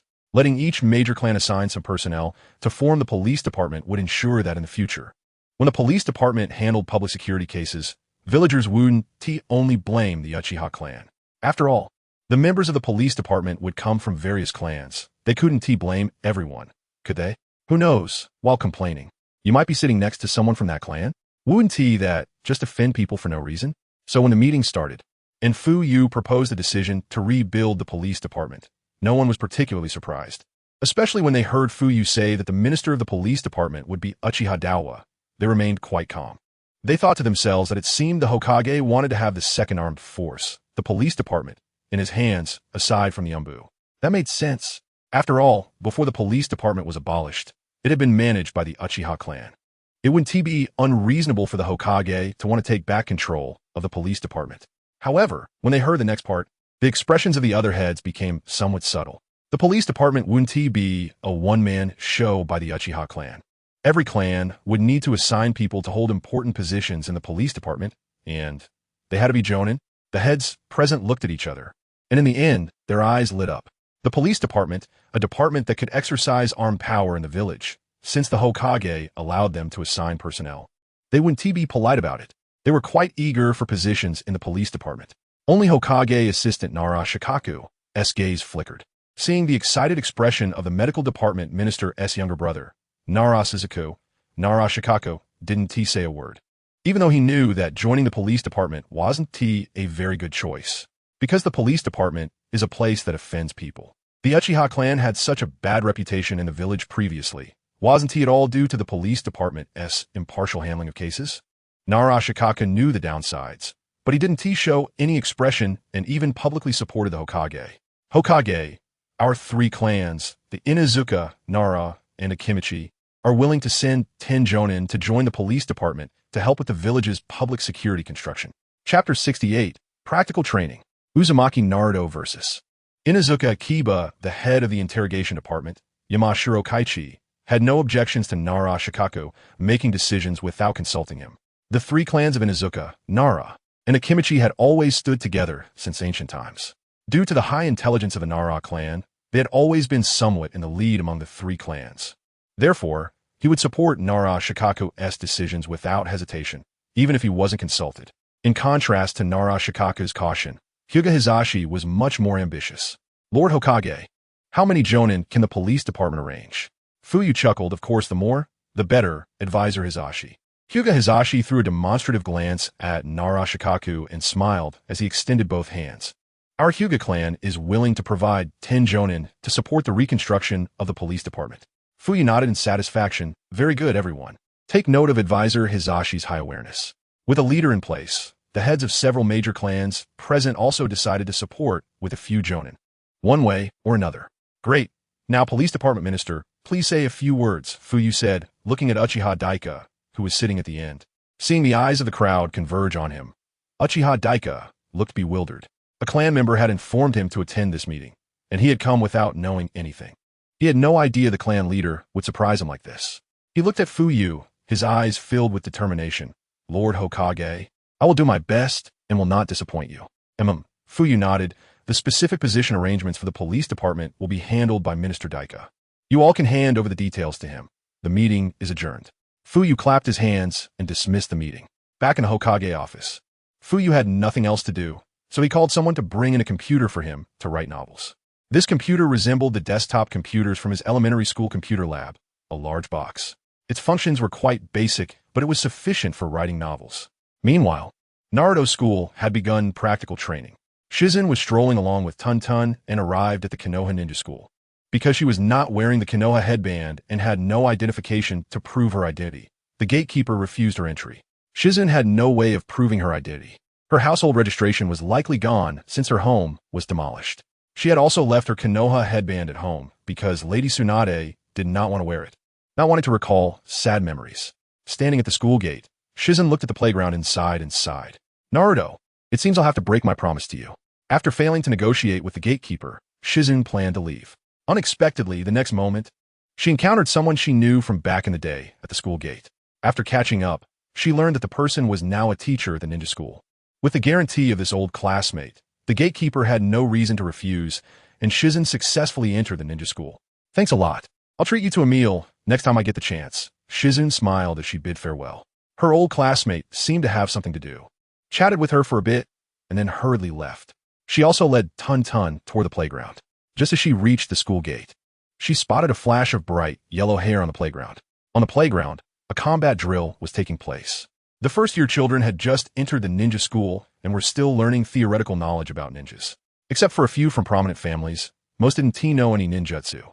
The two students currently sparring were both from civilian backgrounds and had not used any ninjutsu throughout the match. They were merely using a little chakra to enhance their basic hand-to-hand techniques, trading blows back and forth. Two Chunin teachers were present. One was responsible for calling out and recording the sparring process, while the other ensured the safety of both participants to prevent accidents during the match. Naruto was squatting beside Sasuke, bored and drawing circles in the dirt with a stick he had found when suddenly a flash of pink caught his eye. Wearing a pearl necklace and a red outfit, exclaimed, "Ah, tonton." Excitedly, Naruto dropped the stick and reached out to touch Tun, but Tun dashed away with incredible speed, escaping right under his nose. When Naruto looked up, he saw Shizen standing there in a stylish black and gray outfit, smiling at him. "Ah, Shizen, you're here." Naruto grinned widely. "Naruto, I'm not late, am I?" Shizen asked with a smile. "You're not late at all. It's not my turn yet," Naruto said with a sigh. In response to Shizen's puzzled look, he explained, "Unfortunately, Sasuke has already fought someone else, so I can't battle him now." He wore a regretful expression. Shizen chuckled. She had thought something significant was happening. Sasuke, overhearing Naruto, merely pouted without saying anything, while Sakura, who had a crush on Sasuke, stood beside him with Ino. Hearing Naruto's words, Sakura jumped in. "Stop bragging, Naruto. I remember you lost to Sasuke in the last Kanai throwing contest, right?" Ino remained calm. Although she also had a crush on Sasuke, she wasn't as dramatic as Sakura and simply watched without speaking. Naruto defended himself. "That was an accident. I hadn't eaten that day and had no strength, which is why I missed." Otherwise, I would have definitely won. Sakura scoffed. Stop making excuses, Naruto. Just admit it. You're always at the bottom. Sasuke is the best. She gazed dreamily at Sasuke, her eyes sparkling. As Sasuke listened to Sakura continuously belittle Naruto, he felt no joy at all, even frowning slightly, feeling a bit displeased. Sakura kept chattering. You had the worst performance in the entire class S ninjutsu throwing. Your practical skills are the worst too. I don't even know where you get the courage to challenge Sasuke. Sasuke glanced at the dejected Naruto and frowned. Enough. Stop talking. Shizune watched silently, reflecting, is this what youth is like? It's truly nostalgic. Too bad I've lost my youth. She patted Naruto's shoulder and smiled, giving him a thumbs up. Naruto, do your best in the upcoming battle. Naruto felt re-energized. Oh, Shizune, I'll give it my all. He secretly glanced at Sakura and clenched his fists, thinking to himself that he must decisively defeat his opponent to impress Sakura. The next match, Uzumaki Naruto versus Inuzuka Kiba. Just then, it was Naruto's turn to compete. Naruto. Shizune waved her fist, cheering him on. Naruto grinned, took one last look at Sakura, and strode confidently through the crowd to the open area. Sasuke's gaze shifted slightly as he looked at Inuzuka Kiba on the field and the young puppy perched on his head, wondering if Naruto would be okay. Chapter 69 Defeat. After the earlier incident at the school gate, where Naruto's two children were publicly beaten by their parents and apologized to Naruto, news about him spread among the kids. After a few days of fermentation, all the children knew that Uzumaki Naruto was a big deal, being the offspring of the fourth Hokage, whether it was due to warnings from their parents or not. The kids at the Ninja Academy generally didn't dare to provoke Naruto anymore. Once they learned that Uzumaki Naruto was the child of the fourth Hokage, it was as if a powerful filter enveloped him. After all, the children had heard their parents praise the fourth Hokage, and in their hearts, the Hokage was the strongest person in the entire village, right? Since Uzumaki Naruto was the Hokage's child, he must be very strong too, right? So, regarding today's practical training, the students surrounding the scene all thought in unison. Naruto would definitely win, right? After all, his opponent, Inuzuka Kiba, was just a bottom-tier student. And what could a young puppy with incomplete teeth on his head possibly do to help? It was basically negligible. However, contrary to everyone's expectations, Uzumaki Naruto was knocked down to the ground. As the teacher acting as the observer saw Naruto fall, he was about to announce the result when he noticed Naruto quickly getting back up. I haven't lost yet. Naruto gritted his teeth and said. The observing teacher was taken aback and frowned, wanting to scold him, but then thought about how this child was favored by the Hokage and coughed, falling silent. The surroundings were eerily quiet, but Naruto could feel countless gazes converging on him like needles. He felt a bit lost and fearful, as if he had returned to that time when he was not well received. Ever since he moved into Sasuke's house, he felt that every day was very happy, as if the days of being looked down upon and scolded had never happened. Naruto swore that these were the happiest days of his life. However, I must win. Sister Shizune is watching me, and I want Sakura to see me in a new light. Naruto gritted his teeth and charged forward. But for some reason, the chakra that he infused in his fist was unstable, and every time he made contact with his opponent, the chakra would mysteriously dissipate. Inuzuka Kiba was momentarily stunned when he saw Naruto charging at him, but he also clenched his fist to meet him. The result was that Naruto's punch had no effect on Kiba, and he was hit back and flew away. Cough, cough. Naruto curled up on the ground, holding his stomach and coughing painfully. Ouch, it hurts. His face turned pale, his lips pressed tightly together, and beads of sweat appeared on his forehead. The observing teacher responsible for safety during the practical training side approached to check, and upon finding no serious issues, announced the result. The battle is over. Inuzuka Kiba wins. Irika, who was registering the results, nodded and wrote it down. How about it? Can you still stand? The observing teacher asked Naruto if he could still form the reconciliation seal. At this point, the pain wasn't as intense, and Naruto, panting heavily, got up and silently nodded. The two sides formed the reconciliation seal, and as Kiba passed by Naruto, he quietly said, "Sorry, I didn't hurt you, did I? I'll be more careful next time." Hearing this, Naruto's eyes flared with anger, but he didn't say anything, just clenched his fists and lowered his head back into the crowd. Hey, isn't that Naruto-kun? He was shouting about defeating Sasuke, but he couldn't even beat a bottom-tier student? Oh dear, what's going on? Did Naruto go easy on him? Sakura jumped out to mock him first. Naruto lowered his head even more. He had originally hoped to resolve the battle cleanly and impress Sakura, but now, hearing Sakura's taunts felt like being pricked by needles in his heart, sad and hurt. Hey, I wanted to say earlier, can you stay away from me? Sasuke said coldly. Noticing Sasuke's icy gaze on her, Sakura's eyes flashed with disbelief. Looking around, her trembling fingers pointed at herself as if seeking confirmation. I'm talking about you, Sakura. I really dislike you. Can you just go away?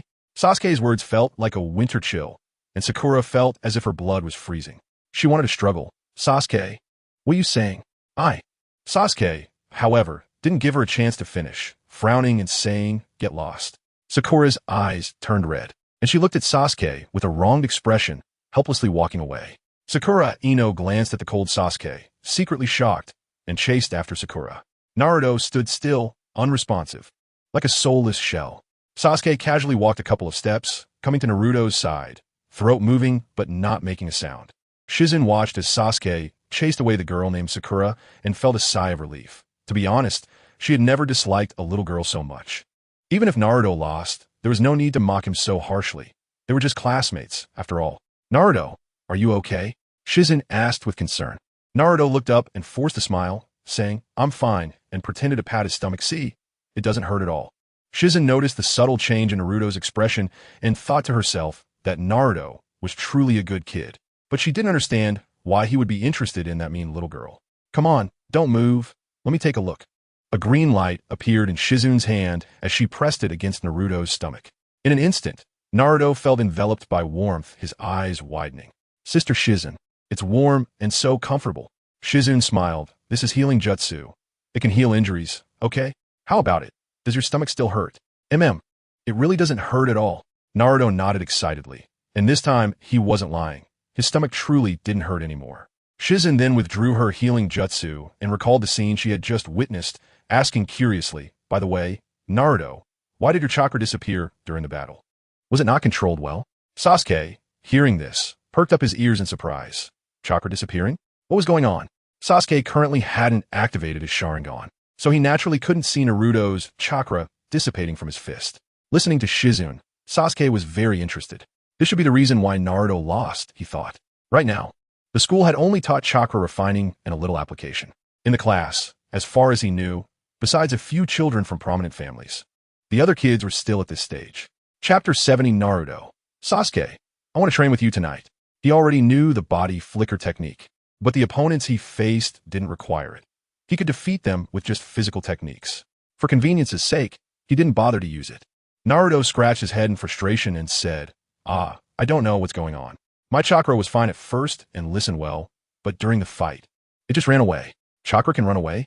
Sasuke furrowed his brows. It was the first time he had heard of such a situation. He quietly made a note of this in his mind, thinking he would ask his father about it when he got home. Actually, he preferred to ask his brother, since they had the best relationship. But he learned from his mother last night that his brother had gone on a long mission and wouldn't be back for a while. So he could only ask his father. Well, it might be an accident. Just practice more regularly, Ino said. She didn't have the Uchiha clan's Sharingan or the Hyuga clan's Byakugan, so she couldn't see the specific reason for Naruto's chakra disappearing. As an excellent medical ninja, she was just more sensitive to chakra than others. So she concluded that Naruto's situation was likely due to a lack of mastery over his chakra. Yeah, I will work hard and never lose to anyone again, Naruto secretly resolved. The feeling of being mocked by the girl he liked was really too uncomfortable. It was comparable to being pelted with rotten eggs and vegetables in the past. Sasuke, can I train with you at the training ground tonight? Naruto looked at Sasuke with a pitiful expression. Sasuke glanced at Naruto and found it hard to resist his big, sparkling eyes. He pretended to be impatient and said, Okay, you could train with me tonight. Yay, that's great, Naruto exclaimed excitedly. But since you want to train with me, you can't give up halfway, Sasuke reminded him sternly. Got it. Don't worry, I definitely won't give up and will train hard with you, Naruto nodded seriously.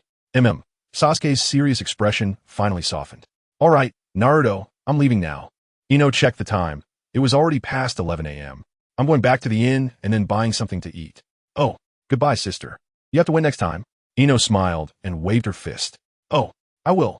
After hesitating for a moment, Naruto mustered his courage and said, Ino's sister, can you come to watch again next time? I will definitely win. Naruto looked serious. Well, I probably won't be able to come next time. I should be leaving Konoha today, Ino said, remembering what Lady Tsunade said last night about staying one night and then leaving. Ino's sister, you're leaving here? Where are you going? Naruto showed a shocked expression and immediately asked. Ino, kind, and beautiful, made Naruto feel a bit reluctant to see her go. If she left the village, it might be hard to see her again. I don't know yet. We will go wherever, like to other countries. Ino described the interesting world outside Konoha, famous sites around the world, and so on. Naruto listened, mesmerized, wishing he could go with Ino. Ah, that sounds great. We can soak in hot springs. Can I go with you? Naruto asked expectantly. Before Ino could answer, Sasuke said, "You idiot, of course you can't." And Naruto showed a disappointed expression. Ino smiled and gently ruffled Naruto's hair. Her soft blonde hair felt nice to touch. She said with a smile, "Naruto, when you grow up, oh no, when you graduate from school and become a ninja, you can go wherever you want." Really? Naruto's eyes lit up. He counted on his fingers and exclaimed, "Only 5 years left." The excitement in his eyes seemed to fade in an instant as he sighed. 5 more years until I can be a ninja. That's so far away. It's only 5 years. Time passes quickly. Ino patted Naruto's shoulder.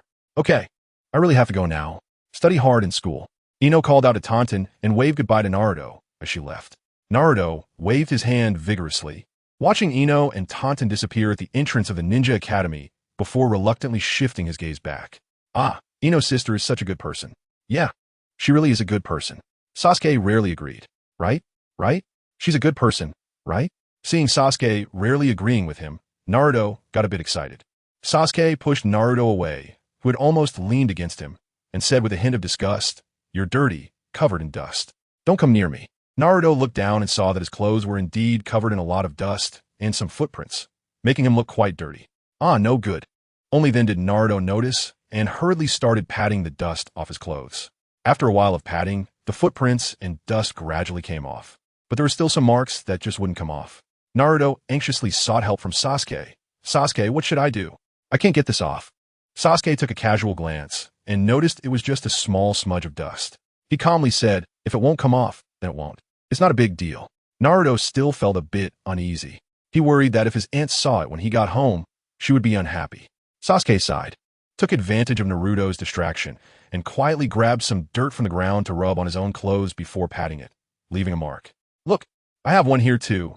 Sasuke pointed at the white mark on his own clothes for Naruto to see. Seeing that Sasuke was also like this, Naruto immediately laughed. "Haha. Sasuke, you're in trouble now. Your clothes are dirty. Your aunt will definitely scold you when you get home." Sasuke rolled his eyes, finally understanding Naruto's awkwardness. It turned out he was worried about being scolded by his mother for getting his clothes dirty.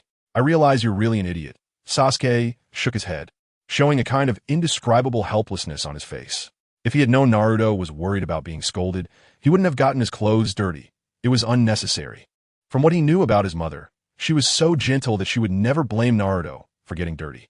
During these days, his mother's caring affection for Naruto even made him a bit envious. "Huh, you're the idiot. Stupid Sasuke." Naruto put his hands on his hips and stared at him with wide eyes, completely clueless. Sasuke simply shifted his gaze away, opting for out of sight, out of mind. However, Naruto was persistent and squeezed back into Sasuke's line of sight. Whenever Sasuke looked left, Naruto would move to the left. When Sasuke looked right, Naruto would run to the right. He had the expression of "you can't deny you're an idiot." Chapter 71.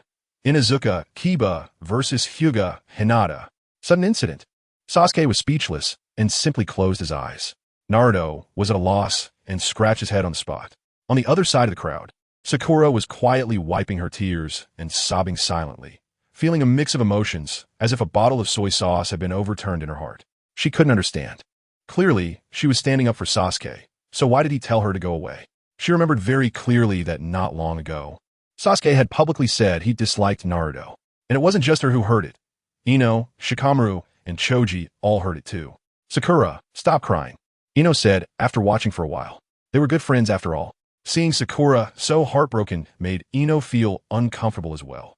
Sakura sniffled and confirmed with Ino. "Sasuke said he disliked Naruto, right?" "Huh?" Ino looked confused. When did Sasuke say that? She had no idea. Seeing Ino's bewildered expression, Sakura reminded her it was before, right at the beginning of school. Sakura frowned. How could you forget what Sasuke said? Ino initially couldn't recall, but when Sakura reminded her, a flicker of realization crossed her eyes. However, didn't Sasuke just imply he didn't want Naruto to get too close? Ino thought hard and looked at Sakura with a strange expression. "You must have mixed it up. Sasuke just said not to get too close to him." When did he say he hated him? Sakura didn't notice Ino's odd gaze and continued to sob. You don't even remember what Sasuke said. You really don't deserve to like him. Ino. Okay, I'm not like you, fawning over him. I just appreciate Sasuke's looks. Sasuke is like a white lotus, only to be admired from afar and not to be touched. Ino knew she could only think this in her heart. If she said it out loud, with Sakura's fiery personality, they might not even remain friends. Ino wanted to say a few more words of comfort, but at that moment, the teacher called her name. It was time for her to take the stage for the practical training. Sakura, they've called me. I have to go now. You. Sigh. Ino saw that Sakura was still sobbing silently and could only stomp her foot and turn to the stage. Forget it. Sakura will be fine soon. She likes Sasuke so much anyway. Ino thought this as she arrived on the open ground, feeling much more at ease and no longer paying attention to Sakura. She focused her gaze on her opponent. The priority now was to concentrate fully on winning this practical training. Winning the practical training would add points to the daily evaluation of the students, which would be recorded in their ninja files for future performance. Of course, she heard this from Shikamaru. Whether it was true or not was another matter. Inuzuka Kiba versus Hyuga Hinata. The pair formed their opposing seals. Irika, holding a clipboard, announced the names of the combatants and reminded them to form the opposing seals. Before the battle began, both sides would form opposing seals, symbolizing their entry into combat mode. After the battle, both would extend their opposing seals and merge them into a reconciliation seal, symbolizing mutual understanding and friendship. Having just seen so many opposing and reconciliation seals, Ino and Hinata were quite familiar with the process and skillfully formed their opposing seals. Ino felt a bit of pressure. She knew Hinata was the daughter of the second major clan in the village, the Hyuga clan, and was very strong. Ino's expression turned serious as she looked at Hinata, who had assumed her stance, feeling a bit intimidated. The observer, Irika, watched with keen interest. Both girls had impressive backgrounds. One was the daughter of the Hyuga clan, and the other was from the Inuzuka clan, known for their borin the Inoshikacho trio. He had noticed shortly after they enrolled that both heirs from these prominent families had learned ninjutsu and already had a solid foundation. They were just going through the motions of school to add a bit of polish. It wasn't obvious in their daily interactions. So he wanted to take this opportunity during the practical training to see how well they had mastered ninjutsu. Could they release ninjutsu? Had they mastered their clan's secret techniques? The Hyuga clan's gentle fist and the Inuzuka clan's heart-turning technique were both well known, especially the former, which was the Hyuga clan's traditional martial arts, known throughout the ninja world. Before he became a teacher at the ninja school, he had teamed up with a member of the Hyuga clan on a mission and had personally witnessed the power of the gentle fist. That sight was unforgettable. And this Hyuga Hinata was the daughter of the clan leader. She must have started learning the gentle fist from a young age. On the other hand, Inuzuka Kiba's clan's secret technique was a C-rank mid-range support ninjutsu, which might be a bit challenging for a 7-year-old. Irika was filled with anticipation and looked forward to the outcome. Just as Hinata was preparing to give her all, she suddenly sensed a gaze from the crowd. She instinctively turned her head and met Naruto's eyes. Thump, thump, thump. Hinata hurriedly turned back, her fair neck quickly flushing red, and her delicate little ears turned crimson, resembling two boiled shrimp. Naruto-kun is looking at me. Perhaps too shy, Hinata's eyes were spinning.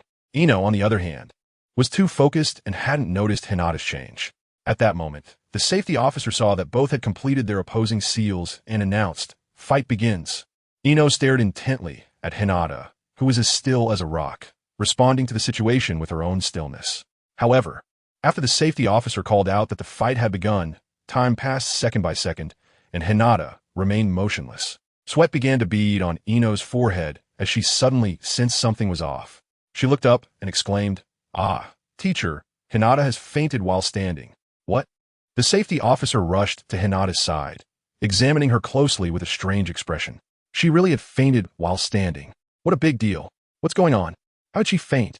At that moment, Irika hurried over to check, thinking it was no joke. After all, Hinata was the daughter of the Hyuga clan, and nothing could happen to her on his watch.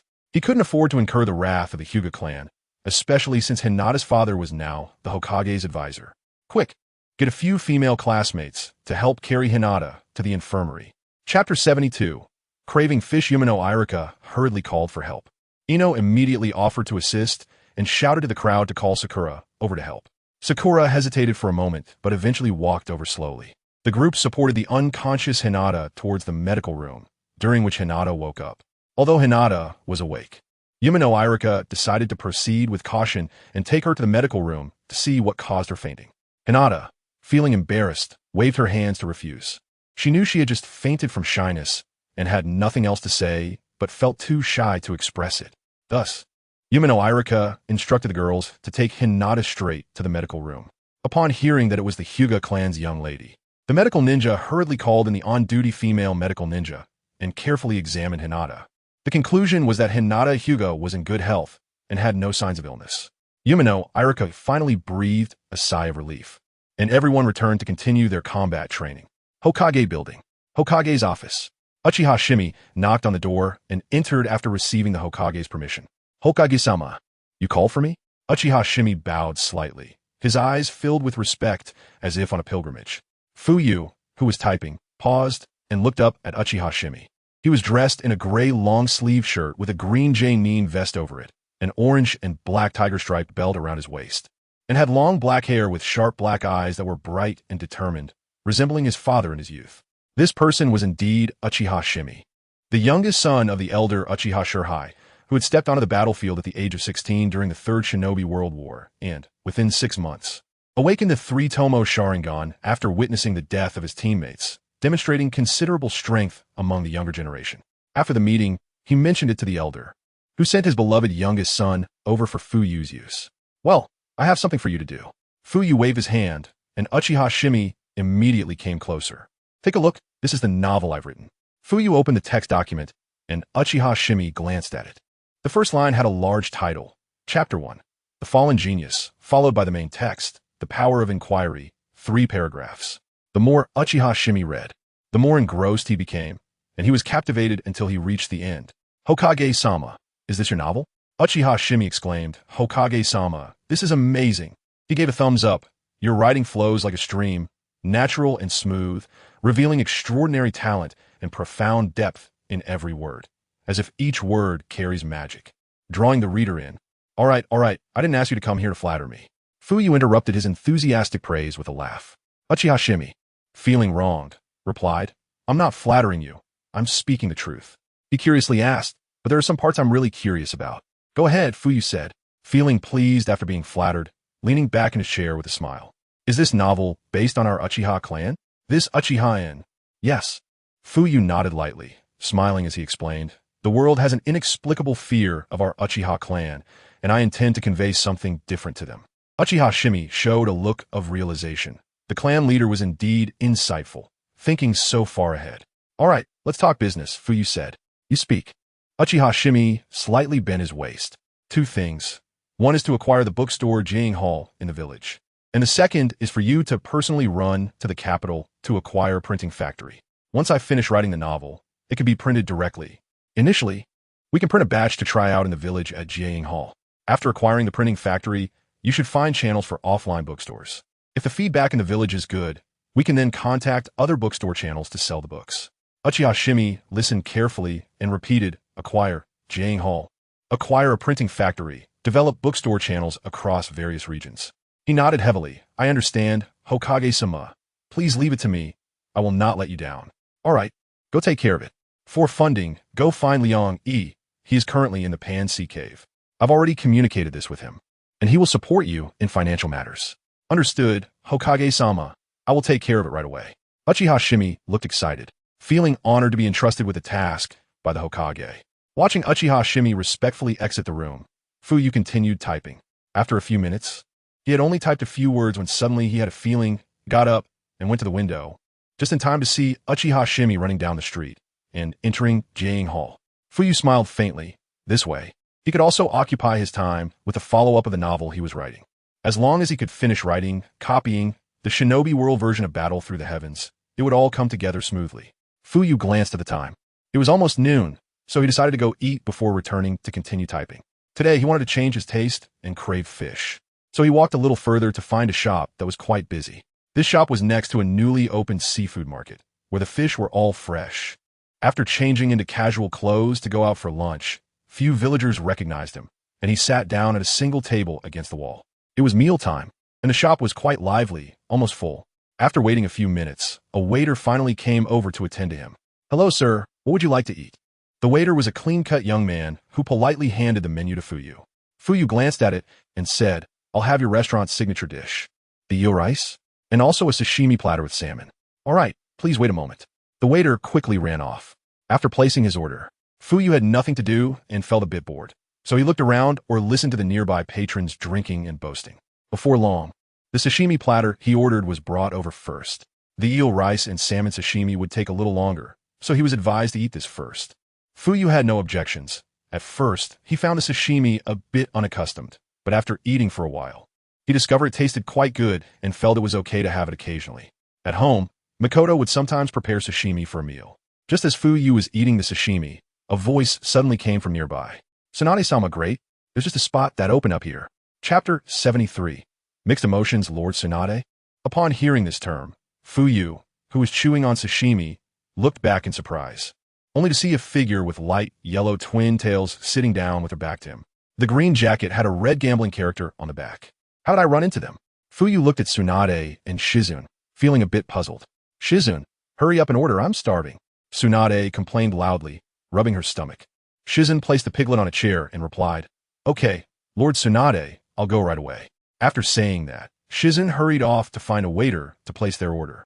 Having barely eaten 2 pieces of sashimi, Shizune returned, accompanied by the waiter who had previously served Fuyue, carrying a bowl of eel rice. Tsunade caught a whiff of the delicious aroma, and, seeing the waiter following behind Shizune, assumed it was the food Shizune had ordered. "Wow, this restaurant serves food so quickly? That's great," Tsunade exclaimed as she picked up a pair of chopsticks. Shizune, looking confused, sat down and said, "What are you talking about, Lord Tsunade? I just finished ordering." The next moment, she noticed Tsunade's eager gaze fixed on the waiter as he walked past. Tsunade slapped the chopsticks on the table in frustration. "What the heck? It's not ours." Shizune finally understood and chuckled. "Lord Tsunade, it doesn't come that fast." Tsunade instinctively followed the waiter's movement with her eyes and saw him place the fragrant bowl of eel rice on the table next to them. There sat a stern-looking man, leisurely eating sashimi. Tsunade thought the man looked somewhat familiar and instinctively took another look, only to meet his deep gaze. Tsunade abruptly stood up. "Uchiha Fugaku." Shizune, who had been playing with the piglet, quickly looked up at the sound of Tsunade's exclamation and followed her pointing finger to see the stern-looking man. Upon recognizing him, Shizune was slightly surprised. Wasn't this Naruto's uncle? She had just seen him at the Bowsy shop in the morning. "Uchiha Fugaku." Shizune was puzzled for a moment. Then her pupils dilated in shock as she stood up. "Is he the Uchiha Fugaku?" She stared in disbelief at the man in the corner, calmly eating eel rice. This was the leader of the Uchiha clan who had led the assassination of the Third Hokage and successfully became the Fifth Hokage. The infamous and powerful Uchiha Fugaku. He was actually Naruto's uncle. Shizune recalled the scene from the morning. Naruto's relationship with Uchiha Fugaku was clearly not ordinary, very affectionate. But the problem was, last night she heard Tsunade say that Naruto was the son of the Fourth Hokage, and the Third Hokage was the Fourth Hokage's mentor. How could Naruto be so close to someone who had assassinated the Third Hokage? Fuyue maintained a calm expression, silently enjoying the delicious eel rice. But internally he felt helpless. He hadn't expected to be discovered by Tsunade so soon. He had intended to finish his meal and sneak away. But now that it had come to this, there was no need to sneak around, as he had nothing to hide. He had already found a beautiful and gentle wife, Makoto, who was considerate and understanding. He was satisfied with that, and to be honest, he kept his distance from other beautiful women because he knew he might lose control around them. He sighed, "Makoto, I tried my best." A fleeting thought crossed his mind as he looked at Tsunade openly. Without wearing any forehead protector, he could see the blue-purple Byakugo seal prominently displayed on her forehead. Her eyebrows were thin and short, her brown eyes bright, her lips a light red with red nails, and her skin was fair with a full chest. She truly had a great figure. Fuyue was secretly astonished. This was actually his first time meeting the real Tsunade. She was truly stunning. He couldn't help but think, is she really a D-cup? Sensing Fuyue's gaze was a bit off, Tsunade's expression began to grow dangerous. "Pervert, what are you looking at?" Tsunade said, biting her silver teeth in dissatisfaction, her fist already clenched. Fuyue calmly replied, "Don't misunderstand. I'm just appreciating." Tsunade looked at the calm Fuyue, hesitated for a moment, then exhaled sharply, releasing her clenched fist and sitting back down. She had initially thought she would be unable to restrain herself from attacking Uchiha Fugaku upon seeing him, the man who had killed her teacher. However, to her surprise, She felt strangely at peace inside, with no desire for revenge. Why was that? Tsunade couldn't understand it herself. Perhaps it was because she had been so disappointed in her teacher. She had just returned from the seafood market, where she had inquired about crucial information. The seafood market had recently opened, and prior to that, it had been a commercial street established 5 years ago. This meant that her house had been demolished in the second year, after she left Konoha. Her final place of residence was gone, destroyed by her teacher's own hands. Perhaps after learning this news, the last remnants of her respect for her teacher had vanished. Memories from long ago flashed through her mind. When had the kind teaching teacher become a stranger? It seemed to have started when he became Hokage, gradually becoming obsessed with power, and then, after watching public opinion destroy Konoha's white fang, it spiraled out of control. Human experiments, voraciously acquiring wealth to train their own ninjas. Perhaps this was also why Jiraiya, Orochimaru, and herself had all chosen to leave Konoha, out of sight, out of mind. At that moment, diners nearby heard Tsunade's mention of Uchiha Fugaku and began to lean in curiously, seemingly recognizing Uchiha Fuyue, excitedly gathering around and calling out Hokage-sama. Fuyue smiled and waved his hand. Hello, everyone. I'm just here to eat. Please return to your meals quietly. The villagers bowed repeatedly, reluctantly returning to their seats, yet still sneaking glances at Hokage-sama, their eyes filled with loyalty. Fuyue knew very well why the villagers held him in such high regard. After all, since he took over as Hokage, he had eliminated the agricultural and commercial taxes for 3 years. This year, there were no taxes to pay to the village. Who wouldn't love that? But Tsunade, having just returned to the village, was unaware of this. Seeing the villagers' adoration for Uchiha Fugaku, her feelings became even more mixed. Chapter 74. Leaving at night, the village didn't care about the death of the teacher or the third Hokage. It was as if nothing had happened at all. Tsunade thought about the Hokage rock she had just seen, where the statue of her teacher had been removed. This might also signify the end of the third Hokage's era. With that thought, Tsunade slumped over the table, losing the desire to converse with Uchiha Fugaku, and she didn't even care about the offense she had just caused him. Shizen noticed that Tsunade's mood was like a roller coaster, while she herself felt uneasy. Seeing Uchiha Fugaku looking over while eating, Shizen quickly lowered her head, appearing obedient and docile. After all, this was the person who had killed the third Hokage and successfully taken his place. She didn't want to get involved with him. Fuyue observed Tsunade's changes, from shock to anger, to a complex expression, and finally to apathy. He seemed to think of something and chuckled softly. Third Hokage, did you see? Even your disciple Tsunade has turned her back on you. What a way to die. You didn't die unjustly. Fuyue thought to himself that since Tsunade was already here and seemed disinterested in pursuing any matters, she appeared to be in a state of giving up. Should he keep her here? According to Kakashi's report, spies from other villages had already been released, so he expected a wave of probing from other ninja villages soon. He was planning to directly target a village. Why bother with probing? If someone dared to provoke him, he would unleash his full power to teach them a lesson. At that moment, he overheard a conversation between Tsunade and Shizen. Tsunade-sama, I heard that the Sarutobi clan has been wiped out. We can't even find that person anymore.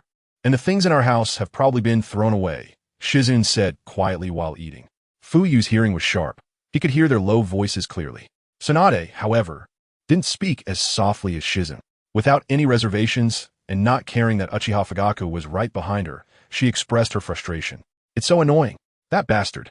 I still had a lot of old items at home, and now they're all gone.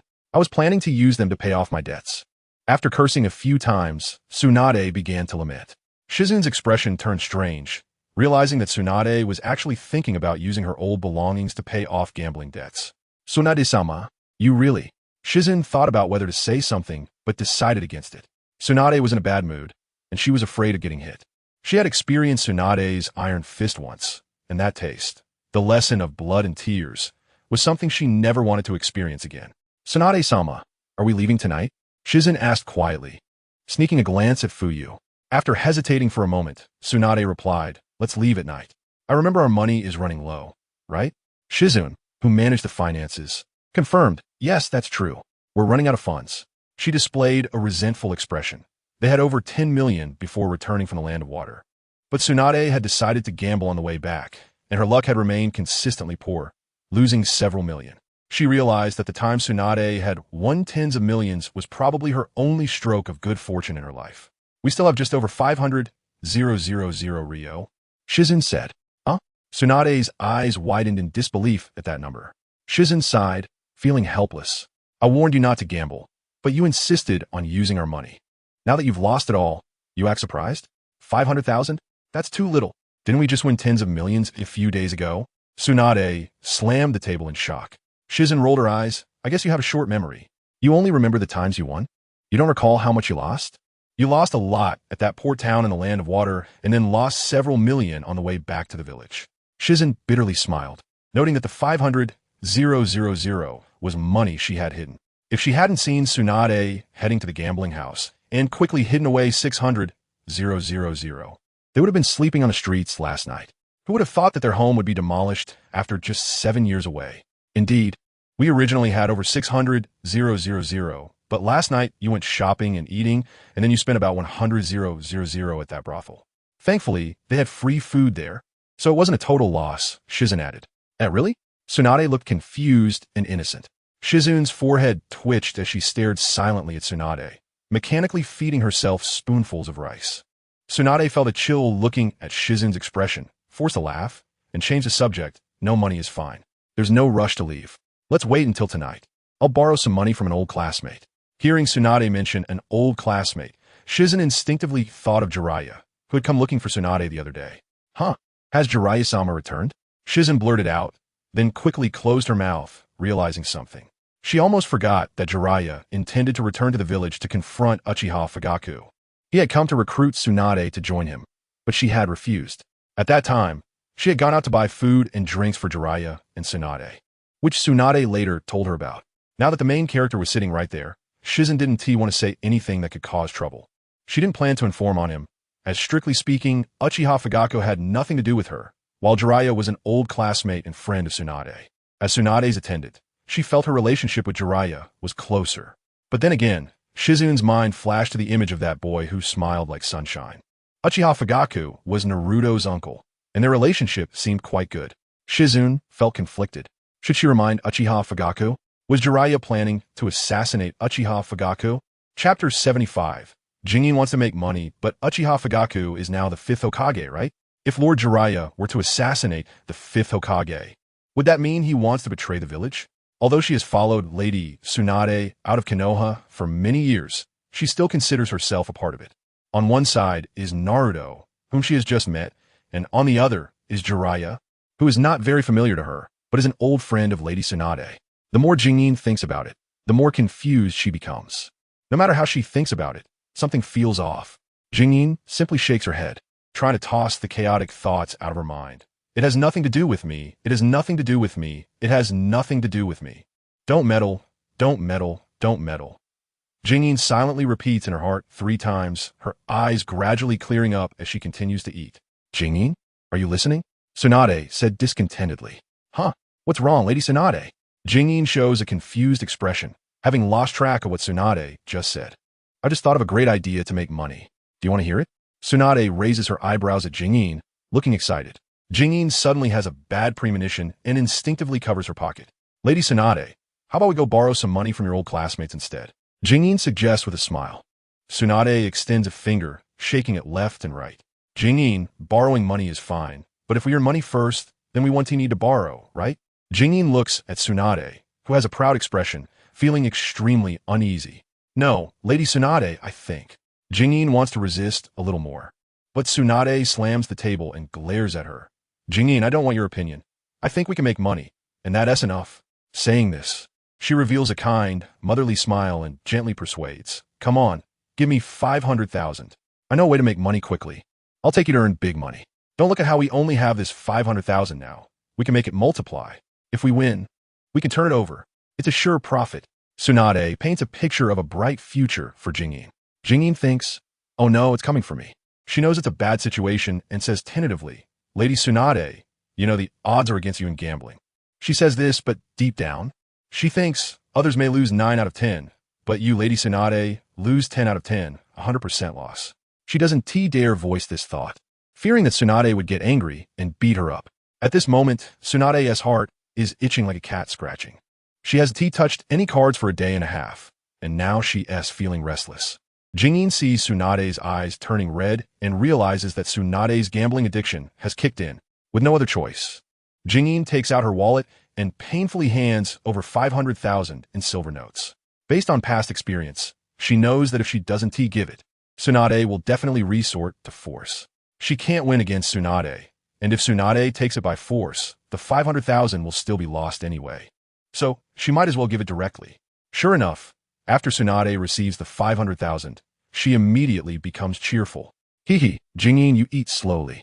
I'll go first and wait for my good news. We will definitely make big money. Jingyin turns to see Tsunade vanish through the shop door, her face showing a look of despair. The delicious eel rice now seems tasteless to her. My heart aches, my 500,000 has been squandered by Lady Tsunade. Jingyin realizes she has been tricked by Tsunade. Looking back, Tsunade's reaction was indeed a bit off. If she had known, she should have reported a lower amount, so she could save some for accommodation and meals. Now it's too late to think about these things. There is no hope from Tsunade's side. She will inevitably lose everything and then look for someone to borrow money from, which is also unreliable. How many of Tsunade's old classmates in the village can lend money?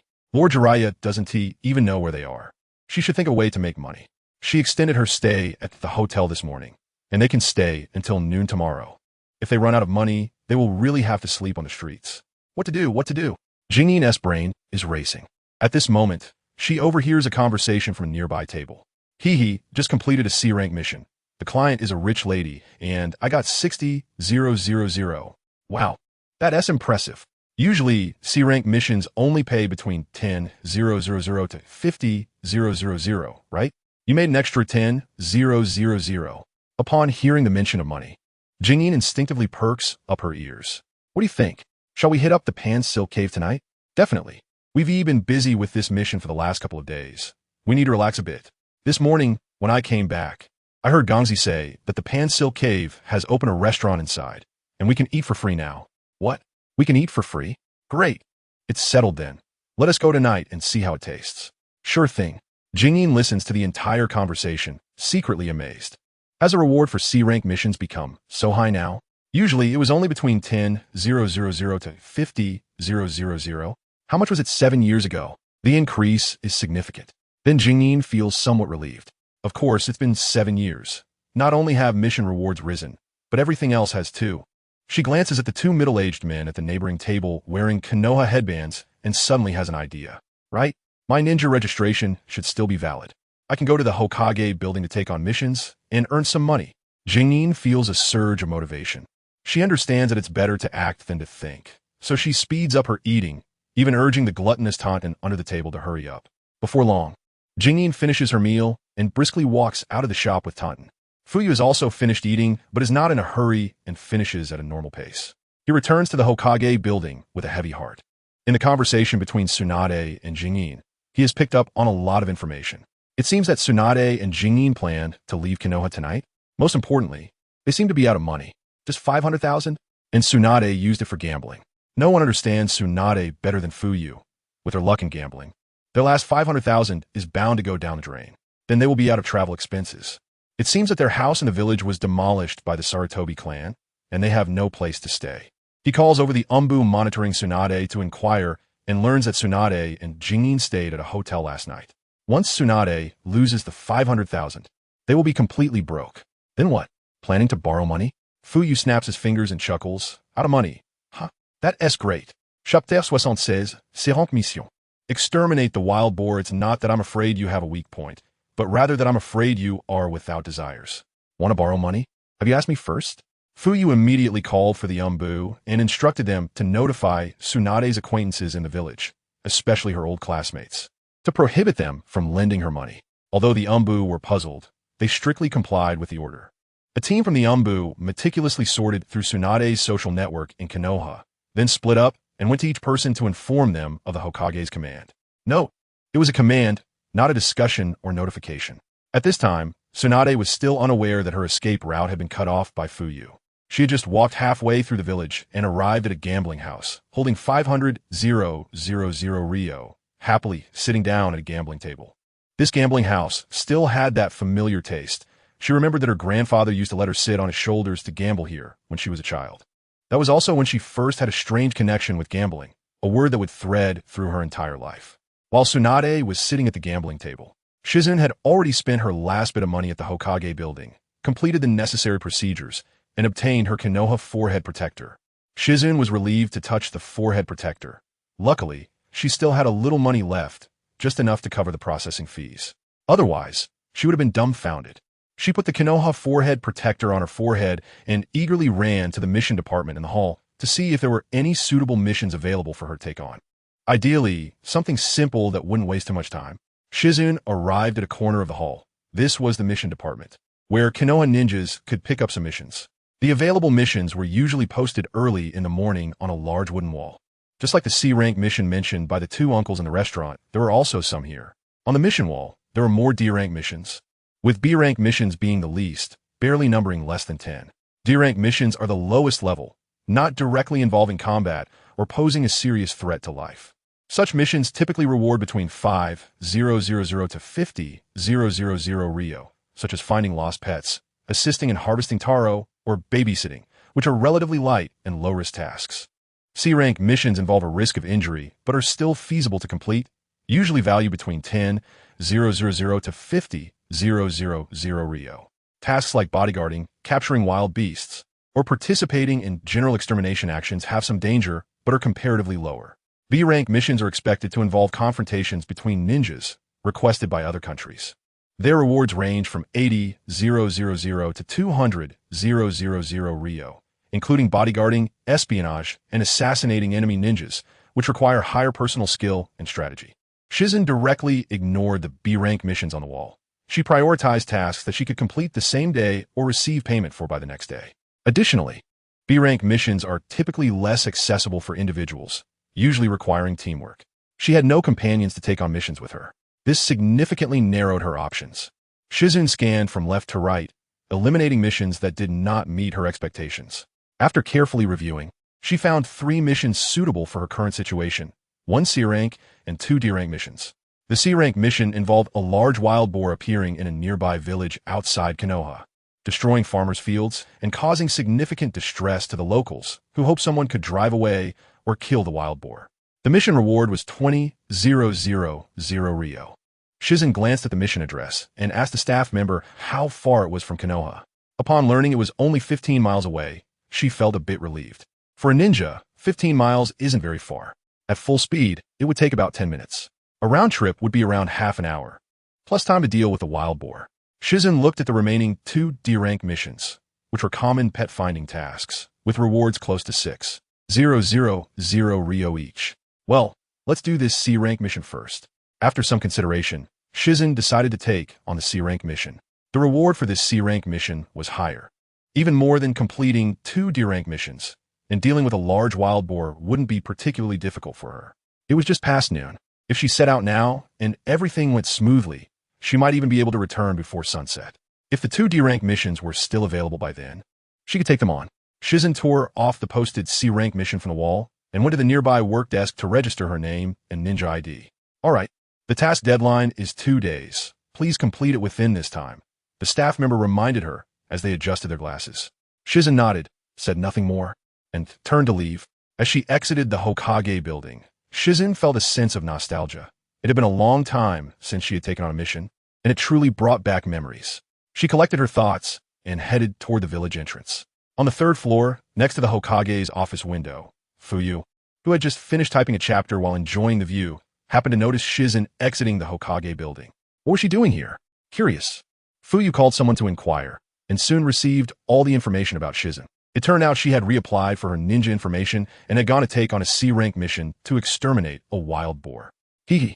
So she wants to do missions to earn some money because she's short on cash, Fuyue thought, not particularly concerned. Just 20,000 Ryo wasn't going to affect anything. That could be spent on just a few meals. Tsunade, with her extravagant spending, probably wouldn't leave the village without at least 100,000 Ryo. What would she do outside the village? Survive on the wind? Fuyue smiled slightly and returned to his computer to continue typing. At the Chanshin gambling house, Tsunade clutched her last 100,000 Ryo note, staring intensely at the dealer.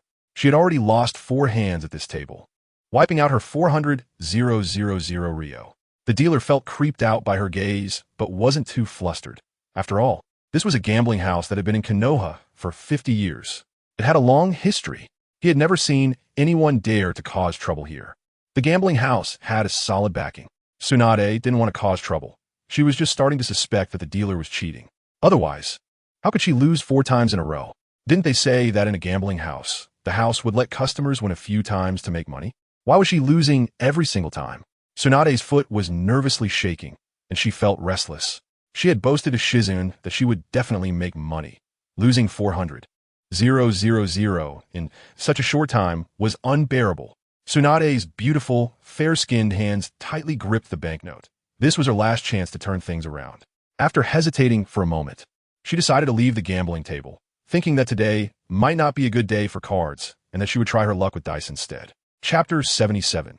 The chakra surgical knife makes a great contribution upon arriving at the dice area. It was bustling with activity, with nearly every gambling table filled with people. This time, Tsunade did not rush to the table. Instead, she stood aside and observed closely. She wanted to see if there were any cheating dealers and planned to watch for a while, confirming there were no issues before selecting a gambling table to join. Not to mention Tsunade's cautious desire to seize the last opportunity to turn things around. Over here, Ino had already reached her destination. Looking at this small mountain village backed by a great mountain, it was now just past 1 in the afternoon, and several farmers were already working in the fields. After observing for a while, Ino indeed found signs of destruction caused by wild animals in the farmlands near the forest. From the traces, it was clear that the wild boar was quite large. The farmers in the fields noticed the arrival of outsiders in the village, and, upon seeing the wooden leaf headband on the girl's head, hurriedly called for the most respected village elder to come over. This task of exterminating the wild boar was also personally commissioned by the elder in Konoha village. After standing in front of the forest for a short while, Ino saw an elderly man, his hair completely white, hurriedly approaching with the support of a few people. "May I ask if you are the esteemed ninja from Konoha village?" The old village head looked at Ino with cloudy eyes and was about to kneel in reverence. Ino quickly stopped him. As a person of such advanced age, kneeling could be detrimental to their health. "Please do not do that," Ino said, explaining that she was the ninja sent from Konoha village to deal with the wild boar. She wanted to ask the village head if he was aware of the boar's whereabouts. However, she noticed the hesitation on the faces of the village head and the few others beside him. They likely thought she was a young and delicate girl and were worried she wouldn't be able to handle the wild boar. To alleviate their concerns, she timely rolled up her long sleeves to show the hidden weapons on her wrists and explained, "The sunbond shot from here is coated with a potent poison. It's more than enough to take down a wild boar." Only then did the village head breathe a sigh of relief. He was worried about this young girl coming alone, fearing she might act recklessly and get hurt by the large wild boar. The whole village had pooled together 20,000 ryo to send the task to Konoha village, and if this girl got injured, how would they handle the medical expenses? However, after hearing the girl has planned to deal with the wild boar, the village head found it quite reliable. There was no need for close combat, and she could simply shoot poison needles from a distance. This made things much safer, even if they couldn't defeat the wild boar. At least there would be time to escape. Thus, the village head no longer hesitated and immediately shared the whereabouts of the wild boar.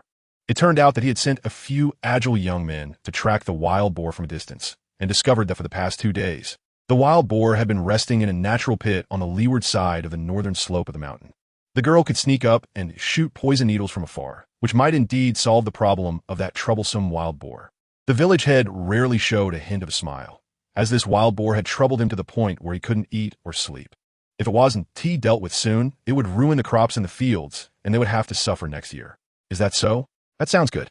I'm not familiar with this area. Could you please let a villager who knows the way guide me? Ino asked. Of course, no problem at all. The village head nodded and said to a young man supporting him on his right, "Ahu, you run fast. Take the esteemed ninja to the site." "Sure, sir." The young man, named Ahu, nodded heavily, stepping forward but feeling a bit shy to meet Ino's eyes. He had never left the village and was seeing such a beautiful girl for the first time. However, since she was a powerful ninja, Ahu felt a bit timid, fearing he might offend her. Ino didn't mind, and without further delay, she had the young man lead her to find the resting wild boar. According to the village head, the wild boar usually came out at night to ravage the fields and then rested during the day. This timing gave her an opportunity. On the way, she had been worried about tracking down the wild boar, but now she received such good news. Resting was great, as it saved her the time of searching. Under the guidance of the young man, they crossed through the woods, and soon Ino spotted the large wild boar lying in the natural pit on the leeward slope. It was enormous, resembling a small mountain. Generally, wild boars did not grow this large. Ino suspected this one had some bloodline of a spirit beast, allowing it to grow to such a size. It was unrealistic to chase away such a wild boar. Their intelligence was comparable to that of a 5- or 6-year-old child, capable of retaliatory actions. So it was better to deal with it. Ninja-sama? The young man watched as the ninja slowly approached the wild boar, his eyes widening in shock, wanting to stop her. What's going on? Didn't the ninja say to shoot it from a distance? Ino turned her head and made a shushing gesture to the young man. He quickly fell silent, feeling uneasy, but he trusted that the ninja had her reasons for doing this. Originally, Ino planned to simply poison the boar, but thinking of the malnourished children she had seen earlier, she changed her mind. The farmland in this small village had already been ravaged by the wild boar, and the food they could harvest next year would surely decrease, which meant those children might go hungry. Instead of killing the wild boar, it would be better to use its meat to contribute and compensate the village. While poisoning, it could also yield most of the meat. As long as the poison parts were cut away in time, there would still be a risk of some poison seeping in. So, Ino planned to strike at the vital area of the wild boar, which was as simple for her, a skilled medical ninja, as eating and drinking. Ahu watched in astonishment as the ninja approached the wild boar, terrified that it might suddenly wake up. Fortunately, the wild boar remained asleep as the ninja came right up to it. Then he saw the ninja's white palm glowing with a faint blue light. This was Ino performing an A-ranked medical ninjutsu, chakra surgical knife, concentrating chakra in her hand, allowing her to cut any part of the body for further medical treatment, transplant any organs, and even use it in combat to sever an opponent's muscles and meridians, or as a weapon to cut opponents with immense power. Using this technique to cut through the tough hide of the wild boar was just perfect. Ahu then saw the ninja's glowing hand gently move toward the wild boar's throat, effortlessly penetrating its body. Chapter 78, Borrowing 5 million. The heart of the wild boar is located in its chest cavity, serving as the core organ of life activities. Stabbing the heart will cause it to stop beating, quickly ending the wild boar's life. Jingyin calmly and precisely struck the wild boar's heart, then quietly waited for it to die. The breath of the large wild boar grew weaker and weaker until it completely ceased. After checking, confirming that the wild boar was indeed dead, Jingyin took out a tissue to wipe the blood off her arm. All right, this wild boar has been dealt with. I won't be taking the wild boar meat. You can distribute it among yourselves. Jingyin asked the young man where there was a water source, and upon learning there wasn't one nearby, she left first to return to the village, finding a puddle to wash her arms. The old village chief, waiting anxiously, saw Jingyin emerge alone from the woods without any sign of Ahu, and he immediately swayed, his face changing dramatically. He thought the hunt had failed, and Ahu was gone. Fortunately, Jingyin passing by mentioned that Ahu was behind her, which relieved the old village chief. Uncle, did you deal with the wild boar so quickly?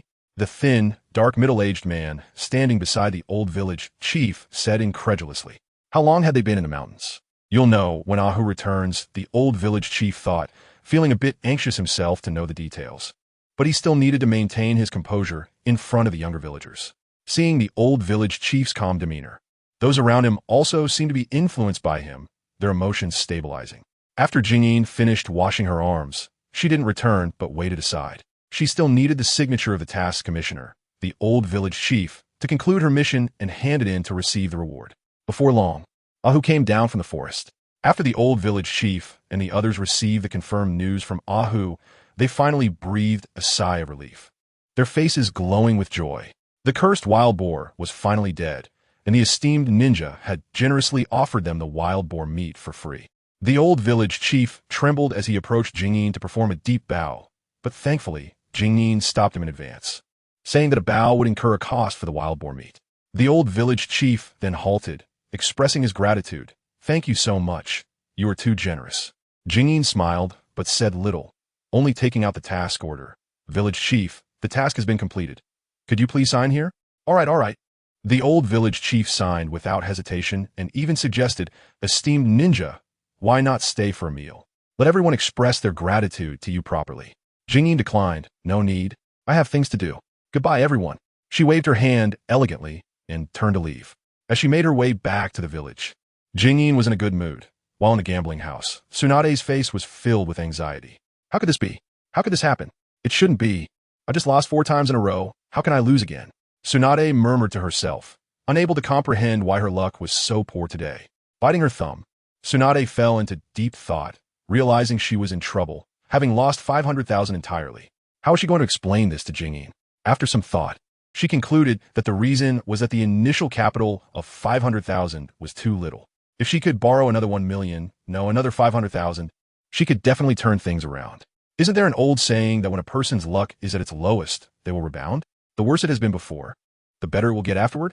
Tsunade successfully convinced herself and decided to borrow some money to continue. There was no need to find an old classmate to borrow money from. She knew that the gambling house had high-interest loans available. Tsunade was experienced in borrowing high-interest loans and confidently went to a certain area in the gambling house, casually stating, "I want to borrow money." Her tone implied that she was the one lending money. Even the loan officer at the gambling house was momentarily taken aback, but he quickly reacted. "So, you're here to work." He cleared his throat. "How much do you want to borrow?" "Let us start with 5 million. Tsunade thought that her recent losses were due to insufficient capital, so she decided to borrow 5 million all at once, convinced she could win back the money. The loan officer was professional, but it was rare for someone to ask for 5 million all at once. He sized Tsunade up and noticed she wasn't wearing a ninja headband. She appeared to be an ordinary person, but dressed so beautifully. She must be a mistress of some big shot in the village, he thought. The loan officer didn't doubt Tsunade's ability to repay the loan. In gambling houses with ninja backing, there were dedicated debt collectors. It wasn't just ordinary people. Even ninjas would come to collect debts. However, the basic procedures still had to be followed. 5 million, no problem, we can lend that. Let's first register your basic information. The loan officer skillfully took out a notebook from his pocket, bit off the pen cap, and asked, "What is your name? Where do you live?" Tsunade calmly fabricated a fake name and address. "My name is Sarutobi Sakura, and I live on Asakusa Old Street." As the loan officer wrote, he inquired, "Where on Asakusa Old Street? What is the house number?" Tsunade thought, "Do you need to ask so many details?" Unable to think of anything else at that moment, she casually provided a house number. The loan officer, believing her, diligently wrote it down, then handed it over for Tsunade to confirm if everything was correct. "All correct. Good. Please wait a moment while I go get the money." The loan officer pointed to a chair beside her and walked into a back room. Tsunade sat down confidently, waiting for the loan officer to bring back the money. After about 10 minutes, the loan officer came out of the room. Tsunade, already impatient, smiled when she saw him, but her expression froze when she saw his empty hands. "Where's the money?" The loan officer frowned and said, "What money? You gave a fake name and address and still want to borrow money?" Tsunade angrily retorted, "Are you investigating me?" The loan officer shrugged. "Isn't that to be expected? You can't just come in, make up a fake identity, and expect to borrow 5 million. Do you think 5 million is like a cabbage on the roadside? If you want to borrow money, don't mess around. Provide real information, and we will lend you money." The loan officer wasn't too angry, leisurely sitting down and lighting a cigarette. He had seen enough of these desperate gamblers. Once the desire to borrow money arose, it was unstoppable. "Trying to fool me? Huh. You're 100 years early for that." The loan officer exhaled a puff of smoke, casting a disdainful glance at Tsunade. Tsunade realized that this approach wouldn't work, and in the end, she would still need to provide real information to borrow money. Chapter 79. Unable to borrow, Tsunade slammed the table in resignation. "All right, let's start over." The gambling house attendant, hearing this, realized that the gambler's desires were stirred. He took out a small notebook at a leisurely pace, this time holding a cigarette in his mouth while using his hand to remove the pen cap. "Go on, what's your name?" The attendant warned. "Don't think of playing any tricks this time. We will investigate and confirm your identity before lending you money." Got it. Tsunade waved her hand impatiently. "My name is Tsunade, one of the legendary 3 of Konoha. You can check my identity at the Hokage building." Tsunade raised her chin confidently. The attendant paused, looking up in shock. "Wait, what did you say your name was?" "Tsunade." The attendant's expression changed, and he quickly put away the pen and notebook, waving his hand. "Tsunade? Huh? No loan. Tsunade was taken aback and confused. "No loan? On what grounds? I'm not lying. In Konoha, no one dares to impersonate me. Tsunade." She thought the attendant didn't believe that she was one of the legendary 3. "You don't believe me, right? Come on, let's go to the Hokage building together. There's a photo of me there." Tsunade tried to grab the attendant's hand to take him to the Hokage building to prove she wasn't an imposter. The attendant dodged her hand as if it were a venomous snake. No, I can't lend here. Go try somewhere else." Tsunade was puzzled. What was going on? Had her reputation for not repaying loans spread throughout the village? With a sigh, she found it really annoying. There was no way she could rob the gambling house, right? After asking several times and discovering that the attendant really wouldn't lend her money, she left the gambling house in frustration. As she stepped out, Tsunade checked the time. It was already past 3 o'clock. Who could she borrow money from? She silently pondered, suddenly realizing that she didn't have any old classmates left in the village.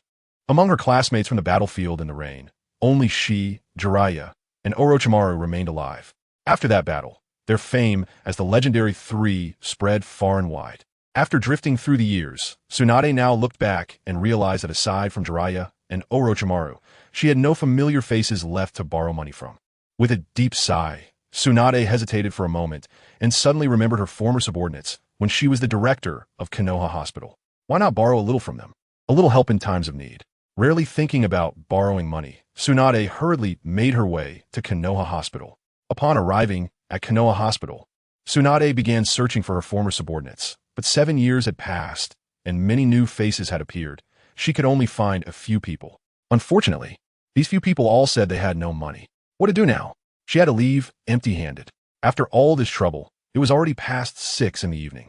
The sky had darkened. Feeling somewhat defeated, Tsunade squatted on the roadside, for the first time feeling how difficult it was to borrow money. In the past, as long as she stated her identity, a large number of people would be willing to lend her money. The name of Tsunade Senju was known throughout the ninja world. But why was it ineffective in her own village? Tsunade couldn't help but wonder.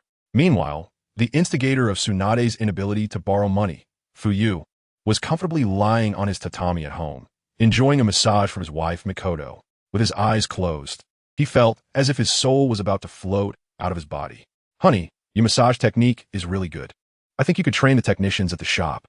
Fuyue murmured. Mikoto, unable to suppress a smile at her husband's praise, replied modestly, I'm just an amateur. I can't compare to those professional technicians. Fuyue chuckled. What professionals? They've only trained for a few days. Mikoto was surprised. They became so popular after just a few days of training? I see many people going to the shop. They're just bored and happen to find something new in the village to join the fun, Fuyue thought. If the technicians at the shop are still at this level, the customer flow will probably decrease significantly after a while. Mikoto nodded thoughtfully, sensing that her husband seemed to plan to continue training the technicians at the shop to improve their massage skills. Speaking of which, where's Sasuke and Naruto? Fuyue asked in surprise, noticing that he hadn't seen the two arguing when he came home today. They weren't even at dinner. They're at the training ground right now, Mikoto said, covering her mouth and laughing. What has gotten into them? Fuyue was puzzled.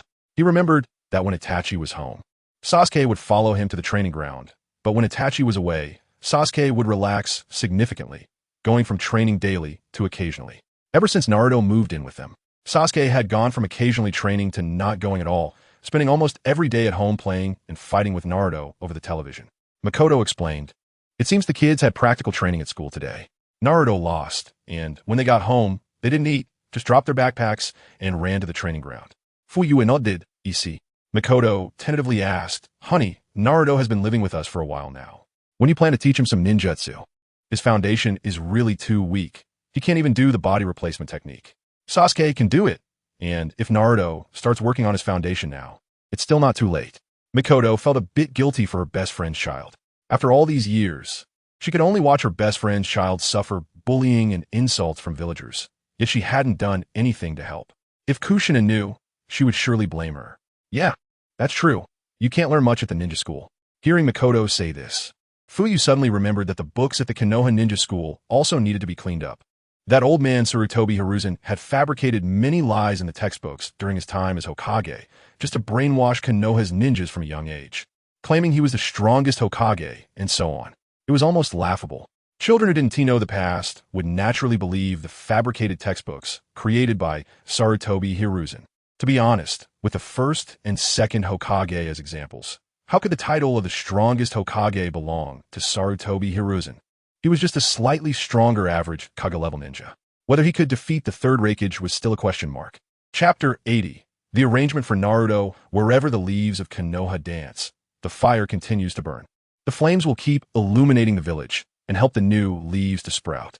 This concept was proposed by the first Hokage, Senju Hashirama, emphasizing that the older generation of ninjas should protect the power of the new generation and, if necessary, sacrifice themselves for them. Senju Tobirama did well in this regard, sacrificing himself to buy time for Sarutobi Hiruzen and others to safely retreat. One might wonder, if Senju Tobirama had known that Konoha would end up in such a state because of Hiruzen and Danzo, would he still have chosen to sacrifice himself? Given Tobirama's temperament, he would likely have cleaned house, right? Fuyue thought about this and couldn't help but chuckle. That old man Hiruzen. His teacher Tobirama carried out the will of fire until his death. How did he himself act? The Third Great Ninja War was already quite critical for Konoha. Wasn't he it? The battle at Kikatsa Mountain had brought the fight to their doorstep. Konoha was outnumbered, and due to a lack of manpower, even students who had graduated from the Ninja Academy were urgently promoted to Genin and Chunin and sent to the battlefield. Meanwhile, Hiruzen sat comfortably in the rear, commanding everything without stepping foot on the battlefield. How was this inheriting the will of fire? He talked about emphasizing that the older generation of ninjas should protect the new generation and sacrifice for them when necessary. Even small children were sent to the battlefield. While he remained seated in the rear, shouldn't he be leading the charge at the front lines? What is so great about generals commanding from afar? Worst case scenario, he dies, but that would leave a good reputation for future generations. Look at the Third Hokage and the Third Hokage. Didn't they both leave from the front? There is a clear gap among the thirds. Honey, are you listening to me? Fuyue, lost in thought, heard Mikoto's gentle voice. Listening. What is up? Fuyue came back to his senses and asked. Mikoto didn't mind her husband zoning out. As she gently massaged him, she said, I was wondering, what should we do about Naruto? He asked, falling behind his peers. Fuyue pondered for a moment and replied, Naruto does have talent. After all, his parents are not ordinary people. Mikoto nodded in agreement. Naruto's father, the fourth Hokage Namake's Minato, was not only highly skilled in the Flying Thunder God technique and Rasengan, but also learned the sealing techniques of the Uzumaki clan and the sage techniques of Mount Myaboku, earning the title of Yellow Flash throughout the ninja world. Naruto's mother, Kushina, was a member of the Uzumaki clan, naturally possessing powerful chakra and exceptional vitality. She was adept in sealing techniques and could suppress the special chakra of tailed beasts. Techniques like the four-symbol seal and the adamantine sealing chains were used with ease in her hands. It wouldn't be an exaggeration to say that Kushina was the best in sealing techniques in Konoha. With such impressive parents, as the saying goes, a tiger father does not raise a dog son. Naruto should have inherited the talents of both his parents. Moreover, he is sealed with the nine tails within him. Thinking about this, Mikoto suddenly felt much better. From now on, it's not too late to nurture Naruto well. He is only 7 years old, and there is still plenty of time. From now on, the couple would be Naruto's strongest support. How about this? When Itachi comes back, he wants to go out. Teaching one is the same as teaching two. Mikoto had great confidence in her eldest son's abilities. She had watched Itachi grow up and knew he was a super genius that the Uchiha clan produced once every few decades, intelligent and quick to learn, able to draw inferences from one instance. This trait was truly inherited from his father. Mikoto smiled at Fuyue. Speaking of which, Fuyue was also called a super genius by his clan when he was young. It's true that like father, like son. A tiger father does not raise a dog son, Mikoto thought with a sigh. When will Itachi come back? Mikoto asked curiously. Fuyue pondered for a moment and said, if all goes well, he should be back in about a week. Mikoto nodded. Well, a week isn't too long. I can accept that. Then before Itachi comes back, I'll teach Naruto some basics like walking on water and climbing trees, Mikoto said with a smile. Whatever you want, Fuyue replied casually. While the couple was talking, there was a commotion at the entrance. It was Sasuke and Naruto returning from the training field. I'm back. Normal volume. I'm back. Very loud. Welcome back. Little friends, Mikoto said with a smile. She glanced at Sasuke and Naruto, both of whom were quite sweaty. Are you hungry? If you want to eat, the rice is warm in the rice cooker, and the dishes can just be heated in the microwave. Naruto's eyes brightened, rubbing his belly and about to say he wanted to eat, but then he heard Sasuke say, I'll wash up first, then eat. Naruto hesitated, thinking that he learned a lot of useful knowledge training with Sasuke tonight. If he wanted to get stronger, he needed to build a good relationship with Sasuke. He held back his hunger and said, then I'll wash up too. Sasuke, let us wash together. Naruto boldly said this as he tried to follow Sasuke into the bathroom. Sasuke's expression changed, blocking Naruto at the door. I refuse. I'll wash first, and you can wash after I'm done. After saying that, Sasuke slammed the bathroom door shut. Naruto thought to himself that it was Sasuke who didn't want him to wash together, so he decided to go eat first. Naruto cheerfully ran to the kitchen, took out a bowl, and filled it with a large serving of rice. Mikoto saw Naruto dash into the kitchen and got up to put the dishes in a microwave to heat. Wow, Aunt Mikoto, is this what has for dinner today? Naruto exclaimed excitedly as he looked at the food in the microwave. Mikoto smiled and replied, Yes, I made your favorite dishes. Let us eat first and then train after dinner, okay? Naruto really wanted to nod immediately, but thinking about his plan to train with Sasuke, he hesitated for a moment. What's wrong, Naruto? You need to maintain a good diet, right? You need to be full to have the energy to train, don't you think? Mikoto said earnestly. All right, Annie, I understand. That I say good boy. Mikoto smiled as she took the dishes out of the microwave and set them on the table. Naruto immediately took a bowl of rice and sat down at the table, starting to eat heartily. After bringing the last dish to the table, Mikoto sat down beside Naruto. Naruto was so focused on eating that he didn't notice Mikoto sitting next to him until she spoke. Who did you lose to in today as practical training at school? Naruto? Mikoto asked curiously. It seems like it was Inuzuka Kiba. That guy wears a little dog hat on his head. Naruto described as the image of Inuzuka Kiba with patterns on his face and a little dog on his head flashed through his mind.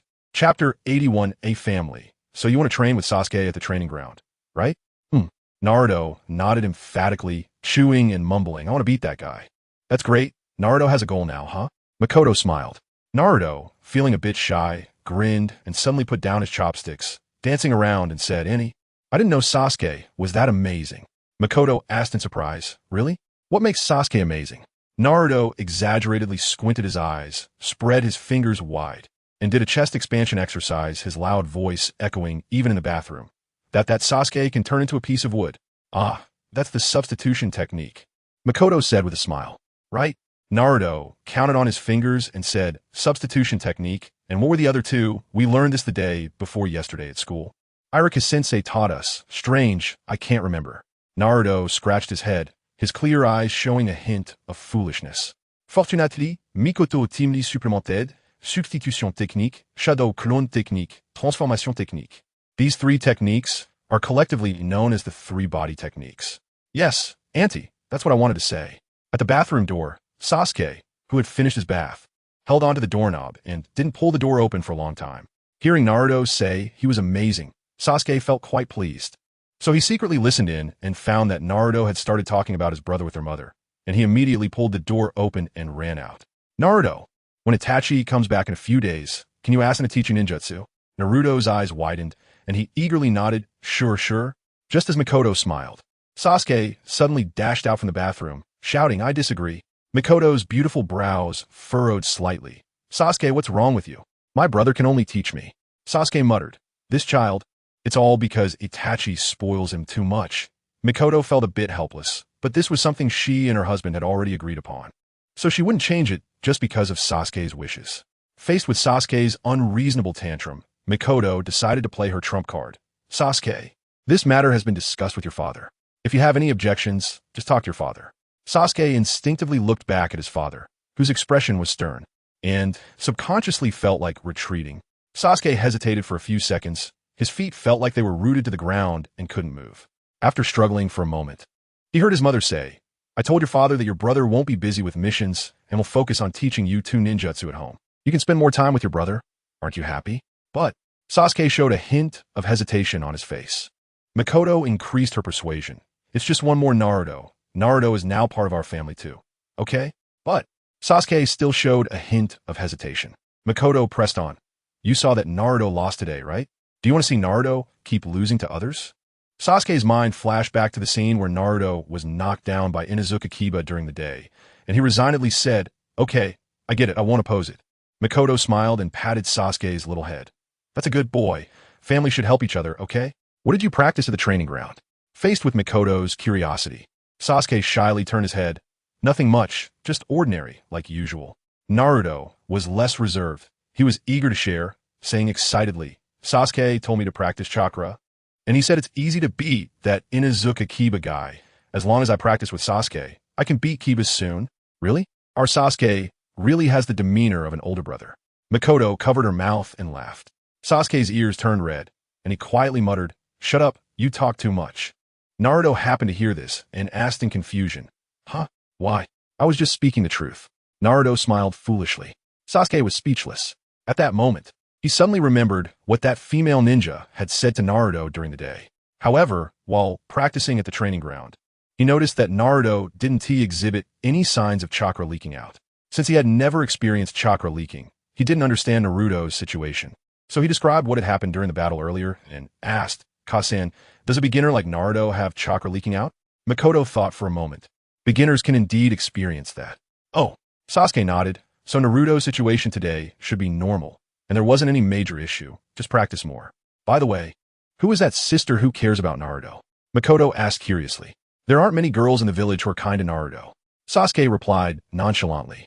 Just when we returned last night, Naruto was clamoring for dumplings, and that female ninja bought him a few skewers. As soon as Naruto heard this, he perked up, quickly swallowed the food in his mouth, and excitedly said, Annie's sister Shizen is such a nice person. She's kind and pretty. When I was buying buns in the morning, I ran into Sister Shizen, and I wanted to invite her to our school to watch our practical training. And then Sister Shizen came too. Once Naruto started talking, he couldn't stop. However, Makoto showed no impatience, listening to everything Naruto had to say, and smiled as she clapped her hands. So that sister's name is Sister Shizen? That's really nice. Naruto met a great person. Uh-huh. Naruto nodded with a bright smile and quickly asked Sasuke for his opinion. Sasuke, you think Sister Shizen is a good person too, right? Well, she's okay, I guess. Sasuke scratched his nose, unusually not refuting Naruto's words. Makoto became even more interested in this Sister Shizen. Shizen? Makoto blinked, feeling like she had heard that name somewhere before. But at that moment, she couldn't recall. Naruto, next time you see Sister Shizen, invite her to our house for dinner, okay? She treated you to dumplings. We need to thank her properly. Makoto began to impart parenting wisdom. One should understand gratitude. At first, Naruto eagerly nodded repeatedly, but suddenly thought of something and showed a disappointed expression. Makoto was taken aback. What's wrong, Naruto? Naruto sighed. Sister Shizen said she would leave today, and she might have already left the Hidden Leaf Village.